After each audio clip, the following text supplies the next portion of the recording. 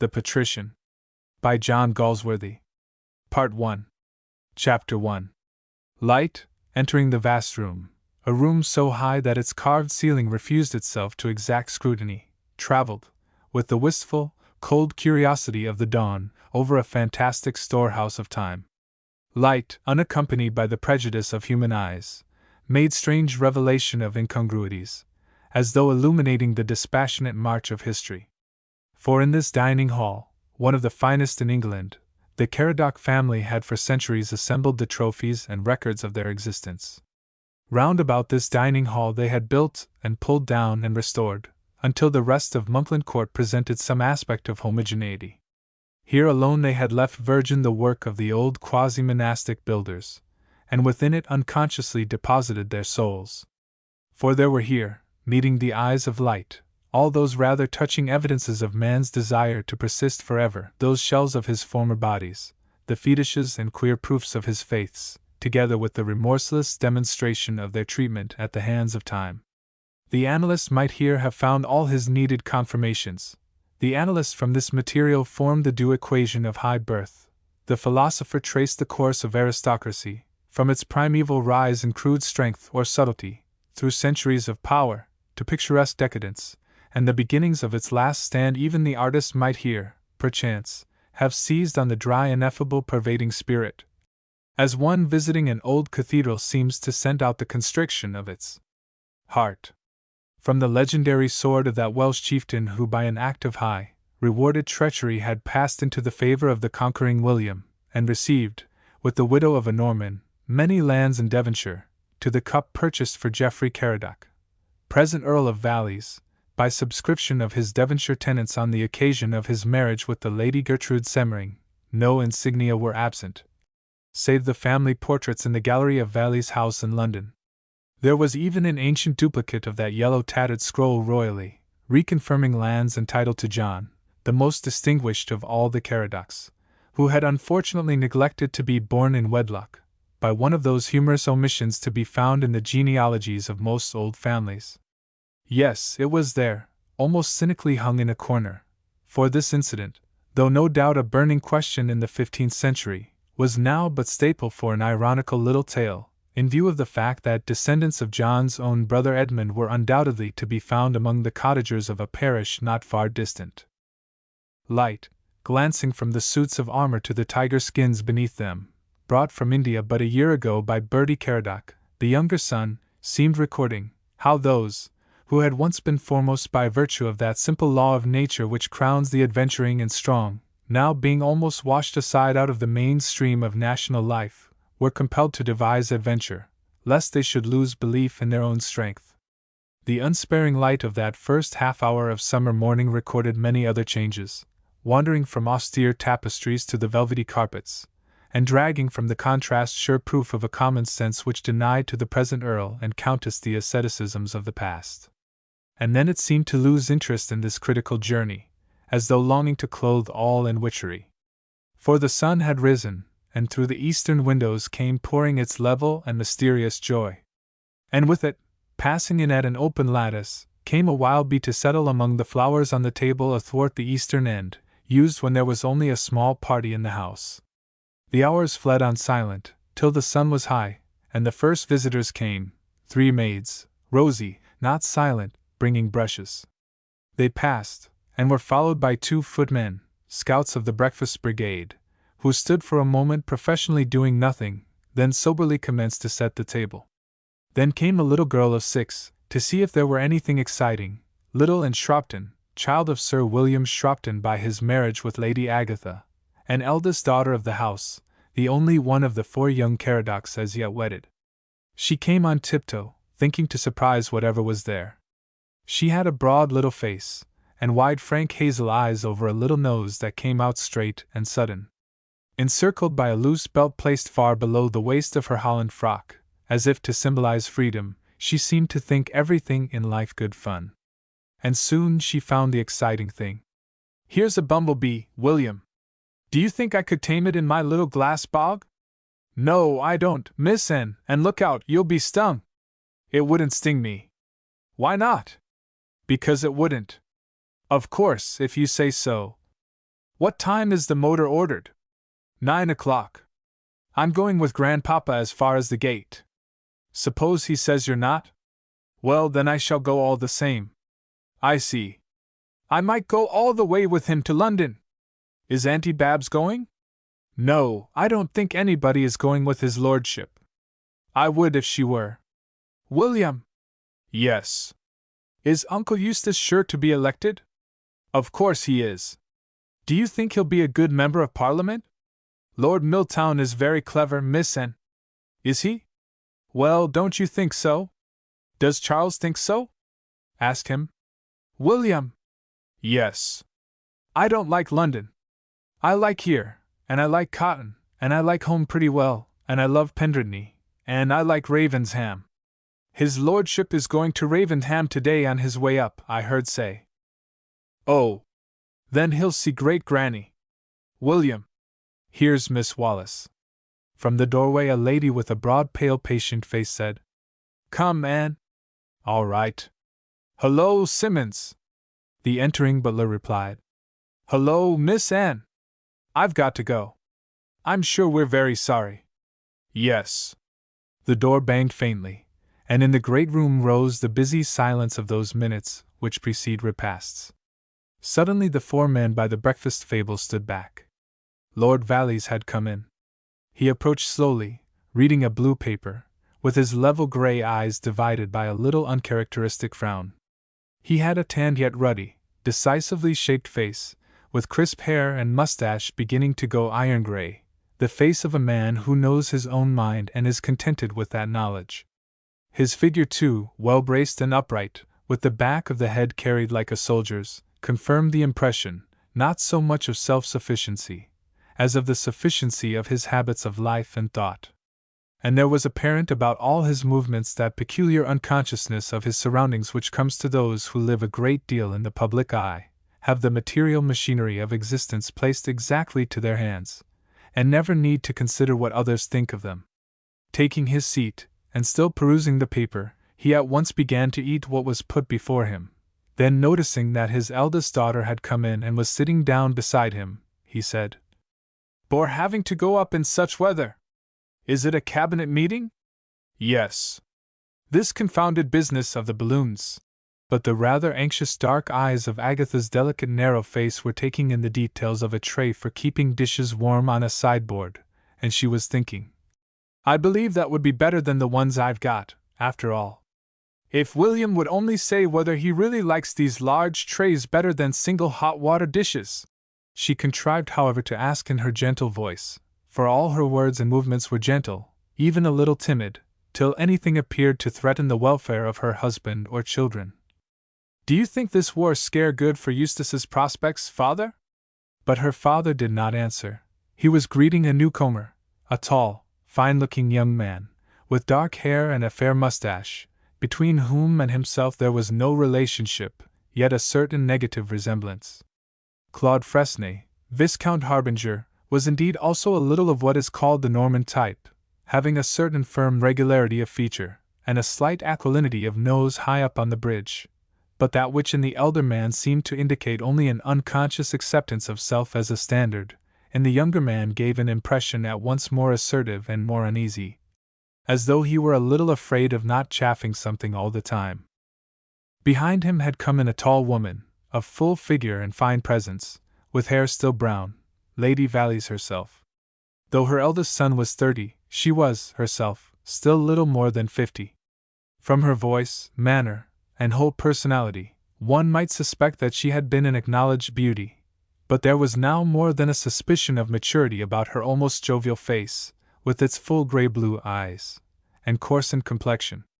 Good comrade, and essentially woman of the world, was written on every line of her, and in every tone of her voice. She was indeed a figure suggestive of open air and generous living, endowed with abundant energy, and not devoid of humor. It was she who answered Agatha's remark. Of course, my dear, the very best thing possible. Lord Harbinger chimed in. By the way, Braybrooke's going to speak on it. Did you ever hear him, Lady Agatha? Mr. Speaker, sir, I rise, and with me rises the democratic principle. But Agatha only smiled, for she was thinking, "If I let and go as far as the gate, she'll only make it a stepping stone to something else tomorrow."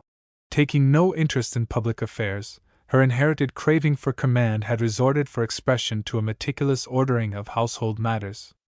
It was indeed a cult with her, a passion, as though she felt herself a sort of figurehead to national domesticity, the leader of a patriotic movement. Lord Valleys, having finished what seemed necessary, arose. "Any message to your mother, Gertrude?" "No, I wrote last night. Tell Milltown to keep an eye on that Mr. Courtier. I heard him speak one day, he's rather good." Lady Valleys, who had not yet sat down, accompanied her husband to the door. "By the way, I've told Mother about this woman, Jeff. Was it necessary?"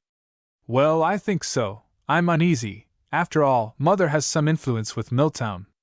Lord Valleys shrugged his shoulders, and slightly squeezing his wife's arm, went out. Though himself vaguely uneasy on that very subject, he was a man who did not go to meet disturbance. He had the nerves which seem to be no nerves at all, especially found in those of his class who have much to do with horses. He temperamentally regarded the evil of the day as quite sufficient to it. Moreover, his eldest son was a riddle that he had long given up, so far as women were concerned. Emerging into the outer hall, he lingered a moment, remembering that he had not seen his younger and favorite daughter. "Lady Barbara down yet?" Hearing that she was not, he slipped into the motor coat held for him by Simmons, and stepped out under the white portico, decorated by the Caradoc hawks in stone. The voice of Little and reached him, clear and high above the smothered whirring of the car. "Come on, Grandpapa!" Lord Valleys grimaced beneath his crisp mustache. The word Grandpapa always fell queerly on the ears of one who was but 56, and by no means felt it, and jerking his gloved hand towards Anne, he said, "Send down to the lodge gate for this." The voice of Little and answered loudly, "No, I'm coming back by myself." The car starting, drowned discussion. Lord Valleys, motoring, somewhat pathetically illustrated the invasion of institutions by their destroyer, science. A supporter of the turf, and not long since master of foxhounds, most of whose soul, outside politics, was in horses, he had been, as it were, compelled by common sense, not only to tolerate, but to take up and even press forward the cause of their supplanters. His instinct of self-preservation was secretly at work, hurrying him to his own destruction, forcing him to persuade himself that science and her successive victories over brute nature could be wooed into the service of a prestige which rested on a crystallized and stationary base. All this keeping pace with the times, this immersion in the results of modern discoveries, this speeding up of existence so that it was all surface and little root, the increasing volatility, cosmopolitanism, and even commercialism of his life, on which he rather prided himself as a man of the world, was, with a secrecy too deep for his perception, cutting at the aloofness logically demanded of one in his position. Stubborn, and not spiritually subtle, though by no means dull in practical matters, he was resolutely letting the waters bear him on, holding the tiller firmly, without perceiving that he was in the vortex of a whirlpool. Indeed, his common sense continually impelled him, against the sort of reactionaryism of which his son Milltown had so much, to that easier reactionaryism, which, living on its spiritual capital, makes what material capital it can out of its enemy, progress. He drove the car himself, shrewd and self-contained, sitting easily, with his cap well drawn over those steady eyes. And though this unexpected meeting of the cabinet in the Whitsuntide recess was not only a nuisance, but gave food for anxiety, he was fully able to enjoy the swift, smooth movement through the summer air, which met him with such friendly sweetness under the great trees of the long avenue. Beside him, Little Anne was silent, with her legs stuck out rather wide apart. Motoring was a new excitement, for at home it was forbidden, and a meditative rapture shone in her wide eyes above her sudden little nose. Only once she spoke, when close to the lodge the car slowed down, and they passed the lodgekeeper's little daughter. "Hello, Susie!" There was no answer, but the look on Susie's small pale face was so humble and adoring that Lord Valleys, not a very observant man, noticed it with a sort of satisfaction. "Yes," he thought, somewhat irrelevantly. "The country is sound at heart." Chapter 2. At Ravensham House on the borders of Richmond Park, suburban seat of the Casterly family, ever since it became usual to have a residence within easy driving distance of Westminster, in a large conservatory adjoining the hall, Lady Casterly stood in front of some Japanese lilies. She was a slender, short old woman, with an ivory-colored face, a thin nose, and keen eyes half veiled by delicate wrinkled lids. Very still, in her grey dress, and with grey hair, she gave the impression of a little figure carved out of fine, worn steel. Her firm, spidery hand held a letter written in free, somewhat sprawling style. Monkland Court, Devon. My dear mother. Geoffrey is motoring up tomorrow. He'll look in on you on the way if he can. This new war scare has taken him up. I shan't be in town myself till Milltown's election is over. The fact is, I daren't leave him down here alone. He sees his anonyma every day. That Mr. Courtier, who wrote the book against war, rather cool for a man who's been a soldier of fortune, don't you think, is staying at the inn, working for the Radical. He knows her, too, and one can only hope, for Milltown's sake, too well, an attractive person, with red mustaches, rather nice and mad. Bertie has just come down. I must get him to have a talk with Milltown, and see if he can't find out how the land lies. One can trust Bertie. He's really very astute. I must say that she's quite a sweet-looking woman, but absolutely nothing's known of her here except that she divorced her husband. How does one find out about people? Milltown's being so extraordinarily straight-laced makes it all the more awkward. The earnestness of this rising generation is most remarkable. I don't remember taking such a serious view of life in my youth. Lady Casterly lowered the coronet sheet of paper. The ghost of a grimace haunted her face. She had not forgotten her daughter's youth. Raising the letter again, she read on. I'm sure Geoffrey and I feel years younger than either Milltown or Agatha, though we did produce them. One doesn't feel it with Bertie or Babs, luckily. The war scare is having an excellent effect on Milltown's candidature.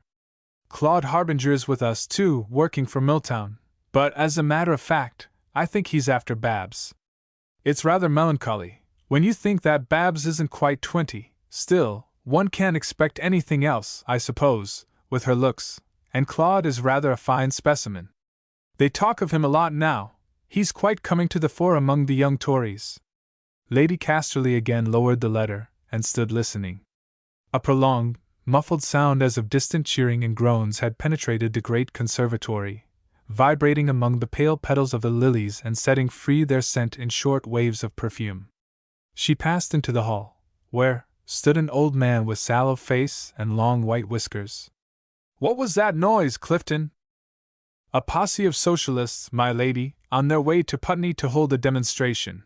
The people are hooting them. They've got blocked just outside the gates. Are they making speeches? They are talking some kind of rant, my lady. I'll go and hear them. Give me my black stick.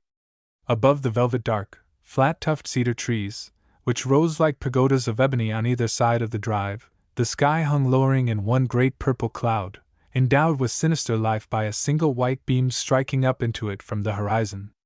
Beneath this canopy of cloud a small phalanx of dusty, disheveled-looking men and women were drawn up in the road, guarding, and encouraging with cheers, a tall, black-coated orator.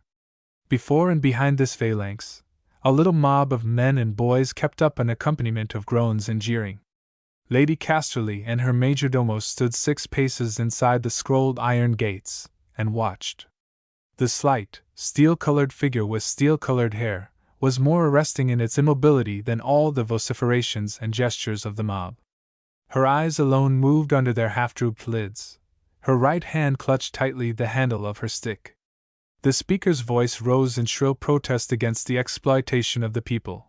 It sank in ironical comment on Christianity. It demanded passionately to be free from the continuous burden of this insensate militarist taxation. It threatened that the people would take things into their own hands. Lady Casterly turned her head. He is talking nonsense, Clifton. It is going to rain. I shall go in. Under the stone porch she paused. The purple cloud had broken.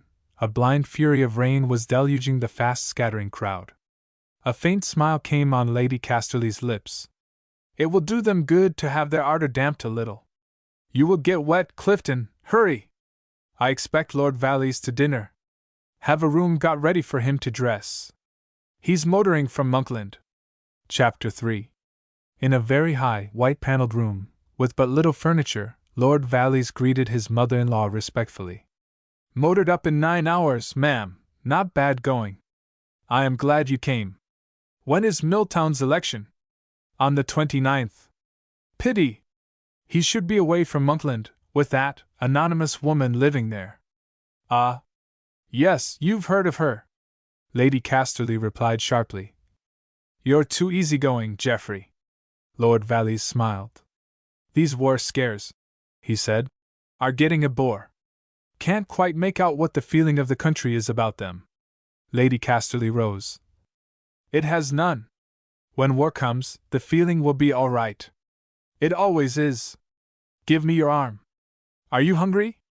When Lord Valleys spoke of war, he spoke as one who, since he arrived at years of discretion, had lived within the circle of those who direct the destinies of states.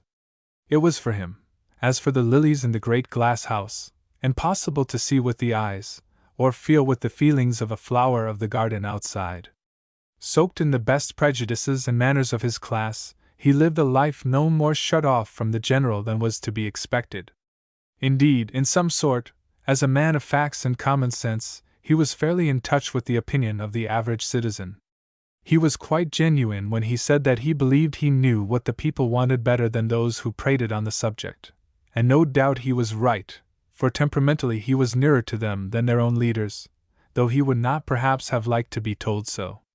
His man of the world, political shrewdness had been superimposed by life on a nature whose prime strength was its practicality and lack of imagination.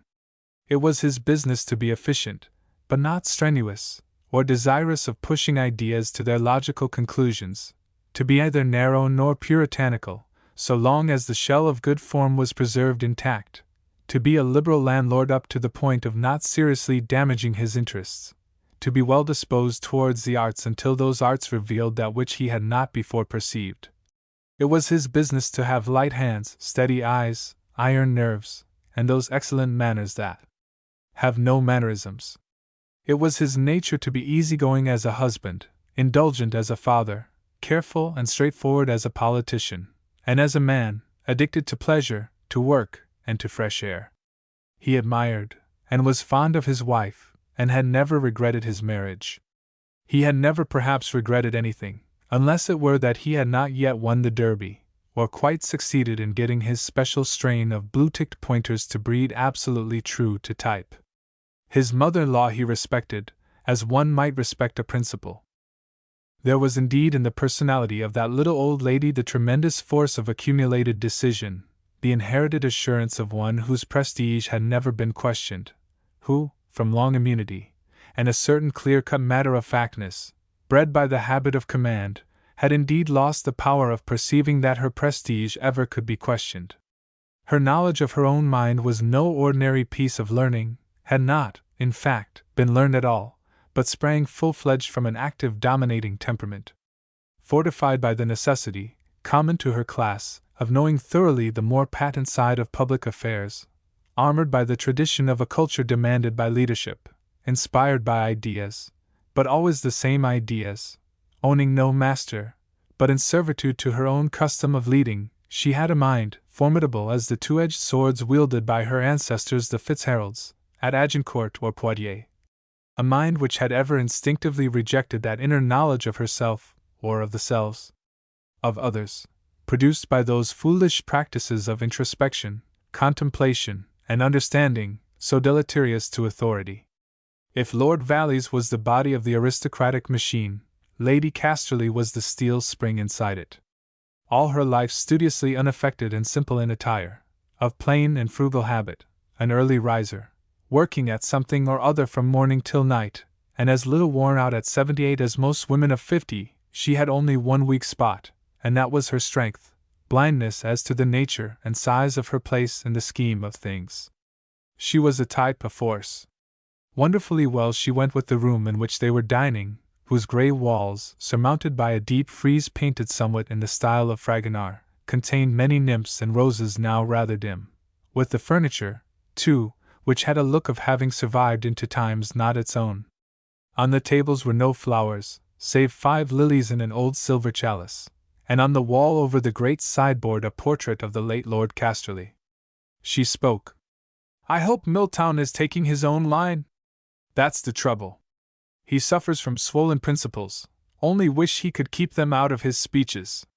Let him be, and get him away from that woman as soon as his election's over. What is her real name? Mrs. something Lees Noel. How long has she been there? About a year, I think. And you don't know anything about her?" Lord Valleys raised his shoulders. "Ah," said Lady Casterly. "Exactly. You're letting the thing drift. I shall go down myself. I suppose Gertrude can have me? What has that Mr. Courtier to do with this good lady?" Lord Valleys smiled. In this smile was the whole of his polite and easy-going philosophy. "I am no meddler," it seemed to say, and at sight of that smile Lady Casterly tightened her lips. "He is a firebrand," she said. "I read that book of his against war, most inflammatory. Aimed at Grant and Rosenstern, chiefly. I've just seen one of the results, outside my own gates. A mob of anti-war agitators." Lord Valleys controlled a yawn. "Really? I'd no idea Courtier had any influence. He is dangerous. Most idealists are negligible. His book was clever. I wish to goodness we could see the last of these scares. They only make both countries look foolish," muttered Lord Valleys. Lady Casterly raised her glass, full of a bloody red wine. "The war would save us," she said. "War is no joke. It would be the beginning of a better state of things." "You think so? We should get the lead again as a nation, and democracy would be put back 50 years. Lord Valleys made 3 little heaps of salt, and paused to count them. Then, with a slight uplifting of his eyebrows, which seemed to doubt what he was going to say, he murmured, "I should have said that we were all Democrats nowadays. What is it, Clifton? Your chauffeur would like to know what time you will have the car." "Directly after dinner." 20 minutes later, he was turning through the scrolled iron gates into the road for London. It was falling dark, and in the tremulous sky clouds were piled up, and drifted here and there with a sort of endless lack of purpose. No direction seemed to have been decreed unto their wings. They had met together in the firmament like a flock of giant magpies crossing and recrossing each other's flight. The smell of rain was in the air. The car raised no dust, but bored swiftly on, searching out the road with its lamps. On Putney Bridge its march was stayed by a string of wagons. Lord Valleys looked to right and left. The river reflected the 1,000 lights of buildings piled along her sides, lamps of the embankments, lanterns of moored barges. The sinuous pallid body of this great creature, forever gliding down to the sea, roused in his mind no symbolic image. He had had to do with her, years back, at the Board of Trade, and knew her for what she was, extremely dirty, and getting abominably thin just where he would have liked her plump. Yet, as he lighted a cigar, there came to him a queer feeling, as if he were in the presence of a woman he was fond of. "I hope to God," he thought, "nothing will come of these scares." The car glided on into the long road, swarming with traffic, towards the fashionable heart of London. Outside stationers' shops, however, the posters of evening papers were of no reassuring order. And before each poster could be seen a little eddy in the stream of the passers-by, formed by persons glancing at the news, and disengaging themselves, to press on again. The Earl of Valleys caught himself wondering what they thought of it. What was passing behind those pale rounds of flesh turned towards the posters? Did they think at all, these men and women in the street? What was their attitude towards this vaguely threatened cataclysm? Face after face, stolid and apathetic, expressed nothing, no active desire, certainly no enthusiasm, hardly any dread. Poor devils! The thing, after all, was no more within their control than it was within the power of ants to stop the ruination of their ant-heap by some passing boy. It was no doubt quite true that the people had never had much voice in the making of war. And the words of a radical weekly, which as an impartial man he always forced himself to read, recurred to him. ignorant of the facts, hypnotized by the words country and patriotism, in the grip of mob instinct and inborn prejudice against the foreigner, helpless by reason of his patience, stoicism, good faith, and confidence in those above him, helpless by reason of his snobbery, mutual distrust, carelessness for the morrow, and lack of public spirit in the face of war. How impotent and to be pitied is the man in the street! That paper, though clever, always seemed to him intolerably highfalutin. It was doubtful whether he would get to Ascot this year. And his mind flew for a moment to his promising 2-year-old Cassetta, then dashed almost violently, as though in shame, to the Admiralty and the doubt whether they were fully alive to possibilities. He himself occupied a softer spot of government, one of those almost nominal offices necessary to qualify into the cabinet certain tried minds, for whom no more strenuous post can for the moment be found. From the Admiralty again his thoughts leaped to his mother-in-law. Wonderful old woman! What a statesman she would have made! Too reactionary. Deuce of a straight line she had taken about Mrs. Lee's Noel. And with a connoisseur's twinge of pleasure he recollected that lady's face and figure seen that morning as he passed her cottage. Mysterious or not, the woman was certainly attractive. Very graceful head with its dark hair waved back from the middle over either temple. Very charming figure, no lumber of any sort. Bouquet about her. Some story or other, no doubt, no affair of his. Always sorry for that sort of woman. A regiment of territorials returning from a march stayed the progress of his car. He leaned forward watching them with much the same contained, shrewd, critical look he would have bent on a pack of hounds. All the mistiness and speculation in his mind was gone now. Good stamp of man, would give a capital account of themselves. Their faces, flushed by a day in the open, were masked with passivity, or, with a half-aggressive, half-jocular self-consciousness. They were clearly not troubled by abstract doubts, or any visions of the horrors of war. Someone raised a cheer for the terriers. Lord Valleys saw round him a little sea of hats, rising and falling, and heard a sound, rather shrill and tentative, swell into hoarse, high clamor, and suddenly die out. Seem keen enough, he thought. Very little does it. Plenty of fighting spirit in the country. And again a thrill of pleasure shot through him. Then, as the last soldier passed, his car slowly forged its way through the straggling crowd, pressing on behind the regiment, men of all ages, youths, a few women, young girls, who turned their eyes on him with a negligent stare as if their lives were too remote to permit them to take interest in this passing man at ease. Chapter 4. At Monkland, that same hour, in the little whitewashed withdrawing room of a thatched, whitewashed cottage, 2 men sat talking, one on either side of the hearth, and in a low chair between them a dark-eyed woman leaned back, watching, the tips of her delicate thin fingers pressed together, or held out transparent towards the fire. A log, dropping now and then, turned up its glowing underside, and the firelight and the lamplight seemed so to have soaked into the white walls that a wan warmth exuded. Silvery dun moths, fluttering in from the dark garden, kept vibrating, like sponge shillings, over a jade-green bowl of crimson roses, and there was a scent, as ever in that old thatched cottage, of wood smoke, flowers, and sweetbriar. The man on the left was perhaps 40, rather above middle height, vigorous, active, straight, with blue eyes and a sanguine face that glowed on small provocation.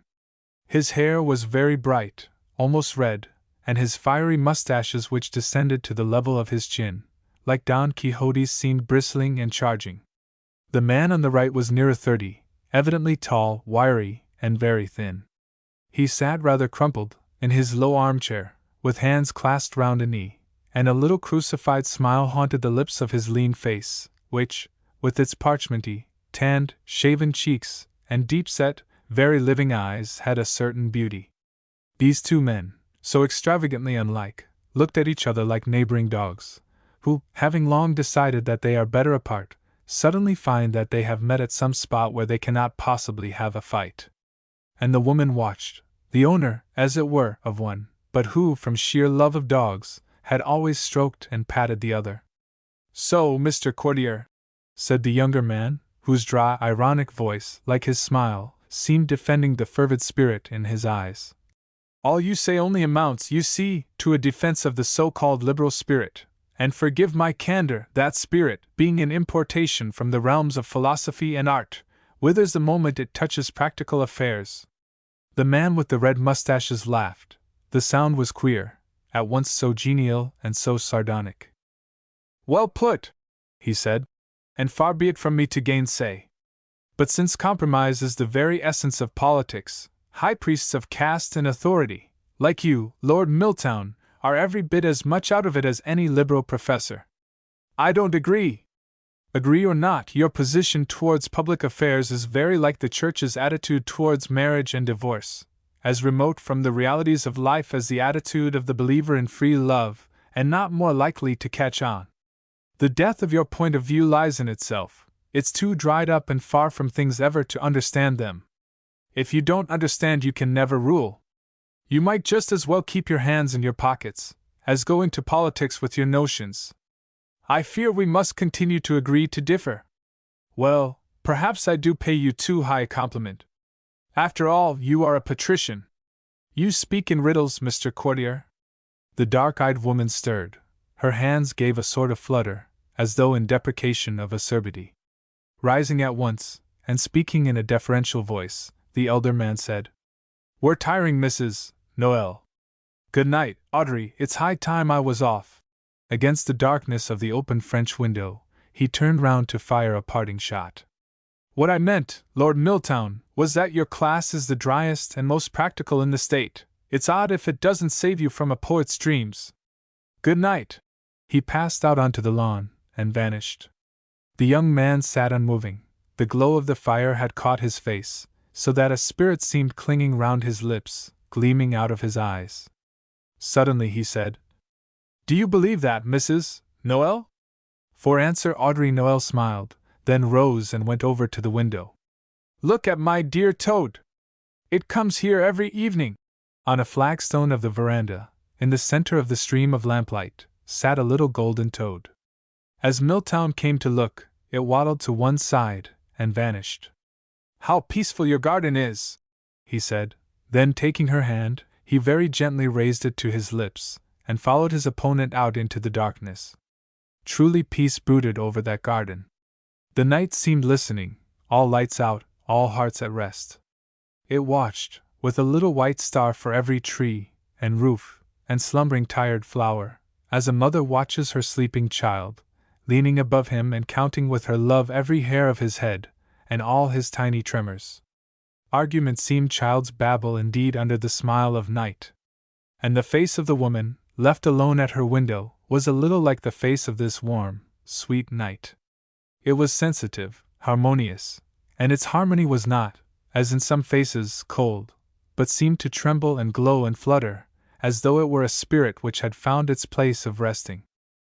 In her garden, all velvety gray, with black shadows beneath the yew trees, the white flowers alone seemed to be awake, and to look at her wistfully. The trees stood dark and still. Not even the night birds stirred. Alone, the little stream down in the bottom raised its voice, privileged when day voices were hushed. It was not in Audrey Noel to deny herself to any spirit that was abroad. To repel was an art she did not practice. But this night, though the spirit of peace hovered so near, she did not seem to know it. Her hands trembled, her cheeks were burning, her breast heaved, and sighs fluttered from her lips, just parted. Chapter 5. Eustace Cardock, Viscount Milltown, had lived a very lonely life, since he first began to understand the peculiarities of existence. With the exception of Clifton, his grandmother's majordomo, he made, as a small child, no intimate friend. His nurses, governesses, tutors, by their own confession, did not understand him, finding that he took himself with unnecessary seriousness, a little afraid, too, of one whom they discovered to be capable of pushing things to the point of enduring pain in silence. Much of that early time was passed at Ravensheim, for he had always been Lady Casterly's favorite grandchild. She recognized in him the purposeful austerity which had somehow been omitted from the composition of her daughter. But only to Clifton, then a man of 50 with a great gravity and long black whiskers, did Eustace relieve his soul. I tell you this, Clifton, he would say, sitting on the sideboard, or the arm of the big chair in Clifton's room, or wandering amongst the raspberries. Because you are my friend. And Clifton, with his head a little on one side, and a sort of wise concern at his friend's confidences, which were sometimes of an embarrassing description, would answer now and then, "Of course, my lord," but more often, "Of course, my dear." There was in this friendship something fine and suitable, either of these friends taking or suffering liberties, and both being interested in pigeons, which they would stand watching with a remarkable attention. In course of time, following the tradition of his family, Eustace went to Harrow. He was there 5 years, always one of those boys a little out at wrists and ankles, who may be seen slouching, solitary, along the pavement to their own haunts, rather dusty, and with one shoulder slightly raised above the other, from the habit of carrying something beneath one arm. Saved from being thought a smug by his title, his lack of any conspicuous scholastic ability, his obvious independence of what was thought of him, and a sarcastic tongue, which no one was eager to encounter, he remained the ugly duckling who refused to paddle properly in the green ponds of public school tradition. He played games so badly that in sheer self-defense his fellows permitted him to play without them.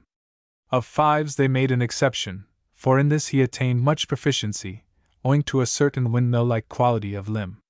He was noted too for daring chemical experiments, of which he usually had 1 or 2 brewing, surreptitiously at first, and afterwards by special permission of his house-master, on the principle that if a room must smell, it had better smell openly. He made few friendships, but these were lasting. His Latin was so poor, and his Greek verse so vile, that all had been surprised when towards the finish of his career he showed a very considerable power of writing and speaking his own language. He left school without a pang.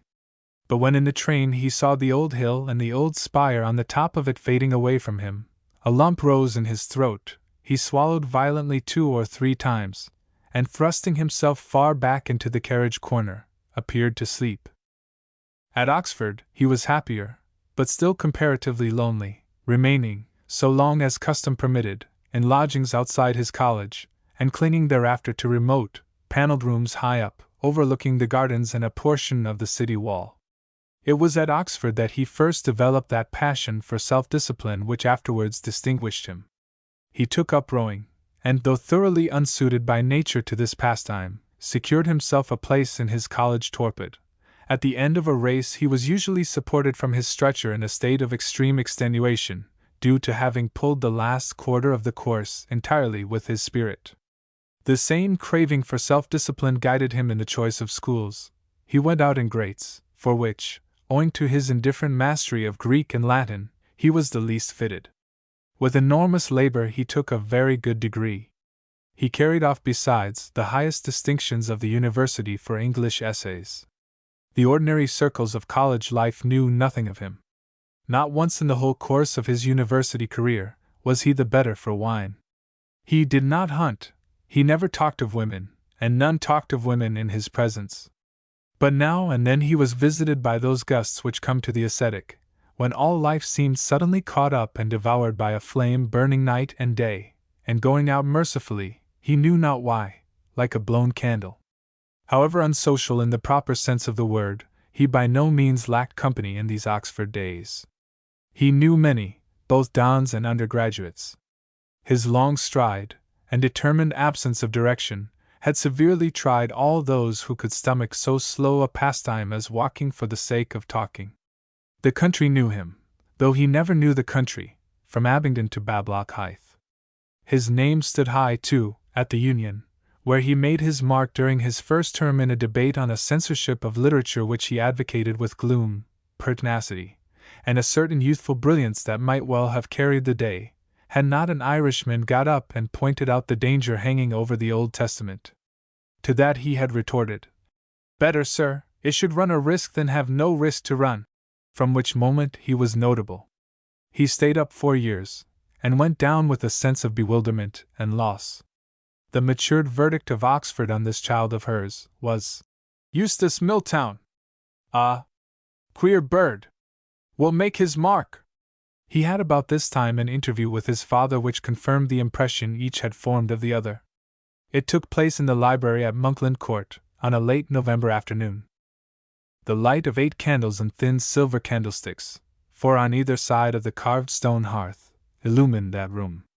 Their gentle radiance penetrated but a little way into the great dark space lined with books, paneled and floored with black oak, where the acrid fragrance of leather and dried rose leaves seemed to drench the very soul with the aroma of the past. Above the huge fireplace, with light falling on one side of his shaven face, hung a portrait, painter unknown, of that Cardinal Caradoc who suffered for his faith in the 16th century. Ascetic, crucified, with a little smile clinging to the lips and deep-set eyes, he presided, above the bluish flames of a log fire. Father and son found some difficulty in beginning. Each of those two felt as though he were in the presence of someone else's very near relation. They had, in fact, seen extremely little of each other, and not seen that little long. Lord Valleys uttered the first remark. "Well, my dear fellow, what are you going to do now? I think we can make certain of this seat down here, if you like to stand." Milltown had answered, "Thanks very much, I don't think so at present." Through the thin fume of his cigar, Lord Valleys watched that long figure sunk deep in the chair opposite. "Why not?" he said. "You can't begin too soon, unless you think you ought to go round the world. Before I can become a man of it?" Lord Valleys gave a rather disconcerted laugh. "There's nothing in politics you can't pick up as you go along," he said. "How old are you?" 24. "You look older." A faint line, as of contemplation, rose between his eyes. Was it fancy that a little smile was hovering about Milltown's lips? "I've got a foolish theory," came from those lips, "that one must know the conditions first. I want to give at least 5 years to that." Lord Valleys raised his eyebrows. "Waste of time," he said. "You'd know more at the end of it, if you went into the House at once. You take the matter too seriously." "No doubt." For fully a minute Lord Valleys made no answer. He felt almost ruffled. Waiting till the sensation had passed, he said, "Well, my dear fellow, as you please." Milltown's apprenticeship to the profession of politics was served in a slum settlement, on his father's estates, in chambers at the Temple, in expeditions to Germany, America, and the British colonies, in work at elections, and in 2 forlorn hopes to capture a constituency which could be trusted not to change its principles.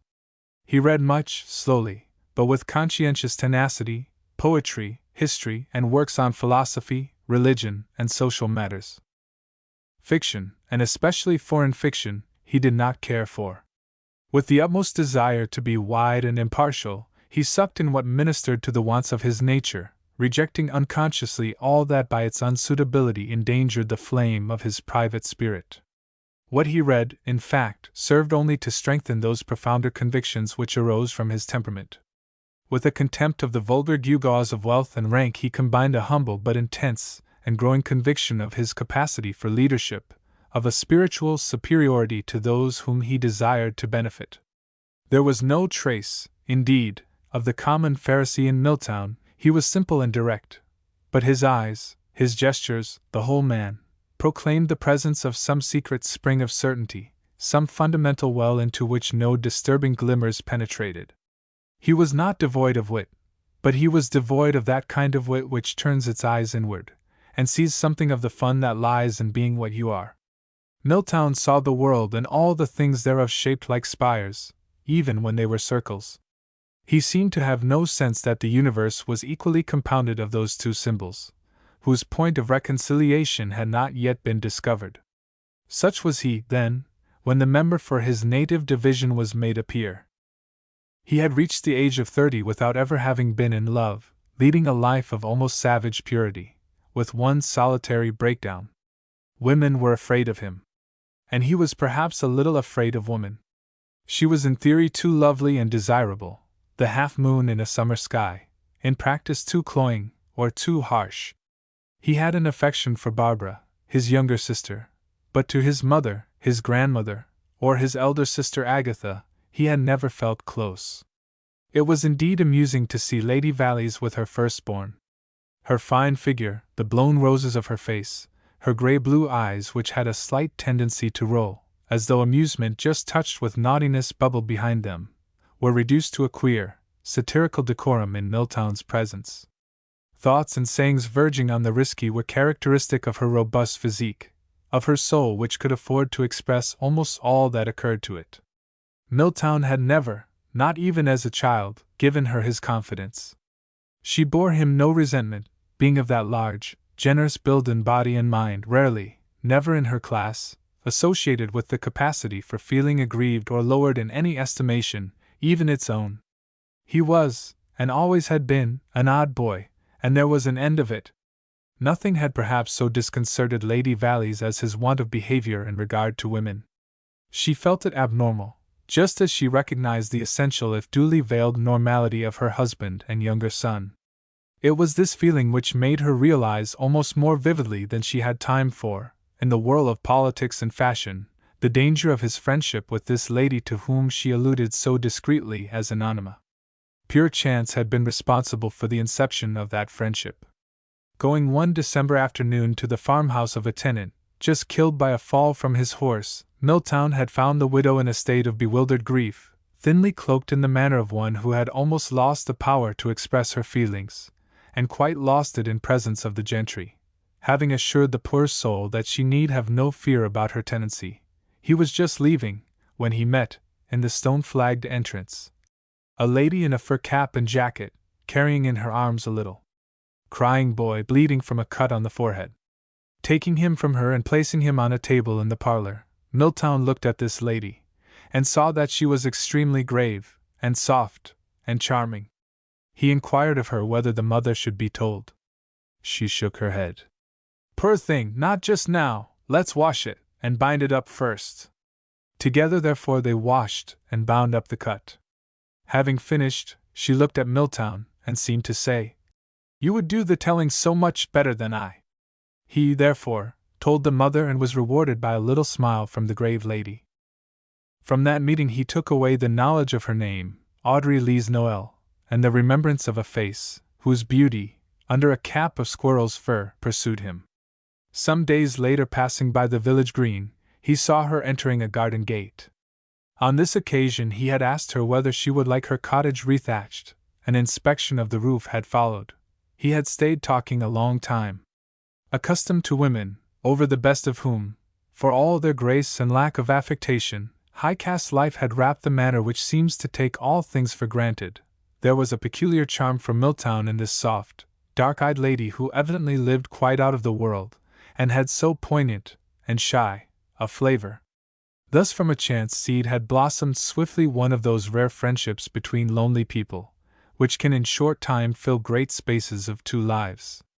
One day she asked him, "You know about me, I suppose?"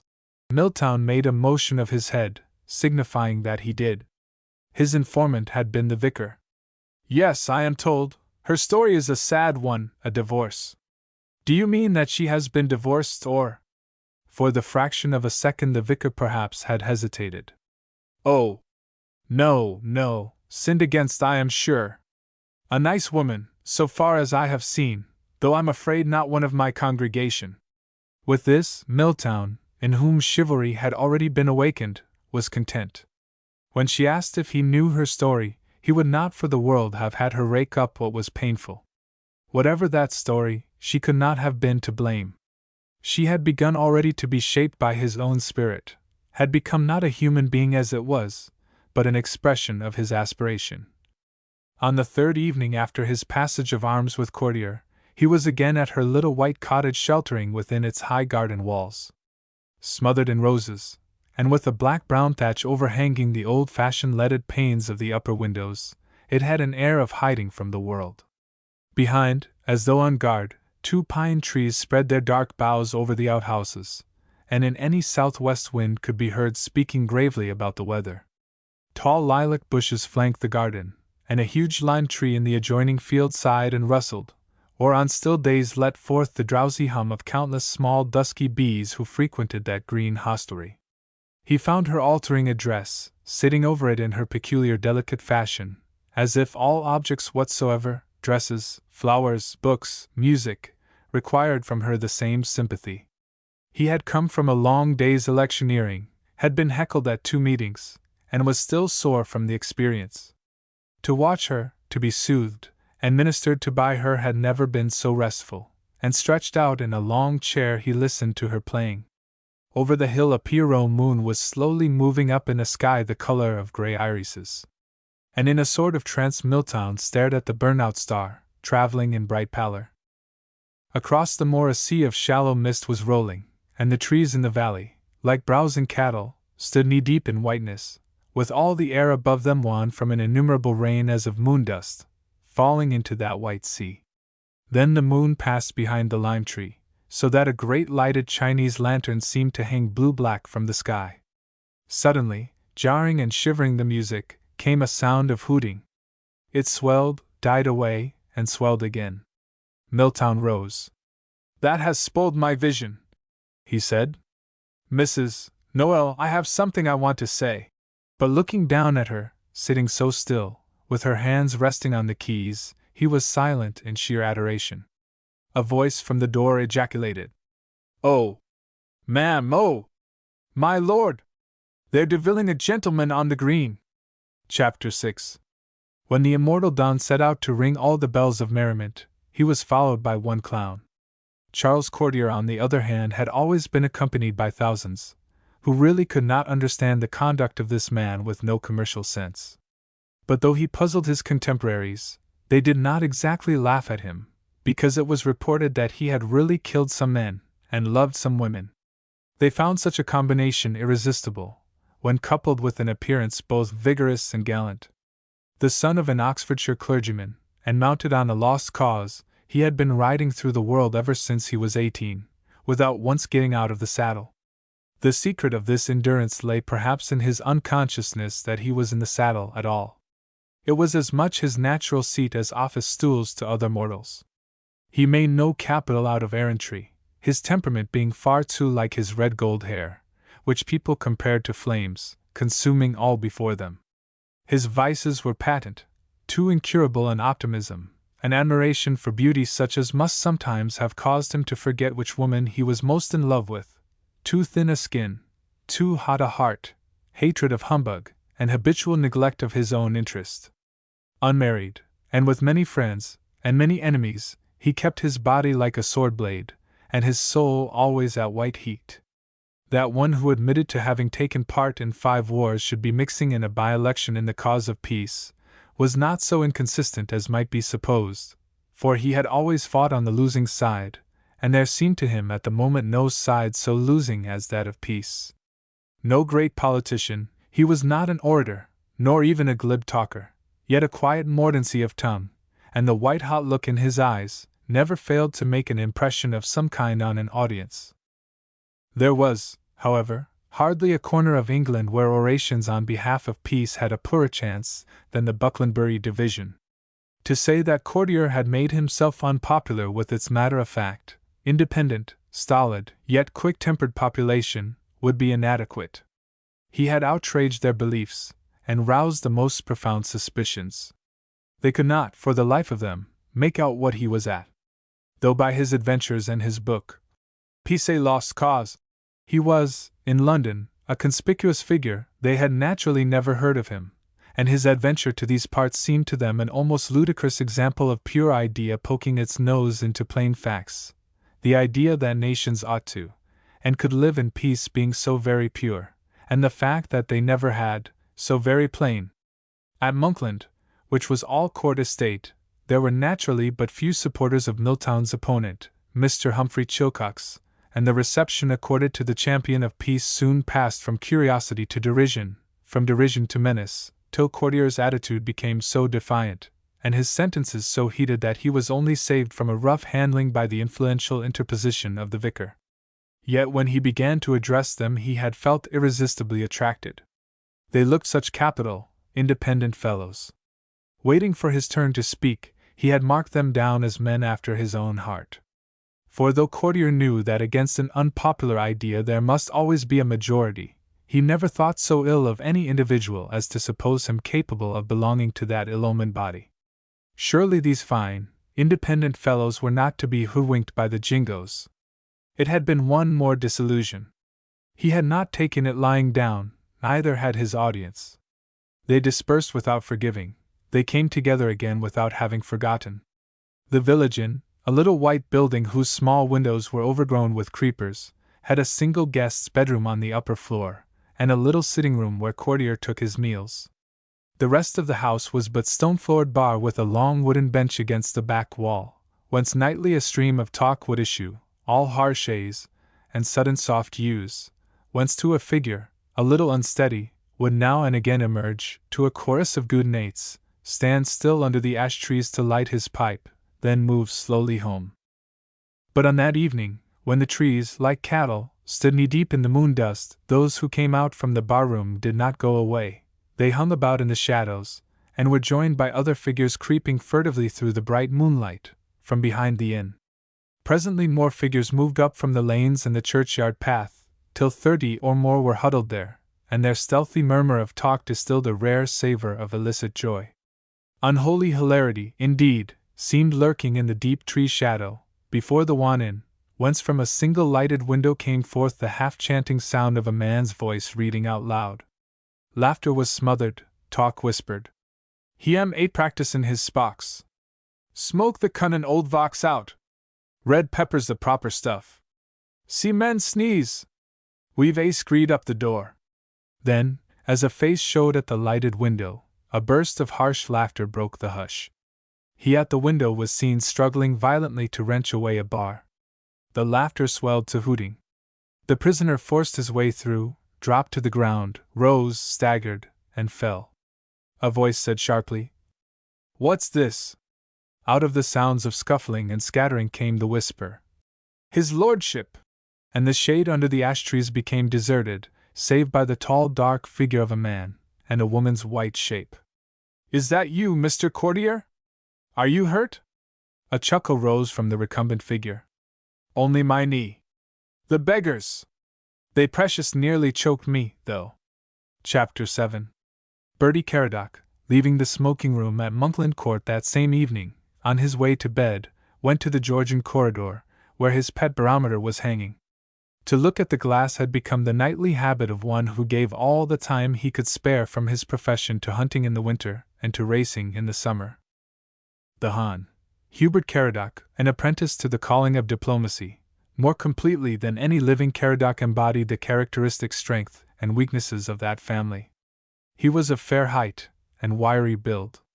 His weathered face, under sleek, dark hair, had regular, rather small features, and wore an expression of alert resolution, masked by impassivity. Over his inquiring, hazel-gray eyes the lids were almost religiously kept half-drawn.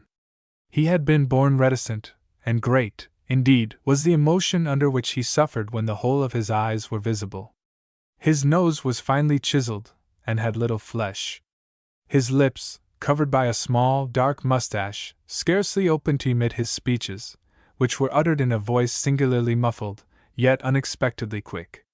The whole personality was that of a man practical, spirited, guarded, resourceful, with great power of self-control, who looked at life as if she were a horse under him, to whom he must give way just so far as was necessary to keep mastery of her.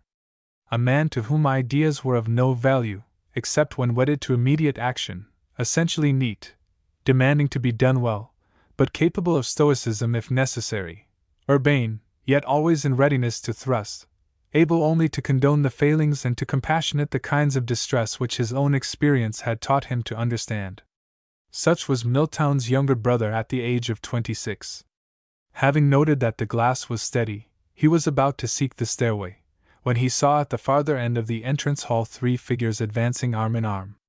Habitually both curious and wary, he waited till they came within the radius of a lamp, then, seeing them to be those of Milltown and a footman, supporting between them a lame man, he at once hastened forward. "Have you put your knee out, sir? Hold on a minute! Get a chair, Charles." Seating the stranger in this chair, Bertie rolled up the trouser, and passed his fingers round the knee. There was a sort of loving kindness in that movement, as of a hand which had in its time felt the joints and sinews of innumerable horses. He said. "Can you stand a bit of a jerk? Catch hold of him behind, Eustace. Sit down on the floor, Charles, and hold the legs of the chair. Now then!" And taking up the foot, he pulled.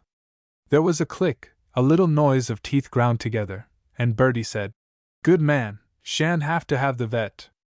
To you this time." Having conducted their lame guest to a room in the Georgian corridor hastily converted to a bedroom, the two brothers presently left him to the attentions of the footman. "Well, old man," said Bertie, as they sought their rooms, "that's put paid to his name, won't do you any more harm this journey. Good plucked one, though." The report that courtier was harbored beneath their roof went the round of the family before breakfast through the agency of one whose practice it was to know all things, and to see that others partook of that knowledge. Little Anne, paying her customary morning visit to her mother's room, took her stand with face turned up and hands clasping her belt, and began at once. "Uncle Eustace brought a man last night with a wounded leg, and Uncle Bertie pulled it out straight. William says that Charles says he only made a noise like this." There was a faint sound of small chumping teeth. "And he's the man that's staying at the inn, and the stairs were too narrow to carry him up, William says, and if his knee was put out he won't be able to walk without a stick for a long time. Can I go to father?" Agatha, who was having her hair brushed, thought. "I'm not sure whether belts so low as that are wholesome," murmured. "Wait a minute!" But little Anne was gone, and her voice could be heard in the dressing room climbing up towards Sir William, who, from the sound of his replies, was manifestly shaving. When Agatha, who never could resist a legitimate opportunity of approaching her husband, looked in, he was alone, and rather thoughtful, a tall man with a solid, steady face and cautious eyes, not in truth remarkable except to his own wife. "That fellow courtier's caught by the leg," he said. "Don't know what your mother will say to an enemy in the camp. Isn't he a free thinker and rather—" Sir William, following his own thoughts, interrupted. "Just as well, of course, so far as Milltown's concerned, to have got him here." Agatha sighed. "Well, I suppose we shall have to be nice to him. I'll tell Mother." Sir William smiled. "And we'll see to that," he said. And was seeing to that. Seated in the embrasure of the window behind the looking-glass, where Lady Valleys was still occupied, she was saying, "He fell out of the window because of the red pepper. Miss Wallace says he is a hostage. What does hostage mean, Granny?" When 6 years ago that word had first fallen on Lady Valleys' ears, she had thought, "Oh, dear! Am I really Granny?" It had been a shock, had seemed the end of so much. But the matter-of-fact heroism of women, so much quicker to accept the inevitable than men, had soon come to her aid, and now, unlike her husband, she did not care a bit. For all that she answered nothing, partly because it was not necessary to speak in order to sustain a conversation with little Anne, and partly because she was deep in thought. The man was injured. Hospitality, of course, especially since their own tenants had committed the outrage. Still, to welcome a man who had gone out of his way to come down here and stump the country against her own son, was rather a tall order. It might have been worse, no doubt. If, for instance, he had been some impossible nonconformist radical. This Mr. Courtier was a free-lance, rather a well-known man, an interesting creature. She must see that he felt at home and comfortable. If he were pumped judiciously, no doubt one could find out about this woman. Moreover, the acceptance of their salt would silence him politically if she knew anything of that type of man, who always had something in him of the Arab's creed. Her mind, that of a capable administrator, took in all the practical significance of this incident, which, although untoward, was not without its comic side to one disposed to find zest and humor in everything that did not absolutely run counter to her interests and philosophy. The voice of little Anne broke in on her reflections. "I'm going to Auntie Babs now." "Very well, give me a kiss first." Little Anne thrust up her face, so that its sudden little nose penetrated Lady Valley's soft, curving lips. When early that same afternoon Courtier, leaning on a stick, passed from his room out onto the terrace, he was confronted by 3 sunlit peacocks marching slowly across a lawn towards a statue of Diana. With incredible dignity those birds moved, as if never in their lives had they been hurried. They seemed indeed to know that when they got there would be nothing for them to do but to come back again. Beyond them, through the tall trees, over some wooded foothills of the moorland and a promised land of pinkish fields, pasture, and orchards, the prospect stretched to the far sea, Heat clothed this view with a kind of opalescence, a fairy garment, transmuting all values, so that the 4 square walls and tall chimneys of the pottery works a few miles down the valley seemed to Courtier like a vision of some old fortified Italian town. His sensations, finding himself in this galley, were peculiar. For his feeling towards Milltown, whom he had twice met at Mrs. Noel's, was, in spite of disagreements, by no means unfriendly, while his feeling towards Milltown's family was not yet in existence.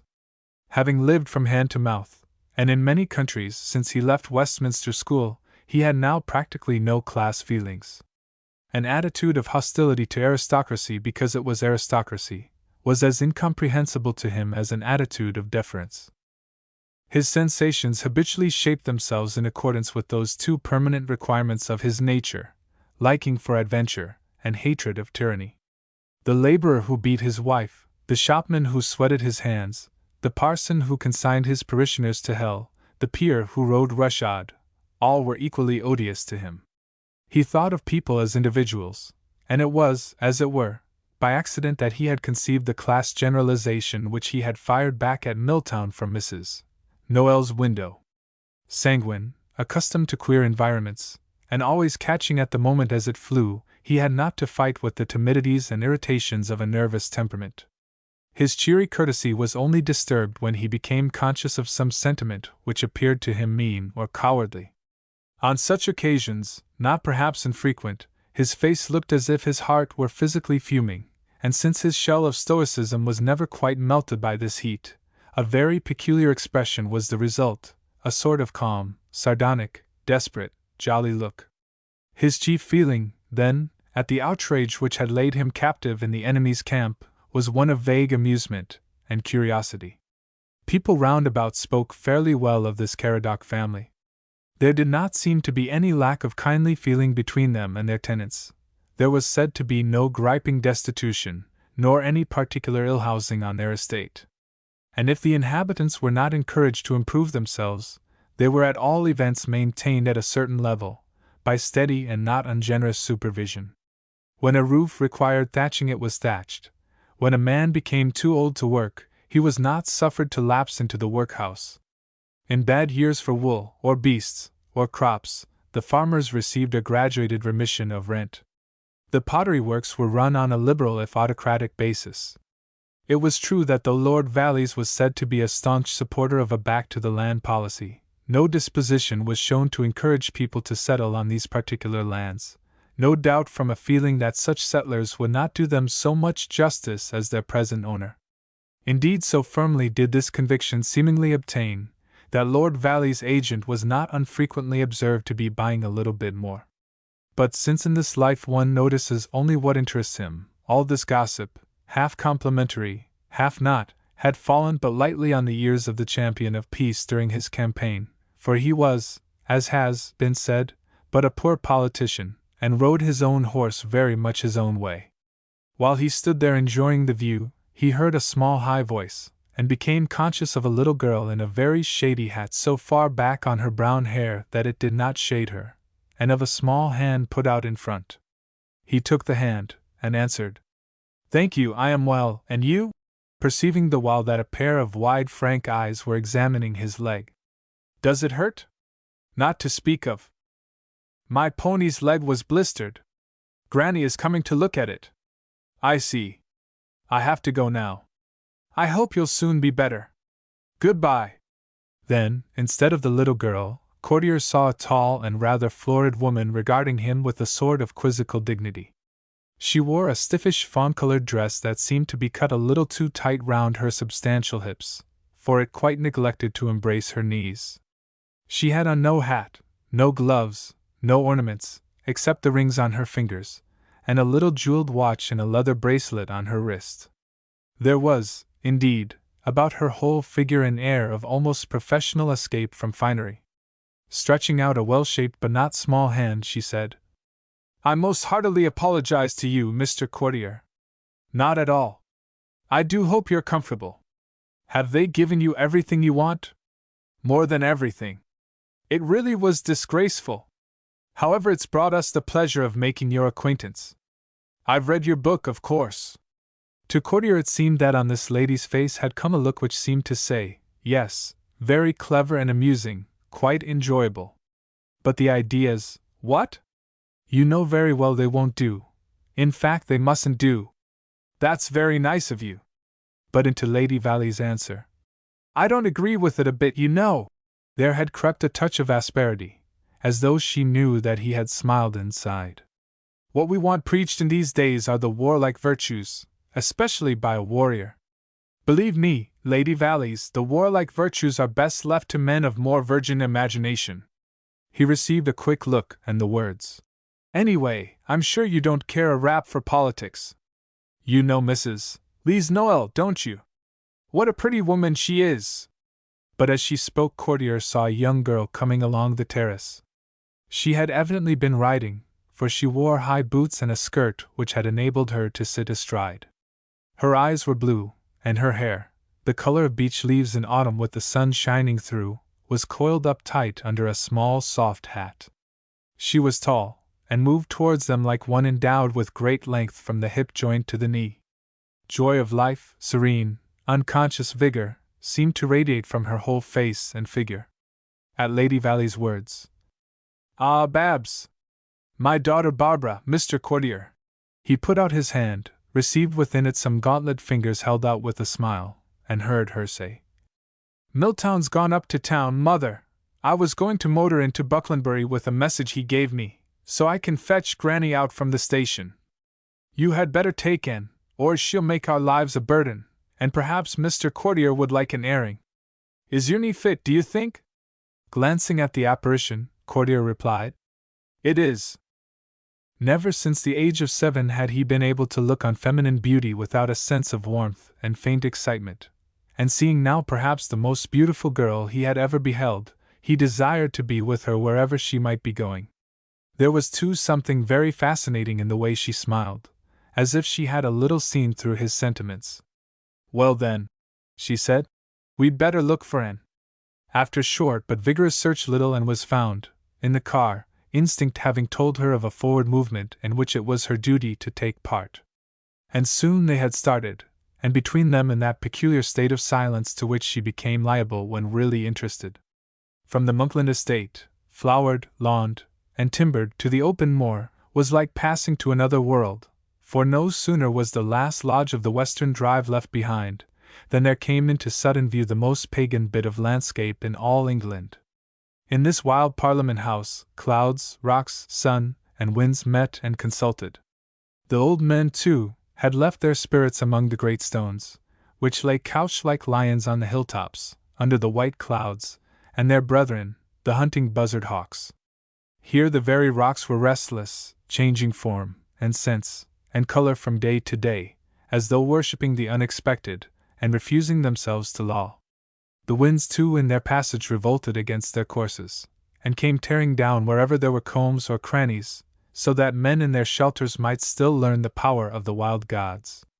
The wonders of this prospect were entirely lost on little Anne, and somewhat so on Courtier, deeply engaged in reconciling those two alien principles, courtesy, and the love of looking at a pretty face.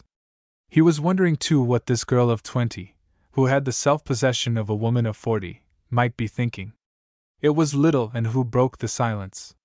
Auntie Babs, it wasn't a very strong house, was it? Courtier looked in the direction of her small finger. There was the wreck of a little house, which stood close to a stone man who had obviously possessed that hill before there were men of flesh. Over one corner of the sorry ruin, a single patch of roof still clung, but the rest was open. He was a silly man to build it, wasn't he, Anne? That's why they call it Ashman's Folly. Is he alive? Not quite, it's just 100 years ago. What made him build it here? He hated women, and the roof fell in on him. Why did he hate women? He was a crank. What is a crank? Asked Mr. Courtier. Under this girl's calm quizzical glance, Courtier endeavored to find an answer to that question. A crank, he said slowly, is a man like me. He heard a little laugh, and became acutely conscious of Anne's dispassionate examining eyes. Is Uncle Eustace a crank? You know now, Mr. Courtier, what Anne thinks of you. You think a good deal of Uncle Eustace, don't you, Anne? Yes, said Anne, and fixed her eyes before her. But Courtier gazed sideways, over her hatless head. His exhilaration was increasing every moment. This girl reminded him of a 2-year-old filly he had once seen, stepping out of Ascot paddock for her first race, with the sun glistening on her satin chestnut skin, her neck held high, her eyes all fire, as sure to win as that grass was green. It was difficult to believe her Milltown's sister. It was difficult to believe any of those 4 young Caradoc's related. The grave ascetic Milltown, wrapped in the garment of his spirit, mild, domestic, straight-laced Agatha, Bertie, muffled, shrewd, and steely, and this frank, joyful, conquering Barbara. The range was wide. But the car had left the moor, and down a steep hill, was passing the small villas and little grey workmen's houses outside the town of Bucklandbury. And I have to go on to Milltown's headquarters. Shall I drop you at the enemy's, Mr. Courtier? Stop, please, Frith. And before Courtier could assent, they had pulled up at a house on which was inscribed with extraordinary vigor, Chilcox for Bucklandbury. Hobbling into the committee room of Mr. Humphrey Chilcox, which smelled of paint, Courtier took with him the scented memory of youth, and ambergris, and Harris tweed. In that room 3 men were assembled round a table, the eldest of whom, endowed with little grey eyes, a stubbly beard, and that mysterious something only found in those who have been mayors, rose at once and came towards him. Mr. Courtier, I believe, he said bluffly. Glad to see you, sir. Most distressed to hear of this outrage. Though in a way, it's done us good. Yes, really. Grossly against fair play. Shouldn't be surprised if it turned a couple of 100 votes. You carry the effects of it about with you, I see. A thin, refined man, with wiry hair, also came up, holding a newspaper in his hand. It has had one rather embarrassing effect, he said. Read this. Courtier read a paragraph. The man with the little eyes broke the ominous silence which ensued. One of our side must have seen the whole thing, jumped on his bicycle and brought in the account before they went to press. They make no imputation on the lady, simply state the facts. Quite enough. He added with impersonal grimness. I think he's done for himself, sir. The man with the refined face added nervously. We couldn't help it, Mr. Courtier. I really don't know what we can do. I don't like it a bit. Has your candidate seen this? Courtier asked. Can have. Struck in the 3rd committee man. We hadn't seen it ourselves until an hour ago. I should never have permitted it, said the man with the refined face. I blamed the editor greatly. Come to that, said the little-eyed man. It's a plain piece of news. If it makes a stir, that's not our fault. The paper imputes nothing, it states. Position of the lady happens to do the rest. Can't help it, and moreover, sir, speaking for self, don't want to. We'll have no loose morals in public life down here, please God. There was real feeling in his words. Then, catching sight of Courtier's face, he added, Do you know this lady? Ever since she was a child. Anyone who speaks evil of her has to reckon with me. The man with the refined face said earnestly, Believe me, Mr. Courtier, I entirely sympathize. We had nothing to do with the paragraph. It's one of those incidents where one benefits against one's will. Most unfortunate that she came out onto the green with Lord Milltown. You know what people are. It's the headline that does it, said the 3rd committee man. They've put what will attract the public. I don't know, said the little-eyed man stubbornly. If Lord Milltown will spend his evenings with lonely ladies, he can't blame anybody but himself. Courtier looked from face to face. This closes my connection with the campaign, he said. What's the address of this paper? And without waiting for an answer, he took up the journal and hobbled from the room. He stood a minute outside finding the address, then made his way down the street. Chapter 8. By the side of Little Anne, Barbara sat leaning back amongst the cushions of the car. In spite of being already launched into high caste life which brings with it an early knowledge of the world, she had still some of the eagerness in her face which makes children lovable.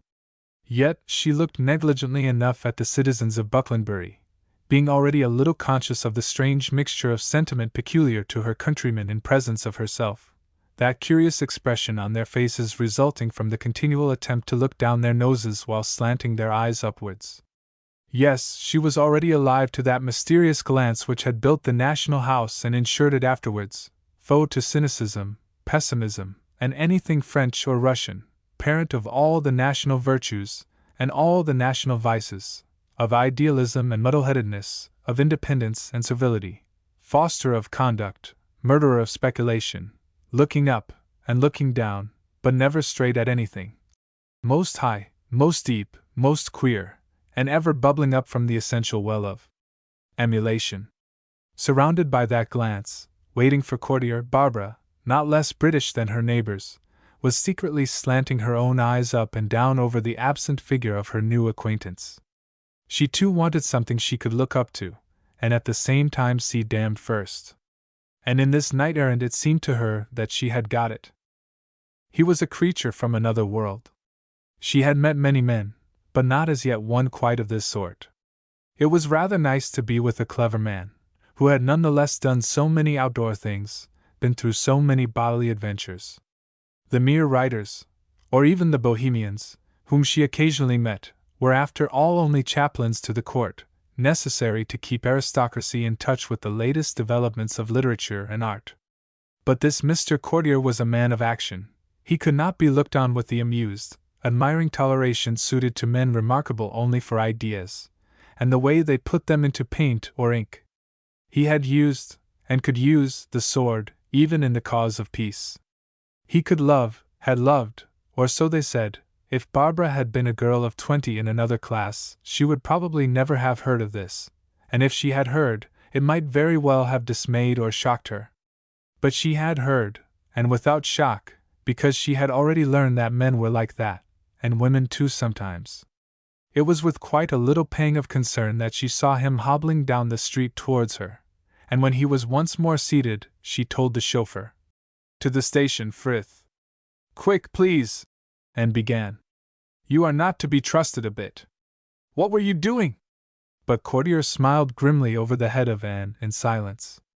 At this, almost the first time she had ever yet encountered a distinct rebuff, Barbara quivered, as though she had been touched lightly with a whip. Her lips closed firmly, her eyes began to dance. "Very well, my dear," she thought. But presently stealing a look at him, she became aware of such a queer expression on his face, that she forgot she was offended. "Is anything wrong, Mr. Courtier?" "Yes, Lady Barbara, something is very wrong, that miserable mean thing, the human tongue." Barbara had an intuitive knowledge of how to handle things, a kind of moral sang-froid drawn in from the faces she had watched, the talk she had heard, from her youth up. She trusted those intuitions, and letting her eyes conspire with his over Anne's brown hair, she said, "Anything to do with Mrs. N dash?" Seeing yes in his eyes, she added quickly, "N.M. dash?" Courtier nodded. "I thought that was coming. Let them babble. Who cares?" She caught an approving glance and the word, "Good." But the car had drawn up at Bucklandbury Station. The little grey figure of Lady Casterly, coming out of the station doorway, showed but slight sign of her long travel. She stopped to take the car in, from chauffeur to courtier. "Well, Frith, Mr. Courtier, is it? I know your book, and I don't approve of you. You're a dangerous man. How do you do? I must have those 2 bags. The cart can bring the rest. Randall, get up in front, and don't get dusty." But Anne was already beside the chauffeur, having long planned this improvement. "Hum! So you've hurt your leg, sir? Keep still. We can sit 3.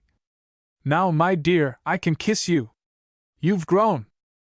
Lady Casterly's kiss, once received, was never forgotten, either perhaps was Barbara's. Yet they were different. For, in the case of Lady Casterly, the old eyes, bright and investigating, could be seen deciding the exact spot for the lips to touch. Then the face with its firm chin was darted forward. The lips paused a second, as though to make quite certain, then suddenly dug hard and dry into the middle of the cheek, quavered for the fraction of a second as if trying to remember to be soft, and were relaxed like the elastic of a catapult. And in the case of Barbara, first a sort of light came into her eyes, then her chin tilted a little, Then her lips pouted a little, her body quivered, as if it were getting a size larger, her hair breathed, there was a small sweet sound, it was over. Thus kissing her grandmother, Barbara resumed her seat, and looked at Courtier. Sitting three as they were, he was touching her, and it seemed to her somehow that he did not mind. The wind had risen, blowing from the west, and sunshine was flying on it. The call of the cuckoos, a little sharpened, followed the swift traveling car. And that essential sweetness of the moor, born of the heather roots and the southwest wind, was stealing out from under the young ferns. With her thin nostrils distended to this scent, Lady Casterly bore a distinct resemblance to a small, fine game bird. "You smell nice down here," she said. "Now, Mr. Courtier, before I forget, who is this Mrs. Lise Noel that I hear so much of?" At that question, Barbara could not help sliding her eyes round. How would he stand up to Granny? It was the moment to see what he was made of. Granny was terrific. "A very charming woman, Lady Casterly." "No doubt, but I am tired of hearing that. What is her story? Has she won?" "Ha!" said Lady Casterly. Ever so slightly Barbara let her arm press against Courtier's. It was so delicious to hear Granny getting no forwarder. "I may take it she has a past, then?" "Not from me, Lady Casterly." Again Barbara gave him that imperceptible and flattering touch. "Well, this is all very mysterious. I shall find out for myself. You know her, my dear. You must take me to see her." "Dear Granny! If people hadn't pasts, they wouldn't have futures." Lady Casterly let her little claw-like hand descend on her granddaughter's thigh. "Don't talk nonsense, and don't stretch like that," she said. "You're too large already." At dinner that night they were all in possession of the news. Sir William had been informed by the local agent at Staverton, where Lord Harbinger's speech had suffered from some rude interruptions. The Hon. Geoffrey Winlow, having sent his wife on, had flown over in his biplane from Winkley, and brought a copy of the rag with him. The one member of the small house party who had not heard the report before dinner was Lord Dennis Fitzharold, Lady Casterly's brother. Little, of course, was said. But after the ladies had withdrawn, Harbinger, with that plain-spoken spontaneity which was so unexpected, perhaps a little intentionally so, in connection with his almost classically formed face, uttered words to the effect that, if they did not fundamentally kick that rumor, it was all up with Milltown. Really, this was serious. And the beggars knew it, and they were going to work it. And Milltown had gone up to town, no one knew what for. It was the devil of a mess. In all the conversation of this young man there was that peculiar brand of voice, which seems ever rebutting an accusation of being serious, a brand of voice and manner warranted against anything save ridicule, and in the face of ridicule apt to disappear. The words, just a little satirically spoken, "What is, my dear young man?" stopped him at once. Looking for the complement and counterpart of Lady Casterly, one would perhaps have singled out her brother. All her abrupt decision was negated in his profound, ironical urbanity. His voice and look and manner were like his velvet coat, which had here and there a whitish sheen, as if it had been touched by moonlight. His hair, too, had that sheen. His very delicate features were framed in a white beard and mustache of Elizabethan shape. His eyes, hazel and still clear, looked out very straight, with a certain dry kindliness. His face, though unweathered and unseamed, and much too fine and thin in texture, had a curious affinity to the faces of old sailors or fishermen who have lived a simple, practical life in the light of an overmastering tradition. It was the face of a man with a very set creed, and inclined to be satiric towards innovations, examined by him and rejected full 50 years ago. One felt that a brain not devoid either of subtlety or aesthetic quality had long given up all attempts to interfere with conduct, that all shrewdness of speculation had given place to shrewdness of practical judgment based on very definite experience.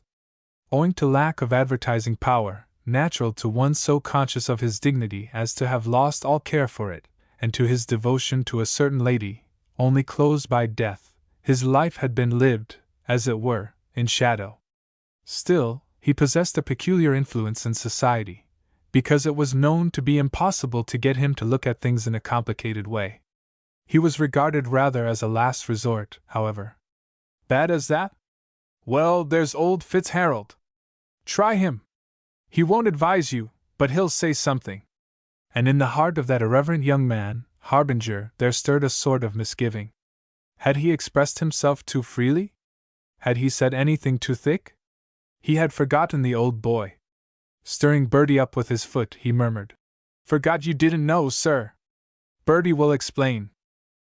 Thus called on, Bertie, opening his lips a very little way, and fixing his half-closed eyes on his great-uncle, explained. There was a lady at the cottage, a nice woman. Mr. Courtier knew her. Old Milltown went there sometimes. Rather late the other evening, these devils were making the most of it, suggesting, lose him the election, if they didn't look out. Perfect rot, of course. In his opinion, old Milltown, though as steady as time, had been a flat to let the woman come out with him onto the green, showing clearly where he had been, when he ran to Courtier's rescue. You couldn't play about with women who had no form that anyone knew anything of, however promising they might look. Then, out of a silence, Winlow asked, what was to be done? Should Milltown be wired for? A thing like this spread like wildfire. Sir William, a man not accustomed to underrate difficulties, was afraid it was going to be troublesome. Harbinger expressed the opinion that the editor ought to be kicked. Did anybody know what Courtier had done when he heard of it? Where was he? Dining in his room. Bertie suggested that if Milltown was at Valley's house, it mightn't be too late to wire to him. The thing ought to be stemmed at once. And in all this concern about the situation there kept cropping out quaint little outbursts of desire to disregard the whole thing as infernal insolence, and metaphorically to punch the beggars' heads, natural to young men of breeding. Then, out of another silence came the voice of Lord Dennis. I am thinking of this poor lady. Turning a little abruptly towards that dry, suave voice, and recovering the self-possession which seldom deserted him, Harbinger murmured, Quite so, sir, of course. Chapter 9. In the lesser withdrawing room, used when there was so small a party, Mrs. Winlow had gone to the piano and was playing to herself, for Lady Casterly, Lady Valleys, and her two daughters had drawn together as though united to face this invading rumor. It was curious testimony to Milltown's character that, no more here than in the dining hall, was there any doubt of the integrity of his relations with Mrs. Noel. But whereas there the matter was confined to its electioneering aspect, here that aspect was already perceived to be only the fringe of its importance. Those feminine minds, going with intuitive swiftness to the core of anything which affected their own males, had already grasped the fact that the rumor would, as it were, chain a man of Milltown's temper to this woman. But they were walking on such a thin crust of facts, and there was so deep a quagmire of supposition beneath, that talk was almost painfully difficult. Never before perhaps had each of these four women realized so clearly how much Milltown, that rather strange and unknown grandson, son, and brother, counted in the scheme of existence. Their suppressed agitation was manifested in very different ways. Lady Casterly, upright in her chair, showed it only by an added decision of speech, a continual restless movement of one hand, a thin line between her usually smooth brows. Lady Valleys wore a puzzled look, as if a little surprised that she felt serious. Agatha looked frankly anxious. She was in her quiet way a woman of much character, endowed with that natural piety which accepts without questioning the established order in life and religion.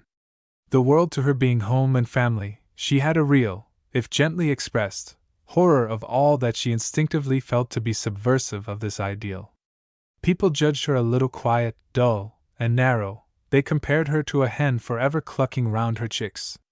The streak of heroism that lay in her nature was not perhaps of patent order. Her feeling about her brother's situation, however, was sincere and not to be changed or comforted. She saw him in danger of being damaged in the only sense in which she could conceive of a man, as a husband and a father. It was this that went to her heart, though her piety proclaimed to her also the peril of his soul, for she shared the high church view of the indissolubility of marriage. As to Barbara, she stood by the hearth, leaning her white shoulders against the carved marble, her hands behind her, looking down. Now and then her lips curled, her level brows twitched, a faint sigh came from her, Then a little smile would break out, and be instantly suppressed. She alone was silent, youth criticizing life. Her judgment voiced itself only in the untroubled rise and fall of her young bosom, the impatience of her brows, the downward look of her blue eyes, full of a lazy, inextinguishable light. Lady Vallies sighed. If only he weren't such a queer boy! He's quite capable of marrying her from sheer perversity. What? Said Lady Casterly. You haven't seen her, my dear. A most unfortunately attractive creature, quite a charming face. Agatha said quietly.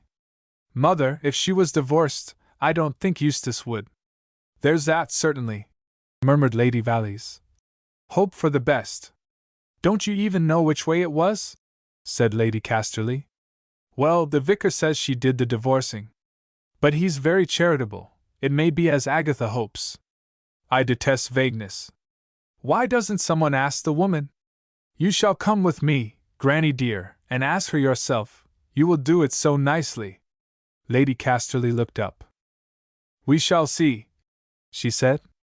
Something struggled with the autocratic criticism in her eyes. No more than the rest of the world could she help indulging Barbara. As one who believed in the divinity of her order, she liked this splendid child. She even admired, though admiration was not what she excelled in, that warm joy in life, as of some great nymph, parting the waves with bare limbs, tossing from her the foam of breakers. She felt that in this granddaughter, rather than in the good Agatha, the patrician spirit was housed. There were points to Agatha, earnestness and high principle, but something morally narrow and over-Anglican slightly offended the practical, this worldly temper of Lady Casterly. It was a weakness, and she disliked weakness. Barbara would never be squeamish over moral questions or matters such as were not really essential to aristocracy. She might, indeed, err too much the other way from sheer high spirits. As the impudent child had said, if people had no pasts, they would have no futures. And Lady Casterly could not bear people without futures. She was ambitious, not with the low ambition of one who had risen from nothing, but with the high passion of one on the top, who meant to stay there. And where have you been meeting this, anonymous creature? She asked. Barbara came from the hearth, and bending down beside Lady Casterly's chair, seemed to envelop her completely.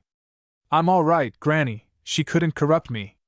Lady Casterly's face peered out doubtfully from that warmth, wearing a look of disapproving pleasure.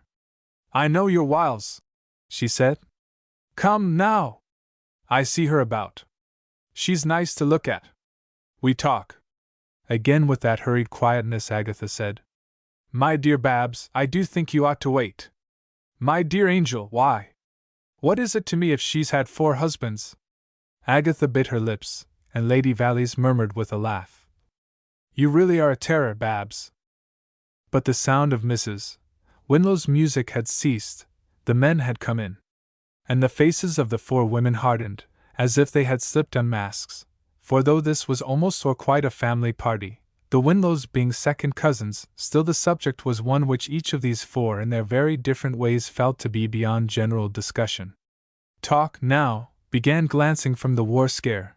Winlow had it very specially that this would be over in a week, to Braybrook's speech, in progress at that very moment, of which Harbinger provided an imitation.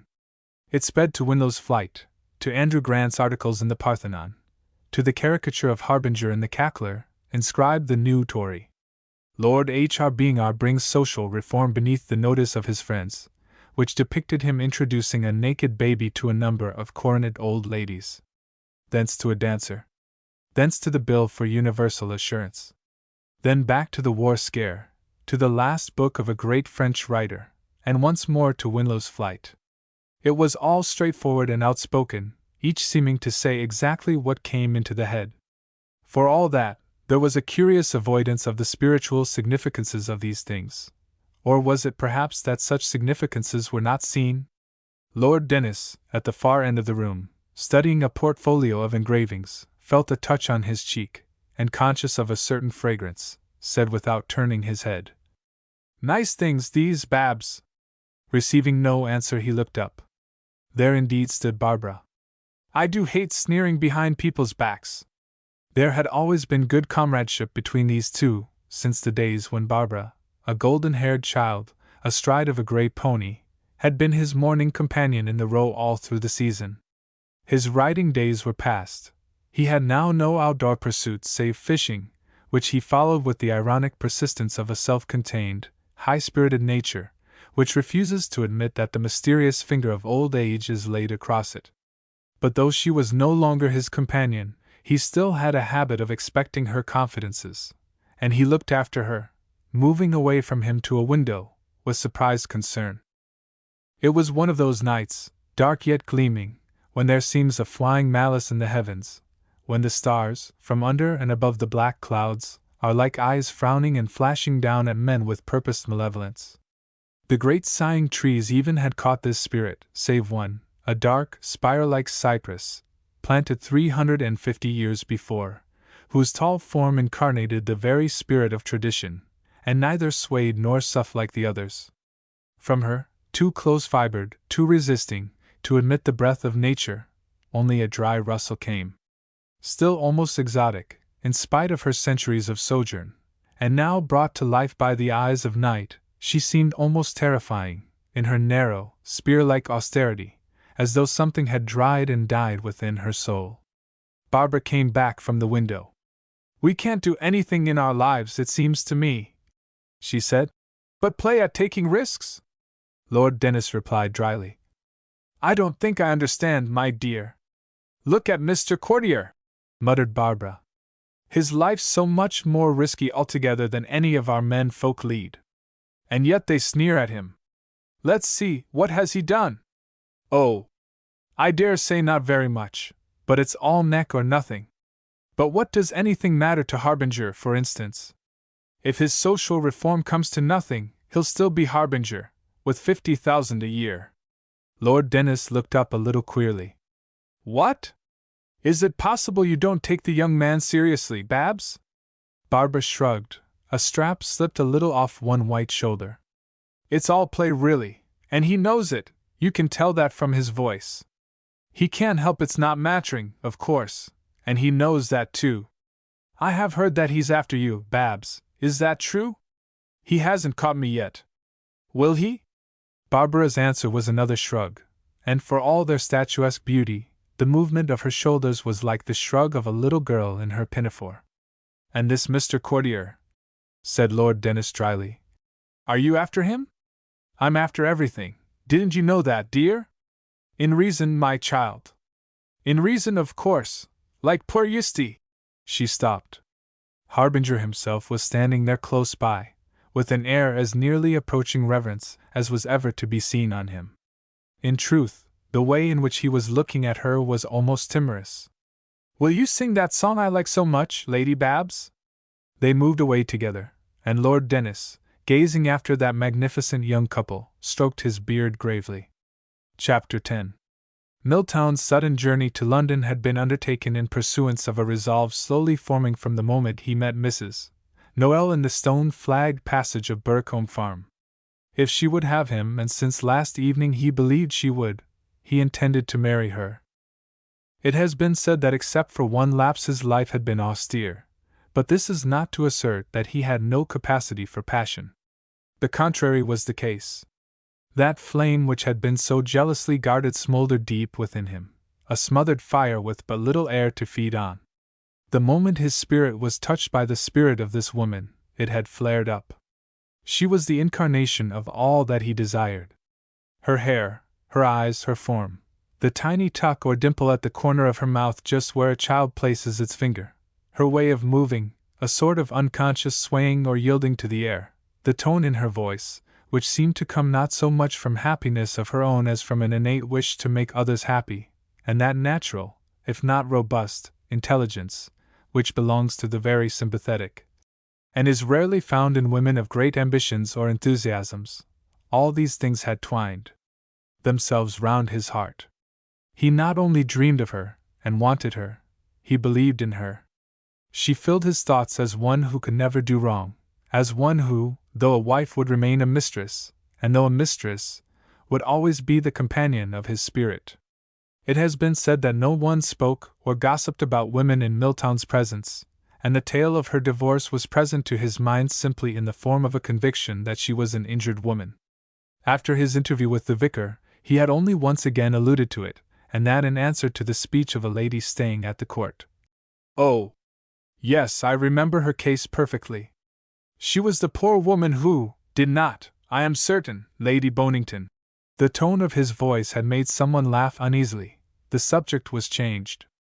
All divorce was against his convictions, but in a blurred way he admitted that there were cases where release was unavoidable.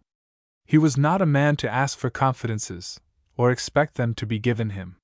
He himself had never confided his spiritual struggles to any living creature, and the unspiritual struggle had little interest for Milltown.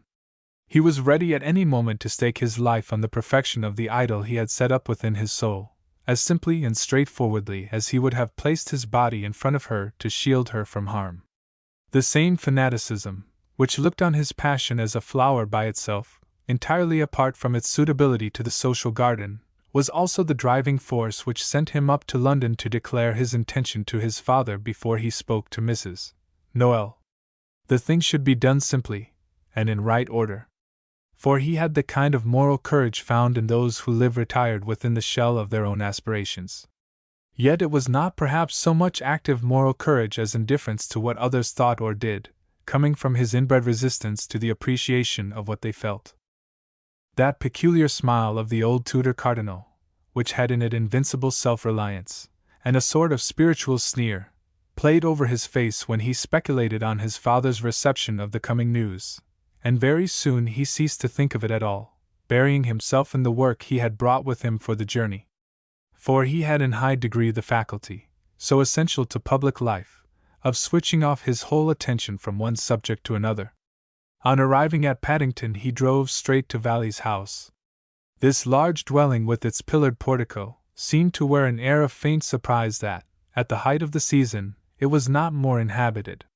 3 servants relieved Milltown of his little luggage, and having washed, and learned that his father would be dining in, he went for a walk, taking his way towards his rooms in the Temple. His long figure, somewhat carelessly garbed, attracted the usual attention, of which he was as usual unaware. Strolling along, he meditated deeply on a London, an England, different from this flatulent hurly-burly, this omnium gatherum, this great discordant symphony of sharps and flats. A London, an England kempt and self-respecting, swept and garnished of slums, and plutocrats, advertisement, and jerry-building, of sensationalism, vulgarity, vice, and unemployment. An England where each man should know his place, and never change it, but serve in it loyally in his own caste. Where every man, from nobleman to laborer, should be an oligarch by faith, and a gentleman by practice. An England so steel-bright and efficient that the very sight should suffice to impose peace. An England whose soul should be stoical and fine with the stoicism and fineness of each soul amongst her many million souls, where the town should have its creed and the country its creed, and there should be contentment, and no complaining in her streets. And as he walked down the Strand, a little ragged boy cheeped out between his legs. "Bloody discovery in a bank, great sensation! Pyre!" Milltown paid no heed to that saying, yet, with it, the wind that blows where man lives, the careless, wonderful, unordered wind, had dispersed his austere and formal vision. Great was that wind, the myriad aspiration of men and women, the praying of the uncounted multitude to the goddess of sensation, of chance, and change. A flowing from heart to heart, from lip to lip, as in spring the wistful air wanders through a wood, imparting to every bush and tree the secrets of fresh life, the passionate resolve to grow, and become, no matter what. A sighing, as eternal as the old murmuring of the sea, as little to be hushed, as prone to swell into sudden roaring. Milltown held on through the traffic, not looking overmuch at the present forms of the thousands he passed, but seeing with the eyes of faith the forms he desired to see. Near St. Paul's he stopped in front of an old bookshop. His grave, pallid, not unhandsome face was well known to William Rimmall, its small proprietor, who at once brought out his latest acquisition, a More's Utopia.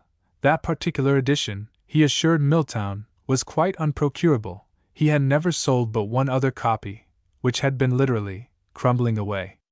This copy was in even better condition. It could hardly last another 20 years. A genuine book, a bargain. There wasn't so much movement in more as there had been a little time back. Milltown opened the tome, and a small book louse who had been sleeping on the word Tranibor began to make its way slowly towards the very center of the volume. I see it's genuine, said Milltown. It's not to read, my lord, the little man warned him. Hardly safe to turn the pages. As I was saying, I've not had a better piece this year. I haven't really. Shrewd old dreamer, muttered Milltown. The socialists haven't got beyond him, even now. The little man's eyes blinked, as though apologizing for the views of Thomas More. Well, he said, I suppose he was one of them. I forget if your lordship's very strong on politics? Milltown smiled. I want to see an England, Rimmall, something like the England of More's dream. But my machinery will be different. I shall begin at the top. The little man nodded. Quite so, he said. We shall come to that, I dare say. We must, Rimmall. And Milltown turned the page. The little man's face quivered. I don't think, he said, that book's quite strong enough for you, my lord, with your taste for reading. Now I've a most curious old volume here, on Chinese temples. It's rare, but not too old. You can peruse it thoroughly. It's what I call a book to browse on, just suit your palate. Funny principle they built those things on, he added, opening the volume at an engraving. In layers. We don't build like that in England. Milltown looked up sharply. The little man's face wore no signs of understanding. Unfortunately we don't, Rimmall, he said. We ought to, and we shall. I'll take this book. Placing his finger on the print of the pagoda, he added, a good symbol. The little bookseller's eye strayed down the temple to the secret price mark. Exactly, my lord, he said. I thought it'd be your fancy.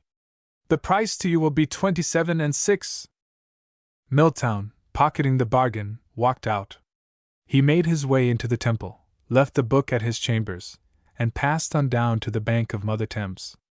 The sun was loving her passionately that afternoon. He had kissed her into warmth and light and color. And all the buildings along her banks, as far as the towers at Westminster, seemed to be smiling. It was a great sight for the eyes of a lover. And another vision came haunting Milltown, of a soft-eyed woman with a low voice, bending amongst her flowers. Nothing would be complete without her, no work bear fruit, no scheme could have full meaning. Lord Valleys greeted his son at dinner with good fellowship and a faint surprise. Day off, my dear fellow? Or have you come up to hear Braybrook pitch into us? He's rather late this time. We've got rid of that balloon business, no trouble after all. And he eyed Milltown with that clear gray stare of his, so cool, level, and curious. Now, what sort of bird is this? It seemed saying. Certainly not the partridge I should have expected from its breeding. Milltown's answer. I came up to tell you something, sir. Riveted his father's stare for a second longer than was quite urbane. It would not be true to say that Lord Valleys was afraid of his son. Fear was not one of his emotions, but he certainly regarded him with a respectful curiosity that bordered on uneasiness. The oligarchic temper of Milltown's mind and political convictions almost shocked one who knew both by temperament and experience how to wait in front. This instruction he had frequently had occasion to give his jockeys when he believed his horses could best get home first in that way. And it was an instruction he now longed to give his son. He himself had waited in front for over 50 years, and he knew it to be the finest way of ensuring that he would never be compelled to alter this desirable policy, for something in Lord Valleys' character made him fear that, in real emergency, he would exert himself to the point of the gravest discomfort sooner than be left to wait behind.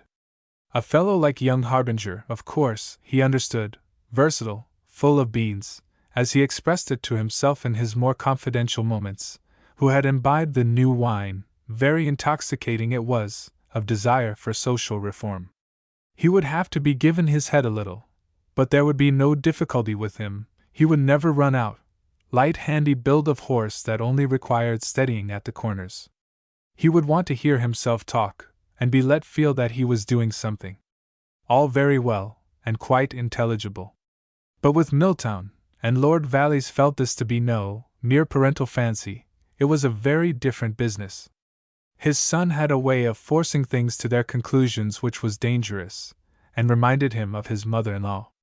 He was a baby in public affairs, of course, as yet, but as soon as he once got going, the intensity of his convictions, together with his position, and real gift, not of the gab, like Harbinger's, but of restrained, biting oratory, was sure to bring him to the front with a bound in the present state of parties. And what were those convictions? Lord Valleys had tried to understand them, but up to the present he had failed. And this did not surprise him exactly, since, as he often said, political convictions were not, as they appeared on the surface, the outcome of reason, but merely symptoms of temperament. And he could not comprehend, because he could not sympathize with, any attitude towards public affairs that was not essentially level, attached to the plain, common-sense factors of the case as they appeared to himself. Not that he could fairly be called a temporizer, for deep down in him there was undoubtedly a vein of obstinate, fundamental loyalty to the traditions of a caste which prized high spirit beyond all things. Still he did feel that Milltown was altogether too much the pucka aristocrat, no better than a socialist, with his confounded way of seeing things all cut and dried, his ideas of forcing reforms down people's throats, and holding them there with the iron hand. With his way, too, of acting on his principles. Why? He even admitted that he acted on his principles. This thought always struck a very discordant note in Lord Valleys' breast. It was almost indecent, worse, ridiculous. The fact was, the dear fellow had unfortunately a deeper habit of thought than was wanted in politics. Dangerous, very. Experience might do something for him. And out of his own long experience the Earl of Valleys tried hard to recollect any politician whom the practice of politics had left where he was when he started. He could not think of one. But this gave him little comfort, and above a piece of late asparagus his steady eyes sought his son's. What had he come up to tell him? The phrase had been ominous. He could not recollect Milltown's ever having told him anything. For though a really kind and indulgent father, he had, like so many men occupied with public and other lives, a little acquired towards his offspring the look and manner, "Is this mine?" Of his 4 children, Barbara alone he claimed with conviction. He admired her, and being a man who savored life, he was unable to love much except where he admired. But the last person in the world to hustle any man or force a confidence, he waited to hear his son's news, betraying no uneasiness. Milltown seemed in no hurry. He described Courtier's adventure, which tickled Lord Valleys a good deal. "Ordeal by red pepper! Shouldn't have thought them equal to that," he said. "So you've got him at Monkland now? Harbinger still with you?" "Yes." "I don't think Harbinger has much stamina." "Politically?" Milltown nodded. "I rather resent his being on our side. I don't think he does us any good. You've seen that cartoon, I suppose. It cuts pretty deep. I couldn't recognize you amongst the old women, sir." Lord Valleys smiled impersonally. "Very clever thing. By the way, I shall win the eclipse, I think." And thus, spasmodically, the conversation ran till the last servant had left the room.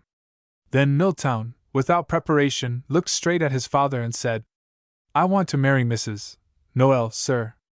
Lord Valleys received the shot with exactly the same expression as that with which he was accustomed to watch his horses beaten. Then he raised his wineglass to his lips, and set it down again untouched. This was the only sign he gave of interest or discomfiture. "Isn't this rather sudden?" Milltown answered. "I've wanted to from the moment I first saw her." Lord Valleys, almost as good a judge of a man in a situation as of a horse or a pointer dog, leaned back in his chair, and said with faint sarcasm, "My dear fellow, it's good of you to have told me this, though, to be quite frank, it's a piece of news I would rather not have heard." A dusky flush burned slowly up in Milltown's cheeks. He had underrated his father. The man had coolness and courage in a crisis. "What is your objection, sir?" And suddenly he noticed that a wafer in Lord Valleys' hand was quivering. This brought into his eyes no look of compunction, but such a smoldering gaze as the old Tudor churchman might have bent on an adversary who showed a sign of weakness. Lord Valleys, too, noticed the quivering of that wafer, and ate it. "We are men of the world," he said. Milltown answered, "I am not." Showing his first real symptom of impatience, Lord Valleys rapped out, "So be it. I am." "Yes?" said Milltown. "Eustace." Nursing one knee, Milltown faced that appeal without the faintest movement. His eyes continued to burn into his father's face. A tremor passed over Lord Valleys' heart. What intensity of feeling there was in the fellow, that he could look like this at the first breath of opposition! He reached out and took up the cigar box, held it absently towards his son, and drew it quickly back. "I forgot," he said. "You don't." And lighting a cigar, he smoked gravely, looking straight before him, a furrow between his brows. He spoke at last. "She looks like a lady. I know nothing else about her." The smile deepened round Milltown's mouth. "Why should you want to know anything else?" Lord Valleys shrugged. His philosophy had hardened. "I understand for one thing," he said coldly, "that there is a matter of a divorce. I thought you took the Church's view on that subject. She has not done wrong. You know her story, then?" "No." Lord Valleys raised his brows, in irony and a sort of admiration. "Chivalry the better part of discretion?" Milltown answered. "You don't, I think, understand the kind of feeling I have for Mrs. Noel. It does not come into your scheme of things. It is the only feeling, however, with which I should care to marry, and I am not likely to feel it for anyone again." Lord Valleys felt once more that uncanny sense of insecurity. Was this true? And suddenly he felt, yes, it is true. The face before him was the face of one who would burn in his own fire sooner than depart from his standards. And a sudden sense of the utter seriousness of this dilemma dumbed him. "I can say no more at the moment," he muttered and got up from the table. Chapter 11. Lady Casterly was that inconvenient thing, an early riser. No woman in the kingdom was a better judge of a dew carpet. Nature had in her time displayed before her thousands of those pretty fabrics, where all the stars of the past night, dropped to the dark earth, were waiting to glide up to heaven again on the rays of the sun. At Ravenham she walked regularly in her gardens between 7:30 and 8, and when she paid a visit, was careful to subordinate whatever might be the local custom to this habit. When therefore her maid Randall came to Barbara's maid at 7 o'clock, and said, "My old lady wants Lady Babs to get up," there was no particular pain in the breast of Barbara's maid, who was doing up her corsets. She merely answered, "I'll see to it. Lady Babs won't be too pleased," and 10 minutes later she entered that white-walled room which smelled of pink, say temple of drowsy sweetness, where the summer light was vaguely stealing through flowered chintz curtains. Barbara was sleeping with her cheek on her hand, and her tawny hair, gathered back, streaming over the pillow. Her lips were parted, and the maid thought, "I'd like to have hair and a mouth like that." She could not help smiling to herself with pleasure. Lady Babs looked so pretty, prettier asleep even than awake. And at sight of that beautiful creature, sleeping and smiling in her sleep, the earthy, hothouse fumes steeping the mind of one perpetually serving in an atmosphere unsuited to her natural growth, dispersed. Beauty, with its queer touching power of freeing the spirit from all barriers and thoughts of self, sweetened the maid's eyes, and kept her standing, holding her breath. For Barbara asleep was a symbol of that golden age in which she so desperately believed. She opened her eyes and seeing the maid said, "Is it 8 o'clock, Stacy?" "No, but Lady Casterly wants you to walk with her." "Oh, bother! I was having such a dream." "Yes, you were smiling." "I was dreaming that I could fly. Fancy! I could see everything spread out below me, as close as I see you. I was hovering like a buzzard hawk. I felt that I could come down exactly where I wanted. It was fascinating. I had perfect power, Stacy." And throwing her neck back, she closed her eyes again. The sunlight streamed in on her between the half-drawn curtains. The queerest impulse to put out a hand and stroke that full white throat shot through the maid's mind. "These flying machines are stupid," murmured Barbara. "The pleasure's in one's body, wings. I can see Lady Casterly in the garden." Barbara sprang out of bed. Close by the statue of Diana Lady Casterly was standing, gazing down at some flowers, a tiny, gray figure. Barbara sighed. With her, in her dream, had been another buzzard hawk, and she was filled with a sort of surprise and queer pleasure that ran down her in little shivers while she bathed and dressed. In her haste she took no hat, and still busy with the fastening of her linen frock, hurried down the stairs and Georgian corridor, towards the garden. At the end of it she almost ran into the arms of Courtier. Awakening early this morning, he had begun first thinking of Audrey Noel, threatened by scandal, then of his yesterday's companion, that glorious young creature, whose image had so gripped and taken possession of him. In the pleasure of this memory he had steeped himself. She was youth itself. That perfect thing, a young girl without callousness. And his words, when she nearly ran into him, were, "The winged victory!" Barbara's answer was equally symbolic. "A buzzard hawk! Do you know, I dreamed we were flying, Mr. Courtier." Courtier gravely answered, "If the gods give me that dream." From the garden door Barbara turned her head, smiled, and passed through.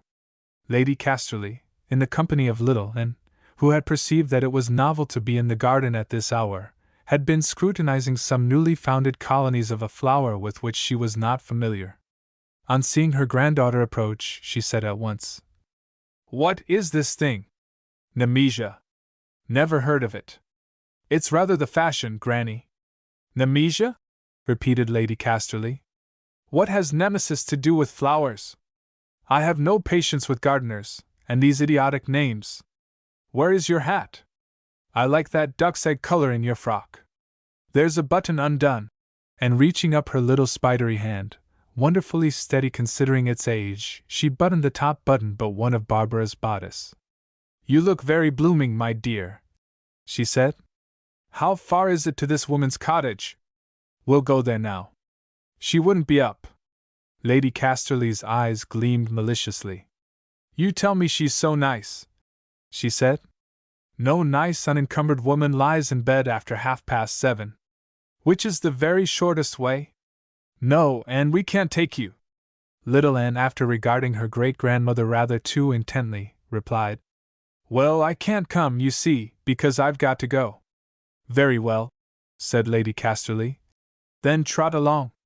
Little Anne, tightening her lips, walked to the next colony of Nemesia, and bent over the colonists with concentration, showing clearly that she had found something more interesting than had yet been encountered. "Ha!" said Lady Casterly, and led on at her brisk pace towards the avenue. All the way down the drive she discoursed on woodcraft, glancing sharply at the trees. Forestry, she said, like building, and all other pursuits which required faith and patient industry, was a lost art in this second-hand age. She had made Barbara's grandfather practice it, so that at Catton, her country place, and even at Ravenshamn, the trees were worth looking at. Here, at Monkland, they were monstrously neglected. To have the finest Italian cypress in the country, for example, and not take more care of it, was a downright scandal. Barbara listened, smiling lazily. Granny was so amusing in her energy and precision, and her turns of speech, so deliberately homespun, as if she, than whom none could better use a stiff and polished phrase, or the refinements of the French language, were determined to take what liberties she liked. To the girl, haunted still by the feeling that she could fly, almost drunk on the sweetness of the air that summer morning, it seemed funny that anyone should be like that.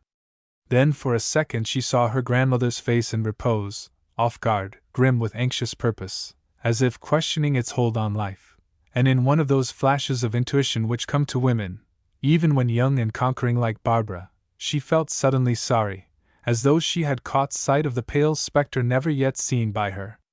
"Poor old dear," she thought. "What a pity to be old!" But they had entered the footpath crossing 3 long meadows which climbed up towards Mrs. Noel's.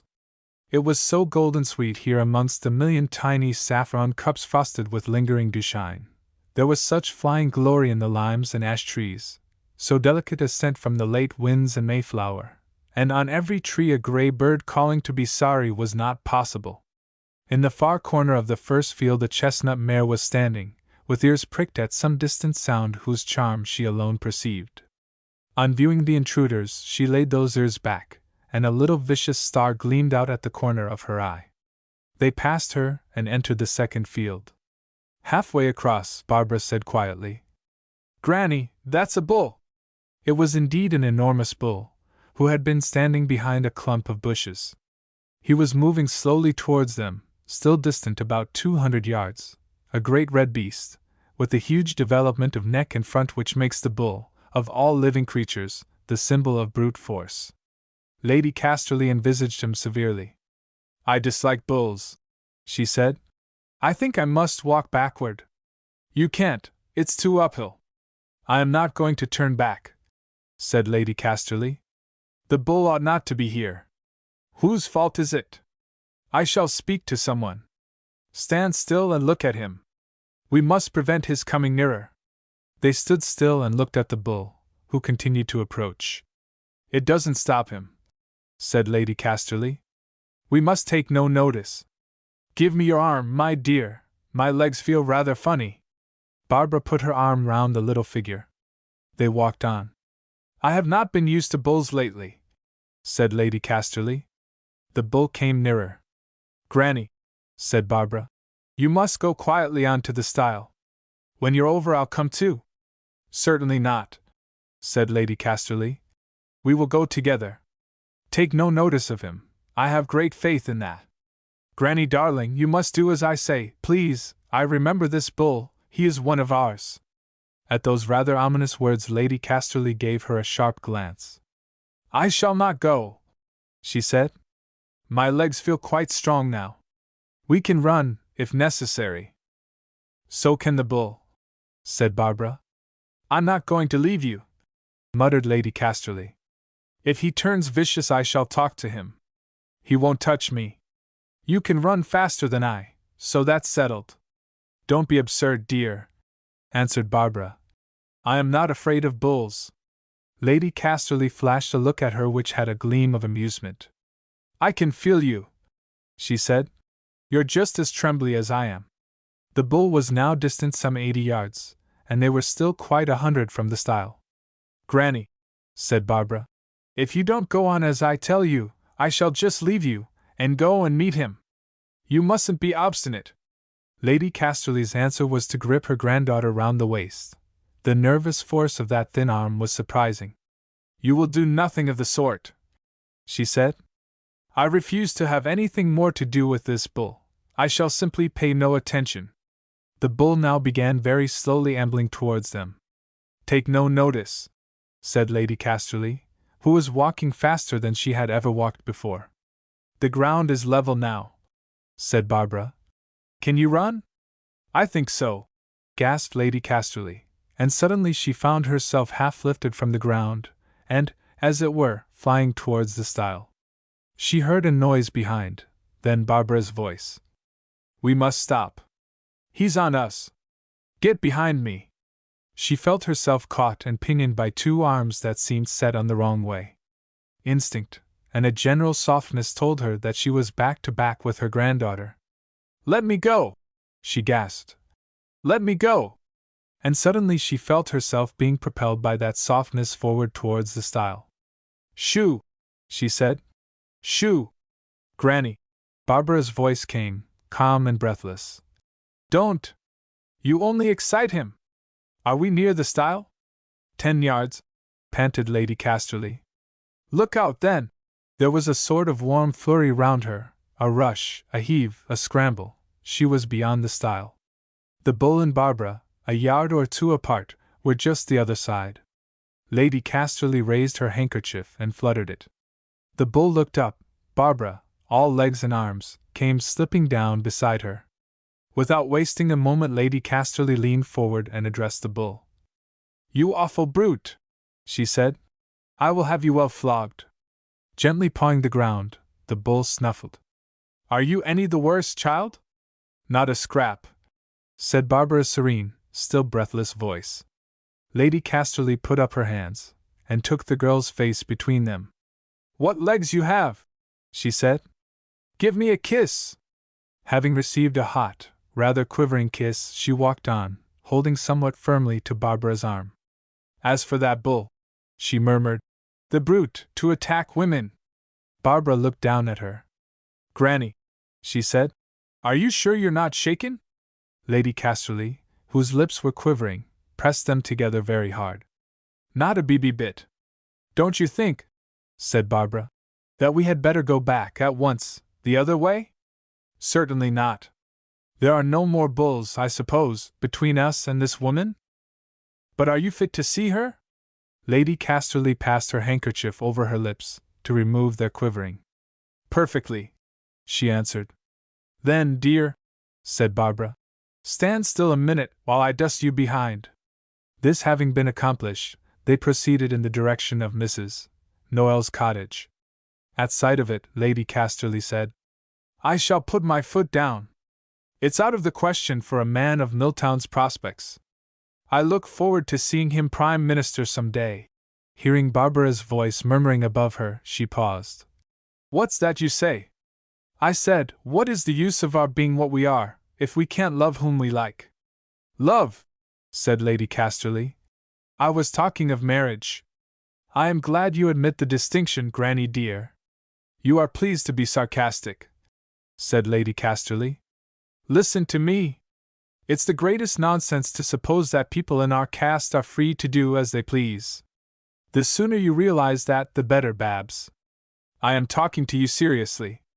The preservation of our position as a class depends on our observing certain decencies. What do you imagine would happen to the royal family if they were allowed to marry as they liked?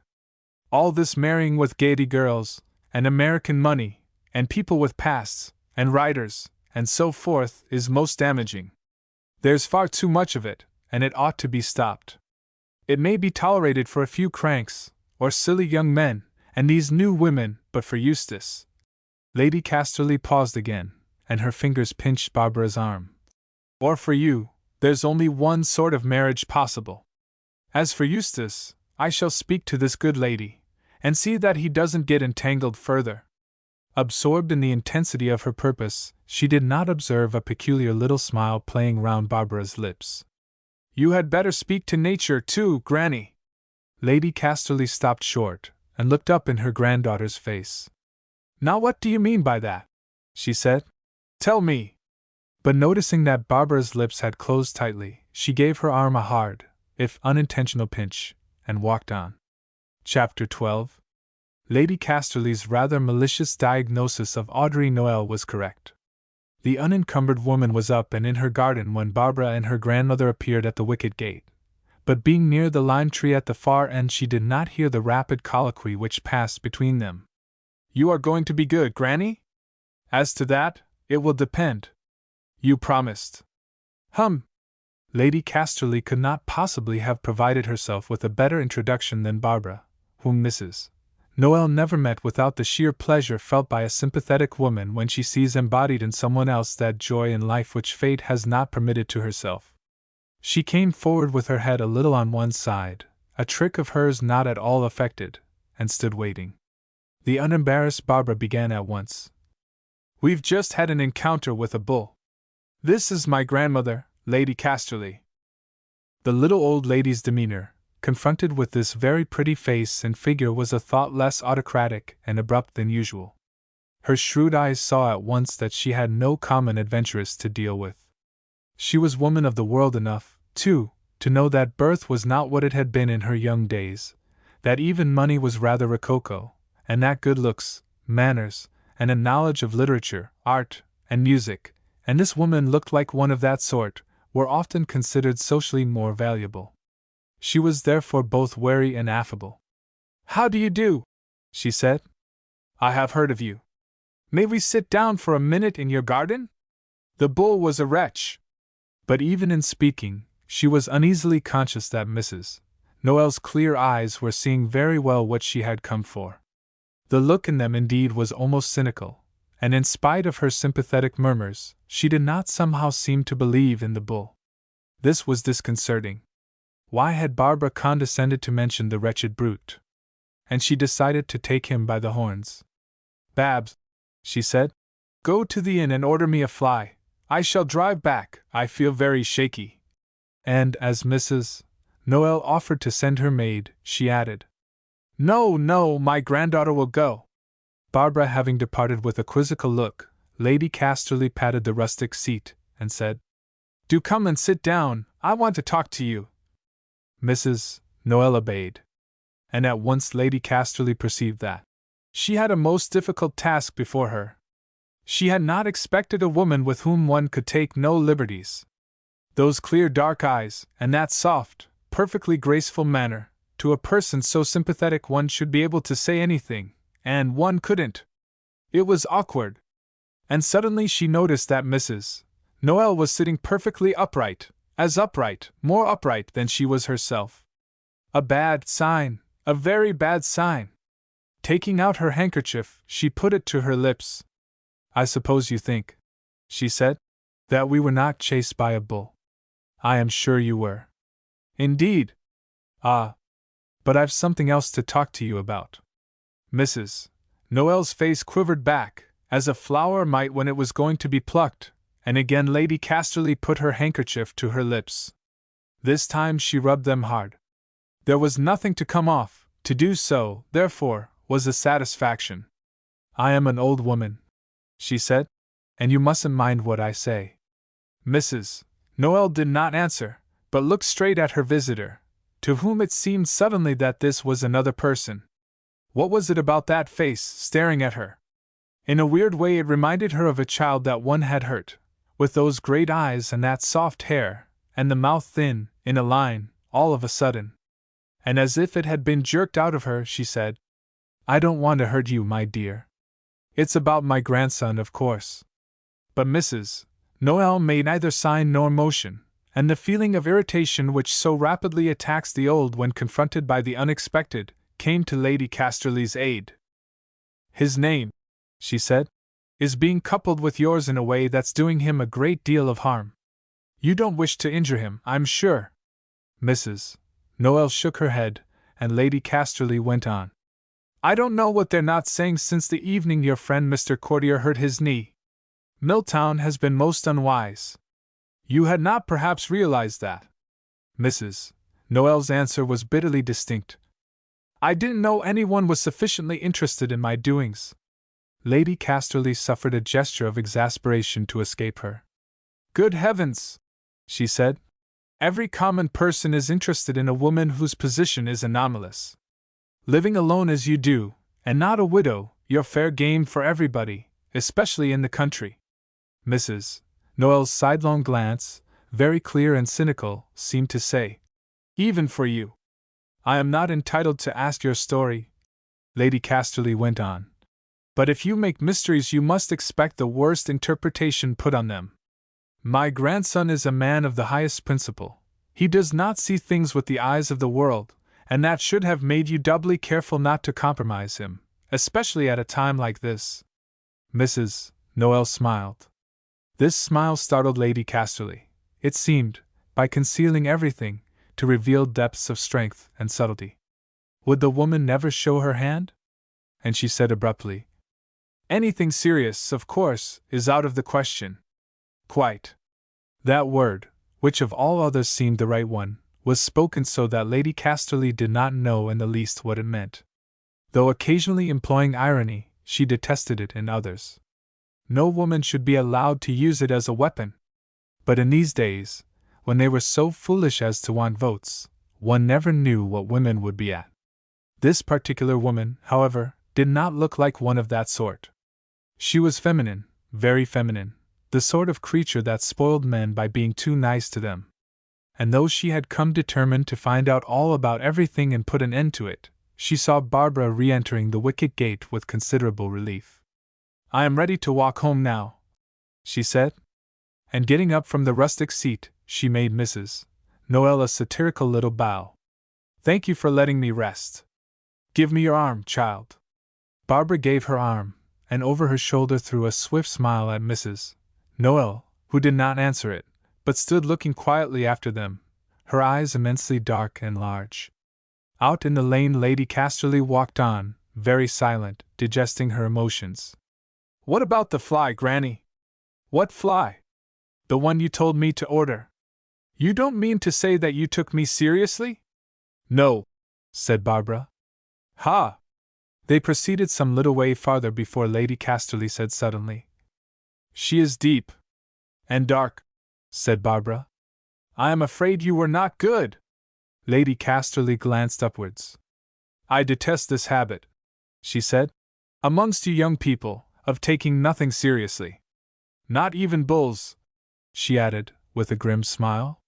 Barbara threw back her head and sighed. "Nor flies," she said. Lady Casterly saw that she had closed her eyes and opened her lips. And she thought, "She's a very beautiful girl. I had no idea she was so beautiful, but too big." And she added aloud, "Shut your mouth! You will get one down." They spoke no more till they had entered the avenue. Then Lady Casterly said sharply, "Who is this coming down the drive? Mr. Courtier, I think. What does he mean by it with that leg? He is coming to talk to you, Granny." Lady Casterly stopped short. "You are a cat," she said. "A sly cat. Now mind, Babs, I won't have it." "No, darling," murmured Barbara. "You shan't have it. I'll take him off your hands." "What does your mother mean?" stammered Lady Casterly. "Letting you grow up like this. You're as bad as she was at your age." "Worse," said Barbara. "I dreamed last night that I could fly." "If you try that," said Lady Casterly grimly, "you'll soon come to grief. Good morning, sir. You ought to be in bed." Courtier raised his hat. "Surely it is not for me to be where you are not." And he added gloomily, "The war scares dead." "Ah," said Lady Casterly. "Your occupation's gone then. You'll go back to London now, I suppose?" Looking suddenly at Barbara, she saw that the girl's eyes were half closed, and that she was smiling. It seemed to Lady Casterly too, or was it fancy, that she shook her head. Chapter 13. Thanks to Lady Valleys, a patroness of birds, no owl was ever shot on the Monkland Court estate, and those soft flying spirits of the dusk hooted and hunted, to the great benefit of all except the creeping voles. By every farm, cottage, and field they passed invisible, quartering the dark air. Their voyages of discovery stretched up onto the moor as far as the wild stone man, whose origin their wisdom perhaps knew. Round Audrey Noel's cottage they were as thick as thieves, for they had just their two habitations in a long, old, holly-grown wall, and almost seemed to be guarding the mistress of that thatched dwelling, so numerous were their fluttering wretches, so tenderly prolonged their soft sentinel callings. Now that the weather was really warm, so that joy of life was in the voles, they found those succulent creatures of an extraordinarily pleasant flavor, and on them each pair was bringing up a family of exceptionally fine little owls, very solemn, with big heads, bright large eyes, and wings as yet only able to fly downwards. There was scarcely any hour from noon of the day, for some of them had horns, to the small sweet hours when no one heard them, that they forgot to salute the very large, quiet, wingless owl whom they could be moving about by day above their mouse runs, or preening her white and sometimes blue and sometimes grey feathers morning and evening in a large square hole high up in the front wall. And they could not understand at all why no swift depredating graces nor any habit of long soft hooting belonged to that ladybird. On the evening of the day when she received that early morning call, as soon as dusk had fallen, wrapped in a long thin cloak, with black lace over her dark hair, Audrey Noel herself fluttered out into the lanes, as if to join the grave-winged hunters of the invisible night. Those far, continual sounds, not stilled in the country till long after the sun dies, had but just ceased from haunting the air, where the late May scent clung as close as fragrance clings to a woman's robe. There was just the barking of a dog, the boom of migrating chafers, the song of the stream, and of the owls, to proclaim the beating in the heart of this sweet night. Nor was there any light by which night's face could be seen. It was hidden, anonymous, so that when a lamp in a cottage threw a blink over the opposite bank, it was as if some wandering painter had wrought a picture of stones and leaves on the black air, framed it in purple, and left it hanging. Yet, if it could only have been come at, the night was as full of emotion as this woman who wandered, shrinking away against the banks if anyone passed, stopping to cool her hot face with the dew on the ferns, walking swiftly to console her warm heart.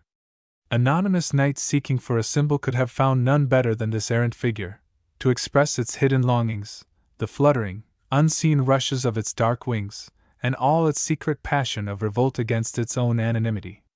At Monkland Court, save for little, and the morning passed but dumbly, everyone feeling that something must be done, and no one knowing what. At lunch, the only allusion to the situation had been Harbinger's inquiry. "When does Milltown return?" He had wired, it seemed, to say that he was motoring down that night. "The sooner the better," Sir William murmured. "We've still a fortnight." But all had felt from the tone in which he spoke these words how serious was the position in the eyes of that experienced campaigner. What with the collapse of the war scare, and this canard about Mrs. Noel, there was indeed cause for alarm. The afternoon post brought a letter from Lord Valley's marked express. Lady Valleys opened it with a slight grimace, which deepened as she read. Her handsome, florid face wore an expression of sadness seldom seen there.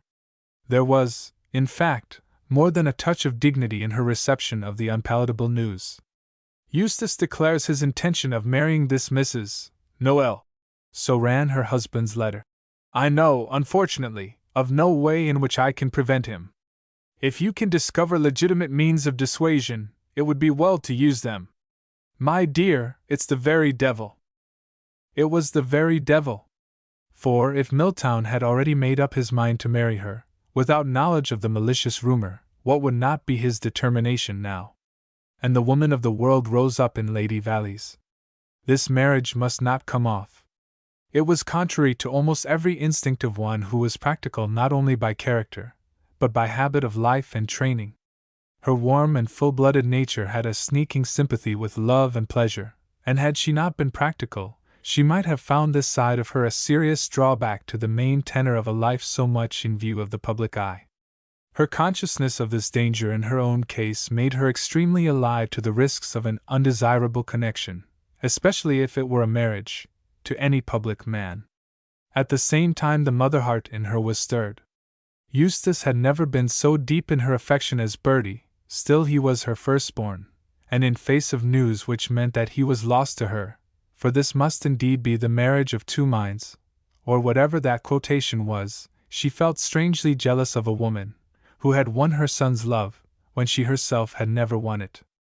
The aching of this jealousy gave her face for a moment almost a spiritual expression, then passed away into impatience. Why should he marry her? Things could be arranged. People spoke of it already as an illicit relationship.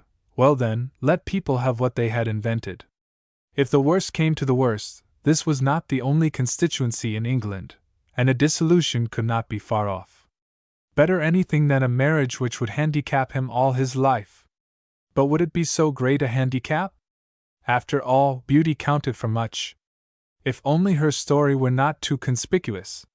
But what was her story? Not to know it was absurd. That was the worst of people who were not in society. It was so difficult to find out. And there rose in her that almost brutal resentment, which ferments very rapidly in those who from their youth up have been hedged round with the belief that they, and they alone, are the whole of the world.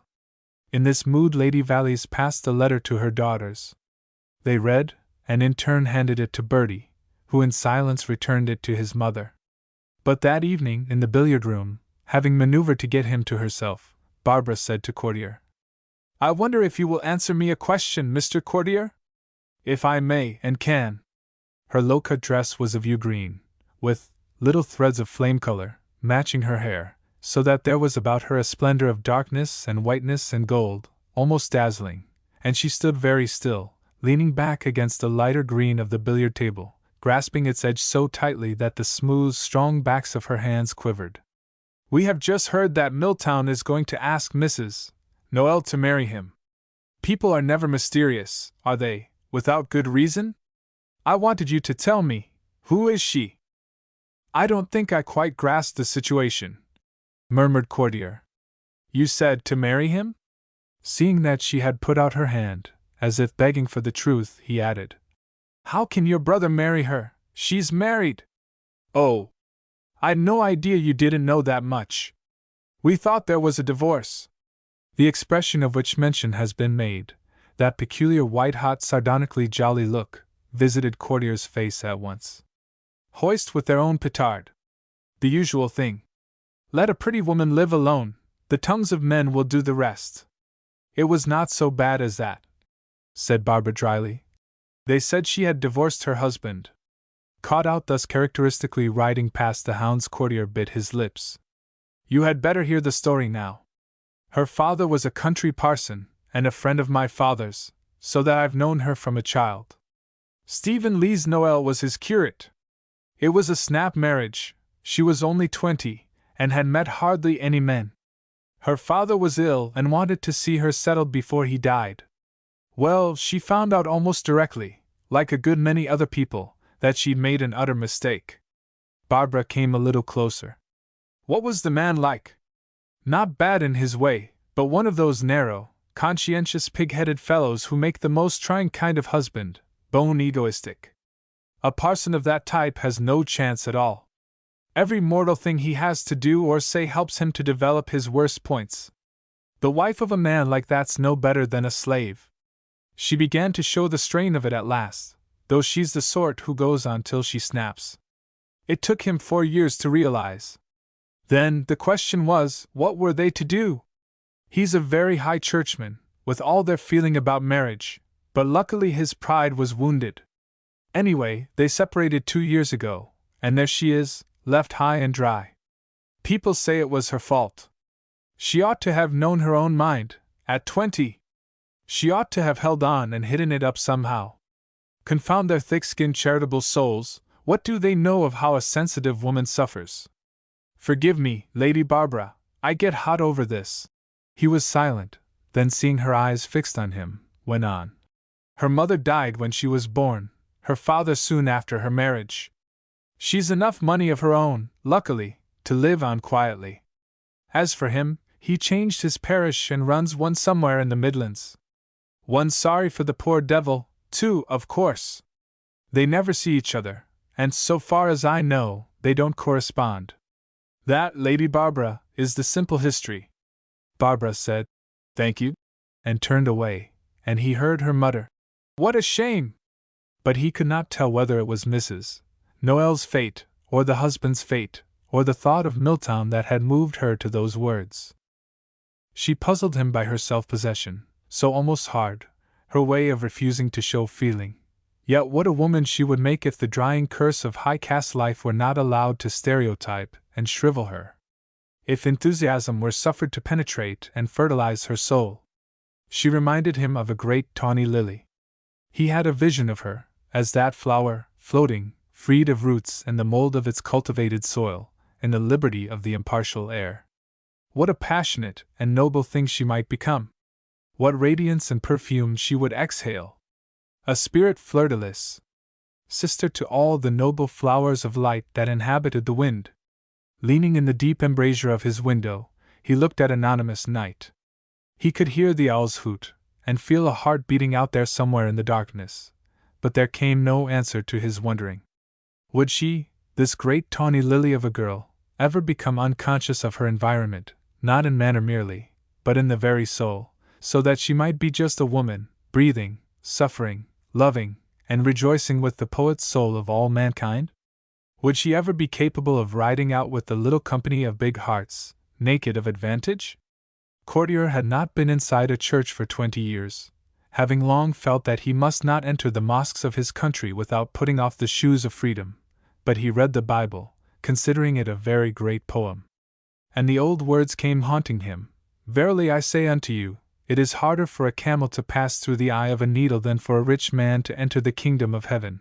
And now, looking into the night, whose darkness seemed to hold the answer to all secrets, he tried to read the riddle of this girl's future, with which there seemed so interwoven that larger enigma, how far the spirit can free itself, in this life, from the matter that encompasseth.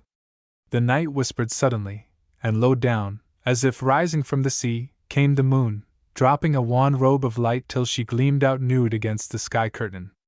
Night was no longer anonymous.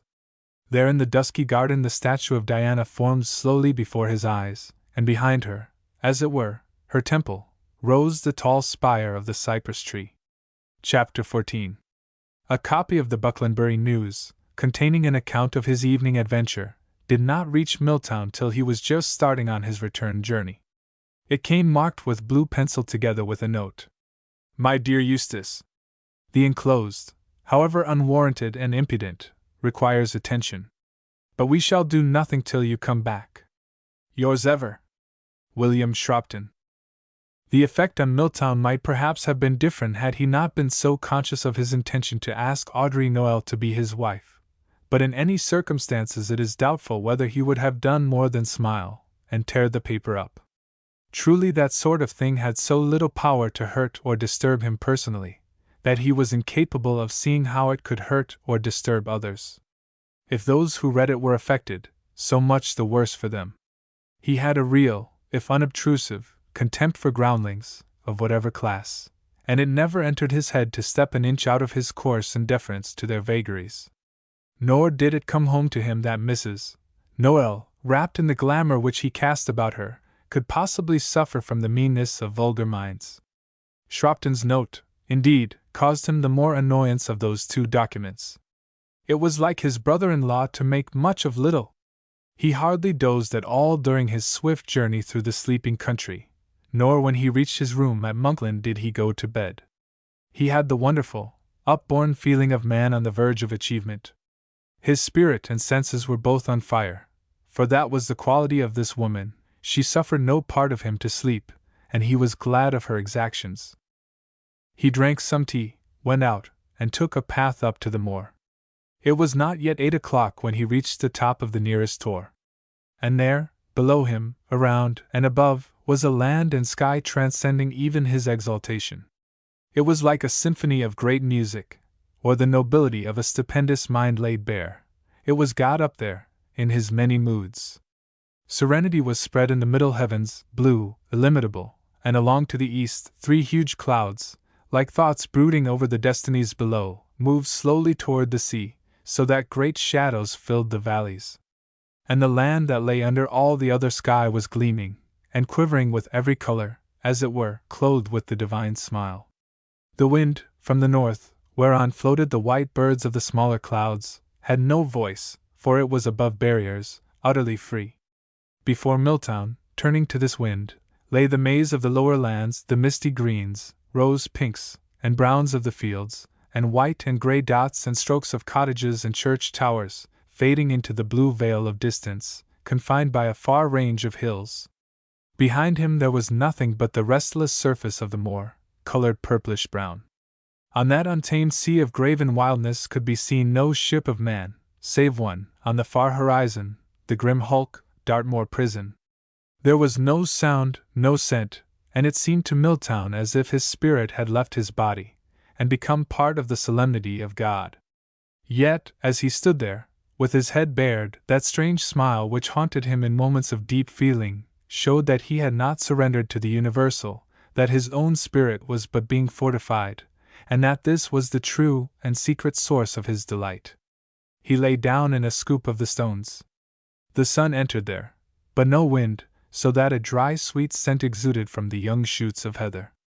That warmth and perfume crept through the shield of his spirit, and stole into his blood. Ardent images rose before him, the vision of an unending embrace. Out of an embrace sprang life, out of that the world was made, this world, with its innumerable forms, and natures, no two alike. And from him and her would spring forms to take their place in the great pattern. This seemed wonderful, and right, for they would be worthy forms, who would hand on those traditions which seemed to him so necessary and great. And then there broke on him one of those delirious waves of natural desire, against which he had so often fought, so often with great pain conquered. He got up, and ran downhill, leaping over the stones, and the thicker clumps of heather. Audrey Noel, too, had been earliest her, though she had gone late enough to bed. She dressed languidly, but very carefully, being one of those women who put on armor against fate, because they are proud, and dislike the thought that their sufferings should make others suffer, because, too, their bodies are to them as it were sacred, having been given them in trust, to cause delight. When she had finished, she looked at herself in the glass rather more distrustfully than usual. She felt that her sort of woman was at a discount in these days, and being sensitive, she was never content either with her appearance or her habits. But for all that, she went on behaving in unsatisfactory ways, because she incorrigibly loved to look as charming as she could, and even if no one were going to see her, she never felt that she looked charming enough. She was, as Lady Casterly had shrewdly guessed, the kind of woman who spoils men by being too nice to them, of no use to those who wish women to assert themselves, yet having a certain passive stoicism, very disconcerting. With little or no power of initiative, she would do what she was set to do with a thoroughness that would shame an initiator. Temperamentally unable to beg anything of anybody, she required love as a plant requires water. She could give herself completely, yet remain oddly incorruptible. In a word, hopeless, and usually beloved of those who thought her so. With all this, however, she was not quite what is called a sweet woman, a phrase she detested, for there was in her a queer vein of gentle cynicism. She saw with extraordinary clearness, as if she had been born in Italy and still carried that clear dry atmosphere about her soul. She loved glow and warmth and color, such mysticism as she felt was pagan, and she had few aspirations. Sufficient to her were things as they showed themselves to be. This morning, when she had made herself smell of geraniums, and fastened all the small contrivances that hold even the best of women together, she went downstairs to her little dining room, set the spirit lamp going, and taking up her newspaper, stood waiting to make tea. It was the hour of the day most dear to her. If the dew had been brushed off her life, it was still out there every morning on the face of nature, and on the faces of her flowers. There was before her all the pleasure of seeing how each of those little creatures in the garden had slept, how many children had been born since the dawn, who was ailing, and needed attention. There was also the feeling, which renews itself every morning in people who live lonely lives, that they are not lonely, until, the day wearing on, assures them of the fact. Not that she was idle, for she had obtained through Courtier the work of reviewing music in a woman's paper, for which she was intuitively fitted. This, her flowers, her own music, and the affairs of certain families of cottagers, filled nearly all her time. And she asked no better fate than to have every minute occupied, having that passion for work requiring no initiation, which is natural to the owners of lazy minds. Suddenly she dropped her newspaper, went to the bowl of flowers on the breakfast table, and plucked forth 2 stalks of lavender. Holding them away from her, she went out into the garden, and flung them over the wall. This strange immolation of those 2 poor sprigs, born so early, gathered and placed before her with such kind intention by her maid, seemed of all acts the least to be expected of one who hated to hurt people's feelings, and whose eyes always shone at the sight of flowers. But in truth the smell of lavender, that scent carried on her husband's handkerchief and clothes, still affected her so strongly that she could not bear to be in a room with it. As nothing else did, it brought before her one, to live with whom had slowly become torture. And freed by that scent, the whole flood of memory broke in on her. The memory of 3 years when her teeth had been set doggedly, on her discovery that she was chained to unhappiness for life. The memory of the abrupt end, and of her creeping away to let her scorched nerves recover. Of how during the first year of this release, which was not freedom, she had twice changed her abode, to get away from her own story, not because she was ashamed of it, but because it reminded her of wretchedness. Of how she had then come to Monkland, where the quiet life had slowly given her elasticity again. And then of her meeting with Milltown, the unexpected delight of that companionship, the frank enjoyment of the first 4 months. And she remembered all her secret rejoicing, her silent identification of another life with her own, before she acknowledged or even suspected love. And just 3 weeks ago now, helping to tie up her roses, he had touched her, and she had known. But even then, until the night of Courtier's accident, she had not dared to realize. More concerned now for him than for herself, she asked herself 1,000 times if she had been to blame. She had let him grow fond of her, a woman out of court, a dead woman. An unpardonable sin. Yet surely that depended on what she was prepared to give. And she was frankly ready to give everything, and ask for nothing. He knew her position, he had told her that he knew. In her love for him she gloried, would continue to glory, would suffer for it without regret. Milltown was right in believing that newspaper gossip was incapable of hurting her, though her reasons for being so impervious were not what he supposed. She was not, like him, secured from pain because such insinuations about the private affairs of others were mean and vulgar and beneath notice. It had not as yet occurred to her to look at the matter in so lofty and general a light. She simply was not hurt, because she was already so deeply Milltown's property in spirit, that she was almost glad that they should assign him all the rest of her. But for Milltown's sake she was disturbed to the soul. She had tarnished his shield in the eyes of men, and for she was oddly practical, and saw things in very clear proportion, perhaps put back his career, who knew how many years. She sat down to drink her tea. Not being a crying woman, she suffered quietly. She felt that Milltown would be coming to her. She did not know at all what she should say when he did come. He could not care for her so much as she cared for him. He was a man. Men soon forget. Ah! But he was not like most men. One could not look at his eyes without feeling that he could suffer terribly. In all this her own reputation concerned her not at all. Life, and her clear way of looking at things, had rooted in her the conviction that to a woman the preciousness of her reputation was a fiction invented by men entirely for man's benefit, a second-hand fetish insidiously, inevitably set up by men for worship, in novels, plays, and law courts. Her instinct told her that men could not feel secure in the possession of their women unless they could believe that women set tremendous store by sexual reputation. What they wanted to believe, that they did believe. But she knew otherwise. Such great-minded women as she had met or read of had always left on her the impression that reputation for them was a matter of the spirit, having little to do with sex. From her own feelings she knew that reputation, for a simple woman, meant to stand well in the eyes of him or her whom she loved best.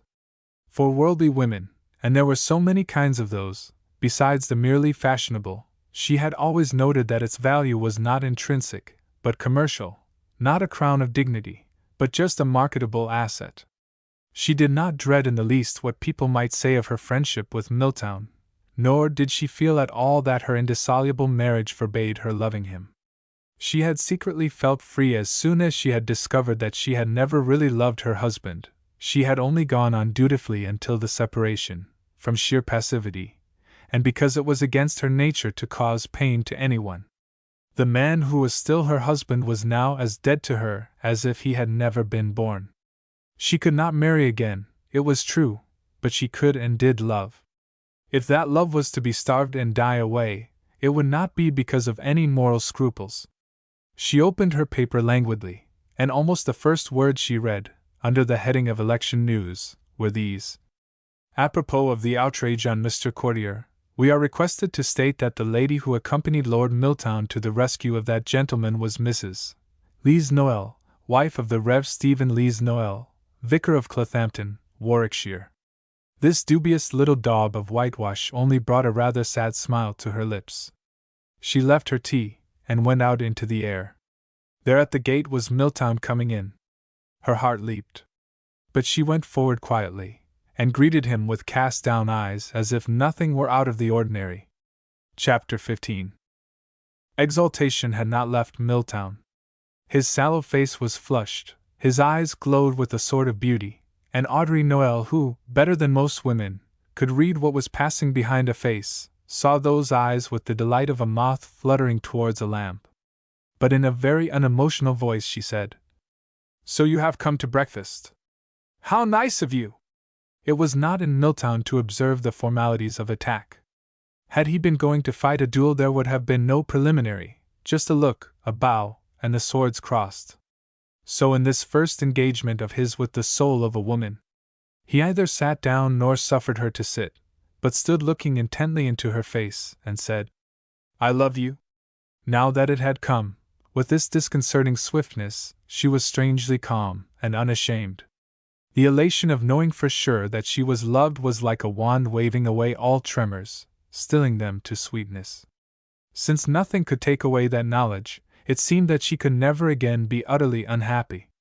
Then, too, in her nature, so deeply, unreasoningly incapable of perceiving the importance of any principle but love, there was a secret feeling of assurance, of triumph.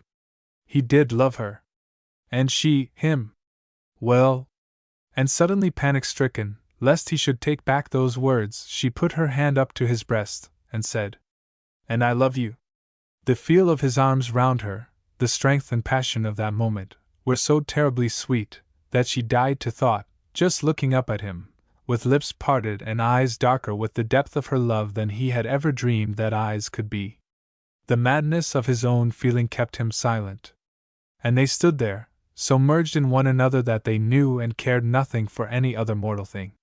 It was very still in the room, the roses and carnations in the lustre bowl, seeming to know that their mistress was caught up into heaven, had let their perfume steal forth and occupy every cranny of the abandoned air. A hovering bee, too, circled round the lovers' heads, scenting, it seemed, the honey in their hearts. It has been said that Milltown's face was not unhandsome, for Audrey Noel at this moment, when his eyes were so near hers, and his lips touching her, he was transfigured, and had become the spirit of all beauty. And she, with heart beating fast against him, her eyes half closing from delight, and her hair asking to be praised with its fragrance, her cheeks fainting pale with emotion, and her arms too languid with happiness to embrace him, she, to him, was the incarnation of the woman that visits dreams. So passed that moment. The bee ended it, who, impatient with flowers that hid their honey so deep, had entangled himself in Audrey's hair.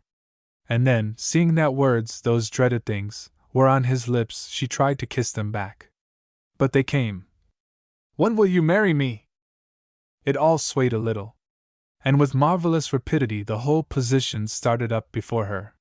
She saw, with preternatural insight, into its nooks and corners. Something he had said one day, when they were talking of the church view of marriage and divorce, lighted all up. So he had really never known about her. At this moment of utter sickness, she was saved from fainting by her sense of humor, her cynicism. Not content to let her be, people's tongues had divorced her, he had believed them. And the crown of irony was that he should want to marry her, when she felt so utterly, so sacredly his, to do what he liked with sans forms or ceremonies. A surge of bitter feeling against the man who stood between her and Milltown almost made her cry out. That man had captured her before she knew the world or her own soul, and she was tied to him, till by some beneficent chance he drew his last breath when her hair was gray, and her eyes had no love light, and her cheeks no longer grew pale when they were kissed, when twilight had fallen, and the flowers and bees no longer cared for her. It was that feeling, the sudden revolt of the desperate prisoner, which steeled her to put out her hand, take up the paper, and give it to Milltown. When he had read the little paragraph, there followed one of those eternities which last perhaps 2 minutes. He said then, "It's true, I suppose?" and at her silence added, "I am sorry." This queer dry saying was so much more terrible than any outcry, that she remained, deprived even of the power of breathing, with her eyes still fixed on Milltown's face. The smile of the old cardinal had come up there, and was to her like a living accusation. It seemed strange that the hum of the bees and flies and the gentle swishing of the lime tree should still go on outside, insisting that there was a world moving and breathing apart from her, and careless of her misery. Then some of her courage came back, and with it her woman's mute power. It came haunting about her face, perfectly still, about her lips, sensitive and drawn, about her eyes, dark, almost mutinous under their arched brows. She stood, drawing him with silence and beauty. At last he spoke. "I have made a foolish mistake, it seems. I believed you were free." Her lips just moved for the words to pass. "I thought you knew. I never dreamed you would want to marry me." It seemed to her natural that he should be thinking only of himself, but with the subtlest defensive instinct, she put forward her own tragedy. "I suppose I had got too used to knowing I was dead. Is there no release?" "None. We have either of us done wrong. Besides, with him, marriage is forever." "My God!" She had broken his smile, which had been cruel without meaning to be cruel, and with a smile of her own that was cruel too, she said, "I didn't know that you believed in release either." Then, as though she had stabbed herself in stabbing him, her face quivered. He looked at her now, conscious at last that she was suffering. And she felt that he was holding himself in with all his might from taking her again into his arms. Seeing this, the warmth crept back to her lips, and a little light into her eyes, which she kept hidden from him. Though she stood so proudly still, some wistful force was coming from her, as from a magnet, and Milltown's hands and arms and face twitched as though palsied. This struggle, dumb and pitiful, seemed never to be coming to an end in the little white room, darkened by the thatch of the veranda, and sweet with the scent of pinks and of a wood fire just lighted somewhere out at the back. Then, without a word, he turned and went out. She heard the wicket gate swing to. He was gone. Chapter 16. Lord Dennis was fly fishing, the weather just too bright to allow the little trout of that shallow, never silent stream to embrace with avidity the small enticements which he threw in their direction. Nevertheless, he continued to invite them, exploring every nook of their watery pathway with his soft swishing line. In a rough suit and battered hat adorned with those artificial and other flies, which infest Harris Tweed, he crept along among the hazel bushes and thorn trees, perfectly happy. Like an old spaniel, who has once gloried in the fetching of hares, rabbits, and all manner of fowl, and is now glad if you will but throw a stick for him, so one, who had been a famous fisher before the Lord, who had harried the waters of Scotland and Norway, Florida and Iceland, now pursued trout no bigger than sardines. The glamour of 1,000 memories hallowed the hours he thus spent by that brown water. He fished unhasting, religious, like some good Catholic, adding one more to the row of beads already told, as though he would fish himself, gravely, without complaint, into the other world. With each fish caught he experienced a solemn satisfaction. Though he would have liked Barbara with him that morning, he had only looked at her once after breakfast in such a way that she could not see him, and with a dry smile gone off by himself.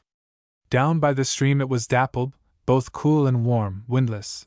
The trees met over the river, and there were many stones, forming little basins which held up the ripple, so that the casting of a fly required much cunning. This long dingle ran for miles through the footgrowth of folding hills.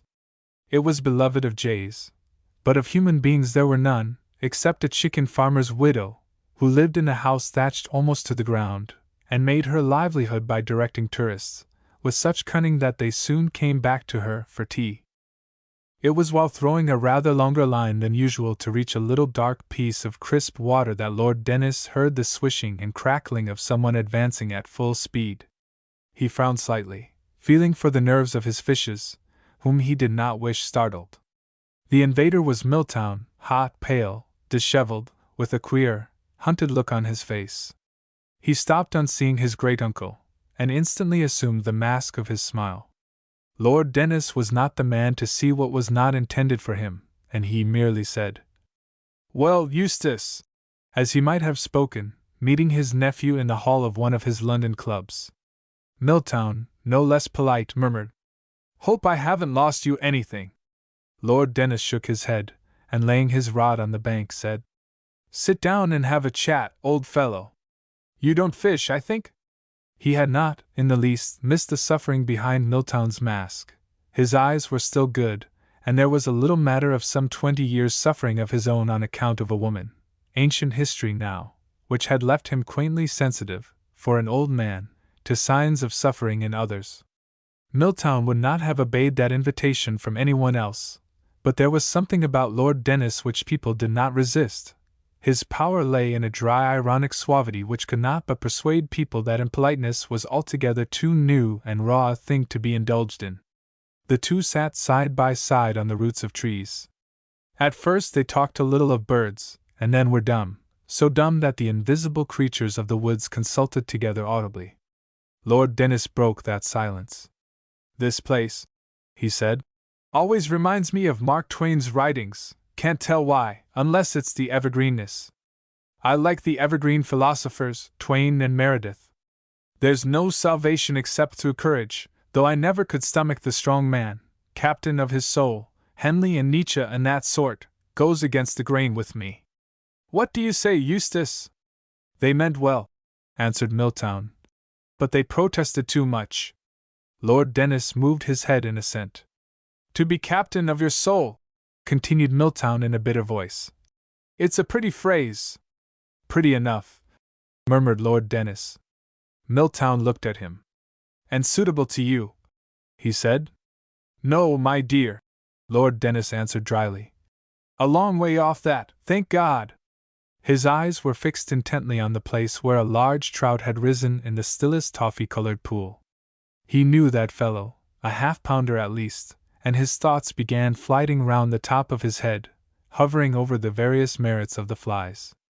His fingers itched too, but he made no movement, and the ash tree under which he sat let its leaves tremble, as though in sympathy. See that hawk? Said Milltown. At a height more than level with the tops of the hills, a buzzard hawk was stationary in the blue directly over them. Inspired by curiosity at their stillness, he was looking down to see whether they were edible. The upcurved ends of his great wings flirted just once to show that he was part of the living glory of the air, a symbol of freedom to men and fishes. Lord Dennis looked at his great-nephew. The boy, for what else was 30 to 76, was taking it hard, whatever it might be, taking it very hard. He was that sort, ran till he dropped. The worst kind to help, the sort that made for trouble, that let things gnaw at them. And there flashed before the old man's mind the image of Prometheus devoured by the eagle. It was his favorite tragedy, which he still read periodically, in the Greek, helping himself now and then out of his old lexicon to the meaning of some word which had flown to Erebus. Yes, Eustace was a fellow for the heights and depths, he said quietly. You don't care to talk about it, I suppose? Milltown shook his head, and again there was silence. The buzzard hawk, having seen them move, quivered his wings like a moth's, and deserted that plane of air. A robin, from the dappled warmth of a mossy stone, was regarding them instead. There was another splash in the pool. Lord Dennis said gently, That fellow's risen twice. I believe he'd take a Wistman's treasure. Extracting from his hat its latest fly, and binding it on, he began softly to swish his line. I shall have him yet, he muttered. But Milltown had stolen away. The further piece of information about Mrs. Noel, already known by Barbara, and diffused by the Bucklandbury News, had not become common knowledge at the court till after Lord Dennis had started out to fish. In combination with the report that Milltown had arrived and gone out without breakfast, it had been received with mingled feelings. Bertie, Harbinger, and Shropton, in a short conclave, after agreeing that from the point of view of the election it was perhaps better than if she had been a divorcee, were still inclined to the belief that no time was to be lost, in doing what, however, they were unable to determine. Apart from the impossibility of knowing how a fellow like Milltown would take the matter, they were faced with the devilish subtlety of all situations to which the proverb said, soonest mended applies. They were in the presence of that awe-inspiring thing, the power of scandal. Simple statements of simple facts, without moral drawn, to which no legal exception could be taken, laid before the public as pieces of interesting information, or at the worst exposed in perfect good faith, lest the public should blindly elect as their representative one whose private life might not stand the inspection of daylight. What could be more justifiable? And yet Milltown's supporters knew that this simple statement of where he spent his evenings had a poisonous potency, through its power of stimulating that side of the human imagination the most easily excited. They recognized only too well how strong was a certain primitive desire, especially in rural districts, by yielding to which the world was made to go, and how remarkably hard it was not to yield to it, and how interesting and exciting to see or hear of others yielding to it, and how, though here, of course, men might differ secretly, reprehensible of them to do so. They recognized, too well, how a certain kind of conscience would appreciate this rumor, and how the Puritans would lick their lengthened chops. They knew, too, how irresistible to people of any imagination at all was the mere combination of a member of a class, traditionally supposed to be inclined to having what it wanted, with a lady who lived alone. As Harbinger said, it was really devilish awkward. For, to take any notice of it would be to make more people than ever believe it true. And yet, that it was working mischief, they felt by the secret voice in their own souls, telling them that they would have believed it if they had not known better. They hung about, waiting for Milltown to come in. The news was received by Lady Valleys with a sigh of intense relief, and the remark that it was probably another lie. When Barbara confirmed it, she only said, "Per Eustace," and at once wrote off to her husband to say that Anonyma was still married, so that the worst fortunately could not happen. Milltown came in to lunch, but from his face and manner nothing could be guessed. He was a thought more talkative than usual, and spoke of Braybrook's speech, some of which he had heard. He looked at Cordier meaningly, and after lunch said to him, "Will you come round to my den?" In that room, the old withdrawing room of the Elizabethan wing, where once had been the embroideries, tapestries, and missals of beruffled dames, were now books, pamphlets, oak panels, pipes, fencing gear, and along one wall a collection of red Indian weapons and ornaments brought back by Milltown from the United States. High on the wall above these reigned the bronze death mask of a famous Apache chief, cast from a plaster taken of the face by a professor of Yale College, who had declared it to be a perfect specimen of the vanishing race. That visage, which had a certain weird resemblance to Dante's, presided over the room with cruel, tragic stoicism. No one could look on it without feeling that, there, the human will had been pushed to its farthest limits of endurance. Seeing it for the first time, Cordier said, "Fine thing, that! Only wants a soul." Milltown nodded. "Sit down," he said. Cordier sat down.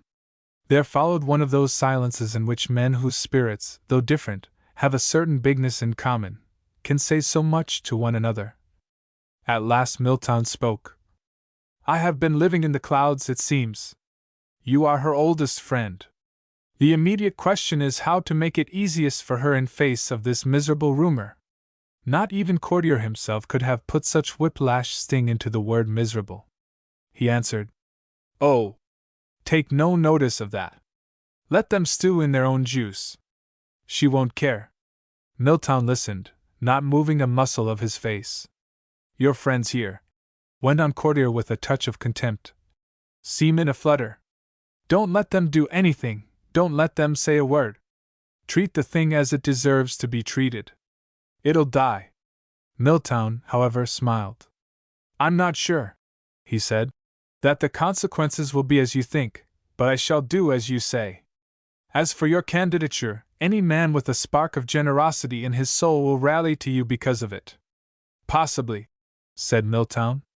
"It will lose me the election for all that." Then, dimly conscious that their last words had revealed the difference of their temperaments and creeds, they stared at one another. "No," said Cordier, "I never will believe that people can be so mean. Until they are. Anyway, though we get at it in different ways, we agree." Milltown leaned his elbow on the mantelpiece, and shading his face with his hand, said, "You know her story. Is there any way out of that for her?" On Cordier's face was the look which so often came when he was speaking for one of his lost causes, as if the fumes from a fire in his heart had mounted to his head. "Only the way," he answered calmly, "that I should take if I were you." "And that?" "The law into your own hands." Milltown unshaded his face. His gaze seemed to have to travel from an immense distance before it reached Cordier. He answered, "Yes, I thought you would say that." Chapter 17. When everything that night was quiet, Barbara, her hair hanging loose outside her dressing gown, slipped from her room into the dim corridor. With bare feet thrust into fur-crowned slippers which made no noise, she stole along looking at door after door. Through a long Gothic window, uncurtained, the mild moonlight was coming. She stopped just where that moonlight fell and tapped. There came no answer. She opened the door a little way and said, "Are you asleep, Yusty?" There still came no answer, and she went in. The curtains were drawn, but a chink of moonlight peering through fell on the bed. This was empty. Barbara stood uncertain, listening.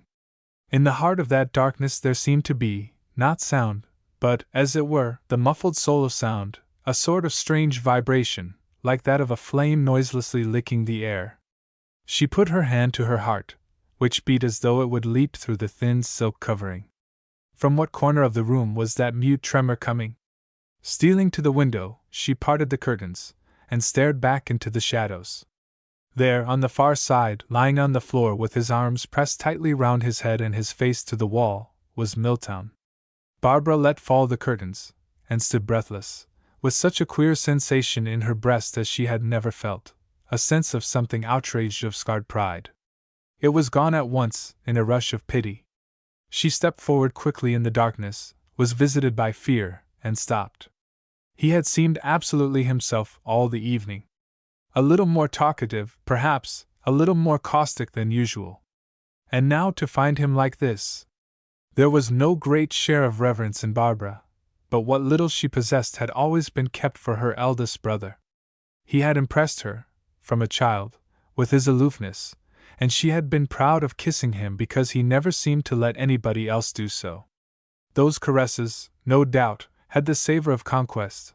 His face had been the undiscovered land for her lips. She loved him as one loves that which ministers to one's pride, had for him, too, a touch of motherly protection, as for a doll that does not get on too well with the other dolls, and withal a little unaccustomed doll. Dared she now plunge in on this private agony? Could she have borne that anyone should see herself thus prostrate? He had not heard her, and she tried to regain the door. But a board creaked, she heard him move, and flinging away her fears said, "It's me, Babs," and dropped on her knees beside him.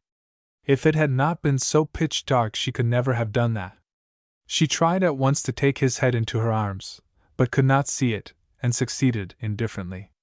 She could but stroke his arm continually, wondering whether he would hate her ever afterwards, and blessing the darkness, which made it all seem as though it were not happening, yet so much more poignant than if it had happened. Suddenly she felt him slip away from her, and getting up, stole out.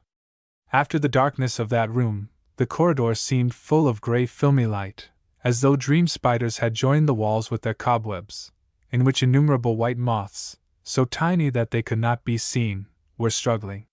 Small eerie noises crept about. A sudden frightened longing for warmth, and light, and color came to Barbara. She fled back to her room. But she could not sleep. That terrible mute unseen vibration in the unlighted room, like the noiseless licking of a flame at bland air, the touch of Milltown's hand, hot as fire against her cheek and neck, the whole tremulous dark episode, possessed her through and through.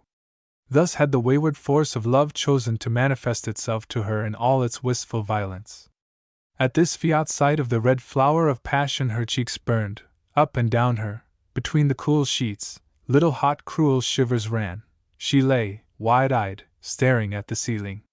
She thought of the woman whom he so loved, and wondered if she too were lying sleepless, flung down on a bare floor, trying to cool her forehead and lips against the cold wall. Not for hours did she fall asleep, and then dreamed of running desperately through fields full of tall spiky asphodel-like flowers, and behind her was running herself. In the morning she dreaded to go down.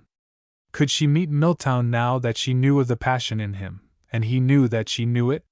She had her breakfast brought upstairs. Before she had finished, Milltown himself came in. He looked more than usually self-contained, not to say ironic, and only remarked, "If you're going to ride, you might take this note for me over to old Halliday at Wippincott."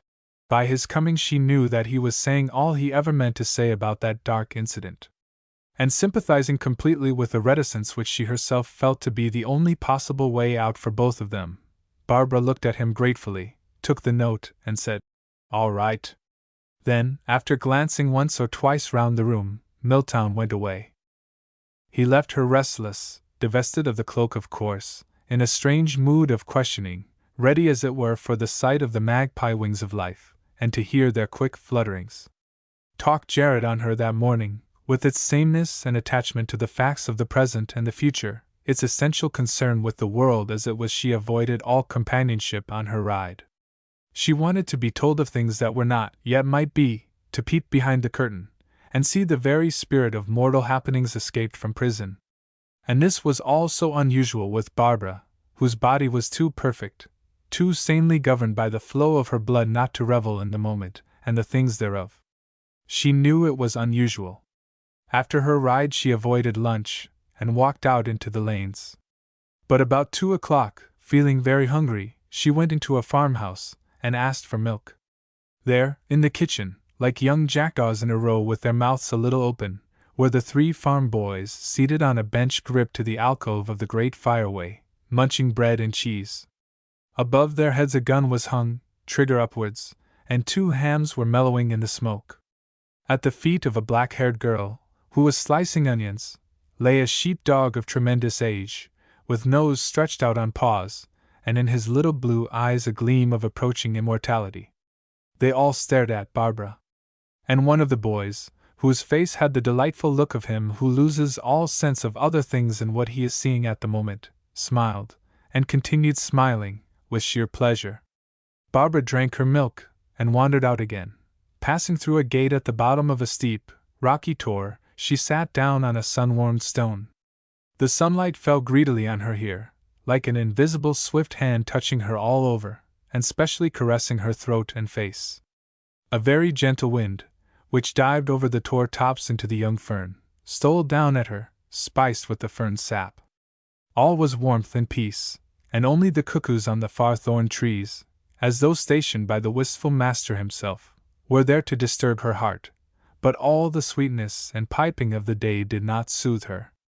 In truth, she could not have said what was the matter, except that she felt so discontented, and as it were empty of all but a sort of aching impatience with what exactly she could not say. She had that rather dreadful feeling of something slipping by which she could not catch. It was so new to her to feel like that, for no girl was less given to moods and repinings. And all the time a sort of contempt for this soft and almost sentimental feeling made her tighten her lips and frown. She felt distrustful and sarcastic towards a mood so utterly subversive of that fetish hardness, to the unconscious worship of which she had been brought up. To stand no sentiment or nonsense either in herself or others was the first article of faith, not to slop over anywhere. So that to feel as she did was almost horrible to Barbara. Yet she could not get rid of the sensation. With sudden recklessness she tried giving herself up to it entirely. Undoing the scarf at her throat, she let the air play on her bare neck, and stretched out her arms as if to hug the wind to her. Then, with a sigh, she got up and walked on. And now she began thinking of Anonyma, turning her position over and over. The idea that anyone young and beautiful should thus be clipped off in her life roused her impatient indignation. Let them try it with her. They would soon see. For all her cultivated hardness, Barbara really hated anything to suffer. It seemed to her unnatural. She never went to that hospital where Lady Valleys had a ward, nor to their summer camp for crippled children, nor to help in their annual concert for sweated workers, without a feeling of such vehement pity that it was like being seized by the throat. Once, when she had been singing to them, the rows of wan, pinched faces below had been too much for her. She had broken down, forgotten her words, lost memory of the tune, and just ended her performance with a smile, worth more perhaps to her audience than those lost verses. She never came away from such sights and places without a feeling of revolt amounting almost to rage, and she only continued to go because she dimly knew that it was expected of her not to turn her back on such things, in her section of society. But it was not this feeling which made her stop before Mrs. Noel's cottage, nor was it curiosity. It was a quite simple desire to squeeze her hand. Anonyma seemed taking her trouble as only those women who are no good at self-assertion can take things, doing exactly as she would have done if nothing had happened, a little paler than usual, with lips pressed rather tightly together. They either of them spoke at first, but stood looking, not at each other's faces, but at each other's breasts. At last Barbara stepped forward impulsively and kissed her. After that, like two children who kiss first, and then make acquaintance, they stood apart, silent, faintly smiling. It had been given and returned in real sweetness and comradeship, that kiss, for a sign of womanhood making face against the world, but now that it was over, both felt a little awkward. Would that kiss have been given if fate had been auspicious? Was it not proof of misery? So Mrs. Noel's smile seemed saying, and Barbara's smile unwillingly admitted. Perceiving that if they talked it could only be about the most ordinary things, they began speaking of music, flowers, and the queerness of bees' legs. But all the time, Barbara, though seemingly unconscious, was noting with her smiling eyes the tiny movements, by which one woman can tell what is passing in another. She saw a little quiver tighten the corner of the lips, the eyes suddenly grow large and dark, the thin blouse desperately rise and fall. And her fancy, quickened by last night's memory, saw this woman giving herself up to the memory of love in her thoughts. At this sight she felt a little of that impatience which the conquering feel for the passive, and perhaps just a touch of jealousy. Whatever Milltown decided, that would this woman accept. Such resignation, while it simplified things, offended the part of Barbara which rebelled against all inaction, all dictation, even from her favorite brother. She said suddenly, "Are you going to do nothing? Aren't you going to try and free yourself? If I were in your position, I would never rest till I'd made them free me." But Mrs. Noel did not answer, and sweeping her glance from that crown of soft dark hair, down the soft white figure, to the very feet, Barbara cried, "I believe you are a fatalist." Soon after that, not knowing what more to say, she went away. But walking home across the fields, where full summer was swinging on the delicious air and there was now no bull but only red cows to crop short the milkmaids and buttercups, she suffered from this strange revelation of the strength of softness and passivity, as though she had seen in the white figure of Anonyma, and heard in her voice something from beyond, symbolic, inconceivable, yet real. Chapter 18.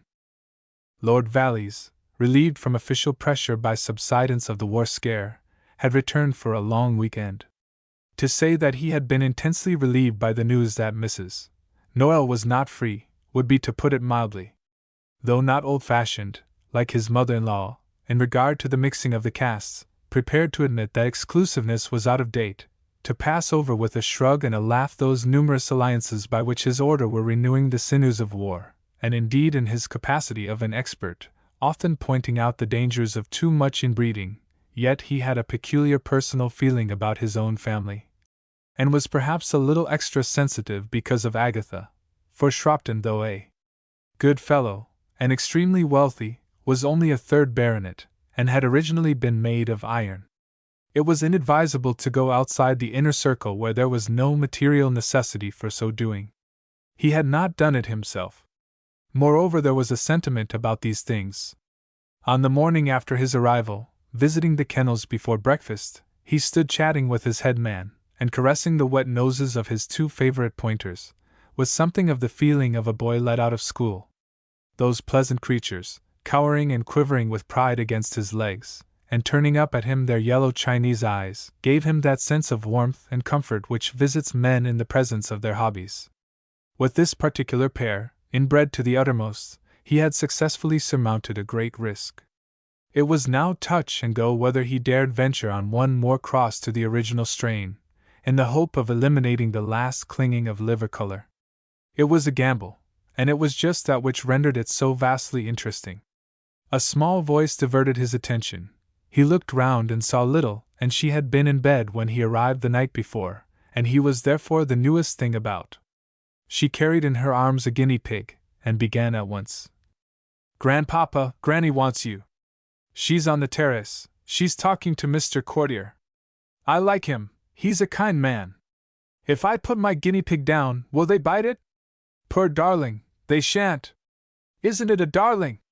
Lord Valleys, twirling his mustache, regarded the guinea pig without favor. He had rather a dislike for all senseless kinds of beasts. Pressing the guinea pig between her hands, as it might be a concertina, little and jigged it gently above the pointers, who, wrinkling horribly their long noses, gazed upwards, fascinated. "Poor darlings, they want it, don't they? Grandpapa." "Yes." "Do you think the next puppies will be spotted quite all over?" Continuing to twirl his mustache, Lord Valleys answered, "I think it is not improbable, and why do you like them spotted like that?" "Oh, they're kissing Sambo. I must go." Lord Valleys followed her, his eyebrows a little raised. As he approached the terrace, his wife came towards him. Her color was deeper than usual, and she had the look, higher and more resolute, peculiar to her when she had been opposed. In truth, she had just been through a passage of arms with Courtier, who, as the first revealer of Mrs. Noel's situation, had become entitled to a certain confidence on this subject. It had arisen from what she had intended as a perfectly natural and not unkind remark, to the effect that all the trouble had come from Mrs. Noel not having made her position clear to Milltown from the first. He had at once grown very red. "It's easy, Lady Valleys, for those who have never been in the position of a lonely woman, to blame her. Unaccustomed to be withstood, she had looked at him intently. I am the last person to be hard on a woman for conventional reasons. But I think it showed lack of character. Courtier's reply had been almost rude. Plants are not equally robust, Lady Valleys. Some, as we know, are actually sensitive. She had retorted with decision. If you like to so dignify the simpler word weak. He had become very rigid at that, biting deeply into his mustache. What crimes are not committed under the sanctity of that creed survival of the fittest, which suits the book of all you fortunate people so well? Priding herself on her restraint, Lady Valleys answered. Ah, we must talk that out. On the face of them your words sound a little unphilosophic, don't they? He had looked straight at her with a queer, unpleasant smile, and she had felt at once disturbed and angry.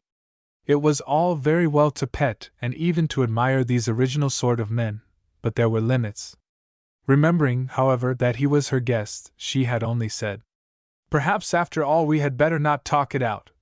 And moving away, she heard him answer, In any case, I'm certain Audrey Noel never wilfully kept your son in the dark, she's much too proud. Though rude, she could not help liking the way he stuck up for this woman, and she threw back at him the words, You and I, Mr. Courtier, must have a good fight some day. She went towards her husband conscious of the rather pleasurable sensation which combat always roused in her. These two were very good comrades. Theirs had been a love match, and making due allowance for human nature beset by opportunity, had remained, throughout, a solid and efficient alliance. Taking, as they both did, such prominent parts in public and social matters, the time they spent together was limited, but productive of mutual benefit and reinforcement. They had not yet had an opportunity of discussing their son's affair, and slipping her hand through his arm, Lady Valleys drew him away from the house. I want to talk to you about Milltown, Jeff. Said Lord Valleys. Yes. The boy's looking worn. Good thing when this election's over.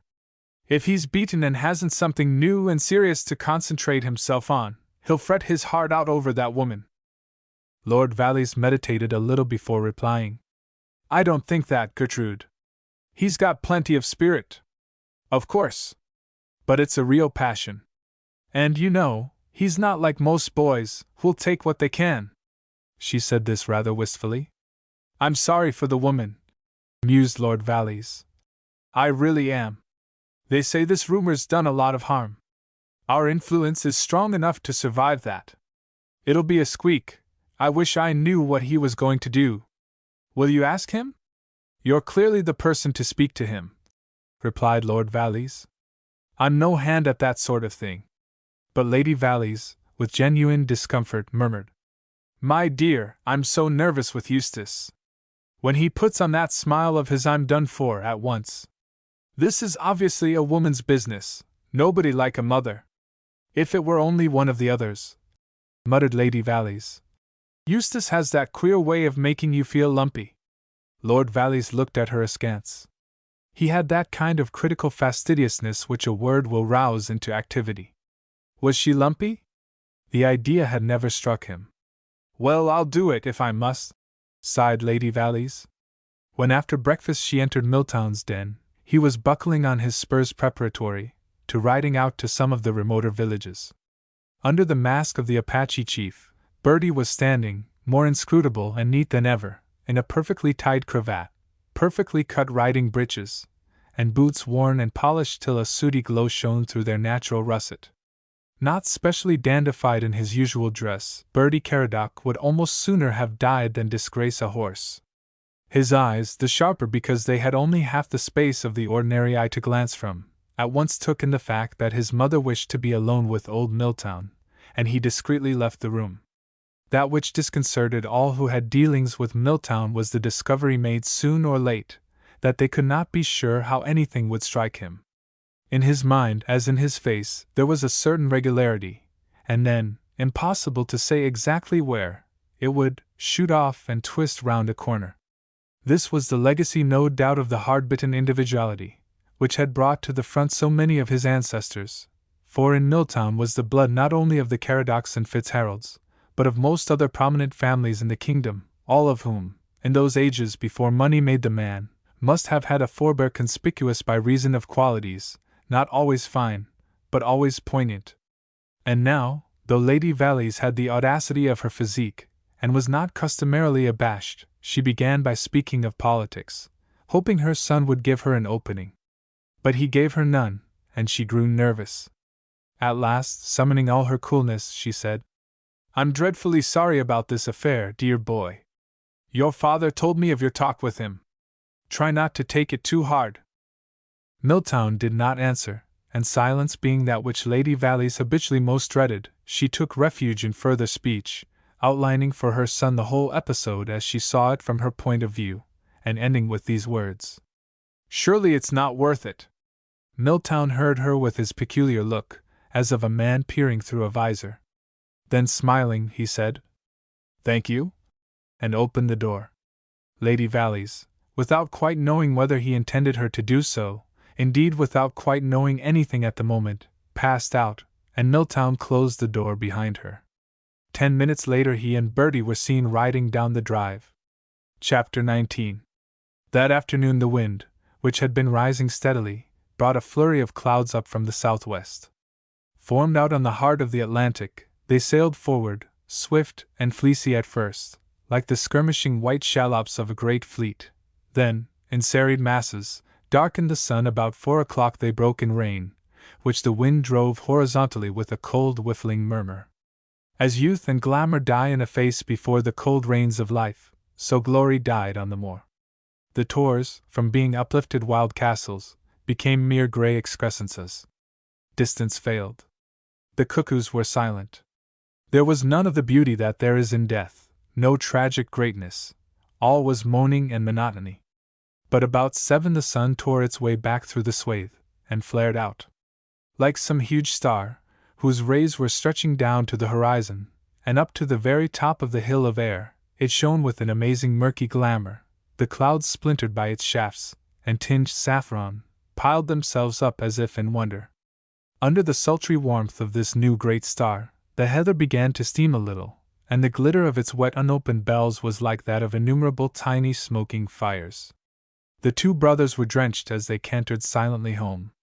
Good friends always, they had never much to say to one another. For Milltown was conscious that he thought on a different plane from Bertie, and Bertie grudged even to his brother any inkling of what was passing in his spirit, just as he grudged parting with diplomatic knowledge, or stable secrets, or indeed anything that might leave him less in command of life. He grudged it, because in a private sort of way it lowered his estimation of his own stoical self-sufficiency. It hurt something proud in the withdrawing room of his soul. But though he talked little, he had the power of contemplation, often found in men of decided character, with a tendency to liver.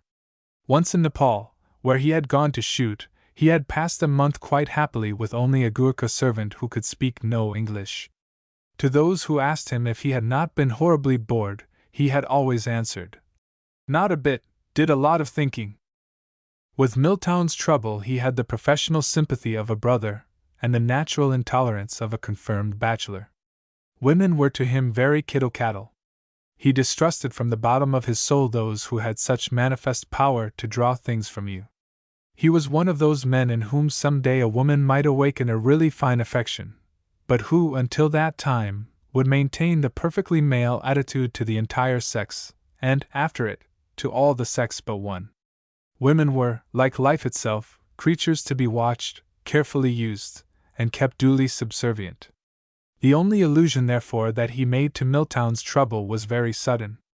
"Old man, I hope you're going to cut your losses." The words were followed by undisturbed silence, but passing Mrs. Noel's cottage, Milltown said, "Take my horse on, I want to go in here." She was sitting at her piano with her hands idle, looking at a line of music.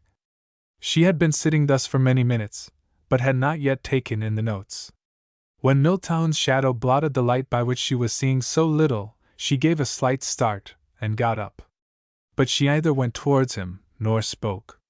And he, without a word, came in and stood by the hearth, looking down at the empty grate. A tortoise-shell cat which had been watching swallows, disturbed by his entrance, withdrew from the window beneath a chair. This silence, in which the question of their future lives was to be decided, seemed to both interminable. Yet either could end it. At last, touching his sleeve, she said, "You're wet!" Milltown shivered at that timid sign of possession. And they again stood in silence, broken only by the sound of the cat licking its paws. But her faculty for dumbness was stronger than his, and he had to speak first. "Forgive me for coming. Something must be settled. This rumor." "Oh, that," she said. "Is there anything I can do to stop the harm to you?" It was the turn of Milltown's lips to curl. "God! No, let them talk!"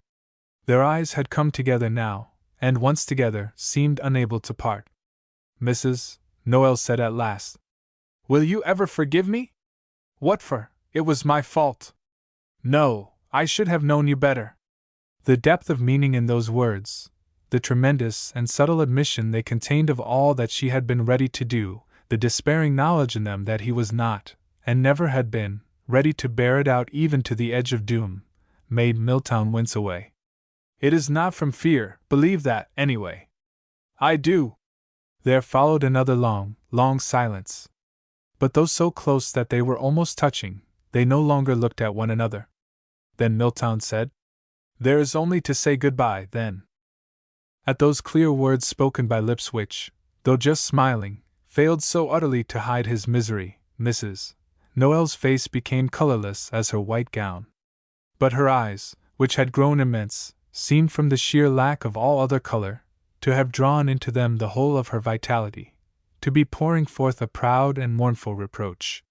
Shivering, and crushing himself together with his arms, Milltown walked towards the window.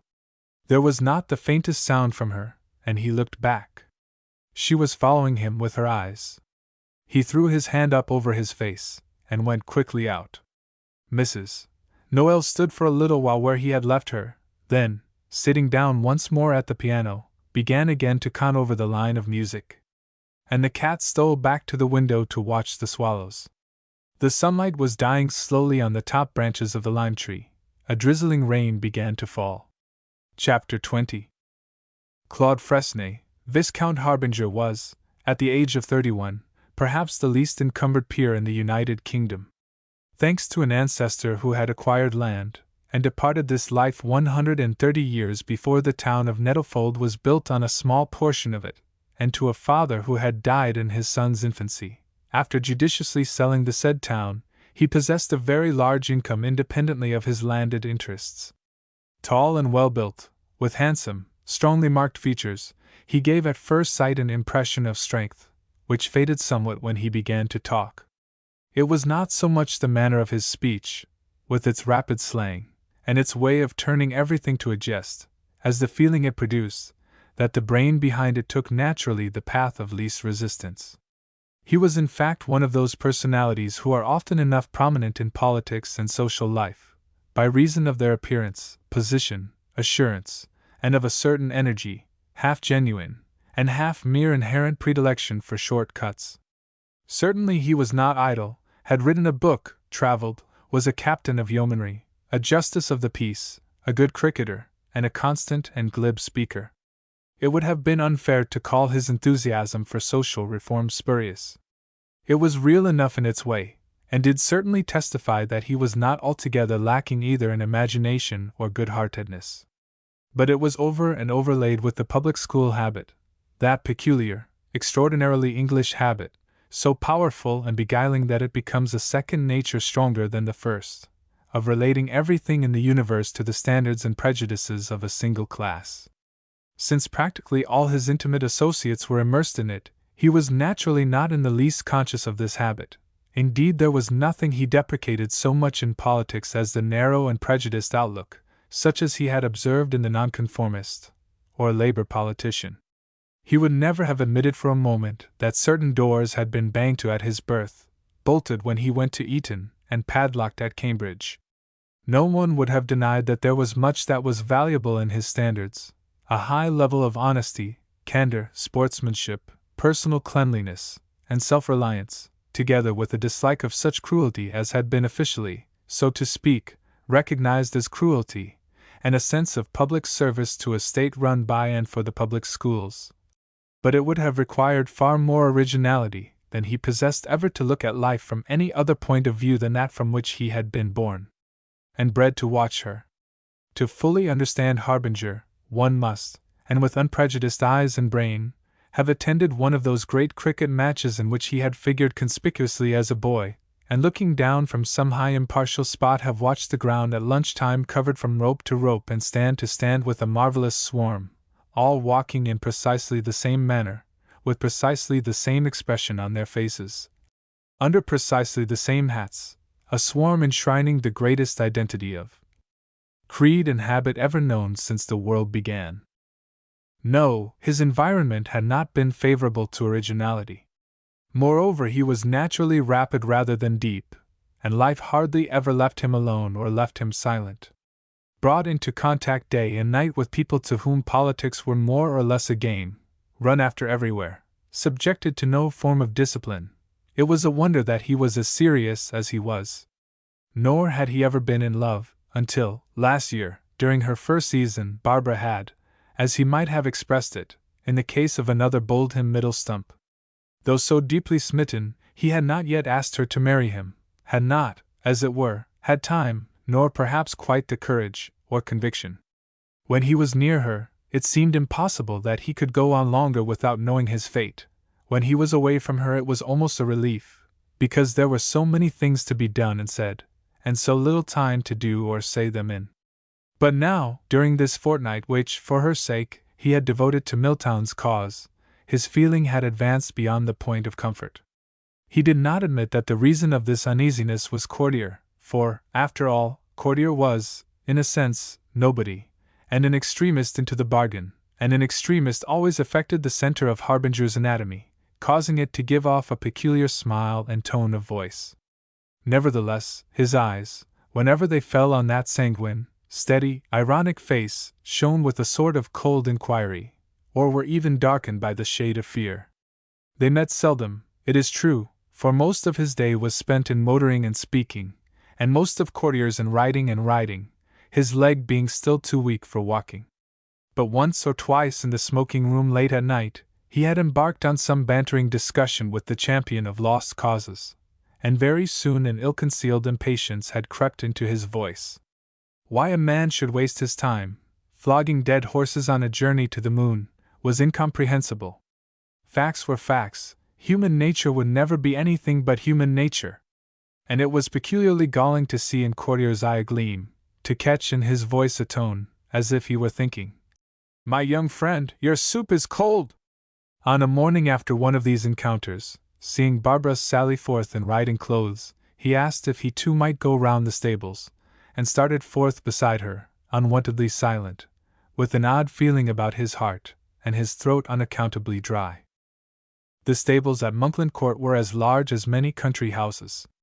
Accommodating 30 horses, they were at present occupied by 21, including the pony of little and for height, perfection of lighting, gloss, shine, and purity of atmosphere they were unequaled in the county.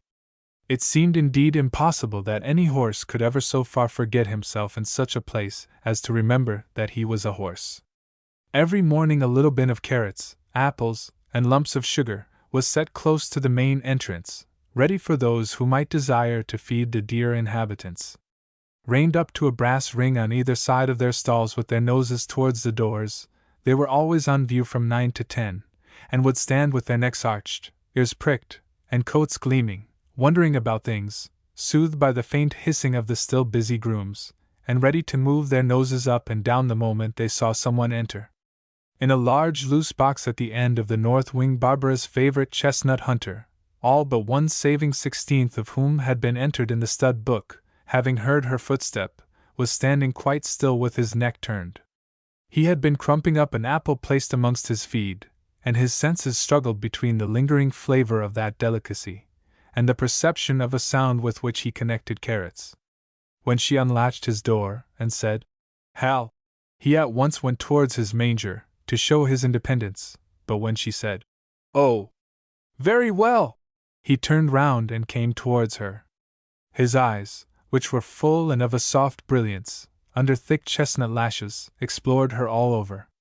Perceiving that her carrots were not in front, he elongated his neck, let his nose stray round her waist, and gave her gauntlet hand a nip with his lips. Not tasting carrot, he withdrew his nose, and snuffled. Then, stepping carefully so as not to tread on her foot, he bunted her gently with his shoulder, till with a quick maneuver he got behind her and breathed low and long on her neck. Even this did not smell of carrots, and putting his muzzle over her shoulder against her cheek, he slobbered a very little. A carrot appeared about the level of her waist, and hanging his head over, he tried to reach it. Feeling it all firm and soft under his chin, he snuffled again, and gave her a gentle dig with his knee. But still unable to reach the carrot, he threw his head up, withdrew, and pretended not to see her. And suddenly he felt two long substances round his neck, and something soft against his nose. He suffered this in silence, laying his ears back. The softness began puffing on his muzzle. Pricking his ears again, he puffed back a little harder, with more curiosity, and the softness was withdrawn.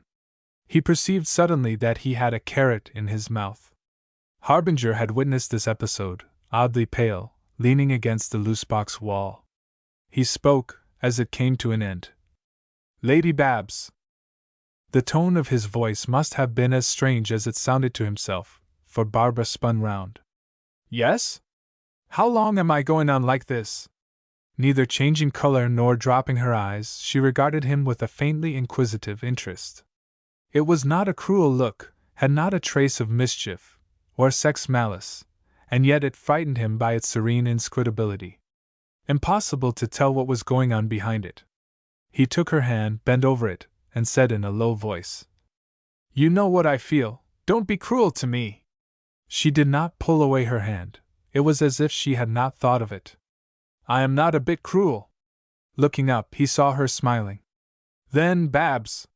His face was close to hers, but Barbara did not shrink back. She just shook her head, and Harbinger flushed up. "Why?" he asked, and as though the enormous injustice of that rejecting gesture had suddenly struck him, he dropped her hand. "Why?" he said again, sharply. But the silence was only broken by the cheeping of sparrows outside the round window, and the sound of the horse, Hal, munching the last morsel of his carrot. Harbinger was aware in his every nerve of the sweetish, slightly acrid, husky odor of the loose box, mingling with the scent of Barbara's hair and clothes. And rather miserably he said for the third time, "Why?"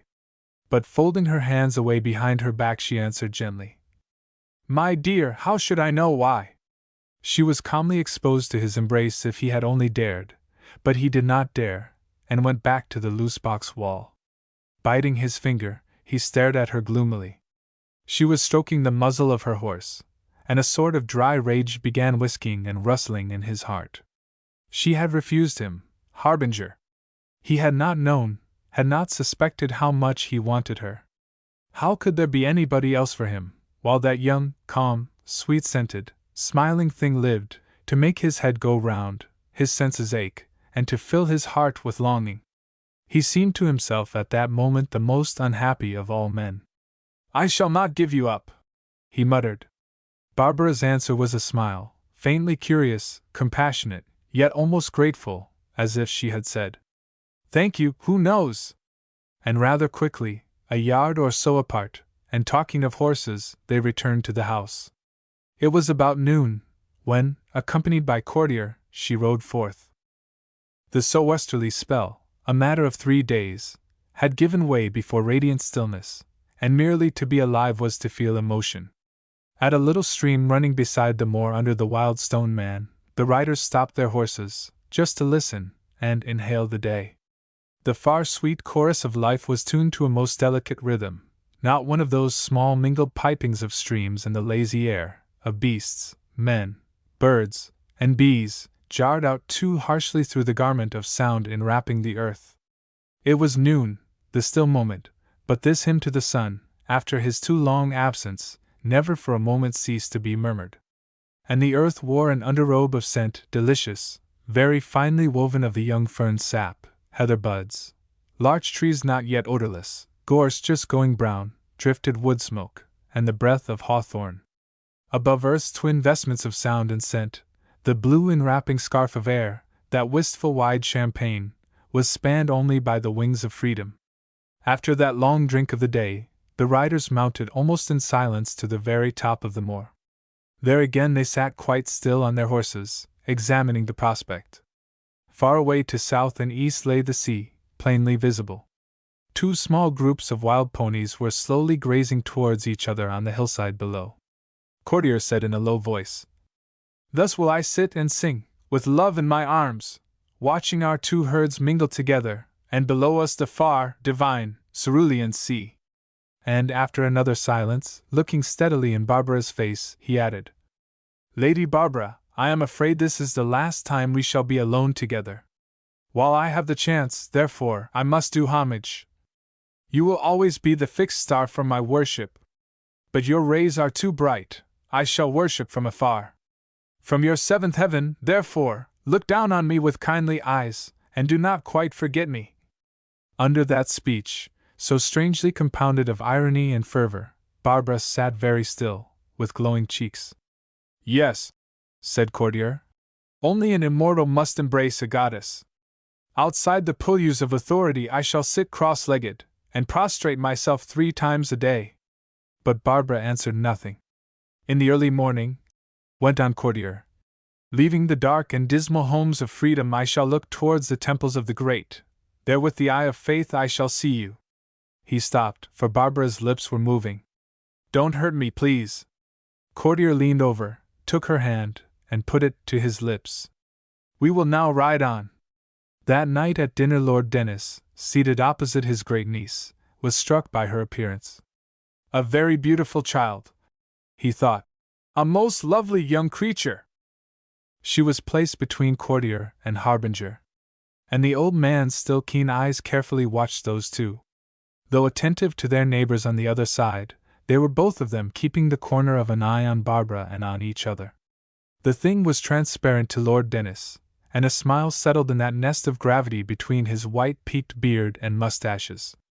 But he waited, the instinct of a fisherman bidding him to neglect no piece of water, till he saw the child silent and in repose, and watched carefully to see what would rise. Although she was so calmly, so healthily eating, her eyes stole round at Courtier. This quick look seemed to Lord Dennis perturbed, as if something were exciting her. Then Harbinger spoke, and she turned to answer him. Her face was calm now, faintly smiling, a little eager, provocative in its joy of life. It made Lord Dennis think of his own youth. What a splendid couple! If Babs married young Harbinger there would not be a finer pair in all England. His eyes traveled back to Courtier. Manly enough. They called him dangerous. There was a look of effervescence, carefully corked down, might perhaps be attractive to a girl.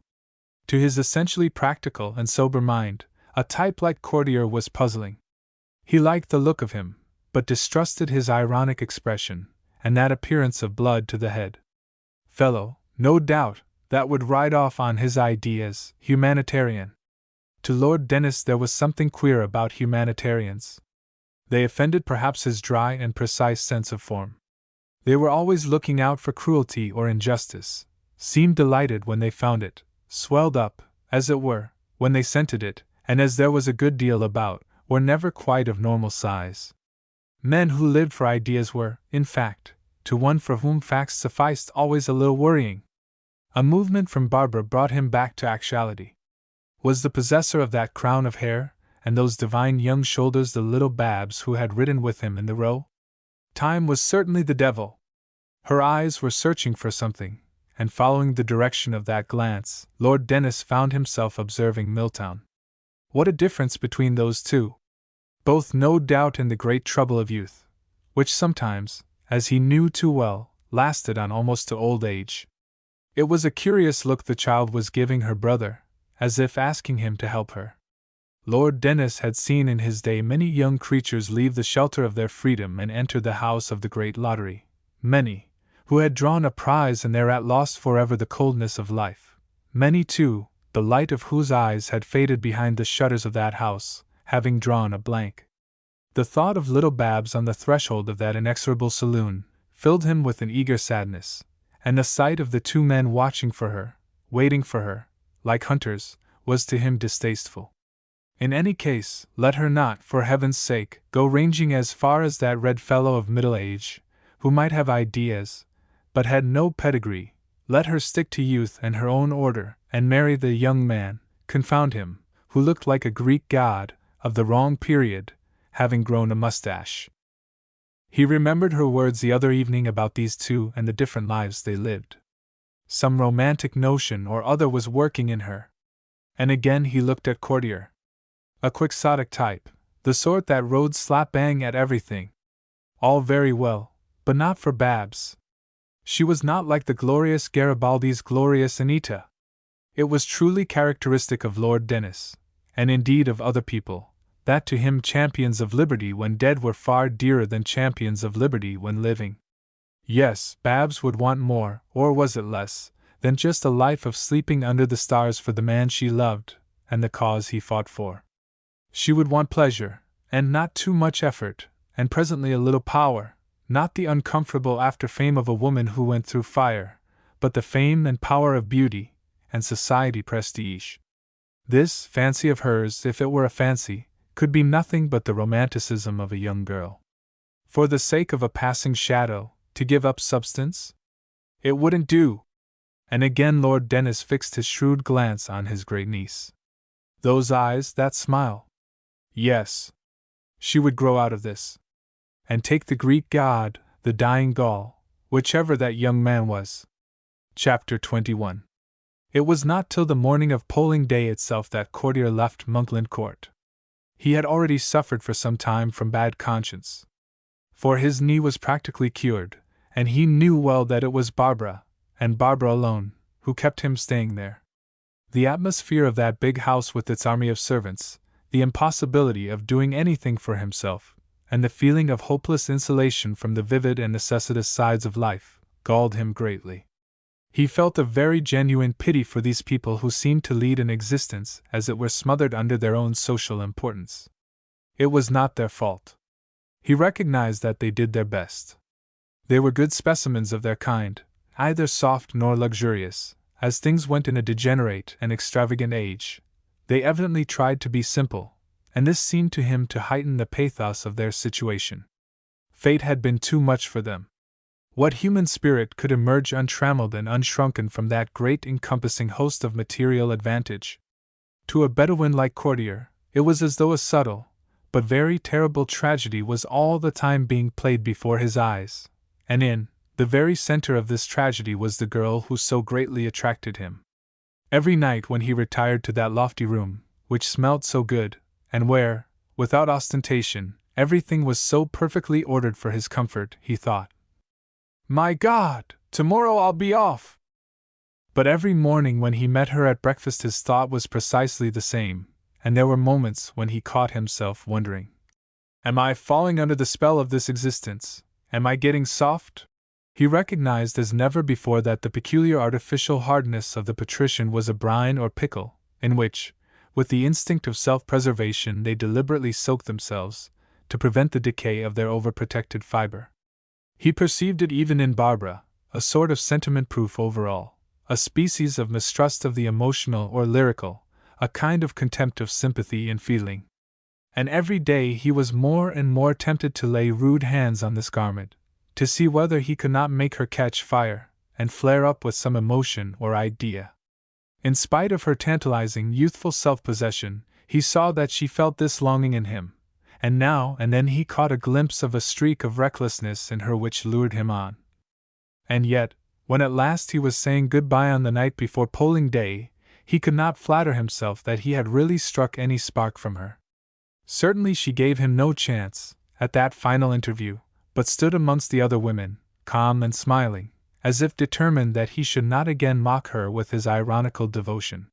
He got up very early the next morning, intending to pass away unseen.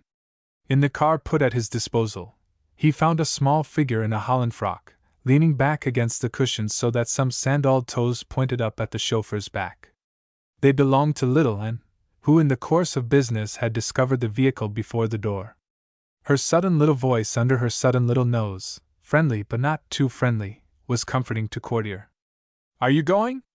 I can come as far as the gate. That is lucky. Yes. Is that all your luggage? I'm afraid it is. Oh. It's quite a lot, really, isn't it? As much as I deserve. Of course, you don't have to take guinea pigs about with you. Not as a rule. I always do. There's Great Granny. There certainly was Lady Casterly, standing a little back from the drive, and directing a tall gardener how to deal with an old oak tree. Courtier alighted, and went towards her to say good-bye. She greeted him with a certain grim cordiality. So you are going? I am glad of that, though you quite understand that I like you personally. Quite. Her eyes gleamed maliciously.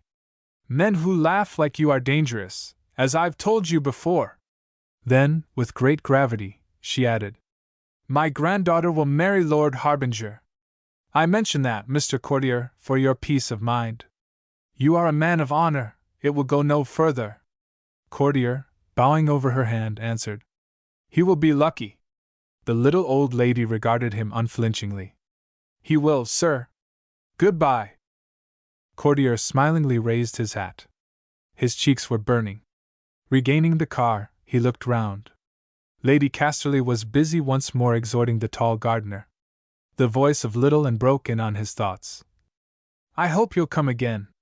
Because I expect I shall be here at Christmas, and my brothers will be here then, that is, Jock and Titty, not Christopher because he's young. I must go now. Goodbye. Hello, Susie.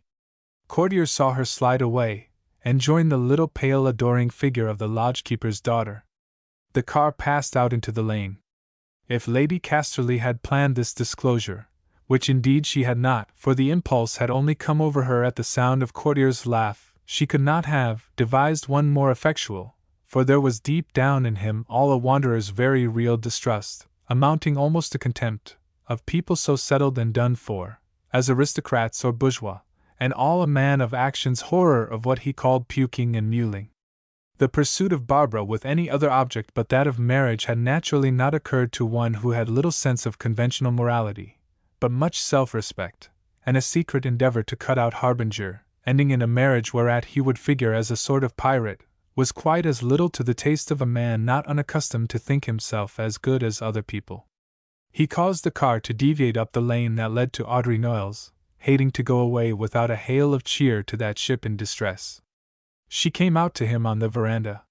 From the clasp of her hand, thin and faintly browned, the hand of a woman never quite idle, he felt that she relied on him to understand and sympathize, and nothing so awakened the best in Courtier as such mute appeals to his protection. He said gently, Don't let them think you're down.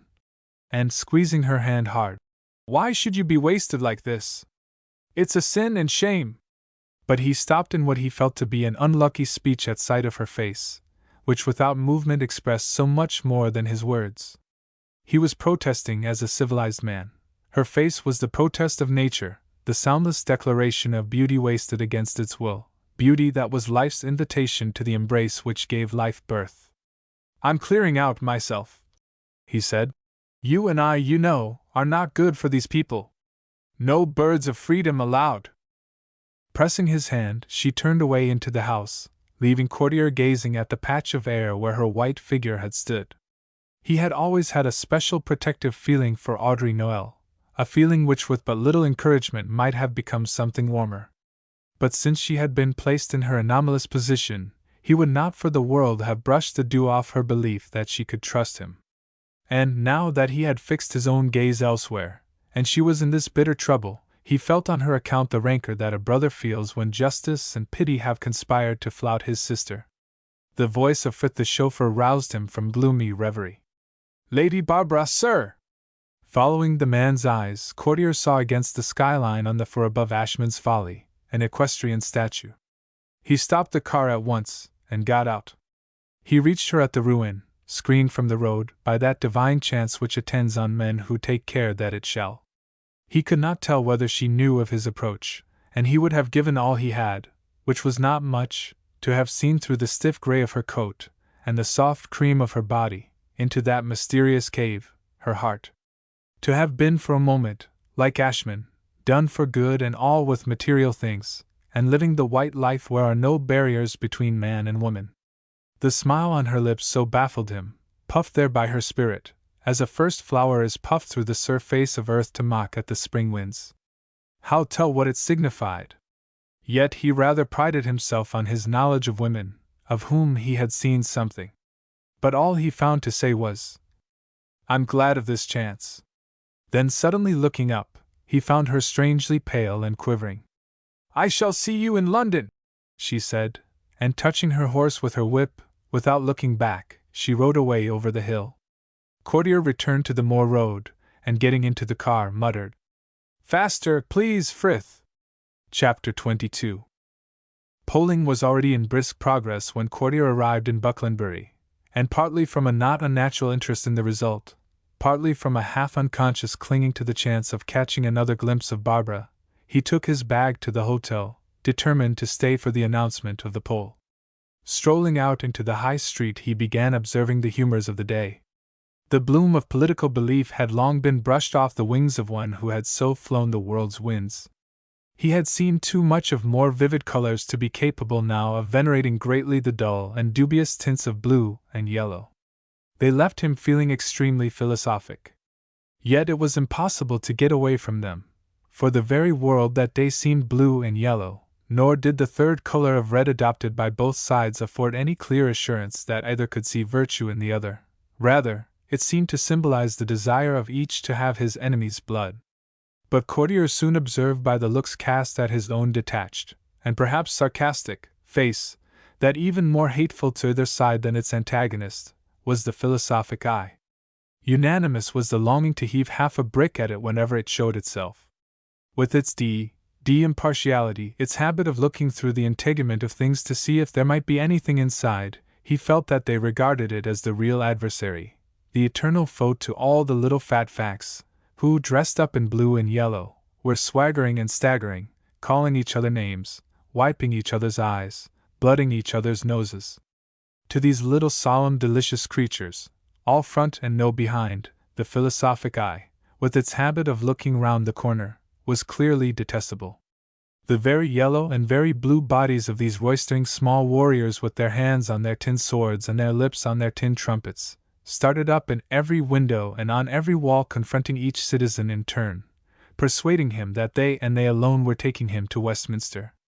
Nor had they apparently for the most part much trouble with electors, who, finding uncertainty distasteful, passionately desired to be assured that the country could at once be saved by little yellow facts or little blue facts, as the case might be, who had, no doubt, a dozen other good reasons for being on the one side or the other, as, for instance, that their father had been so before them, that their bread was buttered yellow or buttered blue, that they had been on the other side last time, that they had thought it over and made up their minds, that they had innocent blue or naive yellow beer within, that his lordship was the man, or that the words proper to their mouths were Chilcocks for Bucklandbury, and above all, the one really creditable reason that, so far as they could tell with the best of their intellect and feelings, the truth at the moment was either blue or yellow. The narrow high street was thronged with voters. Tall policemen stationed there had nothing to do. The certainty of all, that they were going to win, seemed to keep everyone in good humor. There was as yet no need to break anyone's head, for though the sharpest lookout was kept for any signs of the philosophic eye, it was only to be found, outside Courtier, in the perambulators of babies, in one old man who rode a bicycle waveringly along the street and stopped to ask a policeman what was the matter in the town, and in two rather green-faced fellows who trundled barrows full of favors both blue and yellow. But though Courtier eyed the facts with such suspicion, the keenness of everyone about the business struck him as really splendid. They went at it with a will. Having looked forward to it for months, they were going to look back on it for months. It was evidently a religious ceremony, summing up most high feelings, and this seemed to one who was himself a man of action, natural, perhaps pathetic, but certainly no matter for scorn.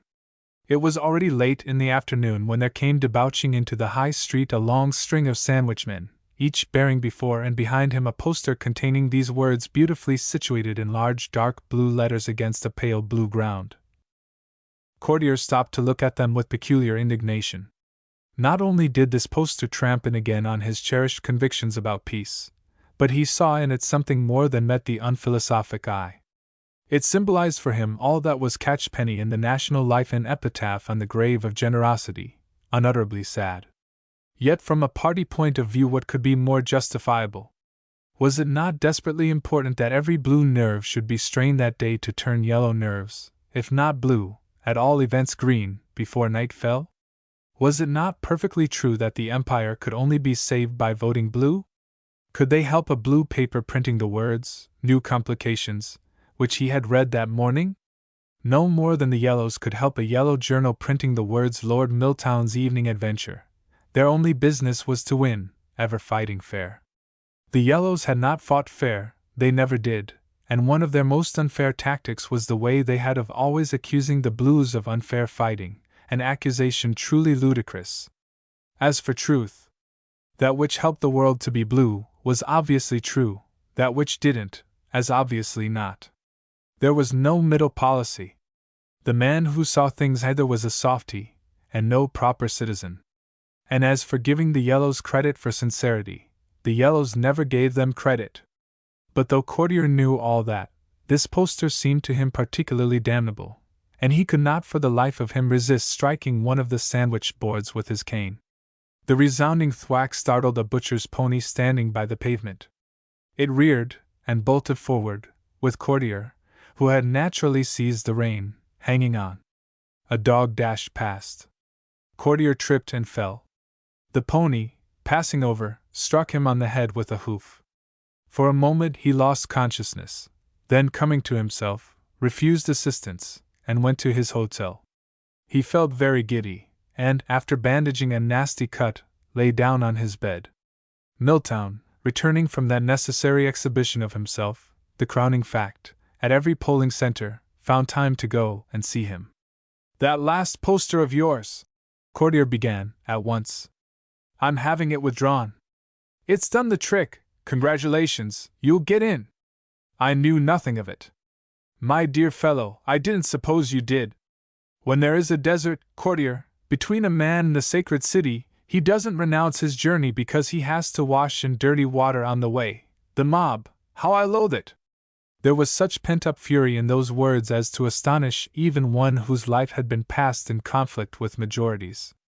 "I hate its mean stupidities, I hate the sound of its voice, and the look on its face.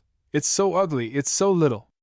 Courtier, I suffer purgatory from the thought that I shall scrape in by the votes of the mob. There is sin in using this creature, and I am expiating it." To this strange outburst, Courtier at first made no reply. "You've been working too hard," he said at last. "You're off your balance. After all, the mob's made up of men like you and me." "No, Courtier, the mob is not made up of men like you and me. If it were, it would not be the mob."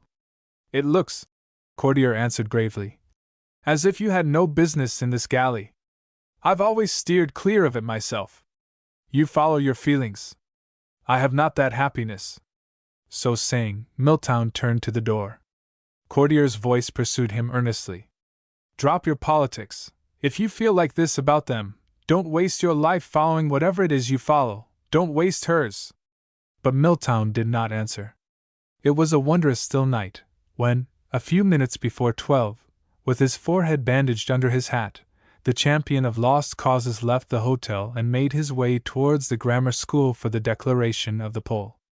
A sound as of some monster breathing guided him, till, from a steep empty street he came in sight of a surging crowd, spread over the town square, like a dark carpet patterned by splashes of lamplight. High up above that crowd, on the little peak tower of the grammar school, a brightly lighted clock face presided, and over the passionate hopes in those thousands of hearts knit together by suspense the sky had lifted, and showed no cloud between them and the purple fields of air. To Courtier descending towards the square, the swaying white faces, turned all one way, seemed like the heads of giant wild flowers in a dark field, shivered by wind. The night had charmed away the blue and yellow facts, and breathed down into that throng the spirit of emotion. And he realized all at once the beauty and meaning of this scene, expression of the quivering forces, whose perpetual flux, controlled by the spirit of balance, was the soul of the world.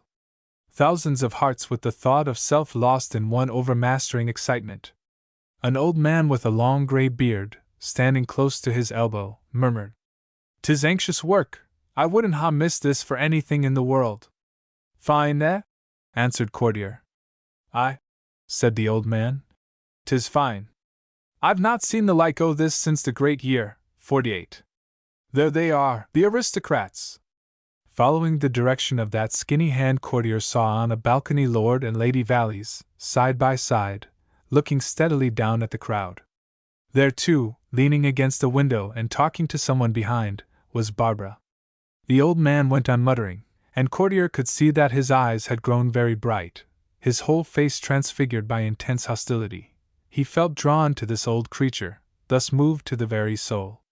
Then he saw Barbara looking down at him, with her hand raised to her temple to show that she saw his bandaged head.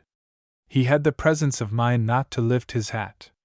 The old man spoke again. "You wouldn't remember '48, I suppose? There was a feeling in the people then, we would ha' died for things in those days. I'm 84. And he held his shaking hand up to his breast. "But the spirit's alive here yet. God send the radical gets in!" There was wafted from him a scent as of potatoes. Far behind, at the very edge of the vast dark throng, some voices began singing. "Way down upon the Swanee River." The tune floated forth, ceased, spurted up once more, and died. Then, in the very center of the square, a stentorian baritone roared forth, "Should all the acquaintance be forgot?" The song swelled, till every kind of voice, from treble to the old chartist's quavering bass, was chanting it. Here and there the crowd heaved with the movement of linked arms. Courtier found the soft fingers of a young woman in his right hand, the old chartist's dry trembling paw in his left. He himself sang loudly.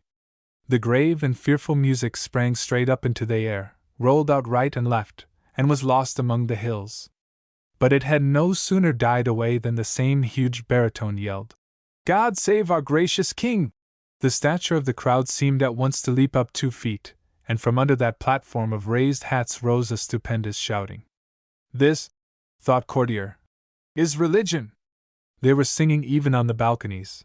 By the lamplight he could see Lord Valley's mouth not opened quite enough, as though his voice were just a little ashamed of coming out, and Barbara with her head flung back against the pillar, pouring out her heart.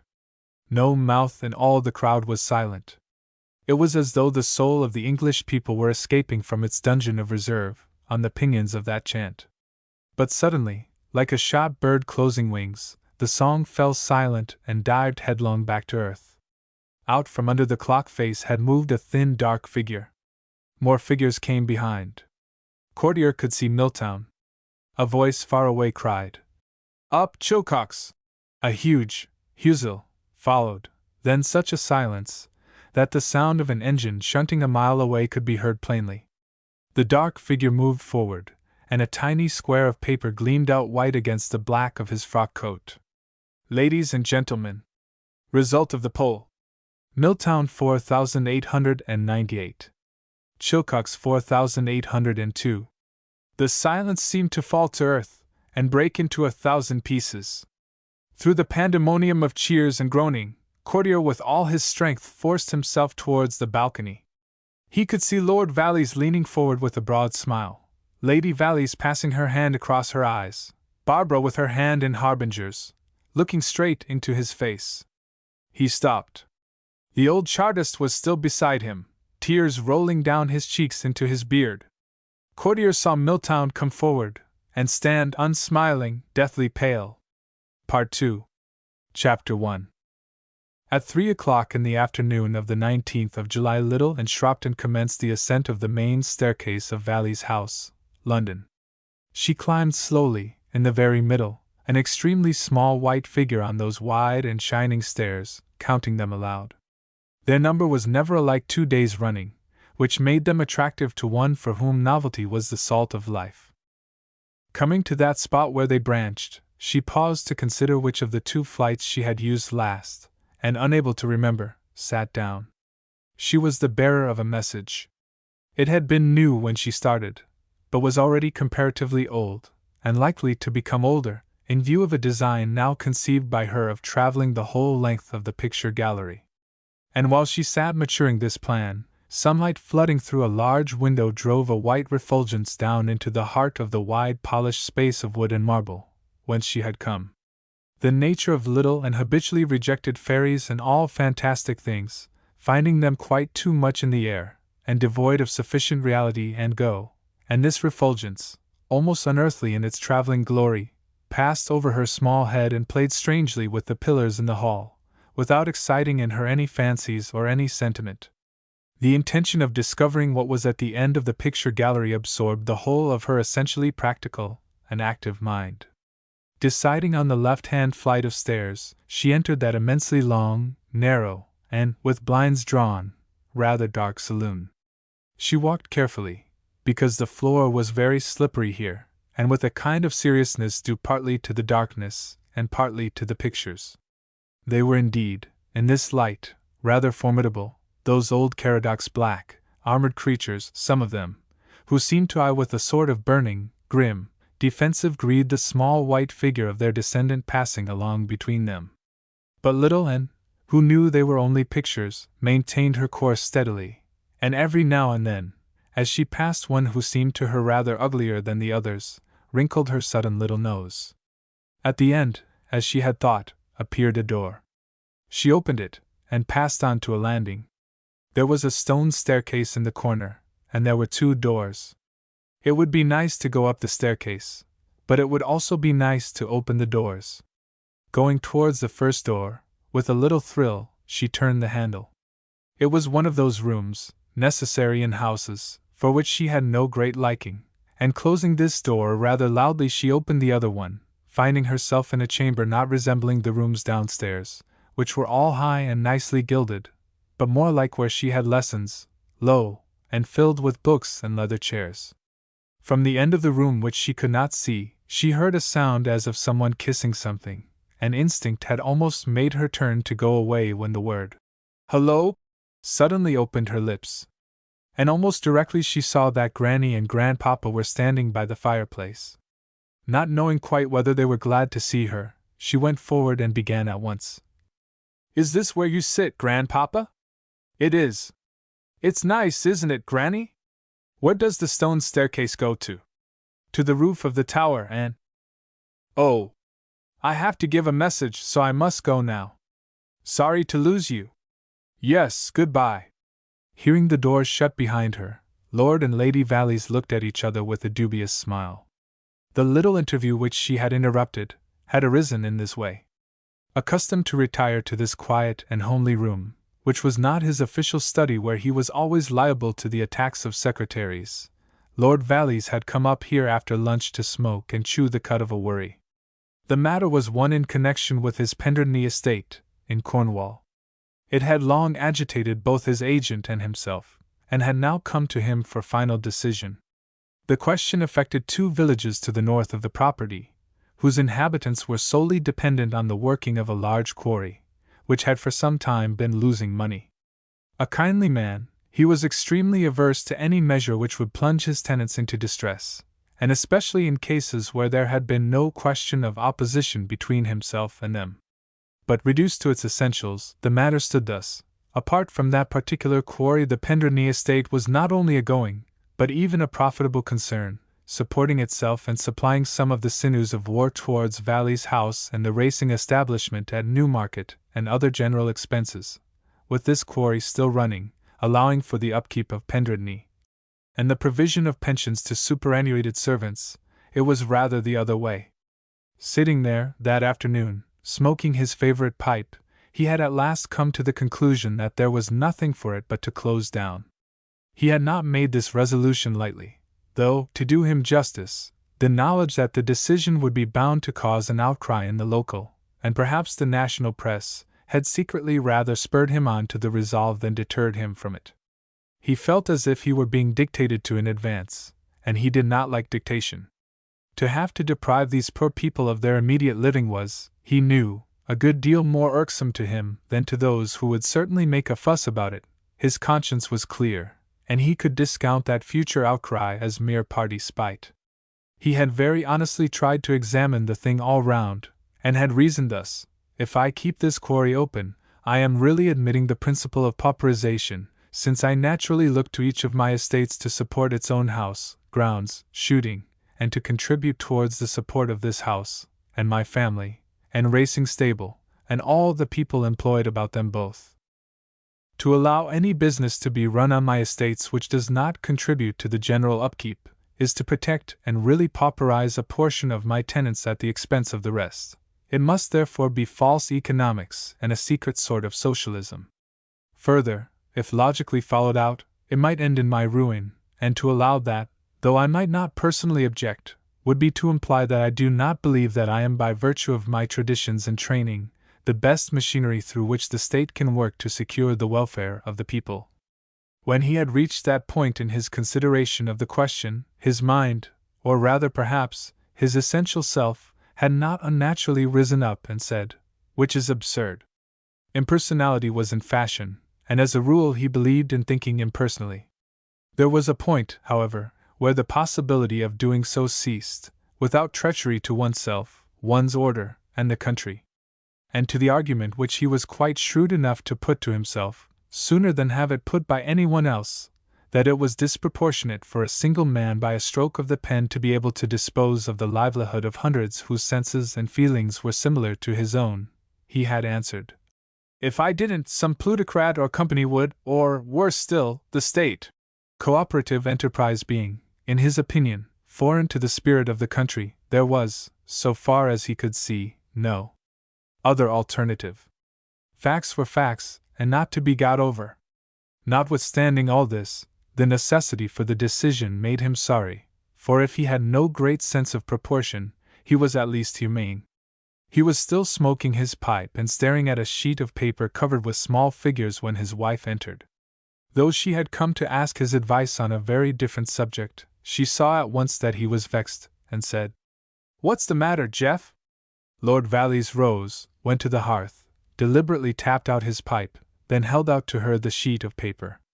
"That quarry! Nothing for it, must go." Lady Valleys' face changed. "Oh, no! It will mean such dreadful distress." Lord Valleys stared at his nails. "It's putting a drag on the whole estate," he said. "I know, but how could we face the people? I should never be able to go down there. And most of them have such enormous families." Since Lord Valleys continued to bend on his nails that slow, thought-forming stare, she went on earnestly: "Rather than that, I'd make sacrifices. I'd sooner Pendridney were let than throw all those people out of work. I suppose it would let? Best woodcock shooting in the world." Lady Valleys, pursuing her thoughts, went on: "In time we might get the people drafted into other things. Have you consulted Milltown?" "No," said Lord Valleys shortly. "And don't mean to, he's too unpractical. He always seems to know what he wants very well." "I tell you," repeated Lord Valleys, "Milltown's no good in a matter of this sort. He and his ideas throw back to the Middle Ages." Lady Valleys went closer, and took him by the lapels of his collar. "Jeff, really, to please me, some other way." Lord Valleys frowned, staring at her for some time, and at last answered: "To please you, I'll leave it over another year." "You think that's better than letting?" "I don't like the thought of some outsider there. Time enough to come to that if we must. Take it as my Christmas present." Lady Valleys, rather flushed, bent forward and kissed his ear. It was at this moment that little Anne had entered. When she was gone, and they had exchanged that dubious look, Lady Valleys said: "I came about Babs. I don't know what to make of her since we came up. She's not putting her heart into things." Lord Valleys answered almost sulkily: "It's the heat probably, or Claude Harbinger." In spite of his easygoing parentalism, he disliked the thought of losing the child whom he so affectionately admired. "Ah," said Lady Valleys slowly, "I'm not so sure." "How do you mean?" "There's something queer about her. I'm by no means certain she hasn't got some sort of feeling for that Mr. Courtier." "What?" said Lord Valleys, growing most unphilosophically red. "Exactly. Confound it, Gertrude, Milltown's business was quite enough for 1 year. 4:20, murmured Lady Valleys. I'm watching her. He's going to Persia, they say. And leaving his bones there, I hope, muttered Lord Valleys. Really, it's too much. I should think you're all wrong, though. Lady Valleys raised her eyebrows.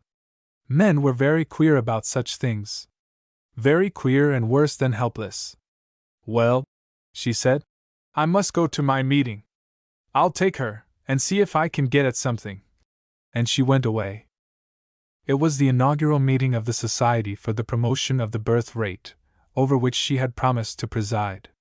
The scheme was one in which she had been prominent from the start, appealing as it did to her large and full-blooded nature. Many movements, to which she found it impossible to refuse her name, had in themselves but small attraction, and it was a real comfort to feel something approaching enthusiasm for one branch of her public work. Not that there was any academic consistency about her in the matter, for in private life amongst her friends she was not narrowly dogmatic on the duty of wives to multiply exceedingly. She thought imperially on the subject, without bigotry. Large, healthy families, in all cases save individual ones. The prime idea at the back of her mind was national expansion. Her motto, and she intended if possible to make it the motto of the League, was de laudatis, et encore de laudatis. It was a question of the full realization of the nation. She had a true, and in a sense touching belief in the flag, apart from what it might cover. It was her idealism. You may talk, she would say, as much as you like about directing national life in accordance with social justice. What does the nation care about social justice? The thing is much bigger than that. It's a matter of sentiment. We must expand. On the way to the meeting occupied with her speech, she made no attempt to draw Barbara into conversation. That must wait. The child, though languid and pale, was looking so beautiful that it was a pleasure to have her support in such a movement. In a little dark room behind the hall the committee were already assembled, and they went at once on to the platform. Chapter 2. Unmoved by the stares of the audience, Barbara sat absorbed in moody thoughts. Into the 3 weeks since Milltown's election there had been crowded such a multitude of functions that she had found, as it were, no time, no energy to know where she stood with herself. Since that morning in the stable, when he had watched her with the horse Hal, Harbinger had seemed to live only to be close to her. And the consciousness of his passion gave her a tingling sense of pleasure. She had been riding and dancing with him, and sometimes this had been almost blissful. But there were times, too, when she felt, though always with a certain contempt of herself, as when she sat on that sun-warmed stone below the Tor, a queer dissatisfaction, a longing for something outside a world where she had to invent her own starvations and simplicities, to make believe in earnestness. She had seen Courtier 3 times. Once he had come to dine, in response to an invitation from Lady Valleys worded in that charming, almost wistful style, which she had taught herself to use to those below her in social rank, especially if they were intelligent, once to the Valleys' house garden party, and next day, having told him what time she would be riding, she had found him in the Row, not mounted, but standing by the rail just where she must pass, with that look on his face of mingled deference and ironic self-containment, of which he was a master. It appeared that he was leaving England, and to her questions why, and where, he had only shrugged his shoulders. Up on this dusty platform, in the hot bare hall, facing all those people, listening to speeches whose sense she was too languid and preoccupied to take in, the whole medley of thoughts and faces round her, and the sound of the speakers' voices, formed a kind of nightmare, out of which she noted with extreme exactitude the color of her mother's neck beneath a large black hat, and the expression on the face of a committee man to the right, who was biting his fingers under cover of a blue paper.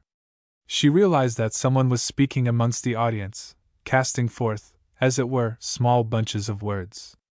She could see him, a little man in a black coat, with a white face which kept jerking up and down. "I feel that this is terrible," she heard him say. "I feel that this is blasphemy. That we should try to tamper with the greatest force, the greatest and the most sacred and secret force, that moves in the world, is to me horrible. I cannot bear to listen, it seems to make everything so small." She saw him sit down, and her mother rising to answer.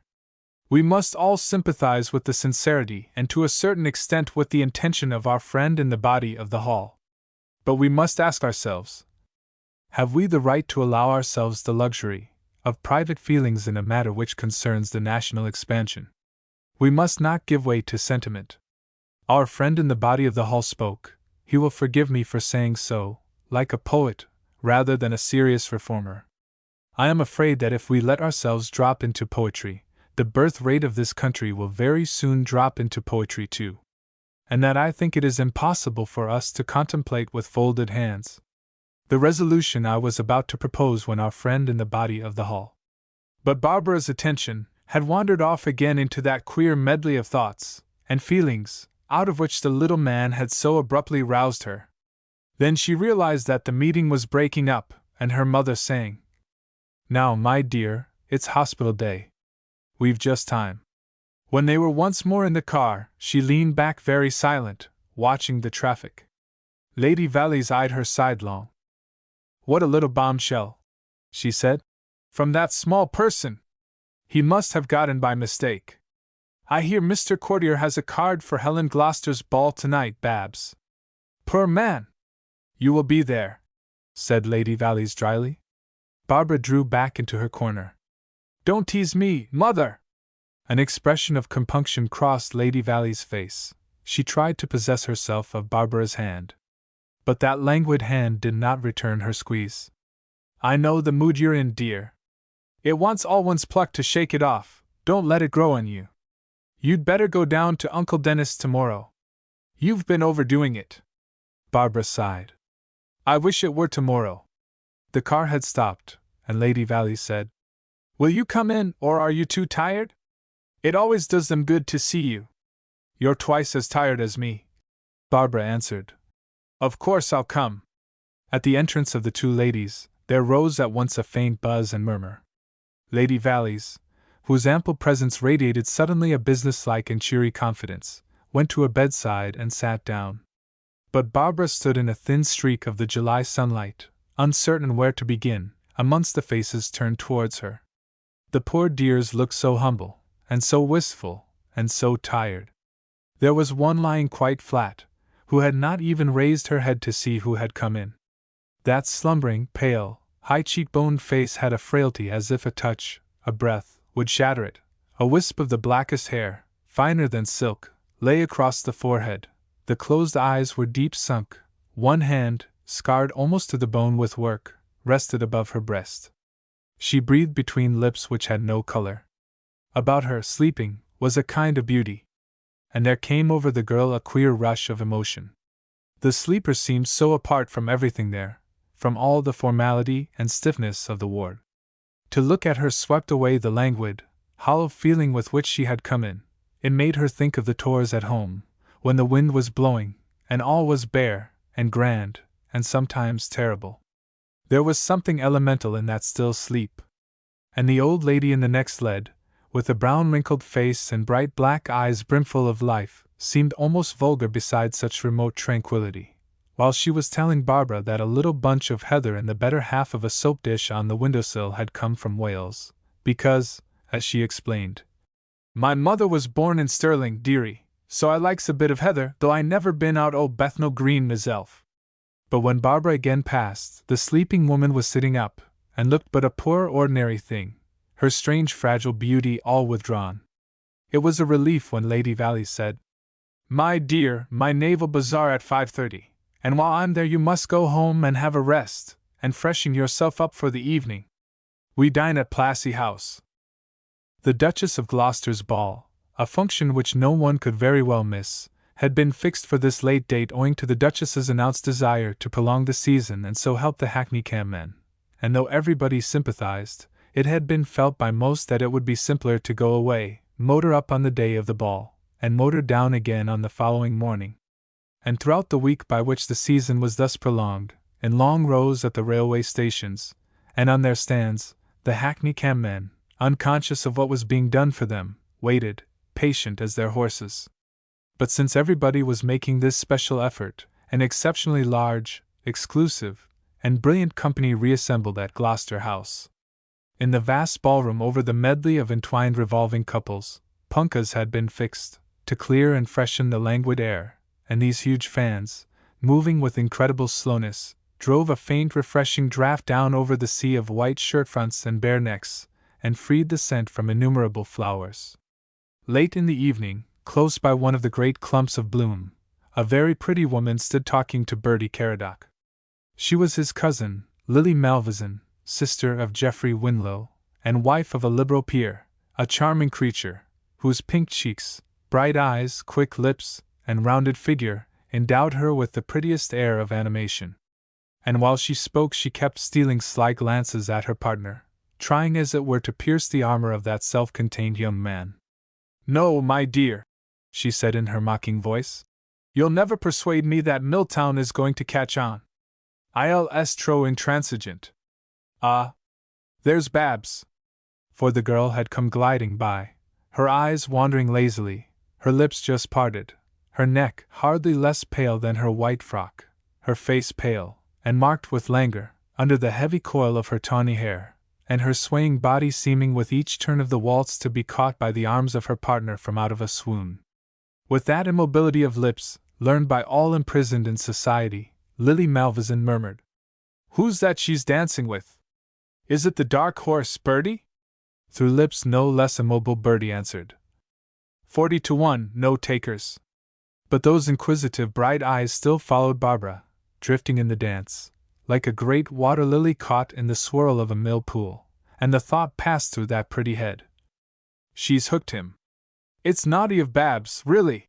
And then she saw leaning against a pillar another whose eyes also were following those two, and she thought, Poor Claude, no wonder he's looking like that. Oh, Babs!" By one of the statues on the terrace Barbara and her partner stood, where trees, disfigured by no gaudy lanterns, offered the refreshment of their darkness and serenity. Wrapped in her new pale languor, still breathing deeply from the waltz, she seemed to courtier too utterly molded out of loveliness. To what end should a man frame speeches to a vision? She was but an incarnation of beauty imprinted on the air, and would fade out at a touch like the sudden ghosts of enchantment that came to one under the blue and the starlit snow of a mountain night, or in a birch wood all wistful golden. Speech seemed but desecration. Besides, what of interest was there for him to say in this world of hers, so bewildering and of such glib assurance? This world that was like a building, whose every window was shut and had a blind drawn down. A building that admitted none who had not sworn, as it were, to believe it the world, the whole world, and nothing but the world, outside which were only the nibbled remains of what had built it. This world of society, in which he felt like one traveling through a desert, longing to meet a fellow creature. The voice of Harbinger behind them said, "Lady Babs!" Long did the punkahs waft their breeze over that brave-hued wheel of pleasure, and the sound of the violins quaver and wail out into the morning.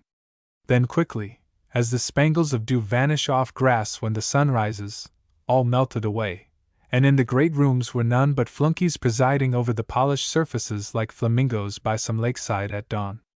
Chapter 3. A brick dower house of the Fitzharolds, just outside the little seaside town of Nettlefold, sheltered the tranquil days of Lord Dennis. In that south coast air, sanest and most healing in all England, he raged very slowly, taking little thought of death, and much quiet pleasure in his life. Like the tall old house with its high windows and squat chimneys, he was marvelously self-contained. His books, for he somewhat passionately examined old civilizations, and described their habits from time to time with a dry and not too poignant pen in a certain old-fashioned magazine, his microscope, for he studied infusoria, and the fishing boat of his friend John Bogle, who had long perceived that Lord Dennis was the biggest fish he ever caught. All these, with occasional visitors, and little runs to London, to Monkland, and other country houses, made up the sum of a life which, if not desperately beneficial, was uniformly kind and harmless, and by its notorious simplicity, had a certain negative influence not only on his own class but on the relations of that class with the country at large. It was commonly said in Nettlefold that he was a gentleman. If they were all like him, there wasn't much in all this talk against the lords. The shop people and lodging house keepers felt that the interests of the country were safer in his hands than in the hands of people who wanted to meddle with everything for the good of those who were only anxious to be let alone. A man, too, who could so completely forget he was the son of a duke that other people never forgot it, was the man for their money. It was true that he had never had a say in public affairs, but this was overlooked, because he could have had it if he liked, and the fact that he did not like only showed once more that he was a gentleman. Just as he was the one personality of the little town against whom practically nothing was ever said, so was his house the one house which defied criticism. Time had made it utterly suitable.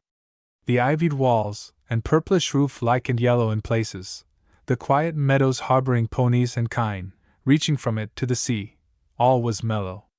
In truth, it made all the other houses of the town seem shoddy, standing alone beyond them, like its master, if anything a little too aesthetically remote from common wants. He had practically no near neighbors of whom he saw anything, except once in a way young Harbinger 3 miles distant at Whitewater. But since he had the faculty of not being bored with his own society, this did not worry him.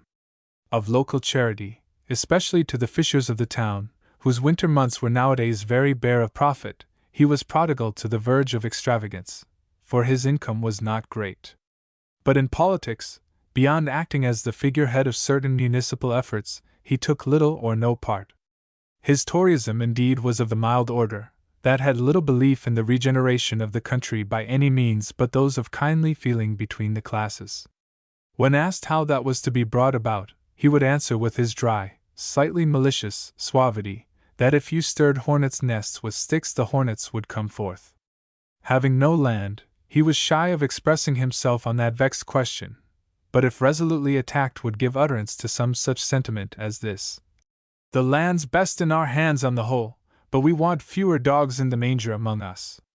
He had, as became one of his race, a feeling for land, tender and protective, and could not bear to think of its being put out to farm with that cold mother, the state.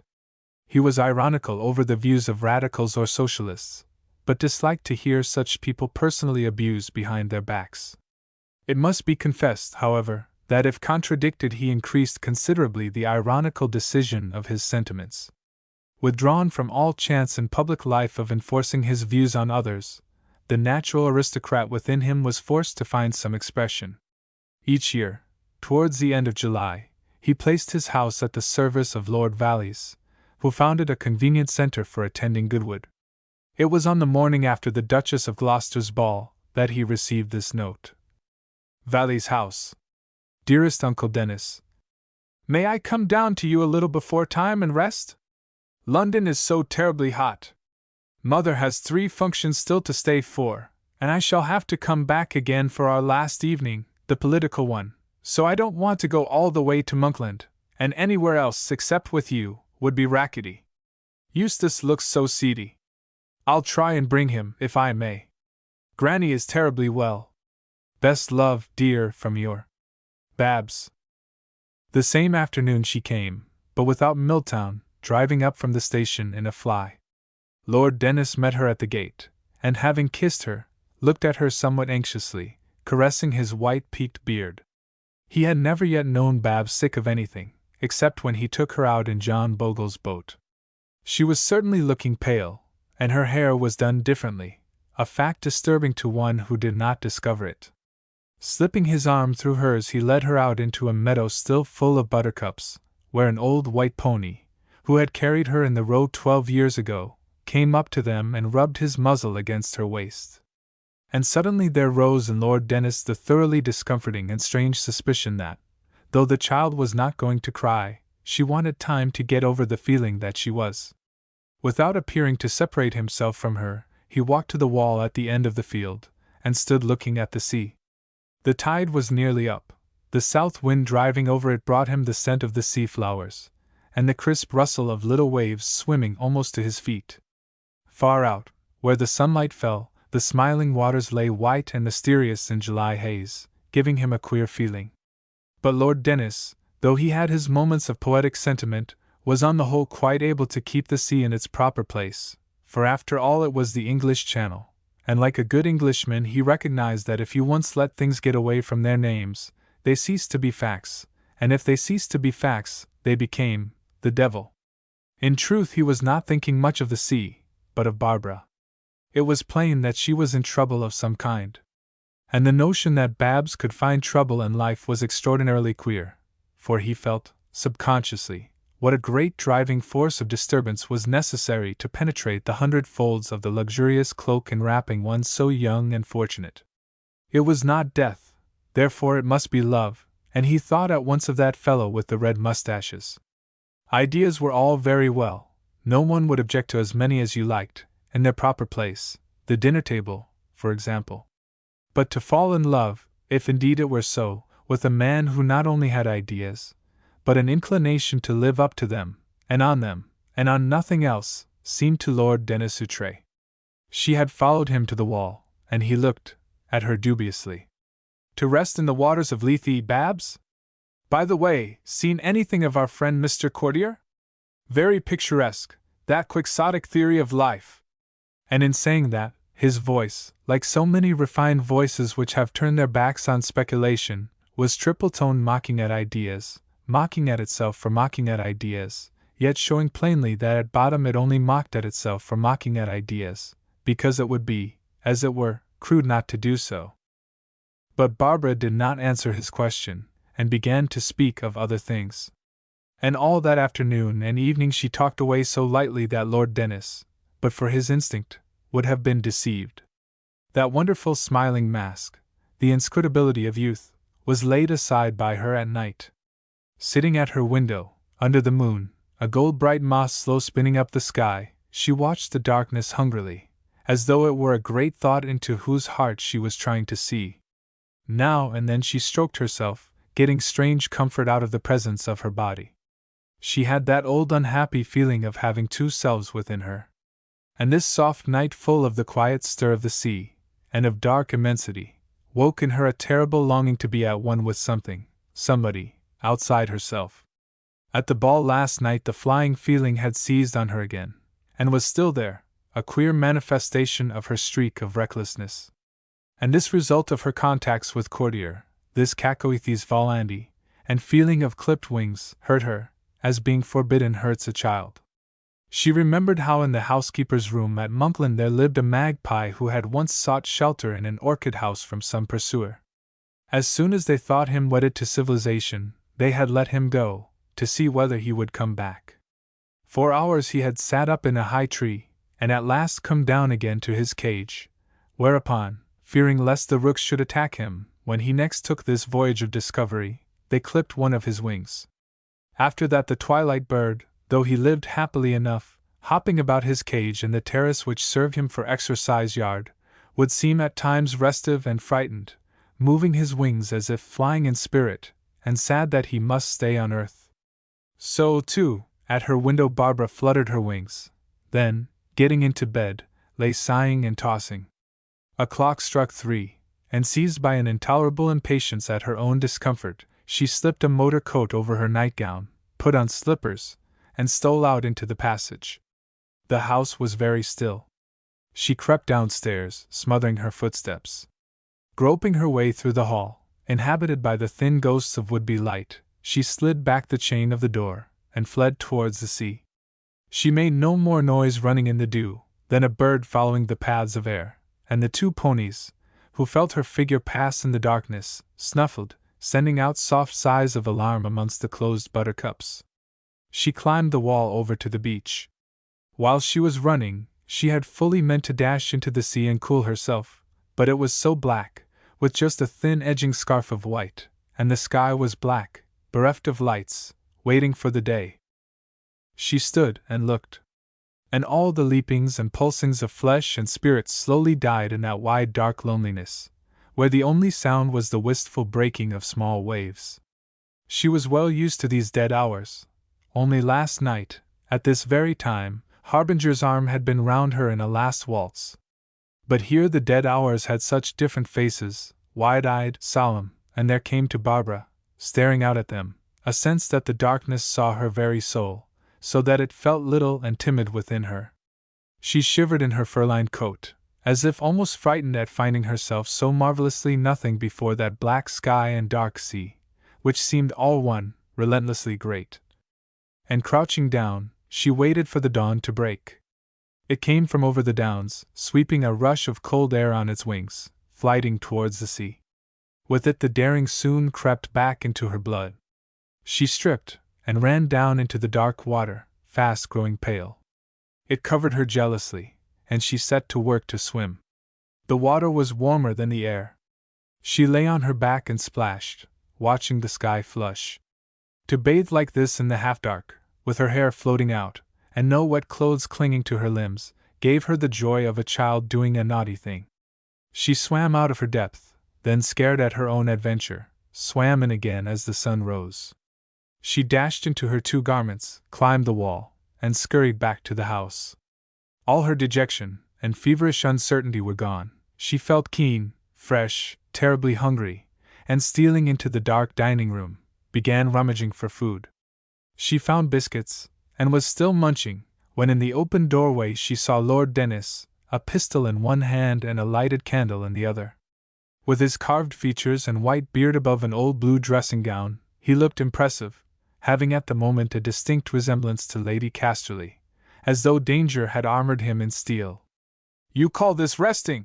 he said dryly, then, looking at her drowned hair, added, "I see you have already entrusted your trouble to the waters of Lethe." But without answer Barbara vanished into the dim hall and up the stairs. Chapter 4. While Barbara was swimming to meet the dawn, Milltown was bathing in those waters of mansuetude and truth which roll from wall to wall in the British House of Commons. In that long debate on the land question, for which he had waited to make his first speech, he had already risen 9 times without catching the speaker's eye, and slowly a sense of unreality was creeping over him. Surely this great chamber, where without end rose the small sound of a single human voice, and queer mechanical bursts of approbation and resentment, did not exist at all but as a gigantic fancy of his own. And all these figures were figments of his brain. And when he at last spoke, it would be himself alone that he addressed. The torpid air tainted with human breath, the unwinking stare of the countless lights, the long rows of seats, the queer distant rounds of pale listening flesh perched up so high, they were all emanations of himself. Even the coming and going in the gangway was but the coming and going of little wilful parts of him. And rustling deep down in this titanic creature of his fancy was the murmuration of his own unspoken speech, sweeping away the puff balls of words flung up by that faraway, small, varying voice. Then, suddenly all that dream creature had vanished. He was on his feet, with a thumping heart, speaking. Soon he had no tremors, only a dim consciousness that his words sounded strange, and a queer icy pleasure in flinging them out into the silence. Round him there seemed no longer men, only mouths and eyes. And he had enjoyment in the feeling that with these words of his he was holding those hungry mouths and eyes dumb and unmoving. Then he knew that he had reached the end of what he had to say, and sat down, remaining motionless in the center of a various sound, staring at the back of the head in front of him, with his hands clasped round his knee. And soon, when that little faraway voice was once more speaking, he took his hat, and glancing neither to right nor left, went out. Instead of the sensation of relief and wild elation which fills the heart of those who have taken the first plunge, Milltown had nothing in his deep dark well but the waters of bitterness. In truth, with the delivery of that speech he had but parted with what had been a sort of anodyne to suffering. He had only put the fine point on his conviction of how vain was his career now that he could not share it with Audrey Noel. He walked slowly towards the temple, along the riverside, where the lamps were paling into nothingness before that daily celebration of divinity, the meeting of dark and light. For Milltown was not one of those who take things lying down. He took things desperately, deeply, and with revolt. He took them like a rider riding himself, plunging at the dig of his own spurs, chafing and wincing at the cruel tugs of his own bit, bearing in his friendless, proud heart all the burden of struggles which shallower or more genial natures shared with others. He looked hardly less haggard, walking home, than some of those homeless ones who slept nightly by the river, as though they knew that to lie near one who could so readily grant oblivion, alone could save them from seeking that consolation. He was perhaps unhappier than they, whose spirits, at all events, had long ceased to worry them, having oozed out from their bodies under the foot of life. Now that Audrey Noel was lost to him, her loveliness and that indescribable quality which made her lovable, floated before him, the very torture flowers of a beauty never to be grasped, yet that he could grasp, if he only would. That was the heart and fervor of his suffering. To be grasped if he only would. He was suffering, too, physically from a kind of slow fever, the result of his wedding on the day when he last saw her. And through that latent fever, things and feelings, like his sensations in the house before his speech, were all as it were muffled in a horrible way, as if they all came to him wrapped in a sort of flannel coating, through which he could not cut. And all the time there seemed to be within him two men at mortal grips with one another, the man of faith and divine sanction and authority, on which all his beliefs had hitherto hinged, and a desperate warm-blooded hungry creature. He was very miserable, craving strangely for the society of someone who could understand what he was feeling, and from long habit of making no confidants, not knowing how to satisfy that craving. It was dawn when he reached his rooms, and sure that he would not sleep, he did not even go to bed, but changed his clothes, made himself some coffee, and sat down at the window which overlooked the flowered courtyard. In Middle Temple Hall a ball was still in progress, though the glamour from its Chinese lanterns was already darkened and gone. Milltown saw a man and a girl, sheltered by an old fountain, sitting out their last dance. Her head had sunk on her partner's shoulder, their lips were joined, and there floated up to the window the scent of heliotrope, with the tune of the waltz that those two should have been dancing. This couple so stealthily enlaced, the gleam of their furtively turned eyes, the whispering of their lips, that stony niche below the twittering sparrows, so cunningly sought out, it was the world he had abjured. When he looked again, they, like a vision seen, had stolen away and gone. The music too had ceased, there was no scent of heliotrope. In the stony niche crouched a stray cat watching the twittering sparrows. Milltown went out, and turning into the empty Strand walked on, without heeding where, till towards 5 o'clock he found himself on Putney Bridge. He rested there, leaning over the parapet, looking down at the grey water. The sun was just breaking through the heat haze, early wagons were passing, and already men were coming in to work. To what end did the river wander up and down, and a human river flow across it twice every day? To what end were men and women suffering? Of the full current of this life Milltown could no more see the aim, than that of the wheeling gulls in the early sunlight. Leaving the bridge he made towards Barnes Common. The night was still ensnared there on the gorse bushes grey with cobwebs and starry dewdrops. He passed a tramp family still sleeping, huddled all together. Even the homeless lay in each other's arms. From the common he emerged on the road near the gates of Ravensham. Turning in there, he found his way to the kitchen garden, and sat down on a bench close to the raspberry bushes. They were protected from thieves, but at Milltown's approach two blackbirds flustered out through the netting and flew away. His long figure resting so motionless impressed itself on the eyes of a gardener, who caused a report to be circulated that his young lordship was in the fruit garden. It reached the ears of Clifton, who himself came out to see what this might mean. The old man took his stand in front of Milltown very quietly. "You have come to breakfast, my lord? If my grandmother will have me, Clifton. I understood your lordship was speaking last night." "I was. You find the House of Commons satisfactory, I hope?" "Fairly, thank you, Clifton. They are not what they were in the great days of your grandfather, I believe. He had a very good opinion of them." "They vary, no doubt. Tempora mutantur." "That is so. I find quite a new spirit towards public affairs. The halfpenny press, one takes it in, but one hardly approves. I shall be anxious to read your speech. They say a first speech is a great strain. It is rather. But you had no reason to be anxious. I'm sure it was beautiful." Milltown saw that the old man's thin sallow cheeks had flushed to a deep orange between his snow-white whiskers. "I have looked forward to this day," he stammered, "ever since I knew your lordship, 20 years. It is the beginning." "Or the end, Clifton?" The old man's face fell in a look of deep and concerned astonishment. "No, no," he said. "With your antecedents, never." Milltown took his hand. "Sorry, Clifton, Didn't mean to shock you. And for a minute neither spoke, looking at their clasped hands as if surprised. Would your lordship like a bath? Breakfast is still at 8. I can procure you a razor.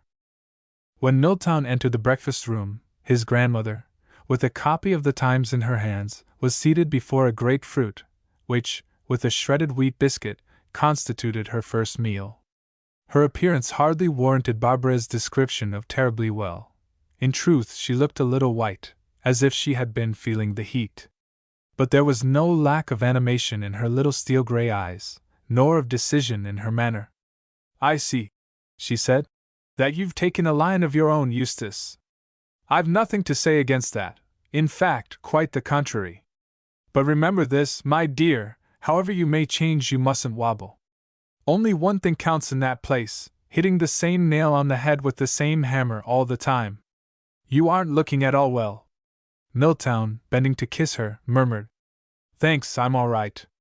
Nonsense, replied Lady Casterly. They don't look after you. Was your mother in the house? I don't think so. Exactly. And what is Barbara about? She ought to be seeing to you. Barbara is down with Uncle Dennis. Lady Casterly set her jaw, then looking her grandson through and through said, I shall take you down there this very day. I shall have the see to you. What do you say, Clifton? His lordship does look pale. Have the carriage, and we'll go from Clapham Junction. Thomas can go in and fetch you some clothes. Or better, though I dislike them, we can telephone to your mother for a car. It's very hot for trains. Arrange that, please, Clifton. To this project Milltown raised no objection. And all through the drive he remained sunken in indifference and lassitude which to Lady Casterly seemed in the highest degree ominous. For lassitude, to her, was the strange, the unpardonable state. The little great lady, casket of the aristocratic principle, was permeated to the very backbone with the instinct of artificial energy, of that alert vigor which those who have nothing socially to hope for are forced to develop, lest they should decay and be again obliged to hope. To speak honest truth, she could not forbear an itch to run some sharp and foreign substance into her grandson, to rouse him somehow, for she knew the reason of his state, and was temperamentally out of patience with such a cause for backsliding. Had it been any other of her grandchildren she would not have hesitated, but there was that in Milltown which held even Lady Casterly in check, and only once during the 4 hours of travel did she attempt to break down his reserve. She did it in a manner very soft for her. Was he not of all living things the hope and pride of her heart? Tucking her little thin sharp hand under his arm, she said quietly, My dear, don't brood over it. That will never do. But Milltown removed her hand gently, and laid it back on the dust rug, nor did he answer, or show other sign of having heard. And Lady Casterly, deeply wounded, pressed her faded lips together, and said sharply, Slower, please, Frith. Chapter 5. It was to Barbara that Milltown unfolded, if but little, the trouble of his spirit, lying that same afternoon under a ragged tamarisk hedge with the tide far out. He could never have done this if there had not been between them the accidental revelation of that night at Monkland, nor even then perhaps had he not felt in this young sister of his the warmth of life for which he was yearning. In such a matter as love Barbara was the elder of these two. For, besides the motherly knowledge of the heart peculiar to most women, she had the inherent woman of the worldliness to be expected of a daughter of Lord and Lady Valleys. If she herself were in doubt as to the state of her affections, it was not as with Milltown, on the score of the senses and the heart, but on the score of her spirit and curiosity, which courtier had awakened and caused to flap their wings a little. She worried over Milltown's forlorn case. It hurt her too to think of Mrs. Noel eating her heart out in that lonely cottage. A sister so good and earnest as Agatha had ever inclined Barbara to a rebellious view of morals, and disinclined her altogether to religion. And so, she felt that if those two could not be happy apart, they should be happy together, in the name of all the joy there was in life. And while her brother lay face to the sky under the tamarisks, she kept trying to think of how to console him, conscious that she did not in the least understand the way he thought about things. Over the fields behind, the larks were hymning the promise of the unripe corn. The foreshore was painted all colors, from vivid green to mushroom pink. By the edge of the blue sea, little black figures stooped, gathering sapphire. The air smelled sweet in the shade of the tamarisk. There was ineffable peace. And Barbara, covered by the network of sunlight, could not help impatience with a suffering which seemed to her so corrigible by action. At last she ventured. "Life is short, Yusty." Milltown's answer, given without movement, startled her. "Persuade me that it is, Babs, and I'll bless you. If the singing of these larks means nothing, if that blue up there is a morass of our invention, if we are pettily, creeping on furthering nothing, if there's no purpose in our lives, persuade me of it, for God's sake." Carried suddenly beyond her depth, Barbara could only put out her hand and say, "Oh, don't take things so hard. Since you say that life is short," Milltown muttered, with his smile, "you shouldn't spoil it by feeling pity. In old days we went to the Tower for our convictions. We can stand a little private roasting, I hope, or has the sand run out of us altogether?" Stung by his tone, Barbara answered in rather a hard voice. "What we must bear, we must, I suppose. But why should we make trouble? That's what I can't stand.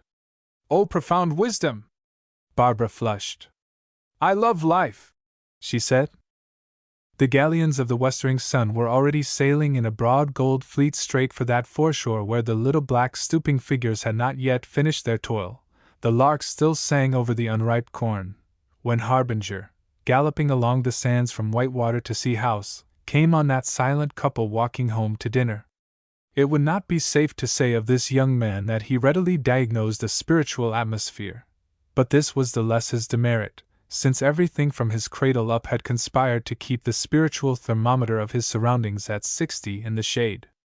And the fact that his own spiritual thermometer had now run up so that it threatened to burst the bulb, rendered him less likely than ever to see what was happening with other people's. Yet he did notice that Barbara was looking pale, and, it seemed, sweeter than ever. With her eldest brother he always somehow felt ill at ease. He could not exactly afford to despise an uncompromising spirit in one of his own order, but he was no more impervious than others to Milltown's caustic, thinly veiled contempt for the commonplace, and having a full-blooded belief in himself, usual with men of fine physique, whose lots are so cast that this belief can never or almost never be really shaken, he greatly disliked the feeling of being a little looked down on. It was an intense relief, when, saying that he wanted a certain magazine, Milltown strode off into the town. To Harbinger, no less than to Milltown and Barbara, last night had been bitter and restless. The sight of that pale swaying figure, with the parted lips, whirling round in courtiers' arms, had clung to his vision ever since the ball. During his own last dance with her he had been almost savagely silent, only by a great effort restraining his tongue from mordant allusions to that prancing, red-haired fellow, as he secretly called the champion of lost causes. In fact, his sensations there and since had been a revelation, or would have been if he could have stood apart to see them. True, he had gone about next day with his usual cool, off-hand manner, because one naturally did not let people see, but it was with such an inner aching and rage of want and jealousy as to really merit pity. Men of his physically big, rather rushing, type are the last to possess their souls in patience. Walking home after the ball he had determined to follow her down to the sea, where she had said, so maliciously, that she was going. After a second almost sleepless night, he had no longer any hesitation. He must see her. After all, a man might go to his own place with impunity. He did not care if it were a pointed thing to do. Pointed. The more pointed the better. There was beginning to be roused in him an ugly stubbornness of male determination. She should not escape him. But now that he was walking at her side, all that determination and assurance melted to perplexed humility. He marched along by his horse with his head down, just feeling the ache of being so close to her and yet so far, angry with his own silence and awkwardness, almost angry with her for her loveliness, and the pain it made him suffer. When they reached the house, and she left him at the stable yard, saying she was going to get some flowers, he jerked the beast's bridle and swore at it for its slowness in entering the stable. He was terrified that she would be gone before he could get into the garden, yet half afraid of finding her there. but she was still plucking carnations by the box hedge which led to the conservatories. And as she rose from gathering those blossoms, before he knew what he was doing, Harbinger had thrown his arm around her, held her as in a vice, kissed her unmercifully. She seemed to offer no resistance, her smooth cheeks growing warmer and warmer, even her lips passive. But suddenly he recoiled, and his heart stood still at his own outrageous daring. What had he done? He saw her leaning back almost buried in the clipped box hedge, and heard her say with a sort of faint mockery, "Well!" He would have flung himself down on his knees to ask for pardon but for the thought that someone might come. He muttered hoarsely, "By God, I was mad!" and stood glowering in sullen suspense between hardihood and fear. He heard her say quietly, "Yes, you were rather." Then seeing her put her hand up to her lips as if he had hurt them, he muttered brokenly, "Forgive me, Babs!" There was a full minute's silence while he stood there, no longer daring to look at her, beaten all over by his emotions. Then, with bewilderment, he heard her say, "I didn't mind it, for once." He looked up at that. How could she love him, and speak so coolly? How could she not mind, if she did not love him? She was passing her hands over her face and neck and hair, repairing the damage of his kisses.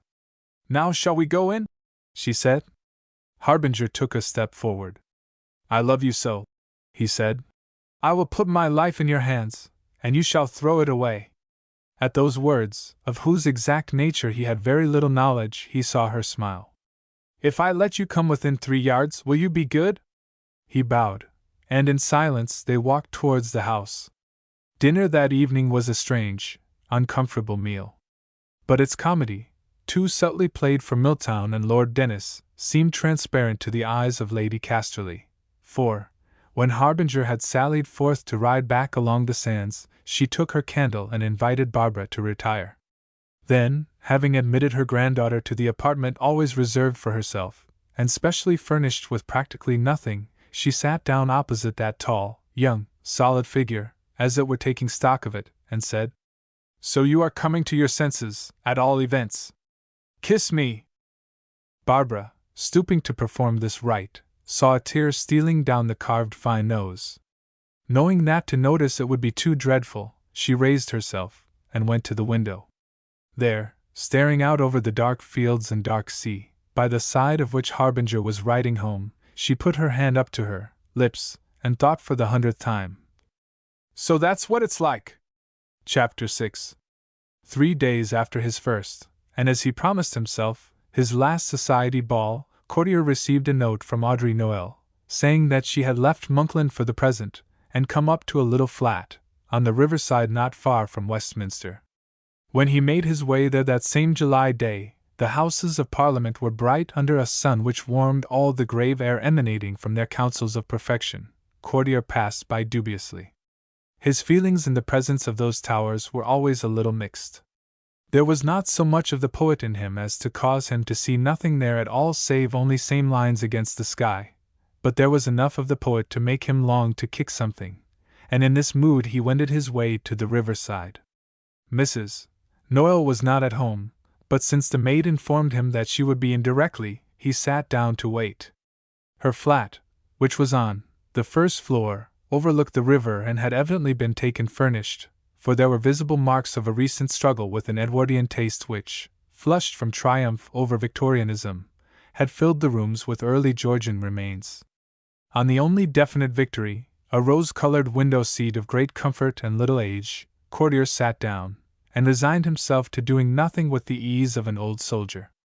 To the protective feeling he had once had for a very graceful, dark-haired child, he joined not only the championing pity of a man of warm heart watching a woman in distress, but the impatience of one who, though temperamentally incapable of feeling oppressed himself, rebelled at sight of all forms of tyranny affecting others. The sight of the great towers still just visible, under which Milltown and his father sat, annoyed him deeply, symbolizing to him authority, foe to his deathless mistress, the sweet, invincible lost cause of liberty. But presently the river, bringing up in flood the unbound water that had bathed every shore, touched all sands, and seen the rising and falling of each mortal star, so soothed him with its soundless hymn to freedom, that Audrey Noel, coming in with her hands full of flowers, found him sleeping firmly, with his mouth shut.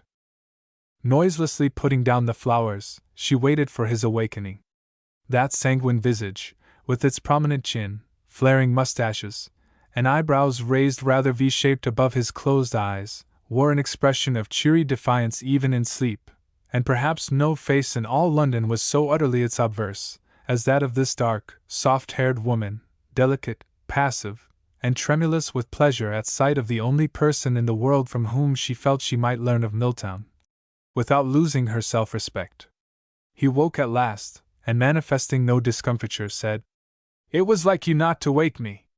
They sat for a long while talking, the riverside traffic drowsily accompanying their voices, the flowers drowsily filling the room with scent, and when Courtier left, his heart was sore.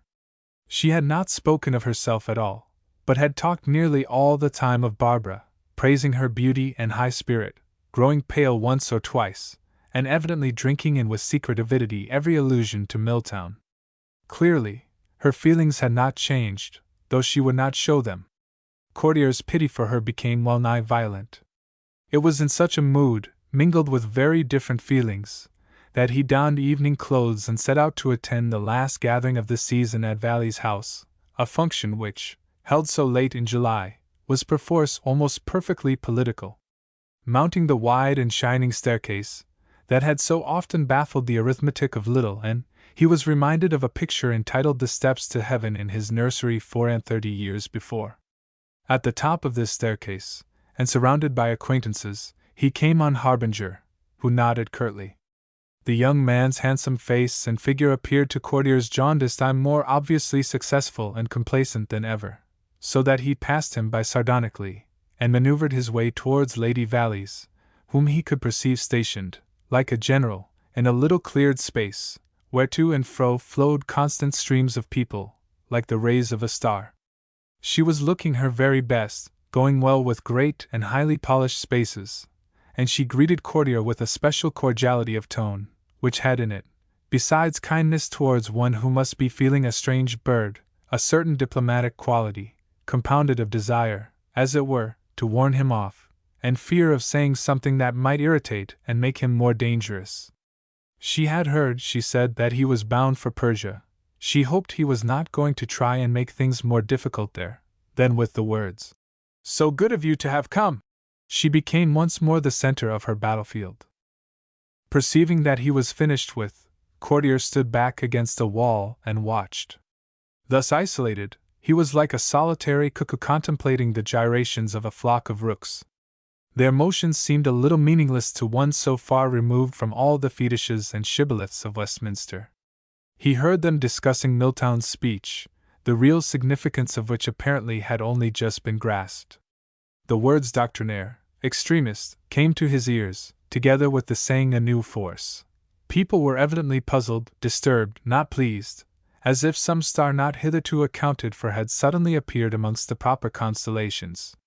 Searching this crowd for Barbara, Courtier had all the time an uneasy sense of shame. What business had he to come amongst these people so strange to him, just for the sake of seeing her? What business had he to be hankering after this girl at all, knowing in his heart that he could not stand the atmosphere she lived in for a week, and that she was utterly unsuited for any atmosphere that he could give her, to say nothing of the unlikelihood that he could flutter the pulses of one half his age? A voice behind him said, "Mr. Courtier!" He turned, and there was Barbara. "I want to talk to you about something serious. Will you come into the picture gallery?" When at last they were close to a family group of Georgian caradocs, and could as it were shut out the throng sufficiently for private speech, she began. "Milltown's so horribly unhappy. I don't know what to do for him. He's making himself ill." And she suddenly looked up, in Courtier's face. She seemed to him very young, and touching, at that moment. Her eyes had a gleam of faith in them, like a child's eyes, as if she relied on him to straighten out this tangle, to tell her not only about Milltown's trouble, but about all life, its meaning, and the secret of its happiness, and he said gently, "What can I do? Mrs. Noel is in town. But that's no good unless—" Not knowing how to finish this sentence, He was silent.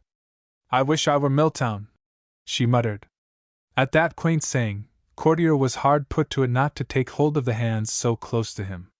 This flash of rebellion in her had quickened all his blood. But she seemed to have seen what had passed in him, for her next speech was chilly.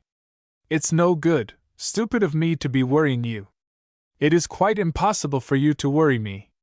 Her eyes lifted suddenly from her glove, and looked straight into his. "Are you really going to Persia?" "Yes." "But I don't want you to, not yet." And turning suddenly, she left him. Strangely disturbed, Courtier remained motionless, consulting the grave stare of the group of Georgian Caradocs. A voice said, "Good painting, isn't it?" Behind him was Lord Harbinger. And once more the memory of Lady Casterly's words, the memory of the two figures with joined hands on the balcony above the election crowd, all his latent jealousy of this handsome young colossus, his animus against one whom he could, as it were, smell out to be always fighting on the winning side, all his consciousness too of what a lost cause his own was, his doubt whether he were honorable to look on it as a cause at all, flared up in Courtier, so that his answer was a stare. On Harbinger's face, too, there had come a look of stubborn violence slowly working up towards the surface. "I said good, isn't it, Mr. Courtier? I heard you. And you were pleased to answer?" "Nothing." "With the civility which might be expected of your habits." Coldly disdainful, Courtier answered. "If you want to say that sort of thing, please choose a place where I can reply to you," and turned abruptly on his heel. But he ground his teeth as he made his way out into the street. In Hyde Park the grass was parched and dewless under a sky whose stars were veiled by the heat and dust haze. Never had Courtier so bitterly wanted the sky's consolation, the blessed sense of insignificance in the face of the night's dark beauty, which, dwarfing all petty rage and hunger, made men part of its majesty, exalted them to a sense of greatness. Chapter 7. It was past 4 o'clock the following day when Barbara issued from Valley's house on foot, clad in a pale buff frock. Chosen for quietness, she attracted every eye. Very soon entering a taxicab, she drove to the Temple, stopped at the Strand entrance, and walked down the little narrow lane into the heart of the lull. Its votaries were hurrying back from the courts, streaming up from their chambers for tea, or escaping desperately to Lord's or the Park, young votaries, unbound as yet by the fascination of fame or fees. And each, as he passed, looked at Barbara, with his fingers itching to remove his hat, and a feeling that this was she. After a day spent amongst precedents and practice, after 6 hours at least of trying to discover what chance a had of standing on his rights, or be had of preventing him, it was difficult to feel otherwise about that calm apparition, like a golden slim tree walking. One of them, asked by her the way to Milltown's staircase, preceded her with shy ceremony, and when she had vanished up those dusty stairs, lingered on, hoping that she might find her visitee out, and be obliged to return, and asked him the way back. But she did not come, and he went sadly away, disturbed to the very bottom of all that he owned in fee simple. In fact, no one answered Barbara's knock, and discovering that the door yielded, she walked through the lobby past the clerk's den, converted to a kitchen, into the sitting room. It was empty. She had never been to Milltown's rooms before, and she stared about her curiously. Since he did not practice, much of the proper gear was absent. The room indeed had a worn carpet, a few old chairs, and was lined from floor to ceiling with books. But the wall space between the windows was occupied by an enormous map of England, scored all over with figures and crosses, and before this map stood an immense desk, on which were piles of double foolscap covered with Milltown's neat and rather pointed writing. Barbara examined them, puckering up her forehead. She knew that he was working at a book on the land question, but she had never realized that the making of a book required so much writing. Papers, too, and blue books littered a large bureau on which stood bronze busts of Aeschylus and Dante. What an uncomfortable place, she thought. The room, indeed, had an atmosphere, a spirit, which depressed her horribly.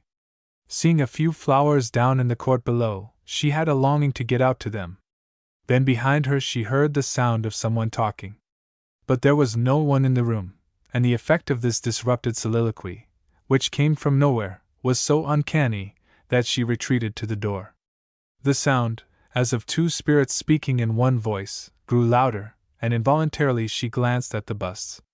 They seemed quite blameless.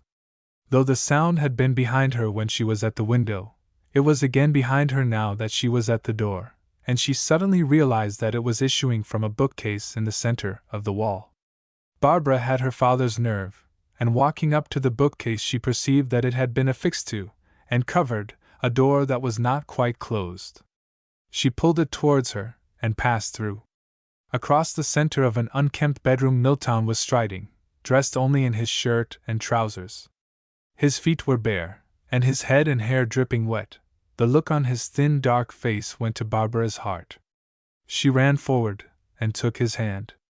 This was burning hot, but the sight of her seemed to have frozen his tongue and eyes. And the contrast of his burning hand with this frozen silence frightened Barbara horribly. She could think of nothing but to put her other hand to his forehead. That too was burning hot. "What brought you here?" he said. She could only murmur, "Oh, Eustace! Are you ill?" Milltown took hold of her wrists. "It's all right, I've been working too hard, got a touch of fever." "So I can feel," murmured Barbara. "You ought to be in bed. Come home with me." Milltown smiled. "It's not a case for leeches." The look of his smile, the sound of his voice, sent a shudder through her. "I'm not going to leave you here alone." But Milltown's grasp tightened on her wrists. "My dear Babs, you will do what I tell you. Go home, hold your tongue, and leave me to burn out in peace." Barbara sustained that painful grip without wincing. She had regained her calmness. "You must come! You haven't anything here, not even a cool drink." "My God! Barley water!" The scorn he put into those two words was more withering than a whole philippic against redemption by creature comforts. And feeling it dart into her, Barbara closed her lips tight. He had dropped her wrists, and again begun pacing up and down. Suddenly he stopped. "You should read your Blake, Audrey." Barbara turned quickly, and went out frightened. She passed through the sitting room and corridor on to the staircase. He was ill raving. The fever in Milltown's veins seemed to have stolen through the clutch of his hands into her own veins. Her face was burning, she thought confusedly, breathed unevenly. She felt sore, and at the same time terribly sorry, and withal there kept rising in her the gusty memory of Harbinger's kiss. She hurried down the stairs, turned by instinct downhill, and found herself on the embankment. And suddenly, with her inherent power of swift decision, she hailed a cab, and drove to the nearest telephone office. Chapter 8. To a woman like Audrey Noel, born to be the counterpart and complement of another, whose occupations and effort were inherently divorced from the continuity of any stiff and strenuous purpose of her own, the uprooting she had voluntarily undergone was a serious matter. Bereaved of the faces of her flowers, the friendly sighing of her lime tree, the wants of her cottagers, bereaved of that busy monotony of little home things which is the stay and solace of lonely women, she was extraordinarily lost. Even music for review seemed to have failed her. She had never lived in London, so that she had not the refuge of old haunts and habits, but had to make her own, and to make habits and haunts required a heart that could at least stretch out feelers and lay hold of things, and her heart was not now able. When she had struggled with her Edwardian flat, and laid down her simple routine of meals, she was as stranded as ever was, convict let out of prison. She had not even that great support, the necessity of hiding her feelings for fear of disturbing others. She was planted there, with her longing and grief, and nothing, nobody, to take her out of herself. Having wilfully embraced this position, she tried to make the best of it, feeling it less intolerable, at all events, than staying on at Monkland, where she had made that grievous and unpardonable error, falling in love. This offense, on the part of one who felt within herself a great capacity to enjoy and to confer happiness, had arisen, like the other grievous and unpardonable offense, her marriage, from too much disposition to yield herself to the personality of another. But it was cold comfort to know that the desire to give and to receive love had twice over left her, a dead woman. Whatever the nature of those immature sensations with which, as a girl of 20, she had accepted her husband, in her feeling towards Milltown there was not only abandonment, but the higher flame of self-renunciation. She wanted to do the best for him, and had not even the consolation of the knowledge that she had sacrificed herself for his advantage. All had been taken out of her hands. Yet with characteristic fatalism she did not feel rebellious. If it were ordained that she should, for 50, perhaps 60 years, repent in sterility and ashes that first error of her girlhood, rebellion was, none the less, too far-fetched. If she rebelled, it would not be in spirit, but in action. General principles were nothing to her. She lost no force brooding over the justice or injustice of her situation, but merely tried to digest its facts.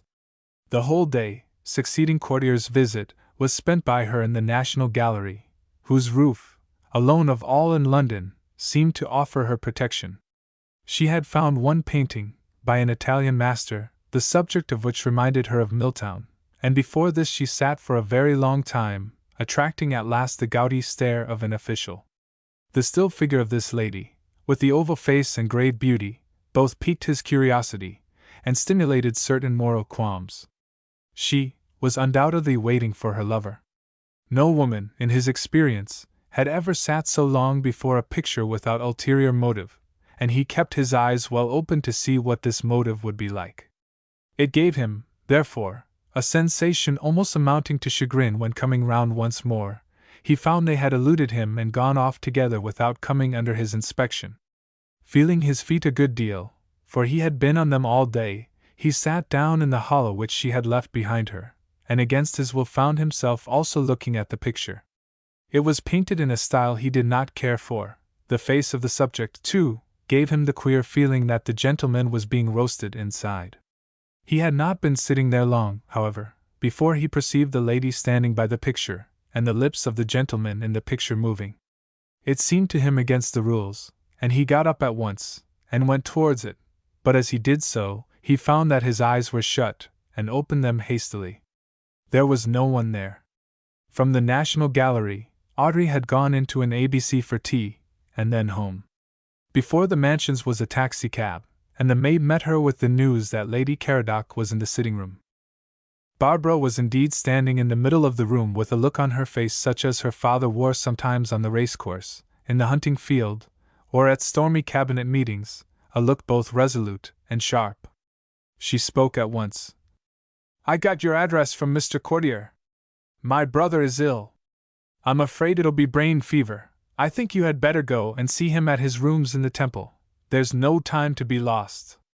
To Audrey everything in the room seemed to go round, yet all her senses were preternaturally acute, so that she could distinctly smell the mud of the river at low tide. She said with a shudder, "Oh, I will go, yes, I will go at once. He's quite alone. He hasn't asked for you, but I think your going is the only chance. He took me for you. You told me once you were a good nurse." "Yes." The room was steady enough now, but she had lost the preternatural acuteness of her senses, and felt confused. She heard Barbara say, "I can take you to the door in my cab," and murmuring, "I will get ready," went into her bedroom. For a moment she was so utterly bewildered that she did nothing. Then every other thought was lost in a strange, soft, almost painful delight, as if some new instinct were being born in her, and quickly, but without confusion or hurry, she began packing. She put into a valise her own toilet things, then flannel, cotton wool, eau de cologne, hot water bottle, Etna, shawls, thermometer, everything she had which could serve in illness. Changing to a plain dress, she took up the valise and returned to Barbara. They went out together to the cab. The moment it began to bear her to this ordeal at once so longed for and so terrible, fear came over her again, so that she screwed herself into the corner, very white and still. She was aware of Barbara calling to the driver, "Go by the Strand, and stop at a poulterer's for ice," and, when the bag of ice had been handed in, heard her saying, "I will bring you all you want, if he is really going to be ill." Then, as the cab stopped, and the open doorway of the staircase was before her, all her courage came back. She felt the girl's warm hand against her own, and grasping her valise and the bag of ice, got out, and hurried up the steps. Chapter 9. On leaving Nettlefold, Milltown had gone straight back to his rooms, and began at once to work at his book on the land question. He worked all through that night, his third night without sleep, and all the following day. In the evening, feeling queer in the head, he went out and walked up and down the embankment. Then, fearing to go to bed and lie sleepless, he sat down in his armchair. Falling asleep there, he had fearful dreams, and awoke unrefreshed. After his bath, he drank coffee, and again forced himself to work. By the middle of the day he felt dizzy and exhausted, but utterly disinclined to eat. He went out into the hot Strand, bought himself a necessary book, and after drinking more coffee, came back and again began to work. At 4 o'clock he found that he was not taking in the words. His head was burning hot, and he went into his bedroom to bathe it. Then somehow he began walking up and down, talking to himself, as Barbara had found him.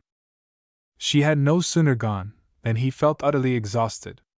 A small crucifix hung over his bed, and throwing himself down before it, he remained motionless with his face buried in the coverlet, and his arms stretched out towards the wall.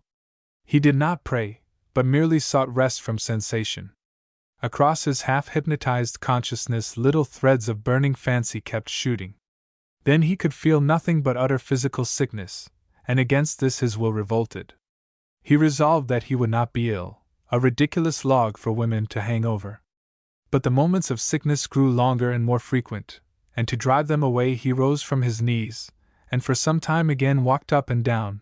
Then, seized with vertigo, he was obliged to sit on the bed to save himself from falling. From being burning hot he had become deadly cold, glad to cover himself with the bedclothes. The heat soon flamed up in him again, but with a sick man's instinct he did not throw off the clothes, and stayed quite still. The room seemed to have turned to a thick white substance like a cloud, in which he lay enwrapped, unable to move hand or foot. His sense of smell and hearing had become unnaturally acute. He smelled the distant streets, flowers, dust, and the leather of his books, even the scent left by Barbara's clothes, and a curious odor of river mud. A clock struck 6, he counted each stroke, and instantly the whole world seemed full of striking clocks, the sound of horses' hoofs, bicycle bells, people's footfalls. His sense of vision, on the contrary, was absorbed in consciousness of this white blanket of cloud wherein he was lifted above the earth, in the midst of a dull, incessant hammering. On the surface of the cloud there seemed to be forming a number of little golden spots. These spots were moving, and he saw that they were toads. Then, beyond them, a huge face shaped itself, very dark, as if of bronze, with eyes burning into his brain.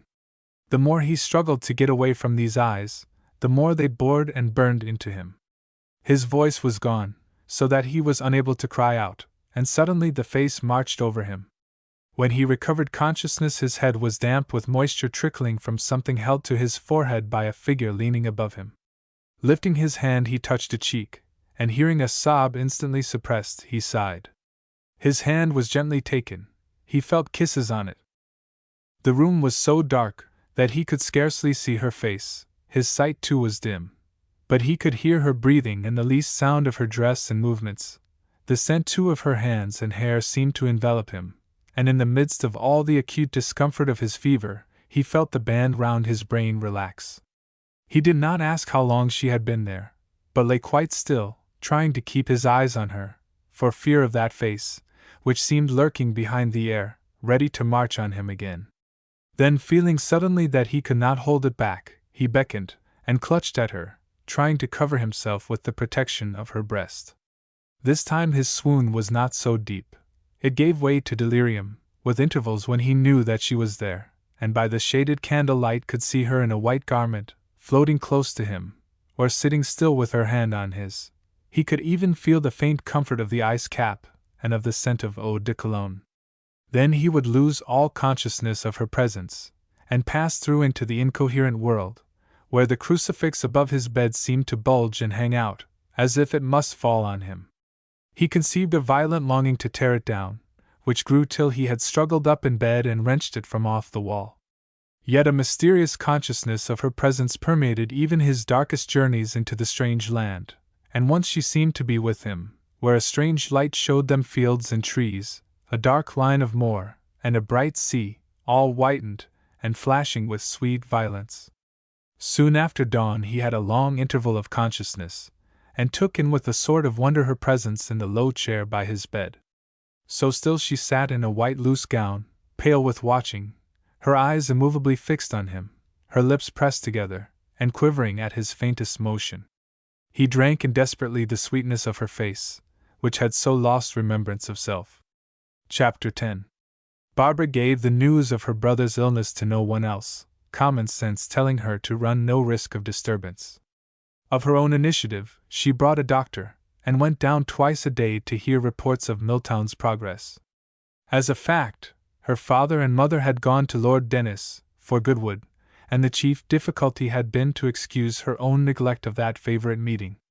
She had fallen back on the half-truth that Eustace wanted her in town, and since Lord and Lady Valleys had neither of them shaken off a certain uneasiness about their son, the pretext sufficed. It was not until the 6th day, when the crisis was well past and Milltown quite free from fever, that she again went down to Nettlefold. On arriving she at once sought out her mother, whom she found in her bedroom, resting. It had been very hot at Goodwood. Barbara was not afraid of her, she was not, indeed, afraid of anyone, except Milltown, and in some strange way, a little perhaps of Courtier, yet when the maid had gone, she did not at once begin her tale. Lady Valleys, who at Goodwood had just heard details of a society scandal, began a carefully expurgated account of it suitable to her daughter's ears, for some account she felt she must give to somebody. "Mother," said Barbara suddenly, "Eustace has been ill. He's out of danger now, and going on all right." Then, looking hard at the bewildered lady, she added, "Mrs. Noel is nursing him." The past tense in which illness had been mentioned, checking at the first moment any rush of panic in Lady Valleys, left her confused by the situation conjured up in Barbara's last words. Instead of feeding that part of man which loves a scandal, she was being fed, always an unenviable sensation. A woman did not nurse a man under such circumstances without being everything to him, in the world's eyes. Her daughter went on. "I took her to him. It seemed the only thing to do, since it's all through fretting for her. Nobody knows, of course, except the doctor and Stacy." "Heavens!" muttered Lady Valleys. "It has saved him." The mother instinct in Lady Valleys took sudden fright. "Are you telling me the truth, Babs? Is he really out of danger? How wrong of you not to let me know before?" But Barbara did not flinch, and her mother relapsed into rumination. "Stacy is a cat," she said suddenly. The expurgated details of the scandal she had been retailing to her daughter had included the usual maid. She could not find it in her to enjoy the irony of this coincidence. Then, seeing Barbara smile, she said tartly, "I failed to see the joke. Only that I thought you'd enjoy my throwing Stacy in, dear." "What? You mean she doesn't know?" "Not a word." Lady Valleys smiled. "What a little wretch you are, Babs!" Maliciously she added, "Claude and his mother are coming over from Whitewater, with Bertie and Lily Malvizin. You'd better go and dress." And her eyes searched her daughter's so shrewdly that a flush rose to the girl's cheeks. When she had gone, Lady Valleys rang for her maid again, and relapsed into meditation. Her first thought was to consult her husband, her second that secrecy was strength. Since no one knew but Barbara, no one had better know. Her astuteness and experience comprehended the far-reaching probabilities of this affair. It would not do to take a single false step. If she had no one's action to control but her own and Barbara's, so much the less chance of a slip. Her mind was a strange medley of thoughts and feelings, almost comic, well-nigh tragic, of worldly prudence and motherly instinct, of warm-blooded sympathy with all love affairs, and cool-blooded concern for her son's career. It was not yet too late perhaps to prevent real mischief, especially since it was agreed by everyone that the woman was no adventuress. Whatever was done, they must not forget that she had nursed him, saved him, Barbara had said. She must be treated with all kindness and consideration. Hastening her toilette, she in turn went to her daughter's room. Barbara was already dressed, leaning out of her window towards the sea. Lady Valleys began almost timidly. "My dear, is Eustace out of bed yet?" He was to get up today for an hour or two. I see. Now, would there be any danger if you and I went up and took charge over from Mrs. Noel? Per Yusti. Yes, yes. But exercise your judgment. Would it harm him? Barbara was silent. No, she said at last. I don't suppose it would, now, but it's for the doctor to say. Lady Valleys exhibited a manifest relief. We'll see him first, of course. Eustace will have to have an ordinary nurse, I suppose, for a bit. Looking stealthily at Barbara, she added, I mean to be very nice to her, but one mustn't be romantic, you know, Babs. From the little smile on Barbara's lips she derived no sense of certainty. Indeed, she was visited by all her late disquietude about her young daughter, by all the feeling that she, as well as Milltown, was hovering on the verge of some folly. Well, my dear, she said, I am going down. But Barbara lingered a little longer in that bedroom where 10 nights ago she had lain tossing, till in despair she went and cooled herself in the dark sea. Her last little interview with Courtier stood between her and a fresh meeting with Harbinger, whom at the Valley's house gathering she had not suffered to be alone with her. She came down late. That same evening, out on the beach road, under a sky swarming with stars, the people were strolling, folk from the towns, down for their fortnight's holiday. In twos and threes, in parties of 6 or 8, they passed the wall at the end of Lord Dennis's little domain, and the sound of their sparse talk and laughter, together with the sighing of the young waves, was blown over the wall to the ears of Harbinger, Bertie, Barbara, and Lily Malvison, when they strolled out after dinner to sniff the sea. The holiday-makers stared dully at the 4 figures in evening dress looking out above their heads. They had other things than these to think of, becoming more and more silent as the night grew dark. The 4 young people, too, were rather silent. There was something in this warm night, with its sighing, and its darkness, and its stars, that was not favorable to talk, so that presently they split into couples, drifting a little apart. Standing there, gripping the wall, it seemed to Harbinger that there were no words left in the world. Not even his worst enemy could have called this young man romantic, yet that figure beside him, the gleam of her neck and her pale cheek in the dark, gave him perhaps the most poignant glimpse of mystery that he had ever had. His mind, essentially that of a man of affairs, by nature and by habit at home amongst the material aspects of things, was but gropingly conscious that here, in this dark night, and the dark sea, and the pale figure of this girl whose heart was dark to him and secret, there was perhaps something, yes, something, which surpassed the confines of his philosophy. Something beckoning him on out of his snug compound into the desert of divinity. If so, it was soon gone in the aching of his senses at the scent of her hair, and the longing to escape from this weird silence. Babs, he said, have you forgiven me? Her answer came, without turn of head, natural, indifferent. Yes, I told you so. Is that all you have to say to a fellow? What shall we talk about, the running of Cassetta? Deep down within him Harbinger uttered a noiseless oath. Something sinister was making her behave like this to him. It was that fellow, that fellow. And suddenly he said, Tell me this. Then speech seemed to stick in his throat. No. If there were anything in that, he preferred not to hear it. There was a limit. Down below, a pair of lovers passed, very silent, their arms round each other's waists. Barbara turned and walked away towards the house.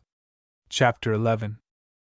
The days when Milltown was first allowed out of bed were a time of mingled joy and sorrow to her who had nursed him. To see him sitting up, amazed at his own weakness, was happiness, yet to think that he would be no more wholly dependent, no more that sacred thing, a helpless creature, brought her the sadness of a mother whose child no longer needs her. With every hour he would now get farther from her, back into the fastnesses of his own spirit. With every hour she would be less his nurse and comforter, more the woman he loved. And though that thought shone out in the obscure future like a glamorous flower, it brought too much wistful uncertainty to the present.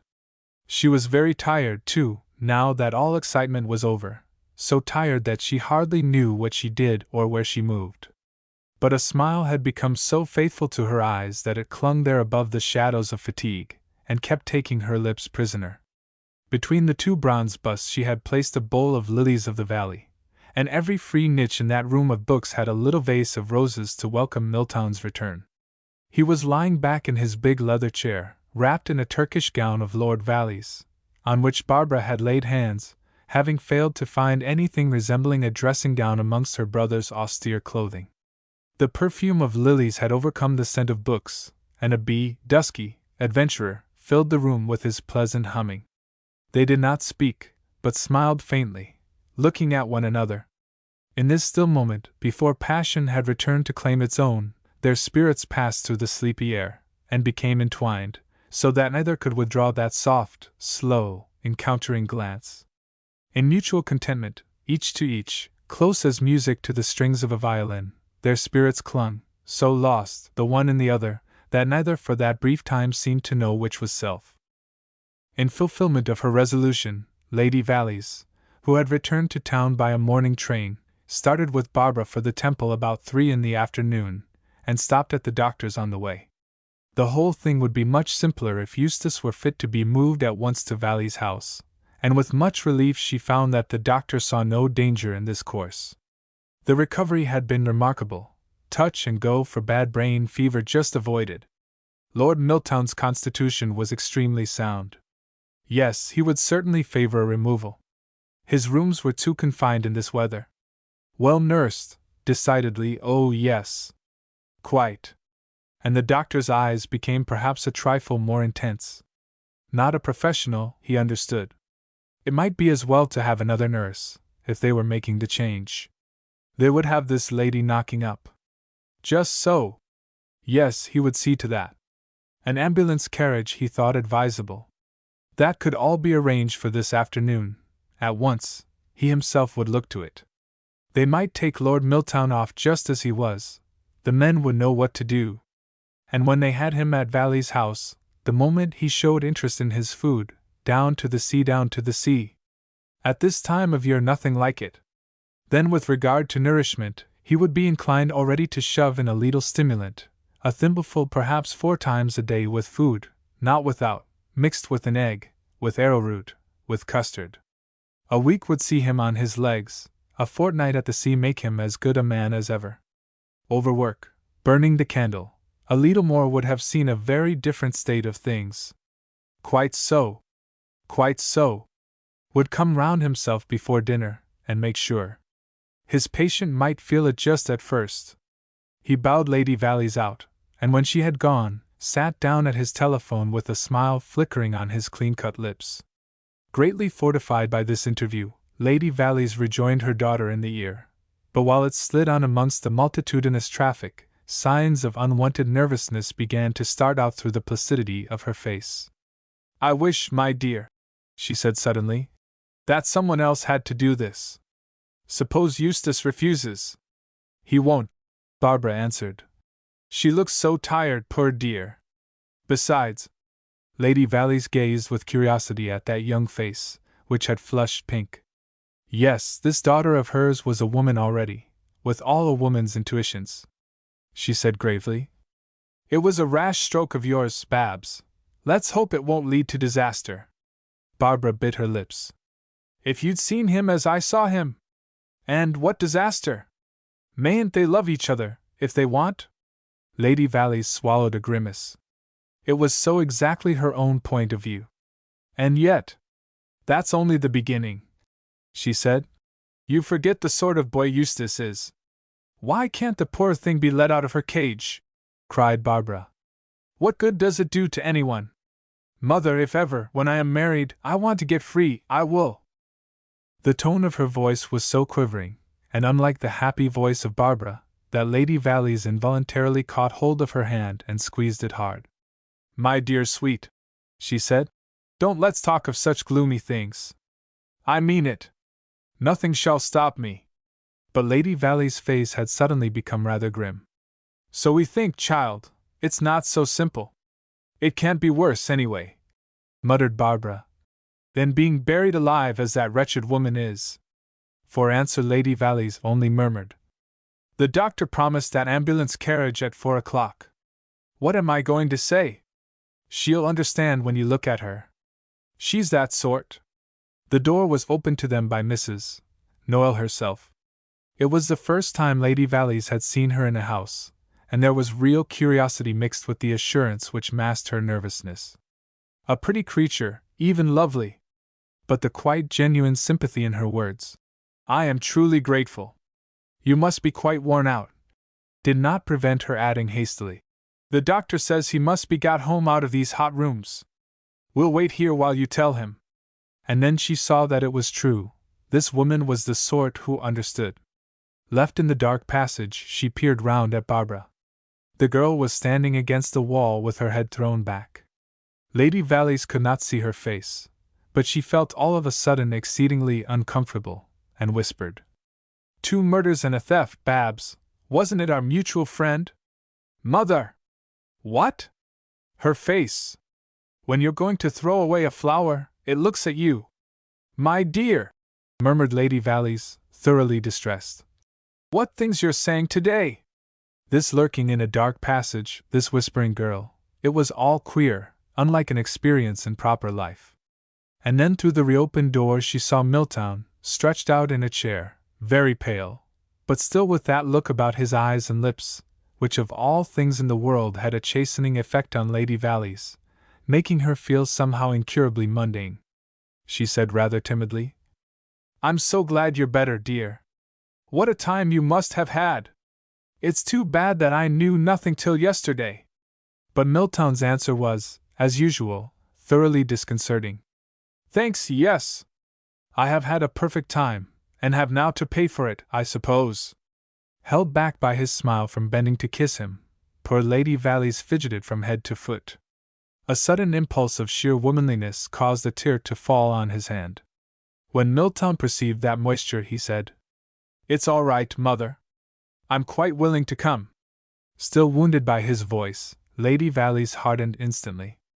And while preparing for departure, she watched the two furtively. They hardly looked at one another, and when they did, their eyes baffled her. The expression was outside her experience, belonging as it were to a different world, with its faintly smiling, almost shining, gravity. Vastly relieved when Milltown, covered with a fur, had been taken down to the carriage, she lingered to speak to Mrs. Noel. "We owe you a great debt. It might have been so much worse. You mustn't be disconsolate. Go to bed and have a good long rest." And from the door, she murmured again, "He will come and thank you, when he's well." Descending the stone stairs, she thought, Anonyma, yes, it was quite the name." And suddenly she saw Barbara come running up again. "What is it, Babs?" Barbara answered, "Eustace would like some of those lilies." And passing Lady Valleys, she went on up to Milltown's chambers. Mrs. Noel was not in the sitting room, and going to the bedroom door, the girl looked in. She was standing by the bed, drawing her hand over and over the white surface of the pillow. Stealing noiselessly back, Barbara caught up the bunch of lilies, and fled. Chapter 12. Milltown, whose constitution had the steel-like quality of Lady Casterly's, had a very rapid convalescence. And, having begun to take an interest in his food, he was allowed to travel on the 7th day to see house in charge of Barbara. The two spent their time in a little summer house close to the sea, lying out on the beach under the groins, and, as Milltown grew stronger, motoring and walking on the downs. To Barbara, keeping a close watch, he seemed tranquilly enough, drinking in from nature what was necessary to restore balance after the struggle and breakdown of the past weeks. Yet she could never get rid of a queer feeling that he was not really there at all. To look at him was like watching an uninhabited house that was waiting for someone to enter. During a whole fortnight he did not make a single allusion to Mrs. Noel, till, on the very last morning, as they were watching the sea, he said with his queer smile, "It almost makes one believe her theory, that the old gods are not dead. Do you ever see them, Babs, or are you, like me, obtuse?" Certainly about those lithe invasions of the sea nymph waves, with ashy, streaming hair, flinging themselves into the arms of the land, there was the old pagan rapture, an inexhaustible delight, a passionate soft acceptance of eternal fate, a wonderful acquiescence in the untiring mystery of life. But Barbara, ever disconcerted by that tone in his voice, and by this quick dive into the waters of unaccustomed thought, failed to find an answer. Milltown went on. She says, too, we can hear Apollo singing. Shall we try? But all that came was the sigh of the sea, and of the wind in the tamarisk. No, muttered Milltown at last. She alone can hear it. And Barbara saw, once more on his face that look, either sad nor impatient, but as of one uninhabited and waiting. She left Sea House next day to rejoin her mother, who, having been to Cowes, and to the Duchess of Gloucester's, was back in town waiting for Parliament to rise, before going off to Scotland. And that same afternoon the girl made her way to Mrs. Noel's flat. In paying this visit she was moved not so much by compassion, as by uneasiness, and a strange curiosity. Now that Milltown was well again, she was seriously disturbed in mind. Had she made a mistake in summoning Mrs. Noel to nurse him? When she went into the little drawing-room, Audrey was sitting in the deep-cushioned window-seat with a book on her knee, and by the fact that it was open at the index, Barbara judged that she had not been reading too attentively. She showed no signs of agitation at the sight of her visitor, nor any eagerness to hear news of Milltown. But the girl had not been 5 minutes in the room before the thought came to her. Why? She has the same look as Eustace. She, too, was like an empty tenement, without impatience, discontent, or grief, waiting. Barbara had scarcely realized this with a curious sense of discomposure, when Courtier was announced. Whether there was in this an absolute coincidence, or just that amount of calculation which might follow on his part from receipt of a note written from Sea House, saying that Milltown was well again, that she was coming up and meant to go and thank Mrs. Noel, was not clear, nor were her own sensations, and she drew over her face that armored look which she perhaps knew Courtier could not bear to see. His face, at all events, was very red when he shook hands. He had come, he told Mrs. Noel, to say good-bye. He was definitely off next week. Fighting had broken out. The revolutionaries were greatly outnumbered. Indeed, he ought to have been there long before. Barbara had gone over to the window. She turned suddenly and said, "You were preaching peace 2 months ago." Courtier bowed. "We are not all perfectly consistent, Lady Barbara. These poor devils have a holy cause." Barbara held out her hand to Mrs. Noel. "You only think their cause holy because they happen to be weak. Goodbye, Mrs. Noel. The world is meant for the strong, isn't it?" She intended that to hurt him, and from the tone of his voice she knew it had. "Don't, Lady Barbara. From your mother, yes, not from you. It's what I believe. Goodbye." And she went out. She had told him that she did not want him to go, not yet, and he was going. But no sooner had she got outside, after that strange outburst, than she bit her lips to keep back an angry, miserable feeling. He had been rude to her, she had been rude to him. That was the way they had said goodbye. Then, as she emerged into the sunlight, she thought, "Oh, well, he doesn't care, and I'm sure I don't." She heard a voice behind her. "May I get you a cab?" And at once the sore feeling began to die away. But she did not look round, only smiled, and shook her head, and made a little room for him on the pavement. But though they walked, they did not at first talk. There was rising within Barbara a tantalizing devil of desire to know the feelings that really lay behind that deferential gravity, to make him show her how much he really cared. She kept her eyes demurely lowered, but she let the glimmer of a smile flicker about her lips. She knew, too, that her cheeks were glowing, and for that she was not sorry. Was she not to have any? Was he calmly to go away, without?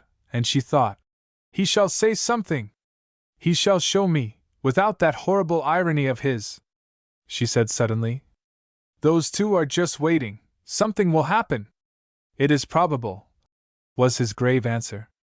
She looked at him then. It pleased her to see him quiver as if that glance had gone right into him, and she said softly, "And I think they will be quite right."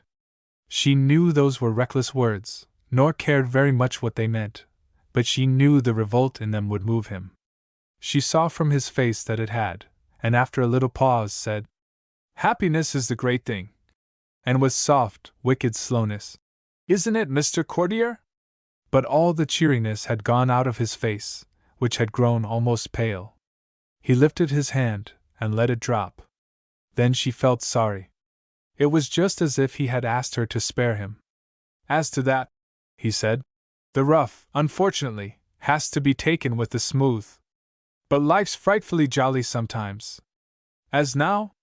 He looked at her with firm gravity, and answered. As now. A sense of utter mortification seized on Barbara. He was too strong for her, he was quixotic, he was hateful. And, determined not to show a sign, to be at least as strong as he, she said calmly, Now I think I'll have that cab. When she was in the cab, and he was standing with his hat lifted, she looked at him in the way that women can, so that he did not realize that she had looked. Chapter 13. When Milltown came to thank her, Audrey Noel was waiting in the middle of the room, dressed in white, her lips smiling, her dark eyes smiling, still as a flower on a windless day. In that first look passing between them, they forgot everything but happiness.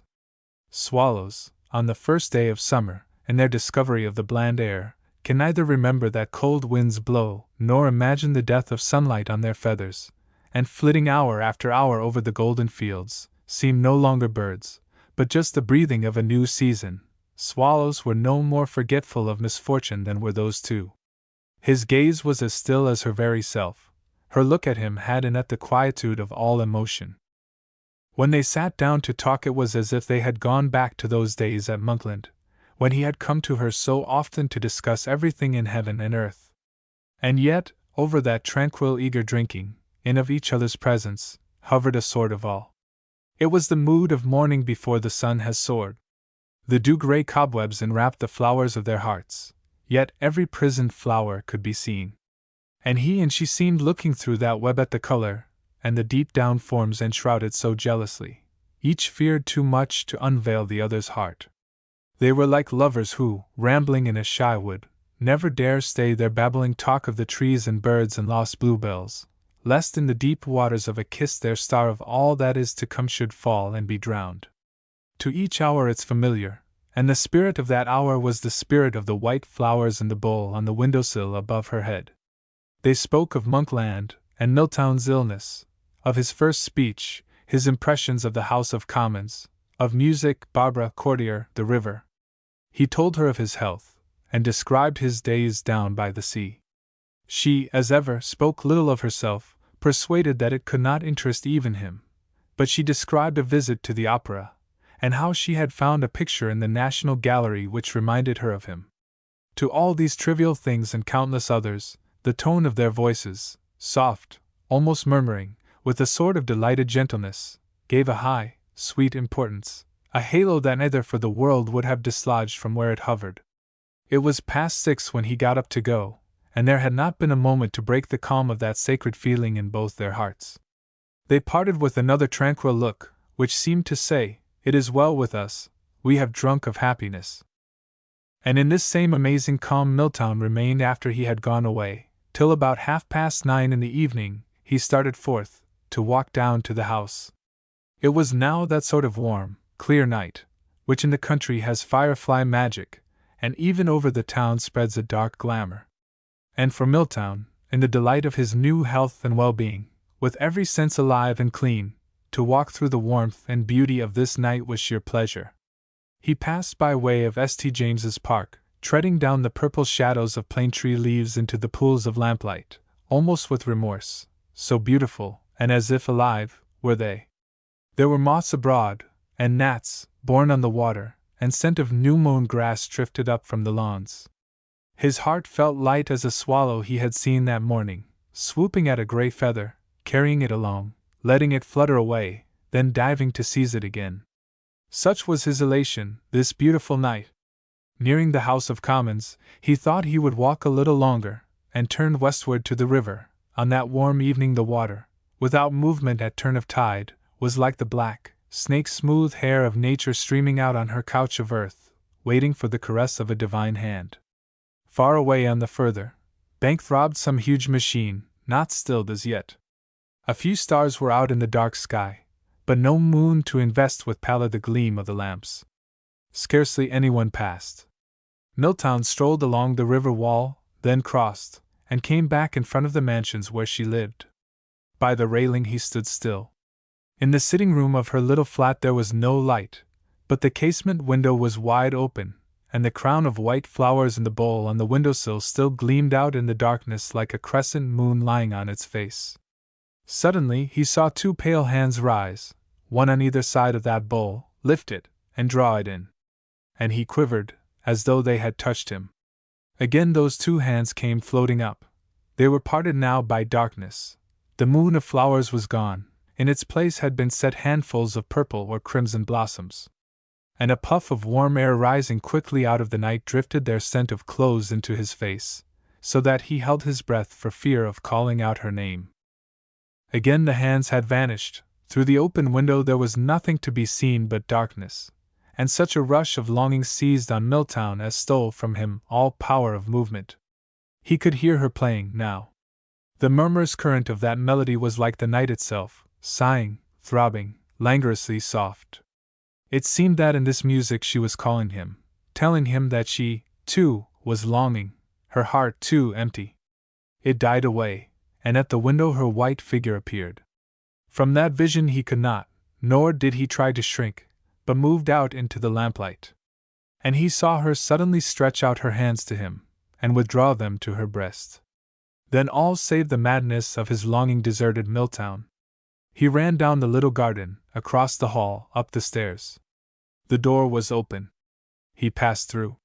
There, in the sitting room, where the red flowers in the window scented all the air, it was dark, and he could not at first see her, till against the piano he caught the glimmer of her white dress.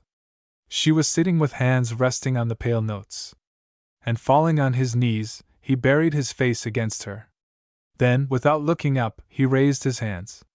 Her tears fell on them, covering her heart, that throbbed as if the passionate night itself were breathing in there, and all but the night and her love had stolen forth. Chapter 14.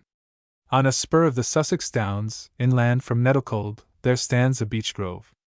The traveller who enters it out of the heat and brightness, takes off the shoes of his spirit before its sanctity, and reaching the centre, across the clean beech mat, he sits refreshing his brow with air and silence.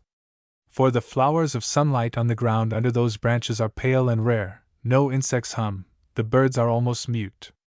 And close to the border trees are the quiet, milk-white sheep, in congregation, escaping from noon heat. Here, above fields and dwellings, above the ceaseless network of men's doings, and the vapor of their talk, the traveler feels solemnity. All seems conveying divinity, the great white clouds moving their wings above him, the faint longing murmur of the boughs, and in far distance, the sea. And for a space his restlessness and fear know the peace of God. So it was with Milltown when he reached this temple, 3 days after that passionate night, having walked for hours, alone and full of conflict. During those 3 days he had been borne forward on the flood tide, and now, tearing himself out of London, where to think was impossible, he had come to the solitude of the Downs to walk, and face his new position. For that position he saw to be very serious. In the flush of full realization, there was for him no question of renunciation. She was his, he hers, that was determined. But what, then, was he to do? There was no chance of her getting free. In her husband's view, it seemed, under no circumstances was marriage dissoluble. Nor, indeed, to Milltown would divorce have made things easier, believing as he did that he and she were guilty, and that for the guilty there could be no marriage. She, it was true, asked nothing but just to be his in secret, and that was the course he knew most men would take, without further thought. There was no material reason in the world why he should not so act, and maintain unchanged every other current of his life. It would be easy, usual. And with her faculty for self-effacement, he knew she would not be unhappy. But conscience, in Milltown, was a terrible and fierce thing. In the delirium of his illness it had become that great face which had marched over him. And though during the weeks of his recuperation, struggle of all kind had ceased, now that he had yielded to his passion, conscience, in a new and dismal shape, had crept up again to sit above his heart. He must and would let this man, her husband, know. But even if that caused no open scandal, could he go on deceiving those who, if they knew of an illicit love, would no longer allow him to be their representative? If it were known that she was his mistress, he could no longer maintain his position in public life. Was he not therefore in honor bound, of his own accord, to resign it? Night and day he was haunted by the thought, how can I, living in defiance of authority, pretend to authority over my fellows? How can I remain in public life? But if he did not remain in public life, what was he to do? That way of life was in his blood. He had been bred and born into it, had thought of nothing else since he was a boy. There was no other occupation or interest that could hold him for a moment. He saw very plainly that he would be cast away on the waters of existence. So the battle raged in his proud and twisted spirit, which took everything so hard, his nature imperatively commanding him to keep his work and his power for usefulness, his conscience telling him as urgently that if he sought to wield authority, he must obey it. He entered the beech grove at the height of this misery, flaming with rebellion against the dilemma which fate had placed before him, visited by gusts of resentment against a passion which forced him to pay the price either of his career or of his self-respect, gusts, followed by remorse that he could so for one moment regret his love for that tender creature. The face of Lucifer was not more dark, more tortured, than Milltown's face in the twilight of the grove, above those kingdoms of the world, for which his ambition and his conscience fought. He threw himself down among the trees, and stretching out his arms, by chance touched a beetle trying to crawl over the grassless soil. Some bird had maimed it. He took the little creature up. The beetle truly could no longer work, but it was spared the fate lying before himself. The beetle was not, as he would be, when his power of movement was destroyed, conscious of his own wasted life. The world would not roll away down there. He would still see himself cumbering the ground, when his powers were taken from him. This thought was torture. Why had he been suffered to meet her, to love her, and to be loved by her? What had made him so certain from the first moment, if she were not meant for him? If he lived to be 100, he would never meet another. Why, because of his love, must he bury the will and force of a man? If there were no more coherence in God's scheme than this, let him too be incoherent. Let him hold authority, and live outside authority. Why stifle his powers for the sake of a coherence which did not exist? That would indeed be madness greater than that of a mad world. There was no answer to his thoughts in the stillness of the grove, unless it were the cooing of a dove, or the faint thudding of the sheep issuing again into sunlight. But slowly that stillness stole into Milltown's spirit. Is it like this in the grave? He thought. Are the boughs of those trees the dark earth over me? And the sound in them the sound the dead hear when flowers are growing, and the wind passing through them? And is the feel of this earth how it feels to lie looking up forever at nothing? Is life anything but a nightmare, a dream, and is not this the reality? And why my fury, my insignificant flame, blowing here and there, when there is really no wind, only a shroud of still air, and these flowers of sunlight that have been dropped on me? Why not let my spirit sleep, instead of eating itself away with rage? Why not resign myself at once to wait for the substance, of which this is but the shadow? And he lay scarcely breathing, looking up at the unmoving branches setting with their darkness the pearls of the sky. Is not peace enough? He thought. Is not love enough? Can I not be reconciled, like a woman? Is not that salvation and happiness? What is all the rest, but sound and fury, signifying nothing? And as though afraid to lose his hold of that thought, he got up and hurried from the grove.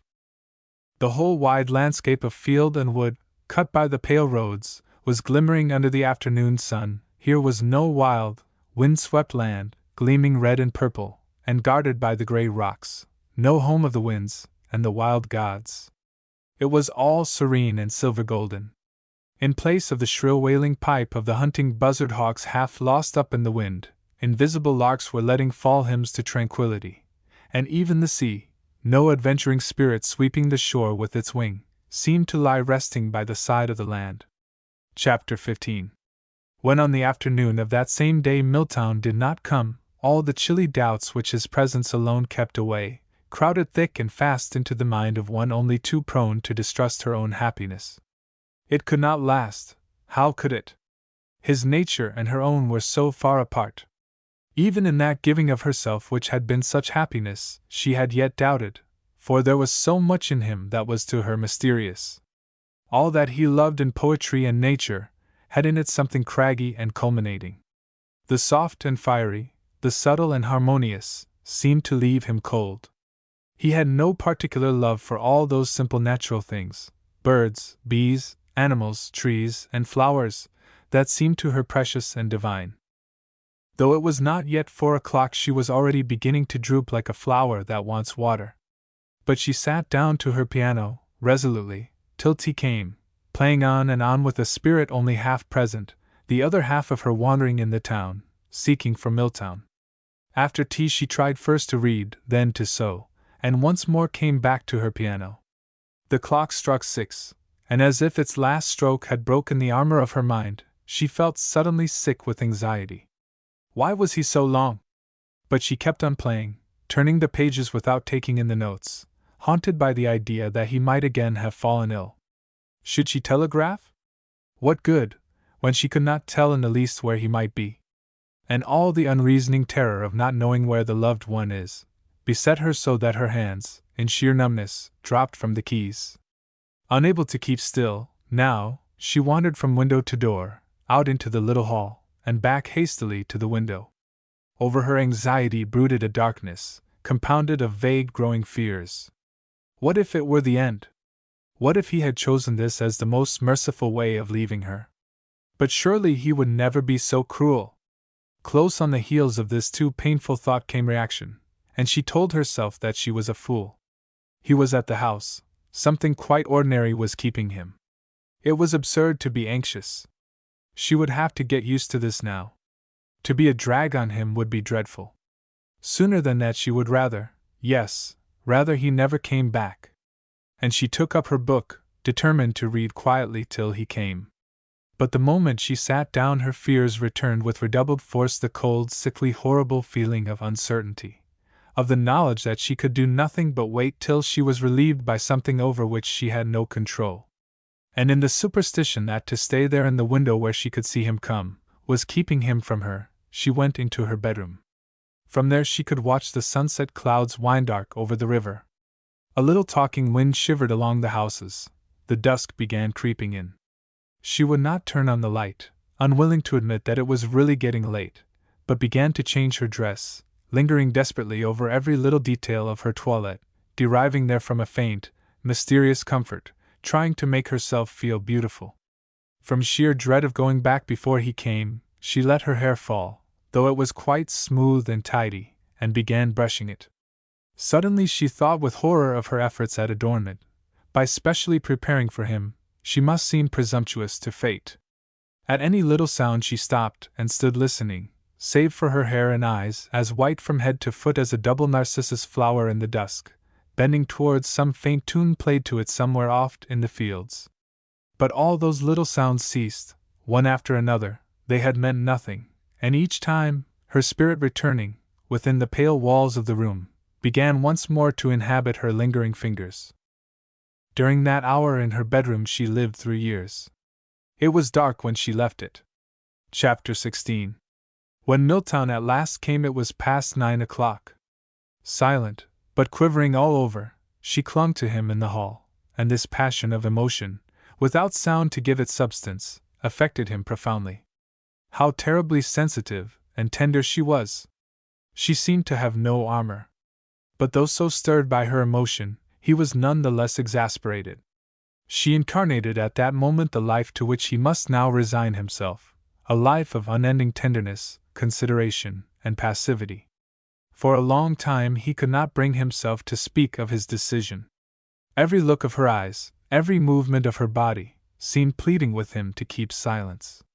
But in Milltown's character there was an element of rigidity, which never suffered him to diverge from an objective once determined.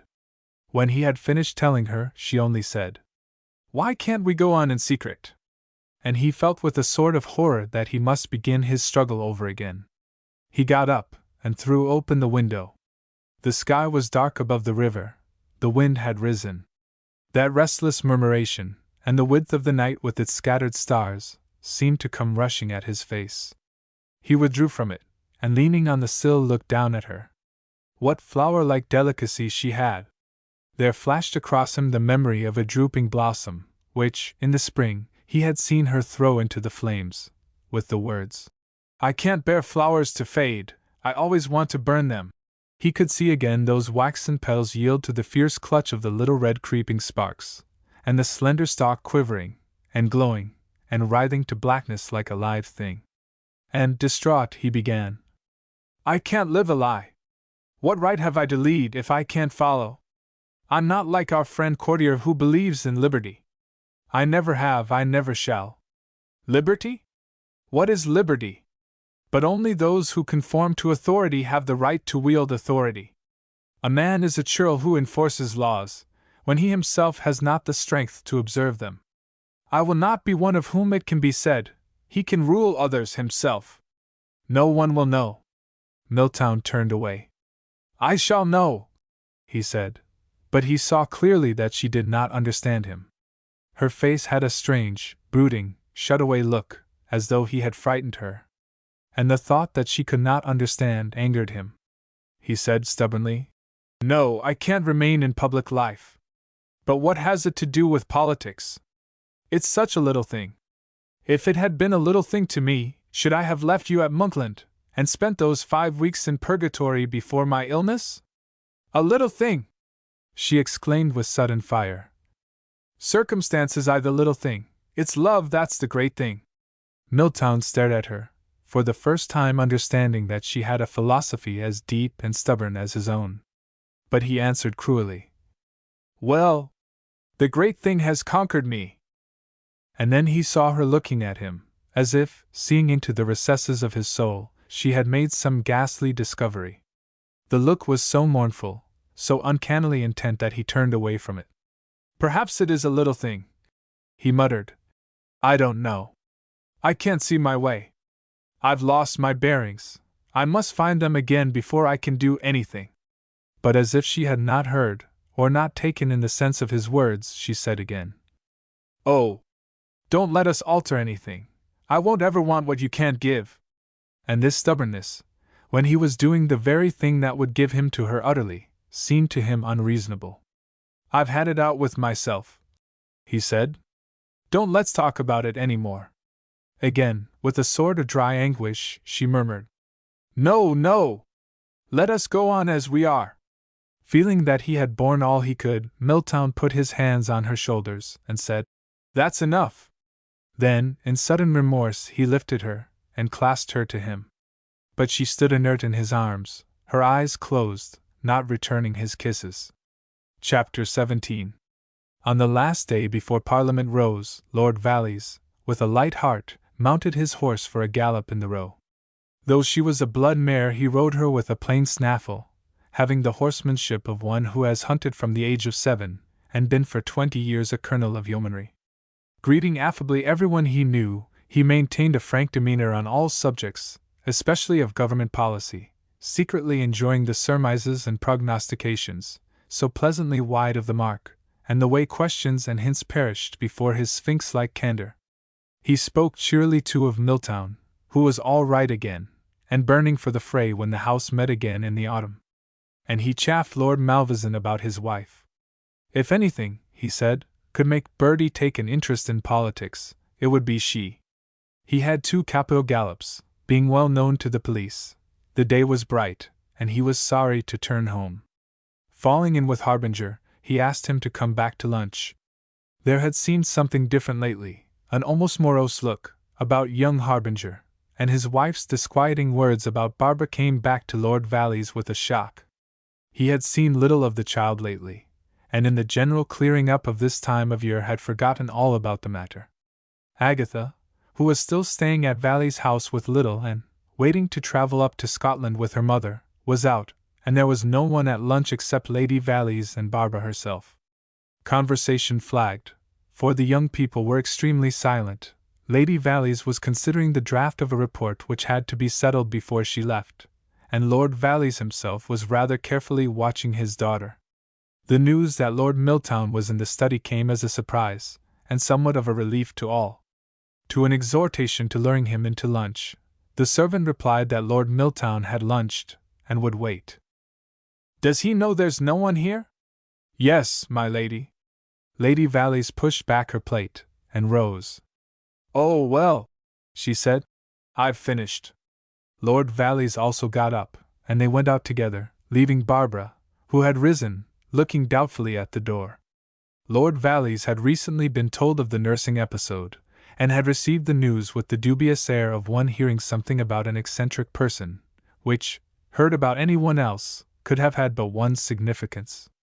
If Eustace had been a normal young man, his father would have shrugged his shoulders, and thought, "Oh, well, there it is."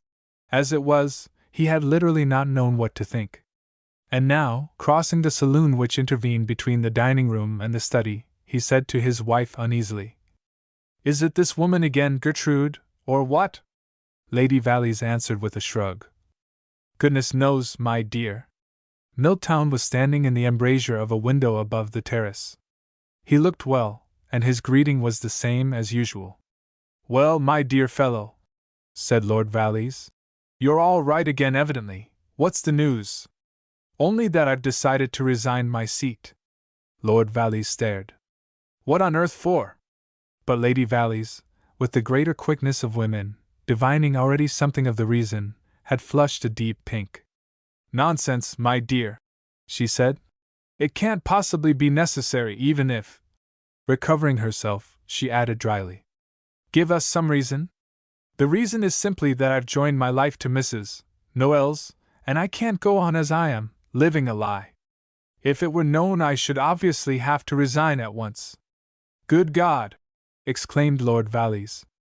Lady Valleys made a rapid movement. In the face of what she felt to be a really serious crisis between these two utterly different creatures of the other sex, her husband and her son, she had dropped her mask and become a genuine woman. Unconsciously both men felt this change, and in speaking, turned towards her. "I can't argue it," said Milltown. "I consider myself bound in honor." "And then?" she asked. Lord Valleys, with a note of real feeling, interjected. "By heaven! I did think you put your country above your private affairs." "Jeff!" said Lady Valleys. But Lord Valleys went on.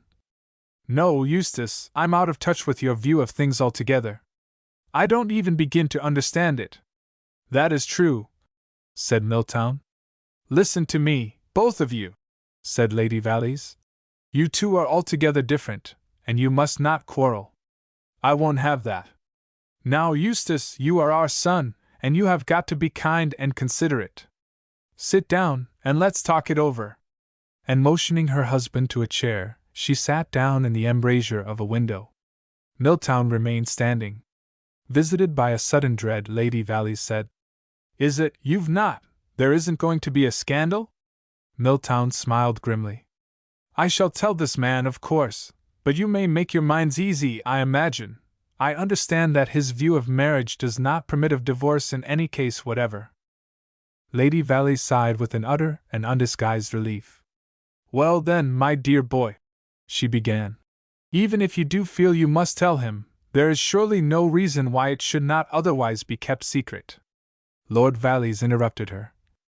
"I should be glad if you would point out the connection between your honor and the resignation of your seat," he said stiffly. Milltown shook his head. "If you don't see already, it would be useless." "I do not see. The whole matter is unfortunate, but to give up your work, so long as there is no absolute necessity, seems to me far-fetched and absurd. How many men are there into whose lives there has not entered some such relation at one time or another? This idea would disqualify half the nation." His eyes seemed in that crisis both to consult and to avoid his wife's, as though he were at once asking her endorsement of his point of view, and observing the proprieties. And for a moment, in the midst of her anxiety, her sense of humor got the better of Lady Valleys. It was so funny that Jeff should have to give himself away. She could not for the life of her help fixing him with her eyes. "My dear," she murmured, "you underestimate 3/4, at the very least." But Lord Valleys, confronted with danger, was growing steadier. "It passes my comprehension," he said, "why you should want to mix up sex and politics at all." Milltown's answer came very slowly, as if the confession were hurting his lips. "There is, forgive me for using the word, such a thing as one's religion. I don't happen to regard life as divided into public and private departments. My vision is gone, broken. I can see no object before me now in public life, no goal, no certainty. Lady Valleys caught his hand. Oh, my dear, she said, that's too dreadfully puritanical. But at Milltown's queer smile, she added hastily, logical, I mean. Consult your common sense, Eustace, for goodness sake, broke in Lord Valleys. Isn't it your simple duty to put your scruples in your pocket, and do the best you can for your country with the powers that have been given you? I have no common sense. In that case, of course, it may be just as well that you should leave public life. Milltown bowed. Nonsense! Cried Lady Valleys. You don't understand, Geoffrey. I ask you again, Eustace, what will you do afterwards? I don't know. You will eat your heart out. Quite possibly. If you can't come to a reasonable arrangement with your conscience. Again broke in Lord Valleys. For heaven's sake, give her up, like a man, and cut all these knots. I beg your pardon, sir, said Milltown icily. Lady Valleys laid her hand on his arm. You must allow us a little logic too, my dear. You don't seriously imagine that she would wish you to throw away your life for her? I'm not such a bad judge of character as that. She stopped before the expression on Milltown's face. You go too fast, he said. I may become a free spirit yet. To this saying, which seemed to her cryptic and sinister, Lady Valleys did not know what to answer. If you feel as you say, Lord Valleys began once more, that the bottom has been knocked out of things for you by this affair, don't, for goodness sake, do anything in a hurry. Wait. Go abroad. Get your balance back. You'll find the thing settle itself in a few months. Don't precipitate matters. You can make your health an excuse to miss the autumn session. Lady Valleys chimed in eagerly. You really are seeing the thing out of all proportion. What is a love affair? My dear boy, do you suppose for a moment anyone would think the worse of you, even if they knew? And really not a soul need know. It has not occurred to me to consider what they would think. Then, cried Lady Valleys, nettled, it's simply your own pride. You have said? Lord Valleys, who had turned away, spoke in an almost tragic voice. I did not think that on a point of honor I should differ from my son. Catching at the word honor, Lady Valleys cried suddenly. Eustace, promise me, before you do anything, to consult your Uncle Dennis. Milltown smiled. This becomes comic, he said. At that word, which indeed seemed to them quite wanton, Lord and Lady Valleys turned on their son, and the three stood staring, perfectly silent. A little noise from the doorway interrupted them. Chapter 18. Left by her father and mother to the further entertainment of Harbinger, Barbara had said, Let's have coffee in here, and passed into the withdrawing room. Except for that one evening, when together by the sea wall they stood contemplating the populace, she had not been alone with him since he kissed her under the shelter of the box hedge. And now, after the first moment, she looked at him calmly, though in her breast there was a fluttering, as if an imprisoned bird were struggling ever so feebly against that soft and solid cage. Her last jangled talk with Courtier had left an ache in her heart. Besides, did she not know all that Harbinger could give her? Like a nymph pursued by a faun who held dominion over the groves, she, fugitive, kept looking back. There was nothing in that fair wood of his with which she was not familiar, no thicket she had not traveled, no stream she had not crossed, no kiss she could not return. His was a discovered land, in which, as of right, she would reign. She had nothing to hope from him but power and solid pleasure. Her eyes said, How am I to know whether I shall not want more than you, feel suffocated in your arms, be surfeited by all that you will bring me? Have I not already got all that? She knew, from his downcast gloomy face, how cruel she seemed, and was sorry. She wanted to be good to him, and said almost shyly, Are you angry with me, Claude? Harbinger looked up. What makes you so cruel? I am not cruel. You are. Where is your heart? Here, said Barbara, touching her breast. Ah, muttered Harbinger. I'm not joking, she said gently. Is it as bad as that, my dear? But the softness of her voice seemed to fan the smoldering fires in him. There's something behind all this, he stammered. You've no right to make a fool of me. And what is the something, please? That's for you to say. But I'm not blind. What about this fellow courtier? At that moment there was revealed to Barbara a new acquaintance, the male proper. No, to live with him would not be quite lacking in adventure. His face had darkened, his eyes were dilated, his whole figure seemed to have grown. She suddenly noticed the hair which covered his clenched fists. All his suavity had left him. He came very close. How long that look between them lasted, and of all there was in it, she had no clear knowledge. Thought after thought, wave after wave of feeling, rushed through her. Revolt and attraction, contempt and admiration, queer sensations of disgust and pleasure, all mingled, as on a May day one may see the hail fall, and the sun suddenly burn through and steam from the grass. Then he said hoarsely, "Oh, Babs, you madden me so!" Smoothing her lips, as if to regain control of them, she answered, "Yes, I think I have had enough," and went out into her father's study. The sight of Lord and Lady Valleys so intently staring at Milltown restored Heck's self-possession. It struck her as slightly comic, not knowing that the little scene was the outcome of that word. In truth, the contrast between Milltown and his parents at this moment was almost ludicrous. Lady Valleys was the first to speak. "Better comic than romantic. I suppose Barbara may know, considering her contribution to this matter. Your brother is resigning his seat, my dear. His conscience will not permit him to retain it, under certain circumstances that have arisen." "Oh!" cried Barbara. "But surely—" "The matter has been argued, Babs," Lord Valleys said shortly. "Unless you have some better reason to advance than those of ordinary common sense, public spirit, and consideration for one's family, it will hardly be worth your while to reopen the discussion." Barbara looked up at Milltown, whose face, all but the eyes, was like a mask. "Oh, Eustie," she said, "you're not going to spoil your life like this. Just think how I shall feel." Milltown answered stonily, "You did what you thought right, as I am doing. Does she want you to?" "No. There is, I should imagine," put in Lord Valleys, "not a solitary creature in the whole world except your brother himself who would wish for this consummation. But with him such a consideration does not weigh." "Oh," sighed Barbara. "Think of Granny!" "I prefer not to think of her," murmured Lady Valleys. "She's so wrapped up in you, Eustie. She always has believed in you intensely." Milltown sighed. And encouraged by that sound, Barbara went closer. It was plain enough that, behind his impassivity, a desperate struggle was going on in Milltown. He spoke at last. "If I have not already yielded to one who is naturally more to me than anything, when she begged and entreated, it is because I feel this in a way you don't realize.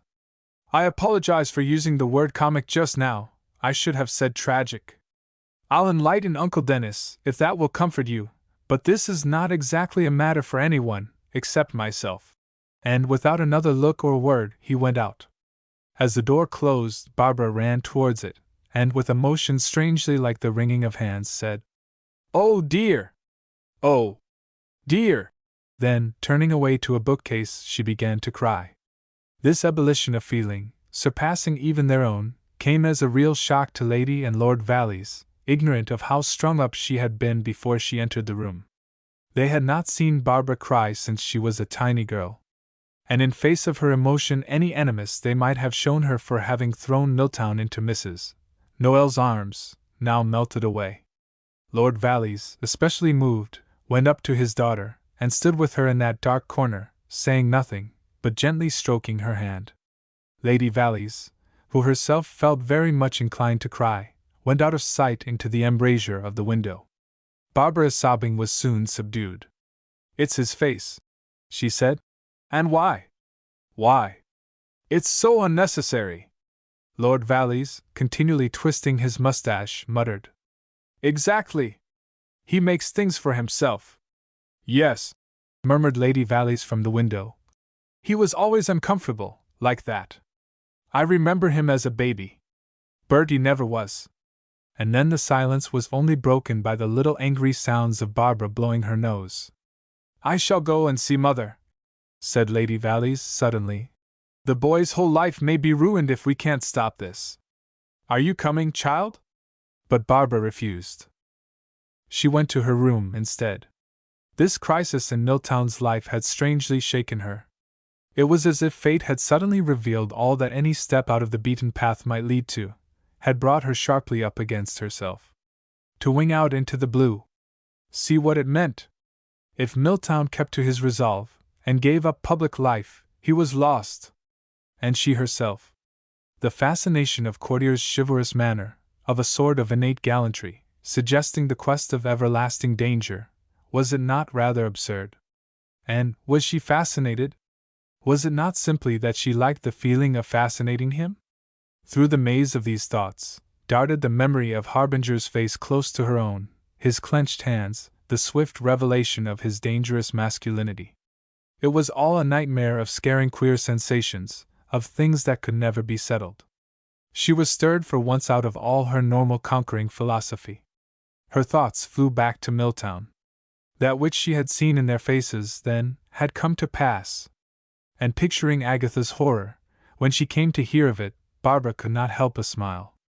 Poor Eustace! Why did he take things so hardly? If he really carried out his resolve, and he never changed his mind, it would be tragic. It would mean the end of everything for him. Perhaps now he would get tired of Mrs. Noel. But she was not the sort of woman a man would get tired of. Even Barbara in her inexperience felt that. She would always be too delicately careful never to cloy him, never to exact anything from him, or let him feel that he was bound to her by so much as a hair. Ah! Why couldn't they go on as if nothing had happened? Could nobody persuade him? She thought again of Courtier. If he, who knew them both, and was so fond of Mrs. Noel, would talk to Milltown about the right to be happy, the right to revolt? Eustace ought to revolt. It was his duty. She sat down to write, then, putting on her hat, took the note and slipped downstairs. Chapter 19.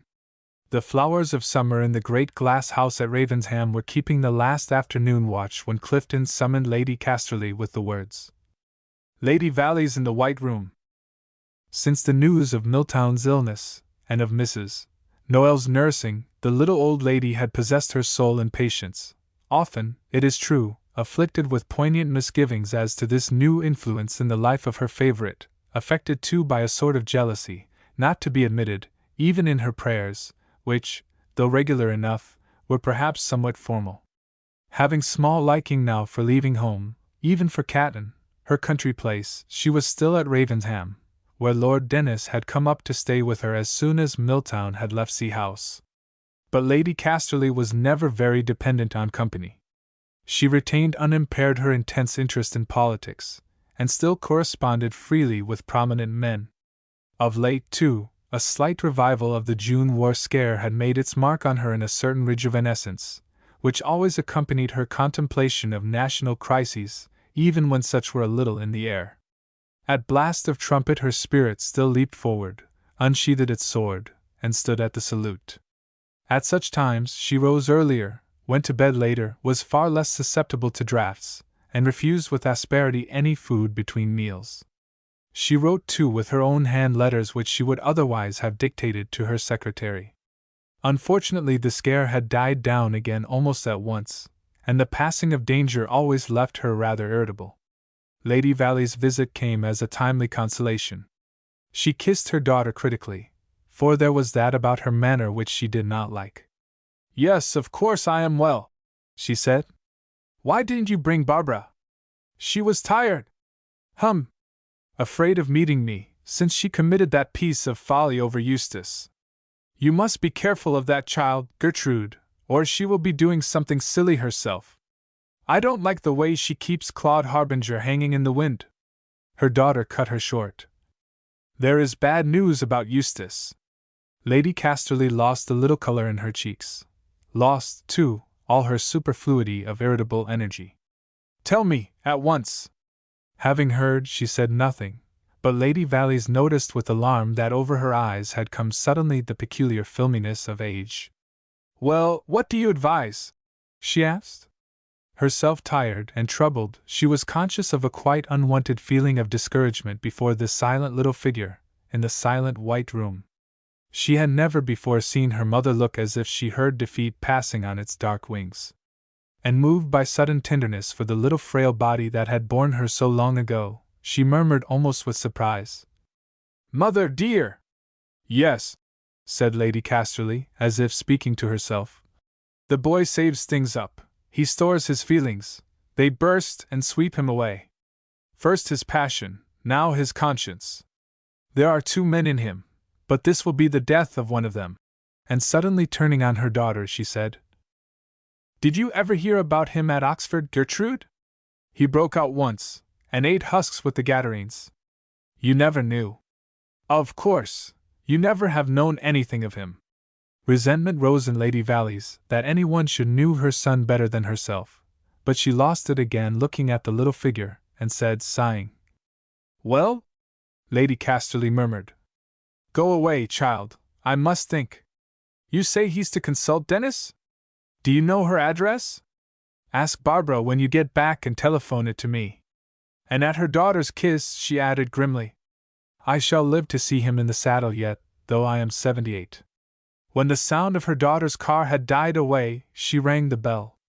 "If Lady Valleys rings up, Clifton, don't take the message, but call me."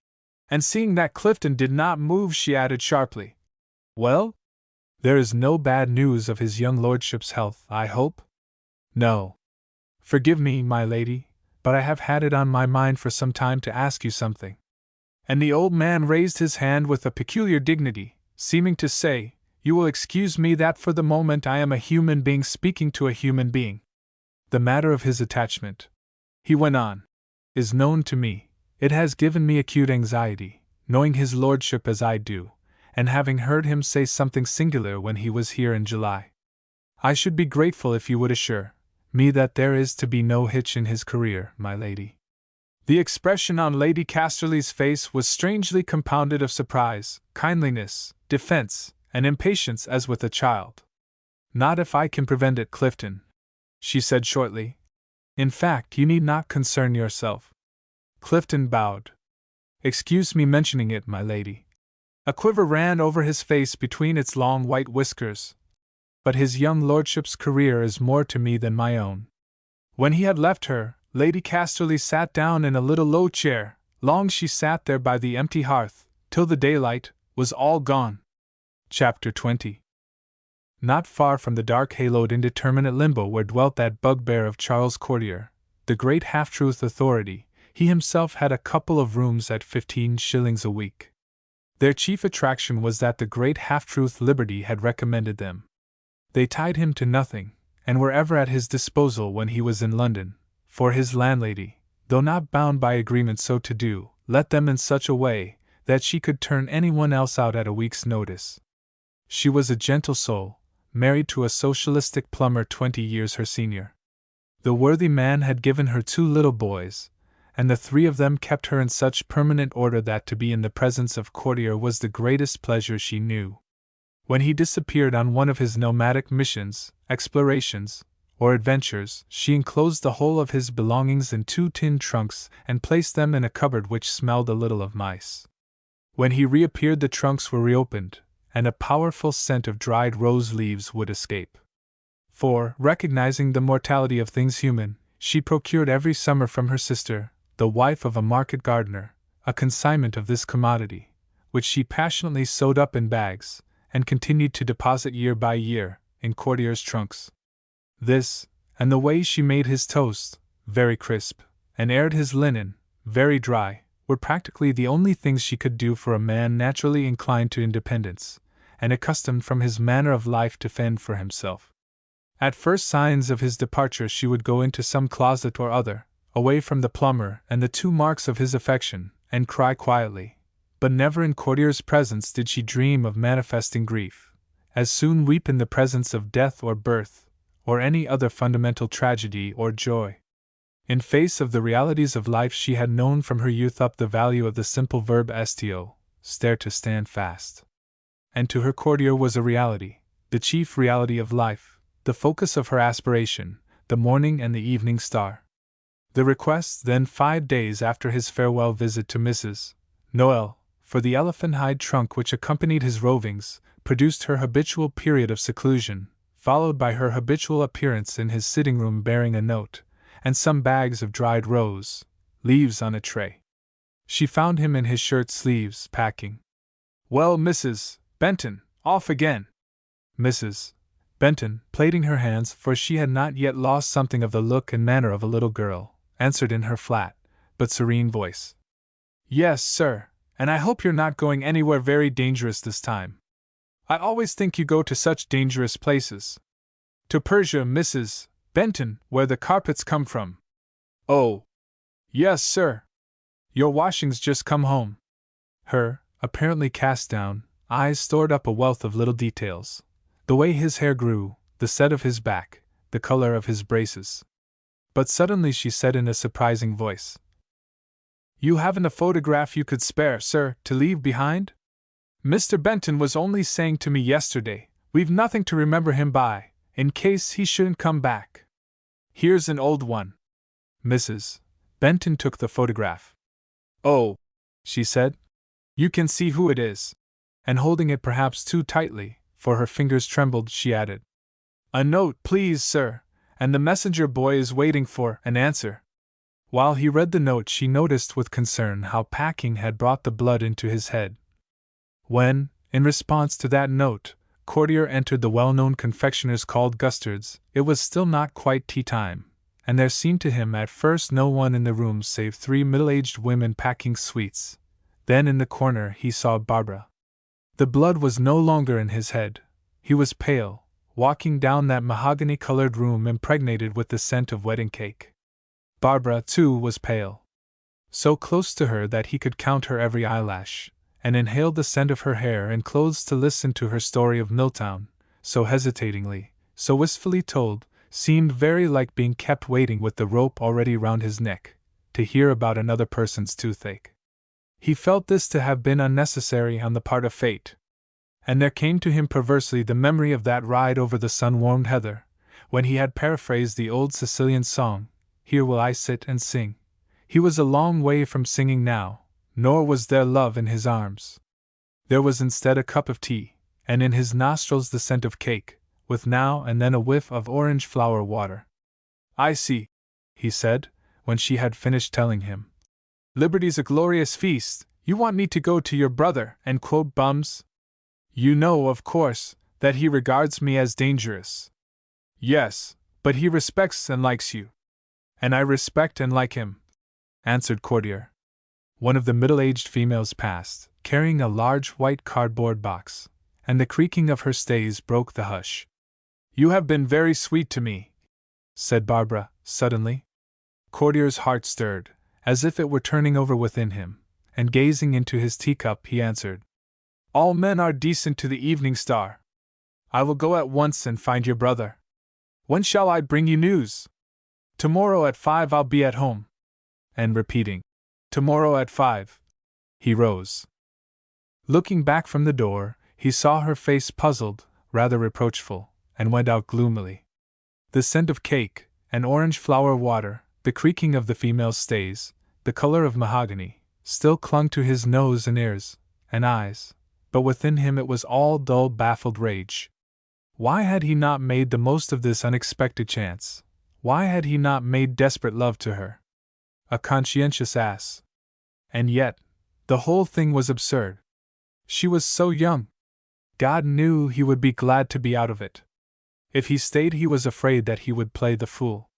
But the memory of her words, "You have been very sweet to me," would not leave him, nor the memory of her face, so puzzled and reproachful. Yes, if he stayed, he would play the fool. He would be asking her to marry a man double her age, of no position but that which he had carved for himself, and without a rap. And he would be asking her in such a way that she might possibly have some little difficulty in refusing. He would be letting himself go. And she was only 20, for all her woman of the world air, a child. No! He would be useful to her, if possible, this once, and then clear out. Chapter 21. When Milltown left Valley's house, he walked in the direction of Westminster. During the 5 days that he had been back in London, he had not yet entered the House of Commons. After the seclusion of his illness, he still felt a yearning, almost painful, towards the movement and stir of the town. Everything he heard and saw made an intensely vivid impression. The lions in Trafalgar Square, the great buildings of Whitehall, filled him with a sort of exultation. He was like a man who, after a long sea voyage, first catches sight of land, and stands straining his eyes, hardly breathing, taking in one by one the lost features of that face. He walked on to Westminster Bridge, and going to an embrasure in the very centre, looked back towards the towers. It was said that the love of those towers passed into the blood. It was said that he who had sat beneath them could never again be quite the same. Milltown knew that it was true, desperately true of himself. In person he had sat there but 3 weeks, but in soul he seemed to have been sitting there hundreds of years. And now he would sit there no more. An almost frantic desire to free himself from this coil rose up within him. To be held a prisoner by that most secret of all his instincts, the instinct for authority.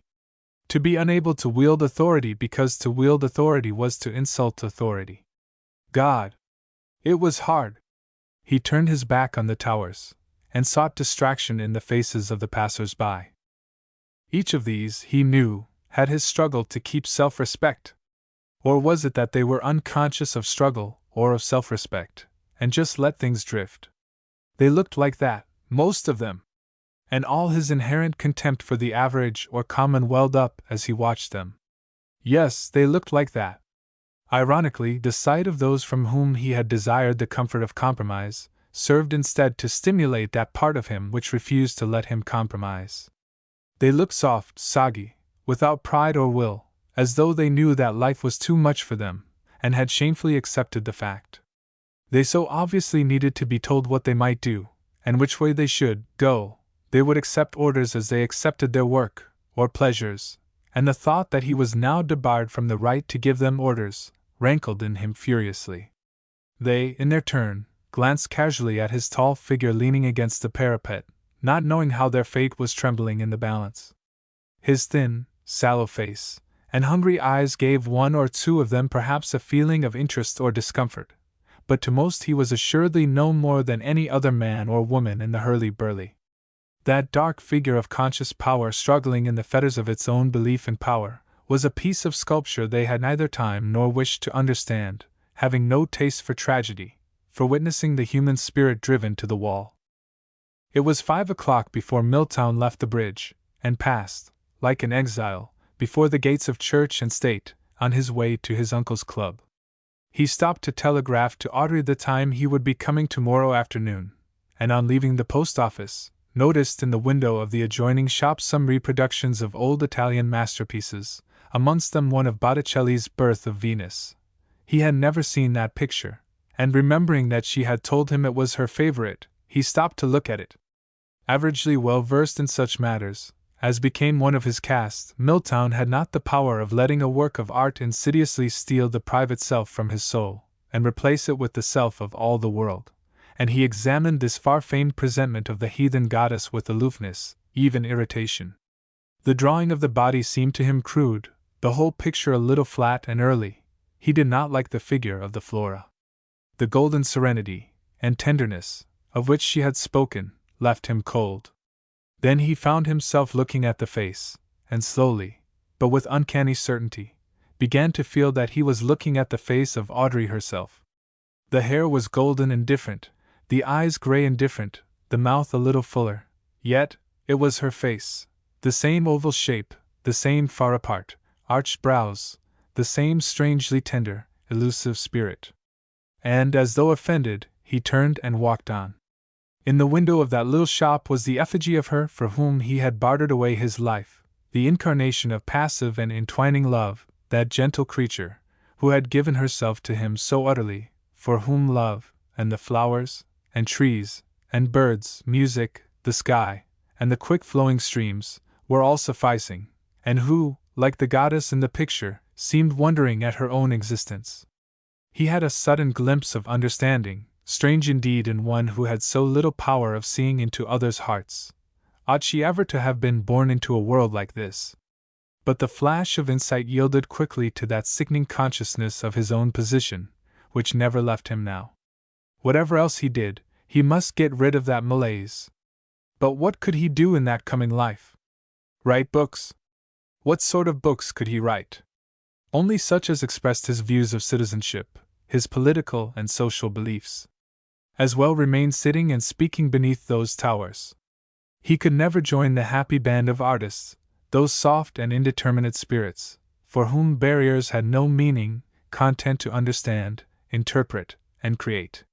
What should he be doing in that galley? The thought was inconceivable. A career at the bar, yes, he might take that up, but to what end? To become a judge? As well continue to sit beneath those towers. Too late for diplomacy. Too late for the army. Besides, he had not the faintest taste for military glory. Bury himself in the country like Uncle Dennis, and administer one of his father's estates? It would be death. Go amongst the poor? For a moment he thought he had found a new vocation. But in what capacity? To order their lives, when he himself could not order his own, or, as a mere conduit pipe for money, when he believed that charity was rotting the nation to its core? At the head of every avenue stood an angel or devil with drawn sword. And then there came to him another thought. Since he was being cast forth from church and state, could he not play the fallen spirit like a man, be Lucifer, and destroy? And instinctively he at once saw himself returning to those towers, and beneath them crossing the floor, joining the revolutionaries, the radicals, the freethinkers, scourging his present party, the party of authority and institutions. The idea struck him as supremely comic, and he laughed out loud in the street. The club which Lord Dennis frequented was in St. James's, untouched by the tides of the waters of fashion, steadily swinging to its moorings in a quiet backwater, and Milltown found his uncle in the library. He was reading a volume of Burton's Travels, and drinking tea. "Nobody comes here," he said. "So, in spite of that word on the door, we shall talk. Waiter, bring some more tea, please." Impatiently, but with a sort of pity, Milltown watched Lord Dennis's urbane movements, wherein old age was, pathetically, trying to make each little thing seem important, if only to the doer.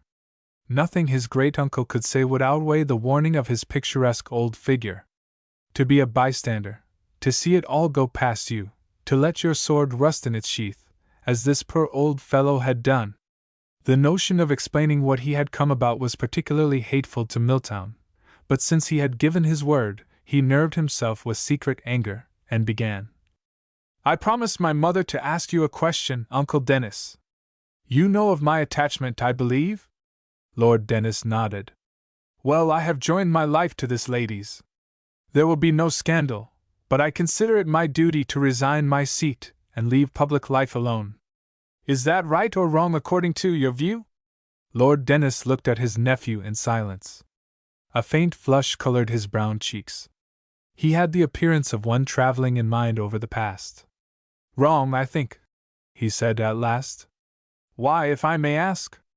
"I have not the pleasure of knowing this lady, and am therefore somewhat in the dark, but it appears to me that your decision is not fair to her."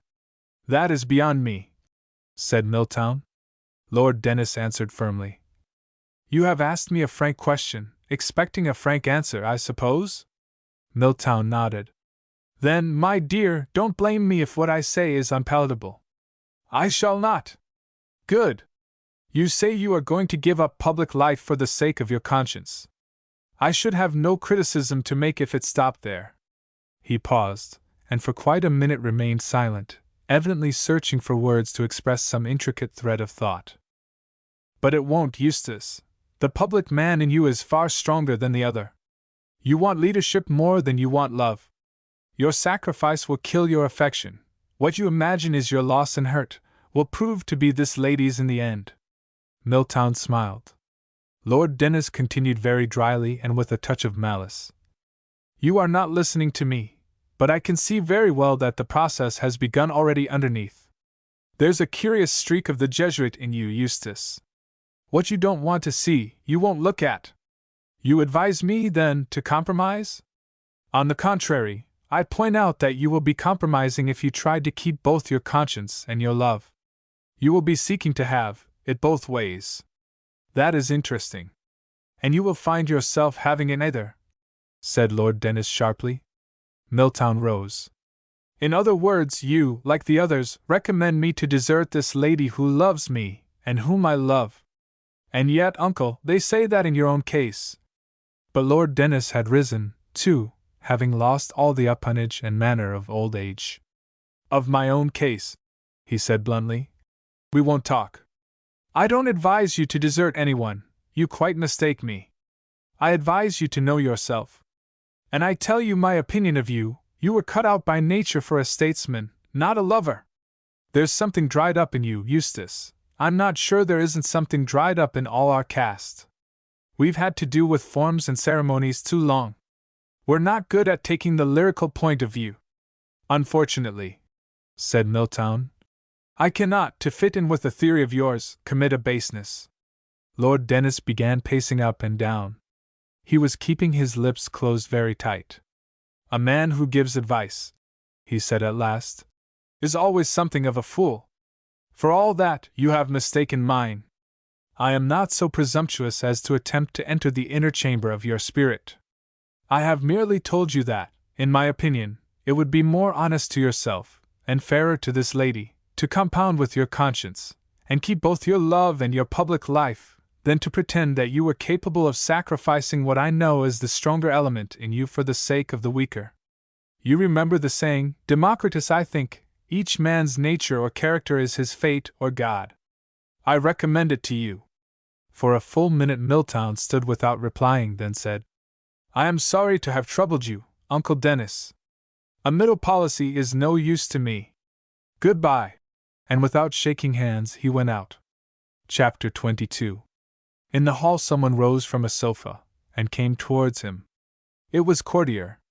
Run you to earth at last, he said. I wish you'd come and dine with me. I'm leaving England tomorrow night, and there are things I want to say.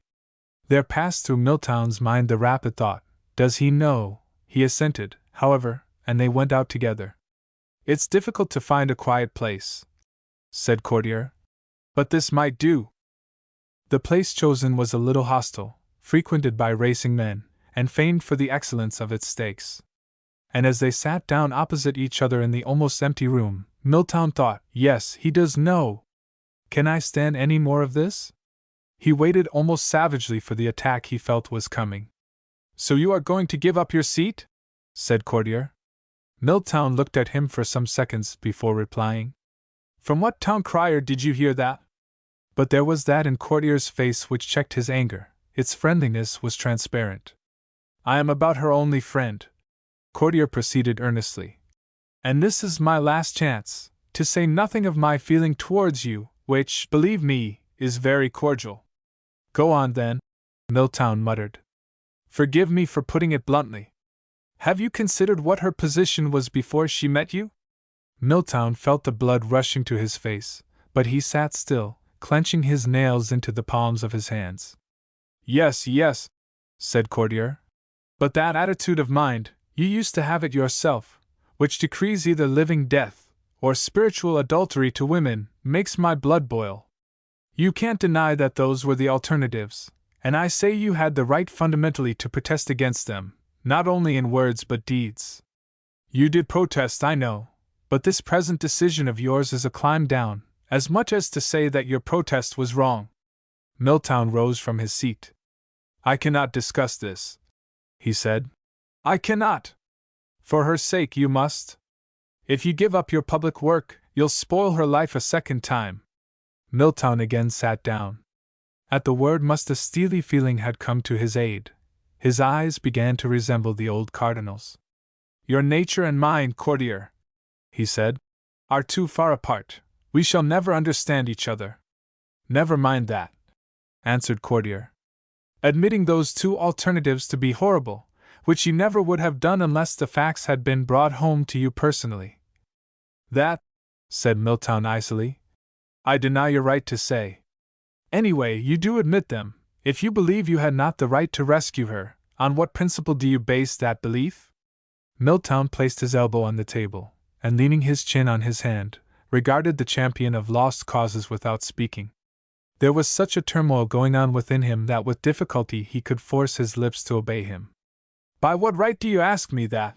He said at last. He saw Courtier's face grow scarlet, and his fingers twisting furiously at those flame-like mustaches, but his answer was as steadily ironical as usual. Well, I can hardly sit still, my last evening in England, without lifting a finger, while you immolate a woman to whom I feel like a brother. I'll tell you what your principle is: authority, unjust or just, desirable or undesirable, must be implicitly obeyed. To break a law, no matter on what provocation or for whose sake, is to break the commandment. Don't hesitate, say, of God. Of an infallible fixed power. Is that a true definition of your principle? Yes, said Milltown, between his teeth. I think so. Exceptions prove the rule. Hard cases make bad law. Courtier smiled. I knew you were coming out with that. I deny that they do with this law, which is altogether behind the times. You had the right to rescue this woman. No, Courtier, if we must fight, let us fight on the naked facts. I have not rescued anyone. I have merely stolen sooner than starve. That is why I cannot go on pretending to be a pattern. If it were known, I could not retain my seat an hour. I can't take advantage of an accidental secrecy. Could you? Courtier was silent, and with his eyes Milltown pressed on him, as though he would dispatch him with that glance. I could, said Courtier at last. When this law, by enforcing spiritual adultery on those who have come to hate their mates, destroys the sanctity of the married state, the very sanctity it professes to uphold, you must expect to have it broken by reasoning men and women without their feeling shame, or losing self-respect. In Milltown there was rising that vast and subtle passion for dialectic combat, which was of his very fiber. He had almost lost the feeling that this was his own future being discussed. He saw before him in this sanguine man, whose voice and eyes had such a white-hot sound and look, the incarnation of all that he temperamentally opposed. That, he said, is devil's advocacy. I admit no individual as judge in his own case. Ah, now we're coming to it. By the way, shall we get out of this heat? They were no sooner in the cooler street than the voice of Courtier began again. Distrust of human nature, fear, it's the whole basis of action for men of your stamp. You deny the right of the individual to judge, because you've no faith in the essential goodness of men, at heart you believe them bad. You give them no freedom, you allow them no consent, because you believe that their decisions would move downwards, and not upwards. Well, it's the whole difference between the aristocratic and the democratic view of life. As you once told me, you hate and fear the crowd. Milltown eyed that steady sanguine face askance. Yes, he said. I do believe that men are raised in spite of themselves. You're honest. By whom? Again Milltown felt rising within him a sort of fury. Once for all he would slay this red-haired rebel. He answered with almost savage irony. Strangely enough, by that being to mention whom you object, working through the medium of the best. High priest! Look at that girl slinking along there, with her eye on us. Suppose, instead of withdrawing your garment, you went over and talked to her, got her to tell you what she really felt and thought, you'd find things that would astonish you. At bottom, mankind is splendid. And they're raised, sir, by the aspiration that's in all of them. Haven't you ever noticed that public sentiment is always in advance of the law? And you, said Milltown, are the man who is never on the side of the majority? The champion of lost causes uttered a short laugh. Not so logical as all that, he answered. The wind still blows, and life's not a set of rules hung up in an office. Let's see, where are we? They had been brought to a standstill by a group on the pavement in front of the Queen's Hall. Shall we go in, and hear some music, and cool our tongues? Milltown nodded, and they went in. The great lighted hall, filled with the faint bluish vapor from hundreds of little rolls of tobacco leaf, was crowded from floor to ceiling. Taking his stand among the straw-hatted throng, Milltown heard that steady ironical voice behind him. Profanum vulgus! come to listen to the finest piece of music ever written. Folk whom you wouldn't trust a yard to know what was good for them. Deplorable sight, isn't it?" He made no answer.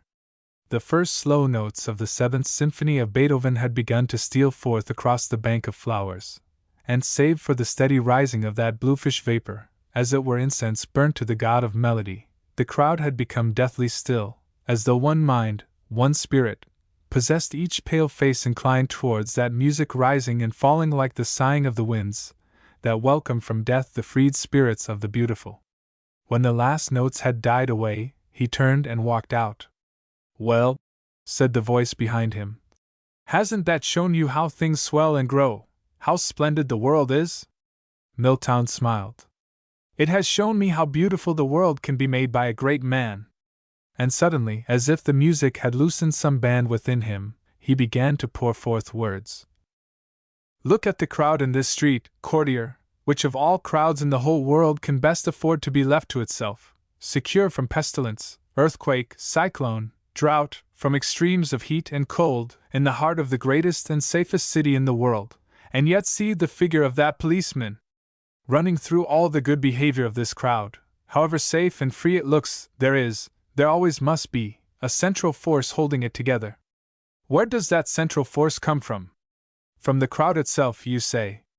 I answer, no, look back at the origin of human states. From the beginnings of things, the best man has been the unconscious medium of authority, of the controlling principle, of the divine force. He felt that power within him, physical, at first. He used it to take the lead, he has held the lead ever since, he must always hold it. All your processes of election, your so-called democratic apparatus, are only a blind to the inquiring, a sop to the hungry, a salve to the pride of the rebellious. They are merely surface machinery. They cannot prevent the best man from coming to the top, for the best man stands nearest to the deity, and is the first to receive the waves that come from him. I'm not speaking of heredity. The best man is not necessarily born in my class, and I, at all events, do not believe he is any more frequent there than in other classes. He stopped as suddenly as he had begun.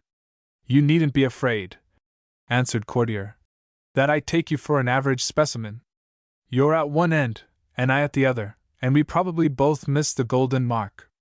But the world is not ruled by power, and the fear which power produces, as you think, it's ruled by love. Society is held together by the natural decency in man, by fellow feeling. The democratic principle, which you despise, at root means nothing at all but that. Man left to himself is on the upward lay. If it weren't so, do you imagine for a moment your boys in blue could keep order? A man knows unconsciously what he can and what he can't do, without losing his self-respect. He sucks that knowledge in with every breath. Laws and authority are not the be-all and end-all, they are conveniences, machinery, conduit pipes, main roads. They're not of the structure of the building, they're only scaffolding. Milltown lunged out with the retort. Without which no building could be built, Courtier parried. That's rather different, my friend, from identifying them with the building. They are things to be taken down as fast as ever they can be cleared away, to make room for an edifice that begins on earth, not in the sky. All the scaffolding of law is merely there to save time, to prevent the temple, as it mounts, from losing its way, and straying out of form. No, said Milltown. No! The scaffolding, as you call it, is the material projection of the architect's conception, without which the temple does not and cannot rise, and the architect is God, working through the minds and spirits most akin to himself. We are now at the bedrock, cried Courtier. Your God is outside this world, mine within it, and never the twain shall meet. In the silence that followed, Milltown saw that they were in Leicester Square, all quiet as yet before the theatres had disgorged, quiet yet waiting, with the lights, like yellow stars low-driven from the dark heavens, clinging to the white shapes of music halls and cafes, and a sort of flying glamour blanching the still foliage of the plane trees. A whitely wanton, this square, said Courtier, alive as a face, no end to its queer beauty. And, by Jove, if you went deep enough, you'd find goodness even here. And you'd ignore the vice, Milltown answered. He felt weary all of a sudden, anxious to get to his rooms, unwilling to continue this battle of words, that brought him no nearer to relief. It was with strange lassitude that he heard the voice still speaking. "We must make a night of it, since tomorrow we die. You would curb license from without, I from within. When I get up and when I go to bed, when I draw a breath, see a face, or a flower, or a tree, if I didn't feel that I was looking on the deity, I believe I should quit this palace of varieties, from sheer boredom. You, I understand, can't look on your God, unless you withdraw into some high place. Isn't it a bit lonely there? There are worse things than loneliness." And they walked on, in silence, till suddenly Milltown broke out. "You talk of tyranny! What tyranny could equal this tyranny of your freedom? What tyranny in the world like that of this free, vulgar, narrow street, with its 100 journals teeming like ants' nests, to produce what? In the entrails of that creature of your freedom, courtier, there is room neither for exaltation, discipline, nor sacrifice. There is room only for commerce and license." There was no answer for a moment, and from those tall houses, whose lighted windows he had apostrophized, Milltown turned away towards the river. "No," said the voice beside him. "For all its faults, the wind blows in that street, and there's a chance for everything. By God, I would rather see a few stars struggle out in a black sky than any of your perfect artificial lighting." And suddenly it seemed to Milltown that he could never free himself from the echoes of that voice. It was not worth while to try. "We are repeating ourselves," he said dryly. The river's black water was making stilly, slow recessional under a half-moon. Beneath the cloak of night, the chaos on the far bank, the forms of cranes, high buildings, jetties, the bodies of the sleeping barges, a million queer dark shapes, were invested with emotion. All was religious out there, all beautiful, all strange. And over this great quiet friend of man, lamps, those humble flowers of night, were throwing down the faint continual glamour of fallen petals, and a sweet scented wind stole along from the west, very slow as yet, bringing in advance the tremor and perfume of the innumerable trees and fields which the river had loved as she came by. A murmur that was no true sound, but like the whisper of a heart to a heart, accompanied this voyage of the dark water. Then a small blunt skiff, manned by 2 rowers, came by under the wall, with the thudding and the creak of oars. "So tomorrow we die," said Milltown. "You mean, I suppose, that public life is the breath of my nostrils, and I must die, because I give it up?" Courtier nodded. "Am I right in thinking that it was my young sister who sent you on this crusade?" Courtier did not answer. "And so," Milltown went on, looking him through and through, "tomorrow is to be your last day, too? Well, you're right to go. She is not an ugly duckling, who can live out of the social pond. She'll always want her native element. And now we'll say goodbye. Whatever happens to us both, I shall remember this evening." Smiling, he put out his hand. Morituris te saludo.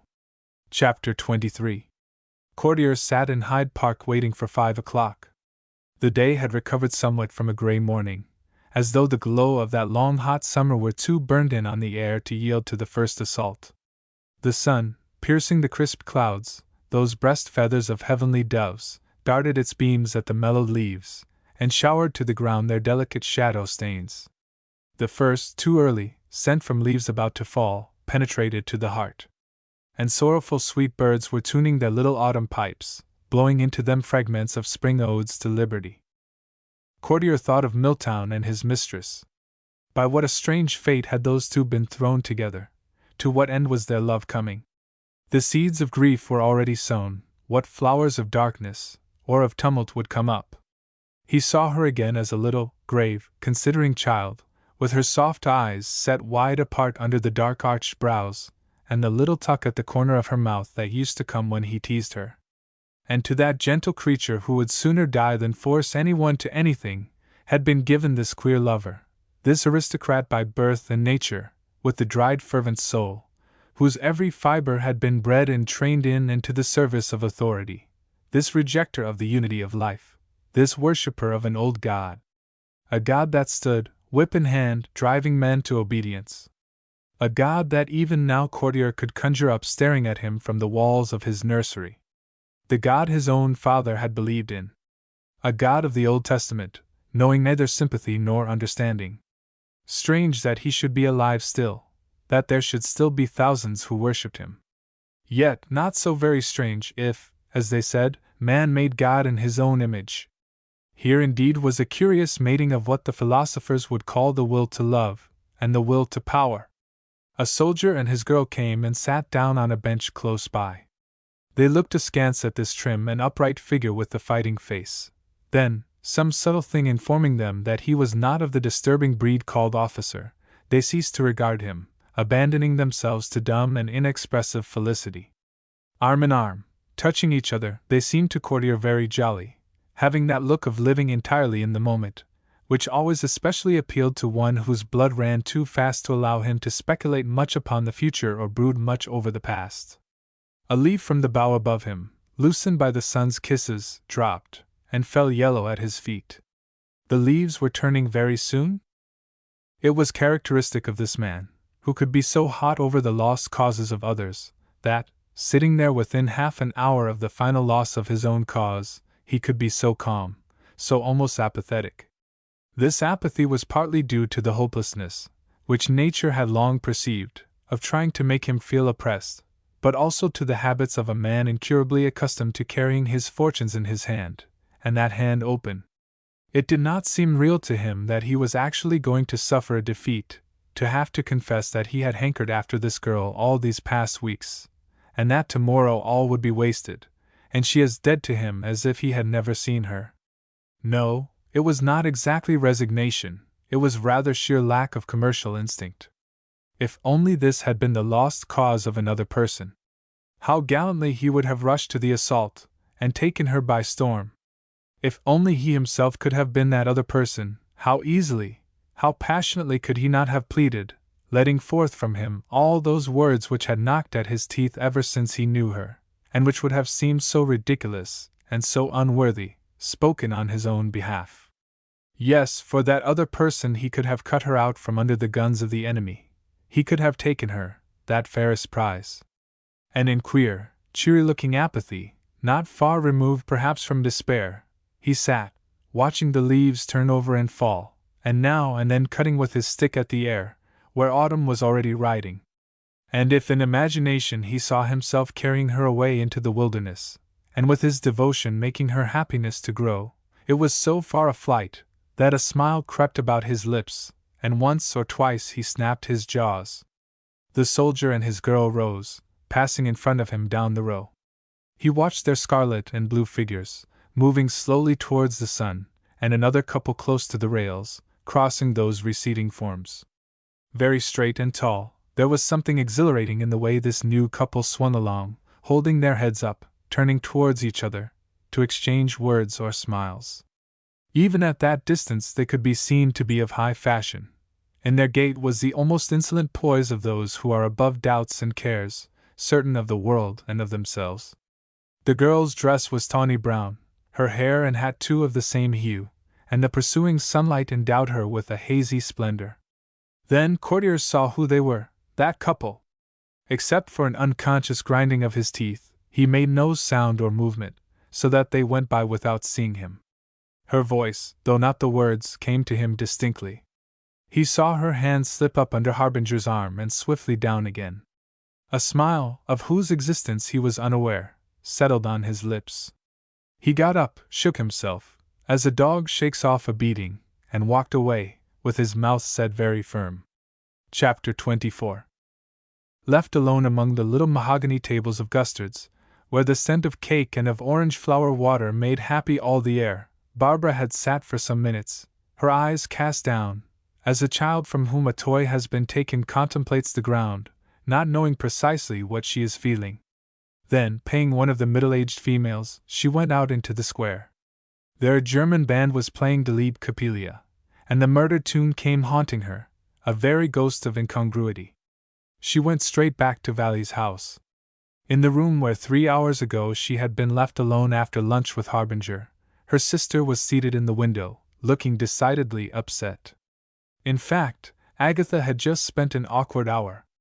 Chancing, with little Anne, into that confectioner's where she could best obtain a particularly gummy sweet which she believed wholesome for her children, she had been engaged in purchasing a pound, when looking down, she perceived, and standing stock still, with her sudden little nose pointed down the shop, and her mouth opening, glancing in the direction of those frank, inquiring eyes, Agatha saw to her amazement her sister, and a man whom she recognized as courtier. With a readiness which did her complete credit, she placed a sweet in Anne's mouth, and saying to the middle-aged female, "Then you'll send those, please." "Come, Anne!" went out. Shocks never coming singly, she had no sooner reached home than from her father she learned of the development of Milltown's love affair. When Barbara returned, she was sitting, unfeignedly disturbed and grieved, unable to decide whether or no she ought to divulge what she herself had seen, but withal buoyed up by that peculiar indignation of the essentially domestic woman, whose ideals have been outraged. Judging at once from the expression of her face that she must have heard the news of Milltown, Barbara said, "Well, my dear angel, any lecture for me?" Agatha answered coldly, "I think you were quite mad to take Mrs. Noel to him." "The whole duty of woman," murmured Barbara, "includes a little madness." Agatha looked at her in silence. "I can't make you out," she said at last. "You're not a fool, only a knave. You may think it right to joke over the ruin of Milltown's life," murmured Agatha. "I don't." Barbara's eyes grew bright, and in a hard voice she answered, "The world is not your nursery, angel." Agatha closed her lips very tightly, as who should imply, "Then it ought to be," but she only answered, "I don't think you know that I saw you just now in Gustard's." Barbara eyed her for a moment in amazement, and began to laugh. "I see," she said. "Monstrous depravity, poor old Gustard's!" And still laughing that dangerous laugh, she turned on her heel and went out. At dinner and afterwards that evening she was very silent, having on her face the same look that she wore out hunting, especially when in difficulties of any kind, or if advised to take a pull. When she got away to her own room she had a longing to relieve herself by some kind of action that would hurt someone, if only herself. To go to bed and toss about in a fever, for she knew herself in these thwarted moods, was of no use. For a moment she thought of going out. That would be fun, and hurt them, too, but it was difficult. She did not want to be seen, and have the humiliation of an open row. Then there came into her head the memory of the roof of the tower, where she had once been as a little girl. She would be in the air there, she would be able to breathe, to get rid of this feverishness. With the unhappy pleasure of a spoiled child taking its revenge, she took care to leave her bedroom door open, so that her maid would wonder where she was, and perhaps be anxious, and make them anxious. Slipping through the moonlit picture gallery on to the landing, outside her father's sanctum, whence rose the stone staircase leading to the roof, she began to mount. She was breathless when, after that unending flight of stairs, she emerged on to the roof at the extreme northern end of the big house, where, below her, was a sheer drop of 100 feet. At first she stood, a little giddy, grasping the rail that ran round that garden of lead, still absorbed in her brooding, rebellious thoughts. Gradually she lost consciousness of everything save the scene before her. High above all neighboring houses, she was almost appalled by the majesty of what she saw. This night-clothed city, so remote and dark, so white-gleaming and alive, on whose purple hills and valleys grew such myriad golden flowers of light, from whose heart came this deep, incessant murmur, could it possibly be the same city through which she had been walking that very day? From its sleeping body the supreme wistful spirit had emerged in dark loveliness, and was low-flying down there, tempting her. Barbara turned round, to take in all that amazing prospect, from the black glades of Hyde Park, in front, to the powdery white ghost of a church tower, away to the east. How marvelous was this city of night! And as, in presence of that wide darkness of the sea before dawn, her spirit had felt little and timid within her, so it felt now, in face of this great, brooding, beautiful creature, whom man had made. She singled out the shapes of the Piccadilly hotels, and beyond them the palaces and towers of Westminster and Whitehall, and everywhere the inextricable loveliness of dim blue forms and sinuous pallid lines of light, under an indigo dark sky. Near at hand, she could see plainly the still-lighted windows, the motor cars gliding by far down, even the tiny shapes of people walking, and the thought that each of them meant someone like herself, seemed strange. Drinking of this wonder cup, she began to experience a queer intoxication, and lost the sense of being little. Rather, she had the feeling of power, as in her dream at Monkland. She too, as well as this great thing below her, seemed to have shed her body, to be emancipated from every barrier, floating deliciously identified with air. She seemed to be one with the enfranchised spirit of the city, drowned in perception of its beauty. Then all that feeling went, and left her frowning, shivering, though the wind from the west was warm. Her whole adventure of coming up here seemed bizarre, ridiculous. Very stealthily she crept down, and had reached once more the door into the picture gallery, when she heard her mother's voice say in amazement, "That you, Babs?" and turning saw her coming from the doorway of the sanctum. Of a sudden, very cool, with all her faculties about her, Barbara smiled, and stood looking at Lady Valleys, who said with hesitation, "Come in here, dear, a minute, will you?" In that room resorted to for comfort, Lord Valleys was standing with his back to the hearth, and an expression on his face that wavered between vexation and decision. The doubt in Agatha's mind whether she should tell or no had been terribly resolved by little Anne, who in a pause of conversation had announced, "We saw Auntie Babs and Mr. Courtier in Gustards, but we didn't speak to them." Upset by the events of the afternoon, Lady Valleys had not shown her usual savoir-faire. She had told her husband. A meeting of this sort in a shop celebrated for little save its wedding cakes was in a sense of no importance. But being disturbed already by the news of Milltown, it seemed to them both nothing less than sinister, as though the heavens were in league for the demolition of their house. To Lord Valleys it was peculiarly mortifying, because of his real admiration for his daughter, and because he had paid so little attention to his wife's warning of some weeks back. In consultation, however, they had only succeeded in deciding that Lady Valleys should talk with her. Though without much spiritual insight, they had, each of them, a certain cool judgment, and were fully alive to the danger of thwarting Barbara. This had not prevented Lord Valleys from expressing himself strongly on the confounded unscrupulousness of that fellow, and secretly forming his own plan for dealing with this matter. Lady Valleys, more deeply conversant with her daughter's nature, and by reason of femininity more lenient towards the other sex, had not tried to excuse Courtier, but had thought privately, Babs is rather a flirt, for she could not altogether help remembering herself at the same age. Summoned thus unexpectedly, Barbara, her lips very firmly pressed together, took her stand coolly enough by her father's writing table. Seeing her suddenly appear, Lord Valleys instinctively relaxed his frown. His experience of men and things, his thousands of diplomatic hours, served to give him an air of coolness and detachment which he was very far from feeling. In truth, he would rather have faced a hostile mob than his favorite daughter in such circumstances. His tanned face with its crisp gray mustache, his whole head indeed, took on, unconsciously, a more than ordinarily soldier-like appearance. His eyelids drooped a little, his brows rose slightly. She was wearing a blue wrap over her evening frock, and he seized instinctively on that indifferent trifle to begin this talk. "Ah, Babs, have you been out?" Alive to her very fingernails, with every nerve tingling, but showing no sign, Barbara answered, "No, on the roof of the tower."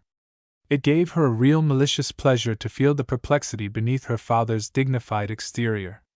And detecting that covert mockery, Lord Valleys said dryly, "Stargazing?" Then, with that sudden resolution peculiar to him, as though he were bored with having to delay and temporize, he added, "Do you know, I doubt whether it's wise to make appointments in confectioners' shops when Anne is in London." The dangerous little gleam in Barbara's eyes escaped his vision, but not that of Lady Valleys, who said at once, "No doubt you had the best of reasons, my dear." Barbara curled her lip. Had it not been for the scene they had been through that day with Milltown, and for their very real anxiety, both would have seen then that while their daughter was in this mood, least said was soonest mended. But their nerves were not quite within control, and with more than a touch of impatience Lord Valleys ejaculated, "It doesn't appear to you, I suppose, to require any explanation?" Barbara answered, "No." "Ah," said Lord Valleys, "I see. An explanation can be had no doubt from the gentleman whose sense of proportion was such as to cause him to suggest such a thing." "He did not suggest it." "I did." Lord Valley's eyebrows rose still higher. Indeed, he said. Geoffrey, murmured Lady Valley's. I thought I was to talk to Babs. It would no doubt be wiser. In Barbara, thus for the first time in her life seriously reprimanded, there was at work the most peculiar sensation she had ever felt, as if something were scraping her very skin, a sick, and at the same time devilish, feeling. At that moment she could have struck her father dead. But she showed nothing, having lowered the lids of her eyes. Anything else? She said. Lord Valley's jaw had become suddenly more prominent. As a sequel to your share in Milltown's business, it is peculiarly entrancing. My dear, broke in Lady Valley's very suddenly. Babs will tell me. It's nothing, of course. Barbara's calm voice said again. Anything else? The repetition of this phrase in that maddening, cool voice almost broke down her father's sorely tried control. Nothing from you, he said with deadly coldness. I shall have the honor of telling this gentleman what I think of him. At those words Barbara drew herself together, and turned her eyes from one face to the other. Under that gaze, which for all its cool hardness, was so furiously alive, either Lord nor Lady Valley's could keep quite still. It was as if she had stripped from them the well-bred mask of those whose spirits, by long unquestioning acceptance of themselves, have become inelastic, inexpansive, commoner than they knew. In fact, a rather awful moment. Then Barbara said, If there's nothing else, I'm going to bed. Good night. And as calmly as she had come in, she went out. When she had regained her room, she locked the door, threw off her cloak, and looked at herself in the glass. With pleasure she saw how firmly her teeth were clenched, how her breast was heaving, and how her eyes seemed to be stabbing herself. And all the time she thought, Very well, my dears! Very well! Chapter 25. In that mood of rebellious mortification she fell asleep. And curiously enough, dreamed not of him whom she had in mind been so furiously defending, but of Harbinger. She fancied herself in prison, lying in a cell fashioned like the drawing-room at Sea House, and in the next cell, into which she could somehow look, Harbinger was digging at the wall with his nails. She could distinctly see the hair on the back of his hands, and hear him breathing. The hole he was making grew larger and larger. Her heart began to beat furiously. She awoke. She rose with a new and malicious resolution to show no sign of rebellion, to go through the day as if nothing had happened, to deceive them all, and then. Exactly what and then meant, she did not explain even to herself. In accordance with this plan of action she presented an untroubled front at breakfast, went out riding with little Anne, and shopping with her mother afterwards. Owing to this news of Milltown the journey to Scotland had been postponed. She parried with cool ingenuity each attempt made by Lady Valley's to draw her into conversation on the subject of that meeting at Gustard's, nor would she talk of her brother. In every other way she was her usual self.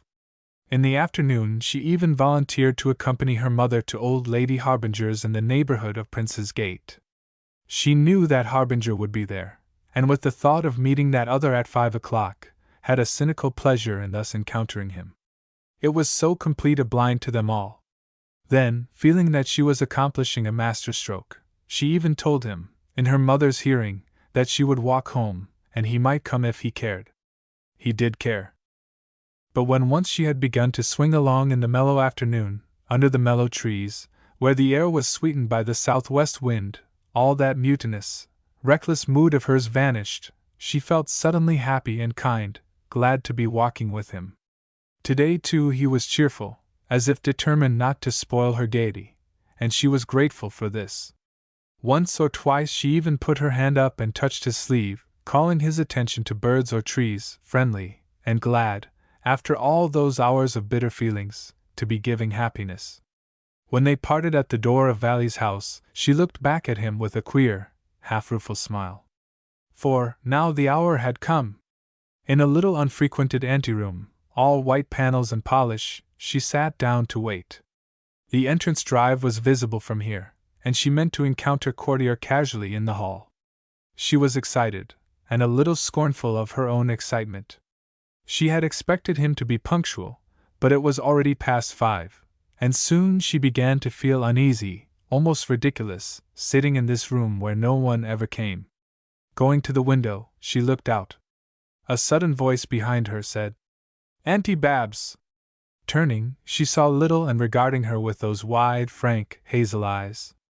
A shiver of nerves passed through Barbara. "Is this your room?" "It's a nice room, isn't it?" she answered. "Quite a nice room, man." "Yes. I've never been in here before. There's somebody just come, so I must go now."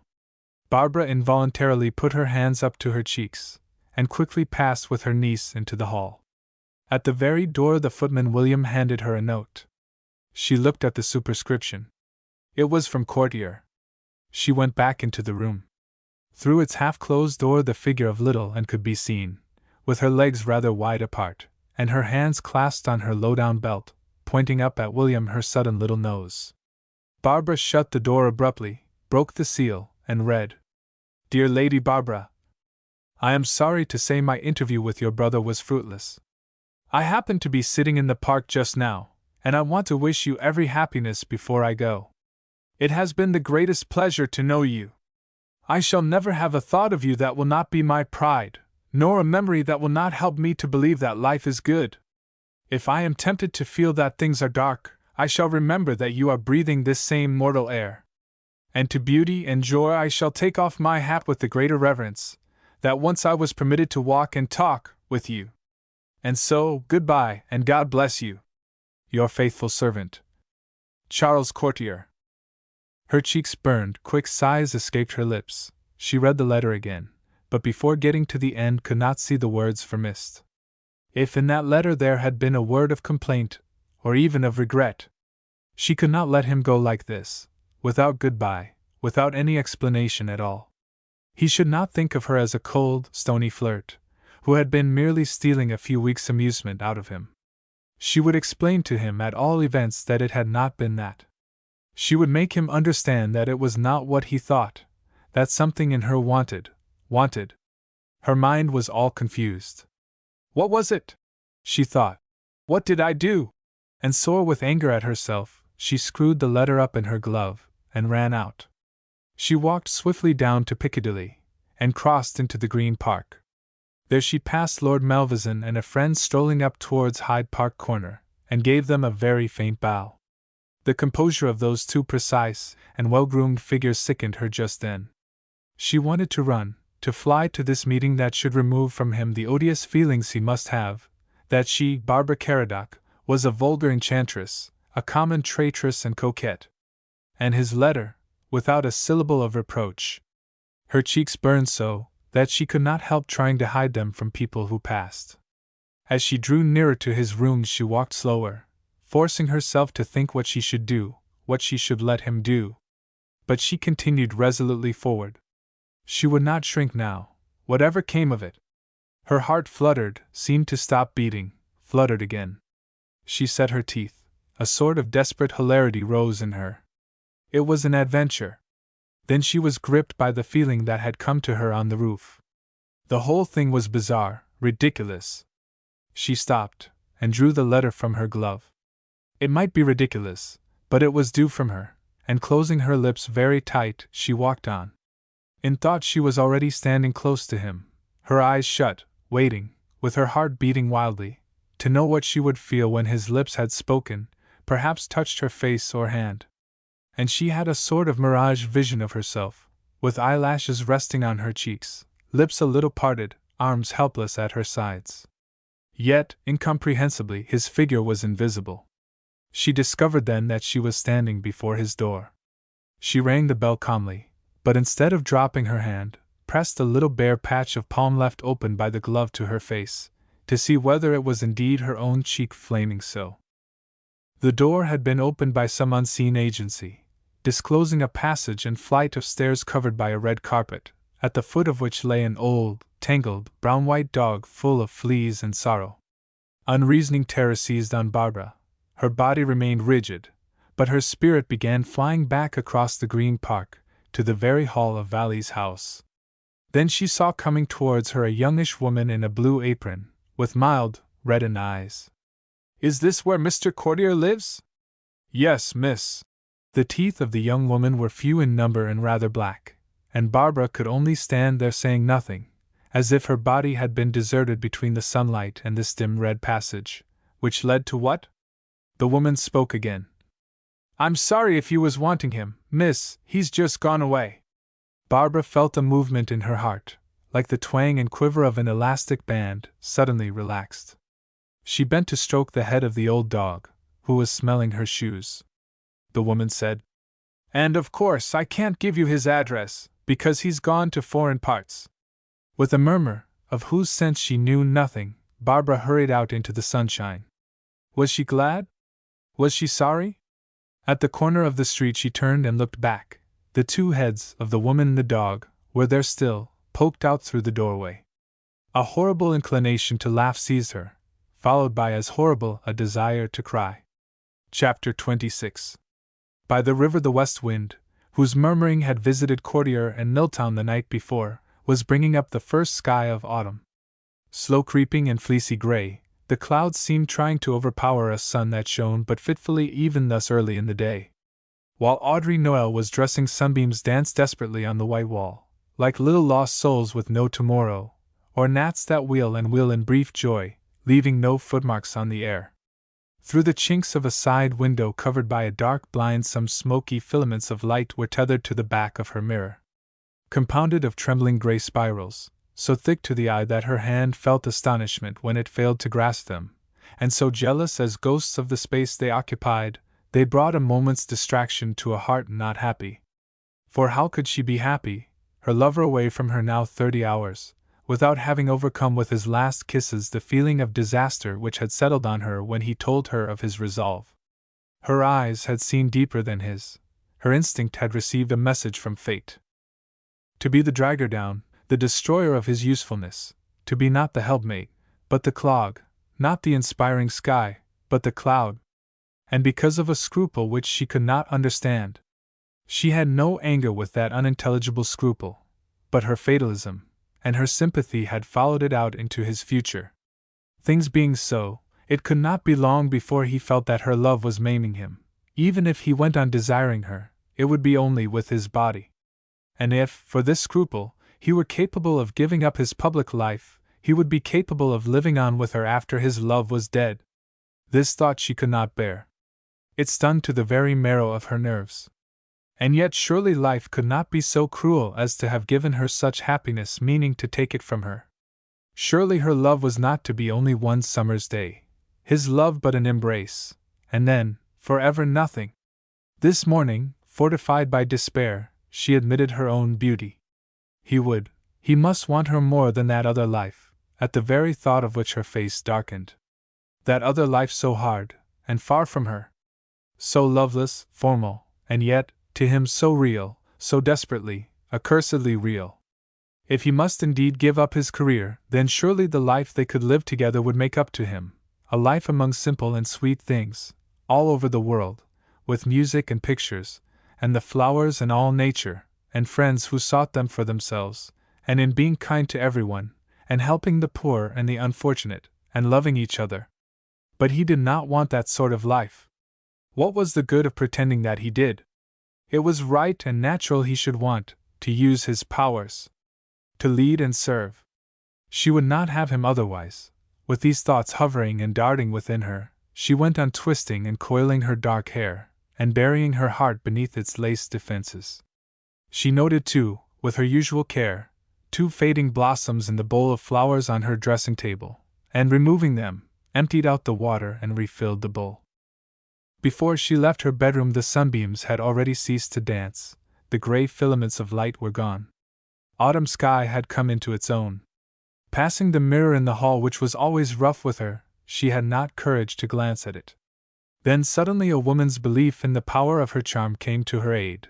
She felt almost happy. Surely he must love her better than his conscience. But that confidence was very tremulous, ready to yield to the first rebuff. Even the friendly fresh-cheeked maid seemed that morning to be regarding her with compassion, and all the innate sense, not of good form, but of form, which made her shrink from anything that should disturb or hurt another, or make anyone think she was to be pitied, rose up at once within her, she became more than ever careful to show nothing even to herself. So she passed the morning, mechanically doing the little usual things. An overpowering longing was with her all the time, to get him away with her from England, and see whether the thousand beauties she could show him would not fire him with love of the things she loved. As a girl she had spent nearly 3 years abroad. And Eustace had never been to Italy, nor to her beloved mountain valleys. Then the remembrance of his rooms at the Temple broke in on that vision, and shattered it. No Titian's feast of gentian, tawny brown, and alpenrose could intoxicate the lover of those books, those papers, that great map. And the scent of leather came to her now as poignantly as if she were once more flitting about noiselessly on her business of nursing. Then there rushed through her again the warm, wonderful sense that had been with her all those precious days, of love that knew secretly of its approaching triumph and fulfillment, the delicious sense of giving every minute of her time, every thought and movement, and all the sweet, unconscious waiting for the divine, irrevocable moment when at last she would give herself and be his. The remembrance, too, of how tired, how sacredly tired she had been, and of how she had smiled all the time with her inner joy of being tired for him. The sound of the bells startled her. His telegram had said, "the afternoon." She determined to show nothing of the trouble darkening the whole world for her, and drew a deep breath, waiting for his kiss. It was not Milltown, but Lady Casterly. The shock sent the blood buzzing into her temples. Then she noticed that the little figure before her was also trembling. Drawing up a chair, she said, "Won't you sit down?" The tone of that old voice, thanking her, brought back sharply the memory of her garden, at Monkland, bathed in the sweetness and shimmer of summer, and of Barbara standing at her gate towering above this little figure, which now sat there so silent, with very white face. Those carved features, those keen, yet veiled eyes, had too often haunted her thoughts. They were like a bad dream come true. "My grandson is not here, is he?" Audrey shook her head. "We have heard of his decision. I will not beat about the bush with you. It is a disaster for me, a calamity.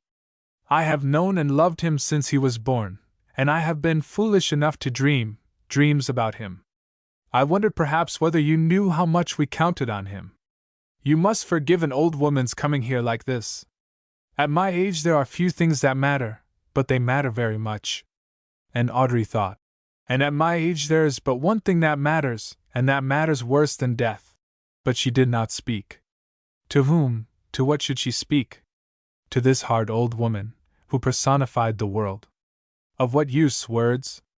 "I can say to you," went on the voice of the little figure that seemed so to fill the room with its great presence, "what I could not bring myself to say to others, for you are not hard-hearted."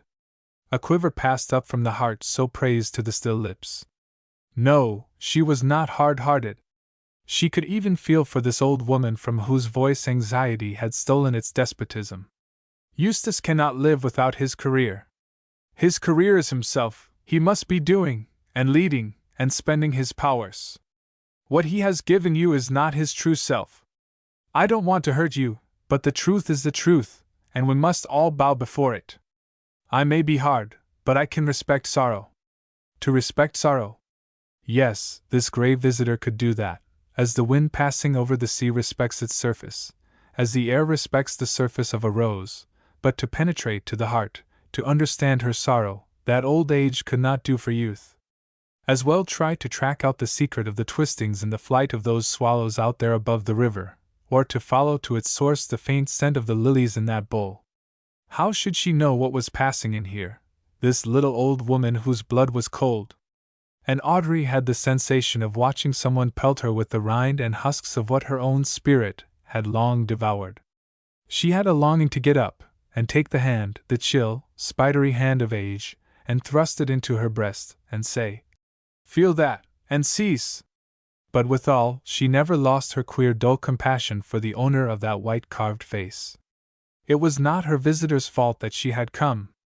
Again Lady Casterly was speaking. "It is early days. If you do not end it now, at once, it will only come harder on you presently. You know how determined he is. He will not change his mind. If you cut him off from his work in life, it will but recoil on you. I can only expect your hatred, for talking like this, But believe me, it's for your good, as well as his, in the long run. A tumultuous heart-beating of ironical rage seized on the listener to that speech. Her good. The good of a course that the breath is just abandoning, the good of a flower beneath a heel, the good of an old dog whose master leaves it for the last time. Slowly a weight like lead stopped all that fluttering of her heart. If she did not end it at once. The words had now been spoken that for so many hours, she knew, had lain unspoken within her own breast. Yes, if she did not, she could never know a moment's peace, feeling that she was forcing him to a death in life, desecrating her own love and pride. And the spur had been given by another. The thought that someone, this hard old woman of the hard world, should have shaped in words the hauntings of her love and pride through all those ages since Milltown spoke to her of his resolve, that someone else should have had to tell her what her heart had so long known it must do, this stabbed her like a knife. This, at all events, she could not bear. She stood up and said, "Please leave me now. I have a great many things to do before I go." With a sort of pleasure she saw a look of bewilderment cover that old face. With a sort of pleasure she marked the trembling of the hands raising their owner from the chair, and heard the stammering in the voice. "You are going? Before he comes? You won't be seeing him again?" With a sort of pleasure she marked the hesitation, which did not know whether to thank, or bless, or just say nothing and creep away. With a sort of pleasure she watched the flush mount in the faded cheeks, the faded lips pressed together. Then, at the scarcely whispered words, "Thank you, my dear!" she turned, unable to bear further sight or sound. She went to the window and pressed her forehead against the glass, trying to think of nothing. She heard the sound of wheels. Lady Casterly had gone. And then, of all the awful feelings man or woman can know, she experienced the worst. She could not cry.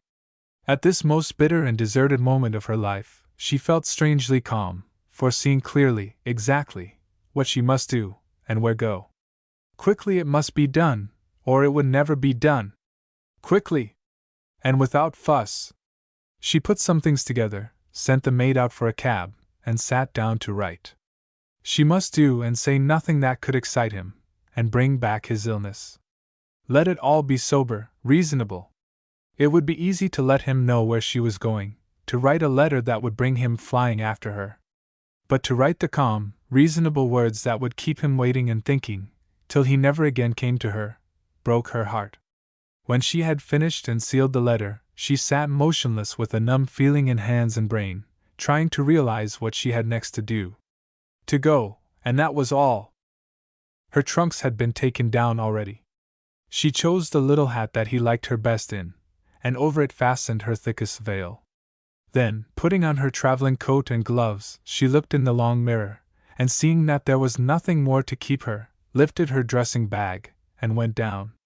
Over on the embankment a child was crying, and the passionate screaming sound, broken by the gulping of tears, made her cover her lips, as though she had heard her own escaped soul wailing out there. She leaned out of the cab to say to the maid, "Go and comfort that crying Ella." Only when she was alone in the train, secure from all eyes, did she give way to desperate weeping. The white smoke rolling past the windows was not more evanescent than her joy had been. For she had no illusions, it was over. From first to last, not quite a year. But even at this moment, not for all the world would she have been without her love, gone to its grave, like a dead child that evermore would be touching her breast with its wistful fingers. Chapter 27. Barbara, returning from her visit to Cordear's deserted rooms, was met at Valley's house with the message, would she please go at once to Lady Casterly? When, in obedience, she reached Ravensham, she found her grandmother and Lord Dennis in the White Room. They were standing by one of the tall windows, apparently contemplating the view.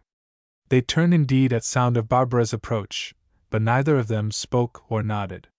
Not having seen her grandfather since before Milltown's illness, Barbara found it strange to be so treated. She too took her stand silently before the window. A very large wasp was crawling up the pane, then slipping down with a faint buzz. Suddenly Lady Casterly spoke. "Kill that thing!" Lord Dennis drew forth his handkerchief. "Not with that, Dennis. It will make a mess." Take a paper knife. I was going to put it out, murmured Lord Dennis. Let Barbara with her gloves. Barbara moved towards the pane. It's a hornet, I think, she said. So he is, said Lord Dennis dreamily. Nonsense, murmured Lady Casterly. It's a common wasp. I know it's a hornet, Granny. The rings are darker. Lady Casterly bent down. When she raised herself, she had a slipper in her hand. Don't irritate him, cried Barbara, catching her wrist. But Lady Casterly freed her hand. I will, she said, and brought the sole of the slipper down on the insect so that it dropped on the floor, dead. He has no business in here. And, as if that little incident had happened to 3 other people, they again stood silently looking through the window. Then Lady Casterly turned to Barbara. Well, have you realized the mischief that you've done? Anne, murmured Lord Dennis. Yes, she is your favorite, but that won't save her. This woman, to her great credit, I say to her great credit, has gone away, so as to put herself out of Eustace's reach, until he has recovered his senses. With a sharp-drawn breath, Barbara said, Oh, poor thing! But on Lady Casterly's face had come an almost cruel look. Ah, she said. Exactly. But, curiously enough, I am thinking of Eustace. Her little figure was quivering from head to foot. This will be a lesson to you not to play with fire. Anne, murmured Lord Dennis again, slipping his arm through Barbara's. The world, went on Lady Casterly, is a place of facts, not of romantic fancies. You have done more harm than can possibly be repaired. I went to her myself. I was very much moved, if it hadn't been for your foolish conduct. Anne, said Lord Dennis once more. Lady Casterly paused, tapping the floor with her little foot. Barbara's eyes were gleaming. Is there anything else you would like to squash, dear? Babs, murmured Lord Dennis, but unconsciously pressing his hand against her heart, the girl went on. You are lucky to be abusing me today, if it had been yesterday.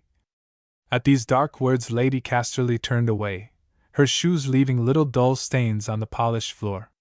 Barbara raised to her cheek the fingers which she had been so convulsively embracing. Don't let her go on, uncle, she whispered. Not just now. No, my dear, Lord Dennis murmured. Certainly not, it is enough. It has been your sentimental folly, came Lady Casterly's voice from a far corner, which has brought this on the boy.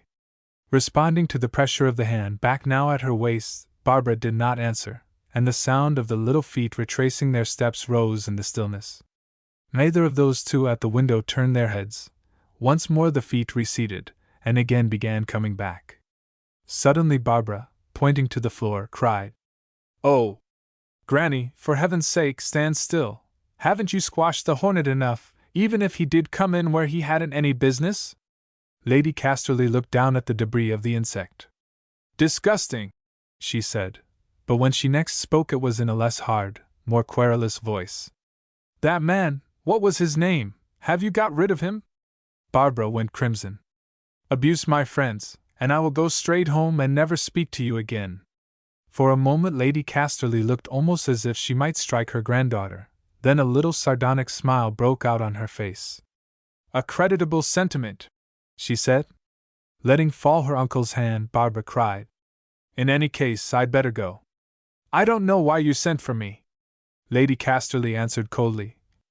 To let you and your mother know of this woman's most unselfish behavior, to put you on the qui-vive for what Eustace may do now, to give you a chance to make up for your folly. Moreover, to warn you against.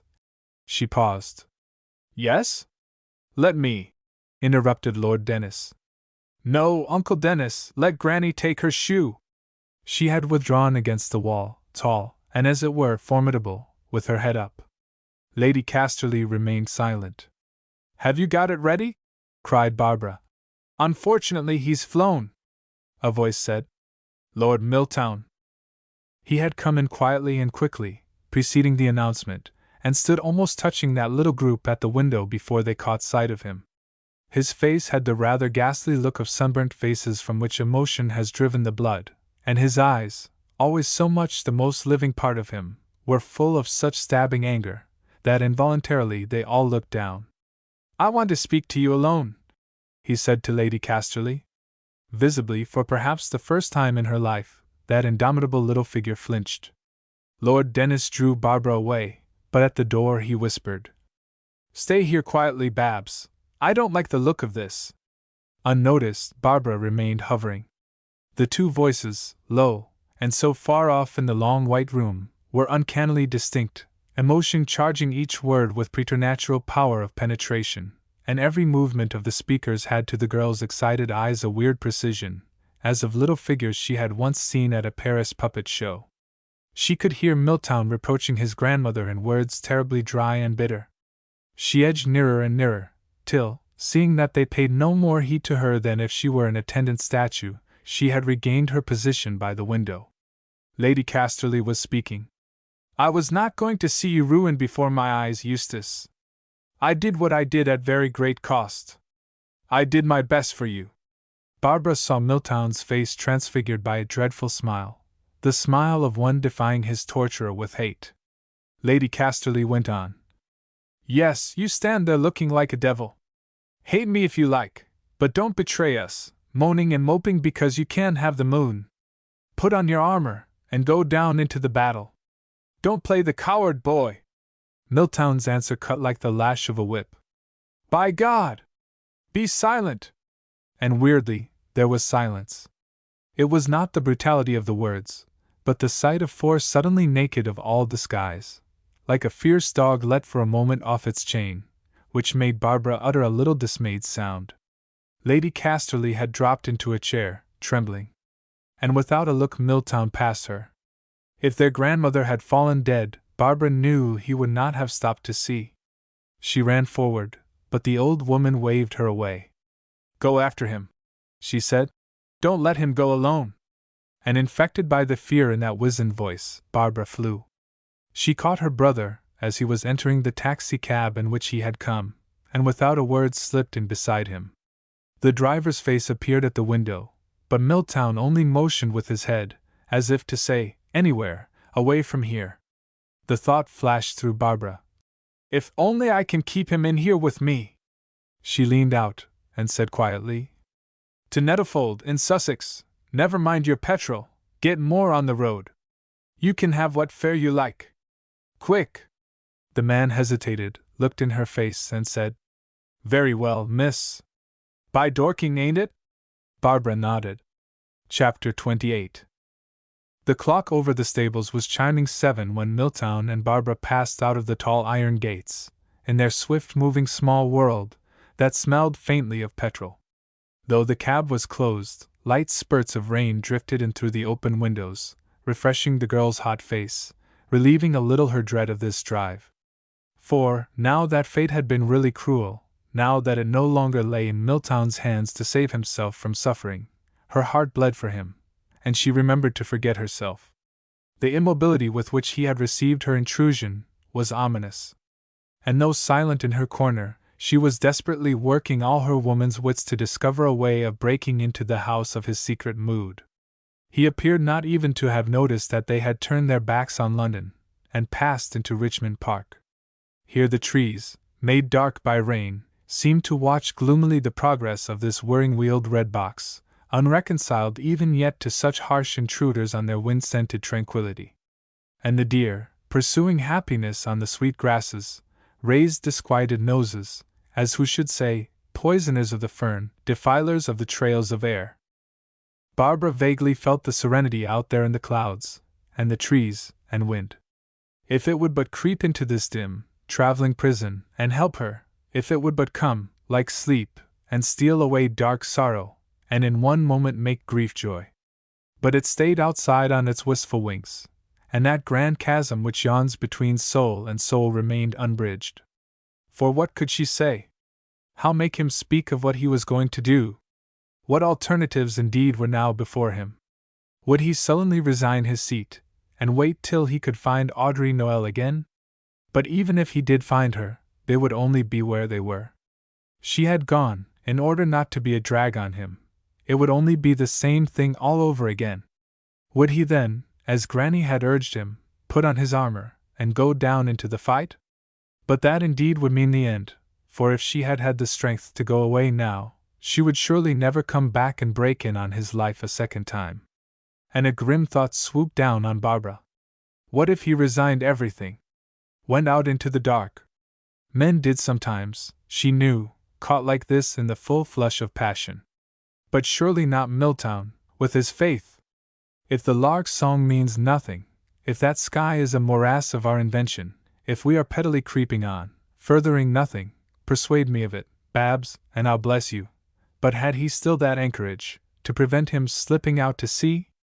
This sudden thought of death to one for whom life was joy, who had never even seen the great stillness, was very terrifying. She fixed her eyes on the back of the chauffeur, in his drab coat with the red collar, finding some comfort in its solidity. They were in a taxi cab, in Richmond Park. Death, incongruous, incredible death. It was stupid to be frightened. She forced herself to look at Milltown. He seemed to be asleep. His eyes were closed, his arms folded. Only a quivering of his eyelids betrayed him. Impossible to tell what was going on in that grim waking sleep, which made her feel that she was not there at all, so utterly did he seem withdrawn into himself. He opened his eyes, and said suddenly, "So you think I'm going to lay hands on myself, Babs?" Horribly startled by this reading of her thoughts, Barbara could only edge away and stammer, "No, oh no! Where are we going in this thing? Nettlefold. Would you like him stopped? It will do as well as anywhere." Terrified lest he should relapse into that grim silence, she timidly possessed herself of his hand. It was fast growing dark. The cab, having left the villas of Surbiton behind, was flying along at great speed among pine trees and stretches of heather gloomy with faded daylight. Milltown said presently, in a queer, slow voice, "If I want, I have only to open that door and jump. You who believe that tomorrow we die, give me the faith to feel that I can free myself by that jump, and out I go." Then, seeming to pity her terrified squeeze of his hand, he added, "It's all right, Babs. We shall sleep comfortably enough in our beds tonight." But so desolate to the girl was his voice, that she hoped now for silence. "Let us be skinned quietly," muttered Milltown. "If nothing else. Sorry to have disturbed you." Pressing close up to him, Barbara murmured, "If only, talk to me." But Milltown, though he stroked her hand, was silent.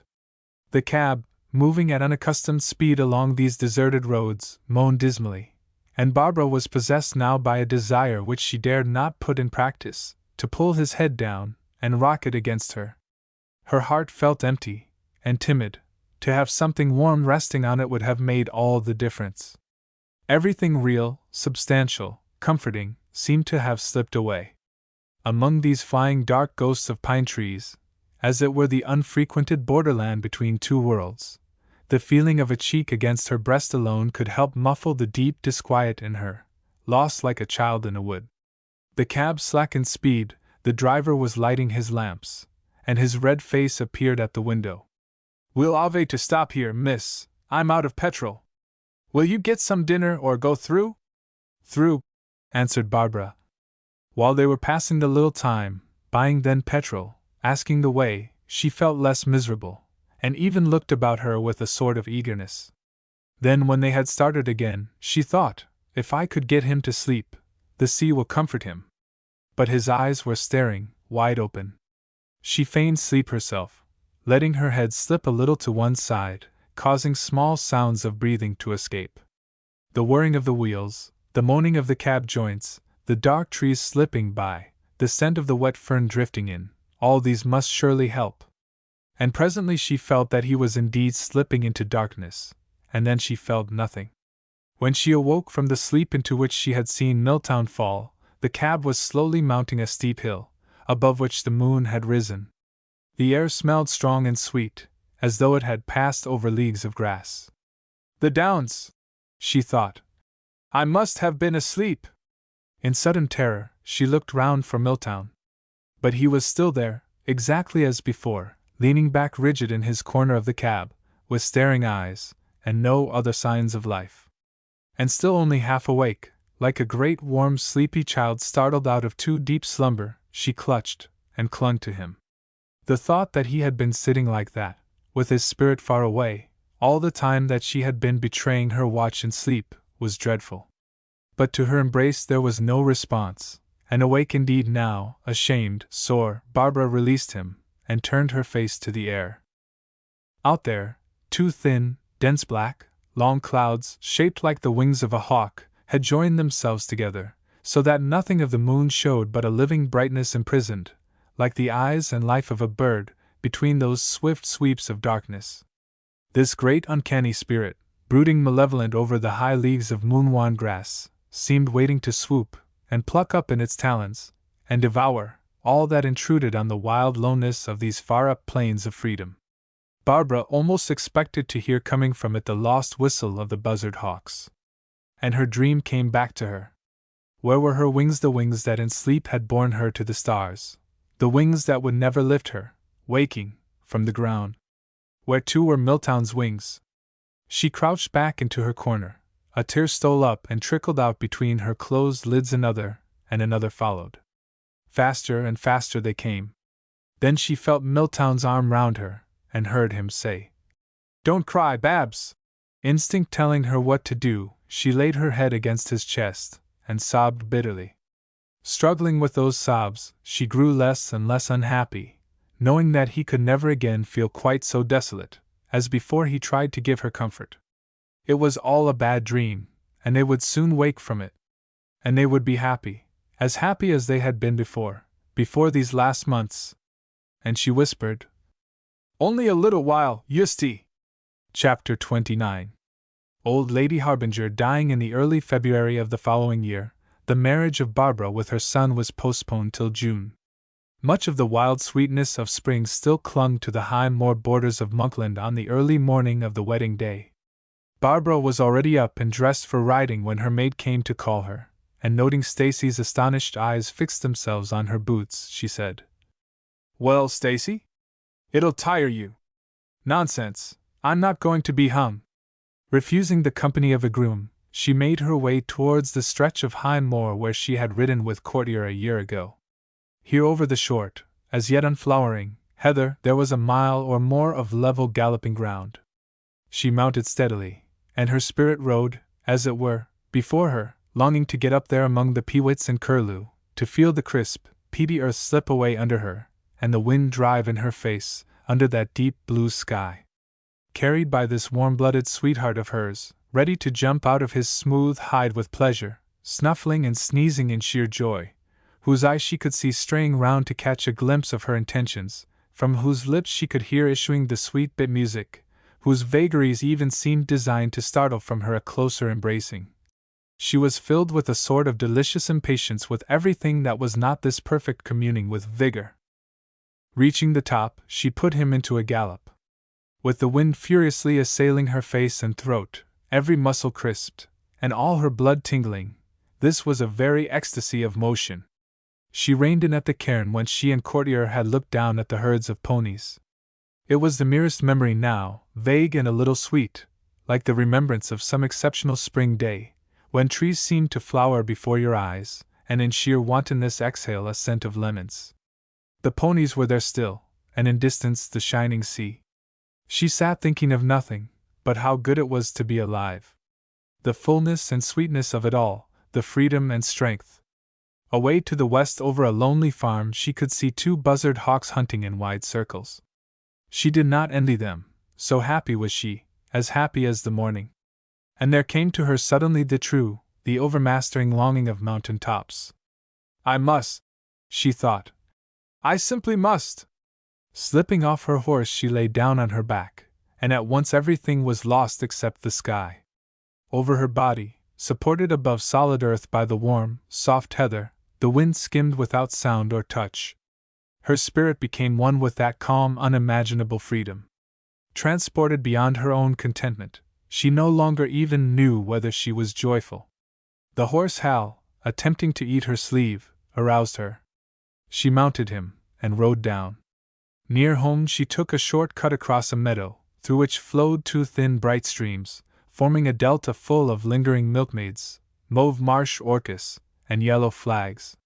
From end to end of this long meadow, so varied, so pied with trees and stones, and flowers, and water, the last of the spring was passing.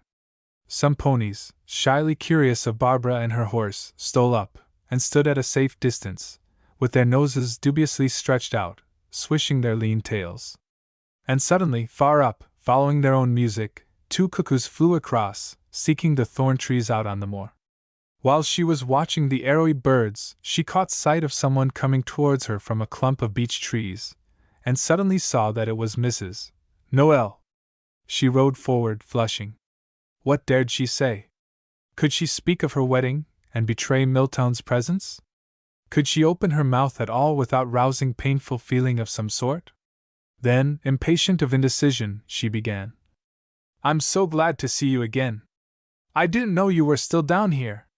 I only came back to England yesterday, and I'm just here to see to the packing of my things. Oh, murmured Barbara. You know what's happening to me, I suppose? Mrs. Noel smiled, looked up, and said, I heard last night. All joy to you! A lump rose in Barbara's throat. I'm so glad to have seen you, she murmured once more. I expect I ought to be getting on. And with the word, goodbye, gently echoed, she rode away.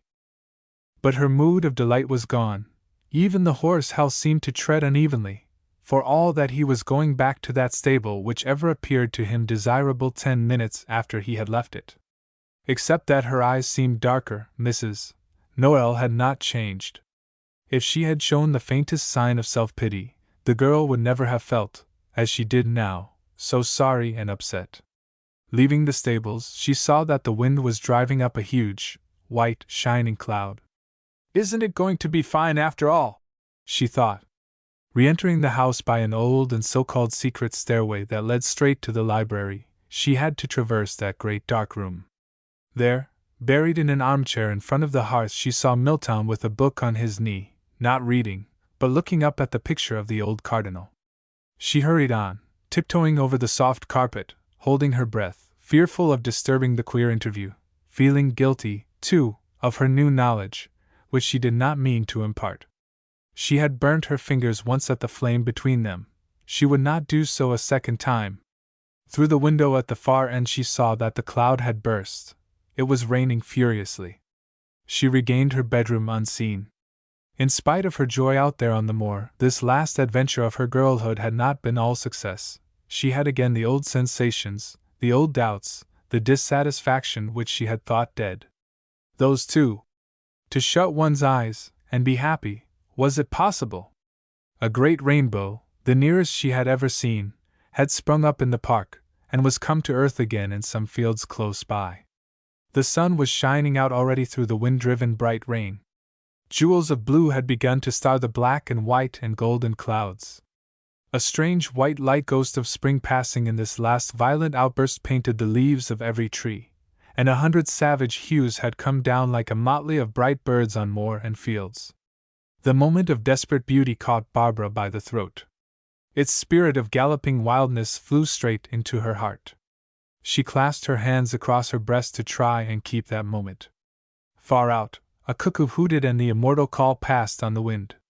In that call all the beauty, and color, and rapture of life seemed to be flying by.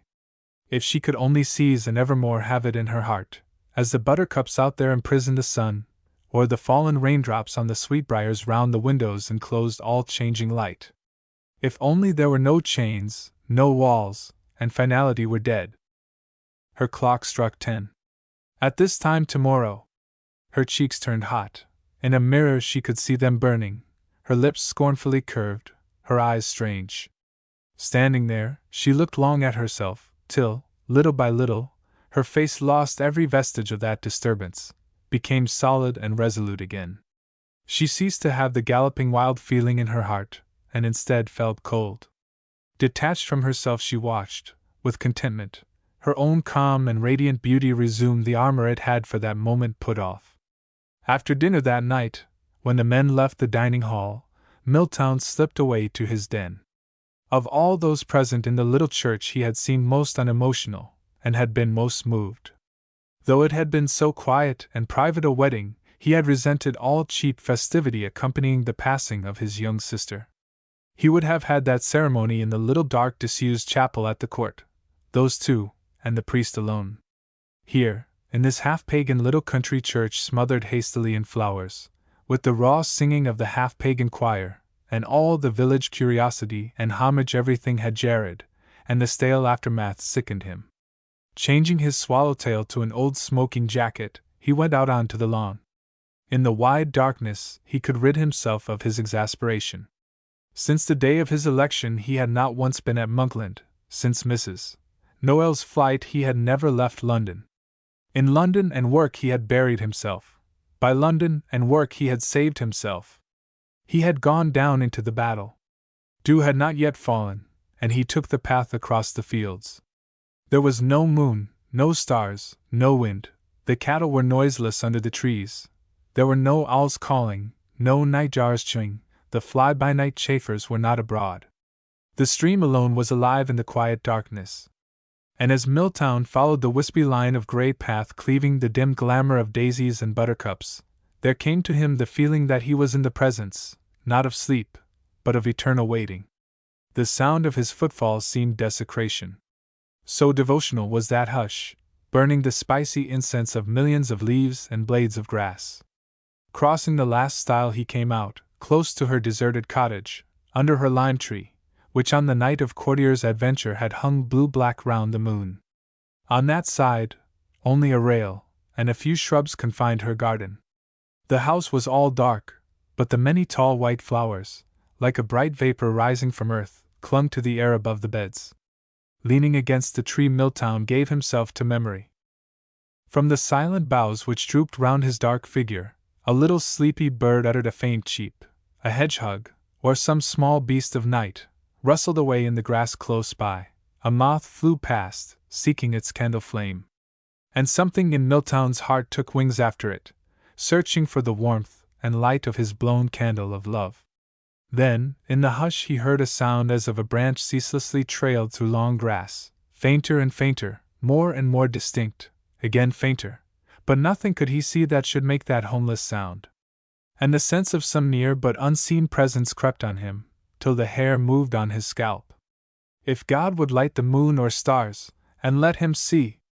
If God would end the expectation of this night, let one wand glimmer down into her garden, and one wand glimmer into his breast. But it stayed dark, and the homeless noise never ceased. The weird thought came to Milltown that it was made by his own heart, wandering out there, trying to feel warm again. He closed his eyes and at once knew that it was not his heart, but indeed some external presence, unconsoled. And stretching his hands out he moved forward to arrest that sound. As he reached the railing, it ceased. And he saw a flame leap up, a pale broad pathway of light blanching the grass. And realizing that she was there, within, he gasped. His fingernails bent and broke against the iron railing without his knowing. It was not as on that night when the red flowers on her windowsill had wafted their scent to him. It was no sheer overpowering rush of passion. Profounder, more terrible, was this rising up within him of yearning for love, as if, now defeated, it would never more stir, but lie dead on that dark grass beneath those dark boughs. And if victorious, what then? He stole back under the tree. He could see little white moths traveling down that path of lamplight. He could see the white flowers quite plainly now, a pale watch of blossoms guarding the dark sleepy ones, and he stood, not reasoning, hardly any longer feeling, stunned, battered by struggle. His face and hands were sticky with the honeydew, slowly, invisibly distilling from the lime tree. He bent down and felt the grass. And suddenly there came over him the certainty of her presence. Yes, she was there, out on the veranda. He could see her white figure from head to foot, and not realizing that she could not see him, he expected her to utter some cry. But no sound came from her, no gesture. She turned back into the house. Milltown ran forward to the railing. But there, once more, he stopped, unable to think, unable to feel, as it were abandoned by himself. And he suddenly found his hand up at his mouth, as though there were blood there to be staunched that had escaped from his heart. Still holding that hand before his mouth, and smothering the sound of his feet in the long grass, he crept away. Chapter 30. In the great glass house at Ravensham, Lady Casterly stood close to some Japanese lilies, with a letter in her hand. Her face was very white, for it was the first day she had been allowed down after an attack of influenza, nor had the hand in which she held the letter its usual steadiness. She read, Monkland Court. Just a line, dear, before the post goes, to tell you that Babs has gone off happily. The child looked beautiful. She sent you her love, and some absurd message, that you would be glad to hear, she was perfectly safe, with both feet firmly on the ground. A grim little smile played on Lady Casterly's pale lips. Yes, indeed, and time too. The child had been very near the edge of the cliffs. Very near committing a piece of romantic folly. That was well over. And raising the letter again, she read on. We were all down for it, of course, and come back tomorrow. Geoffrey is quite cut up. Things can't be what they were without our Babs. I've watched Eustace very carefully, and I really believe he's safely over that affair at last. He is doing extraordinarily well in the house just now. Geoffrey says his speech on the poor law was head and shoulders the best made.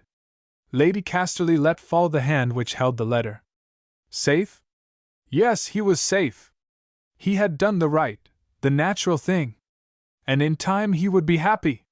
He would rise now to that pinnacle of desired authority which she had dreamed of for him, ever since he was a tiny thing, ever since his little thin brown hand had clasped hers in their wanderings amongst the flowers and the furniture of tall rooms.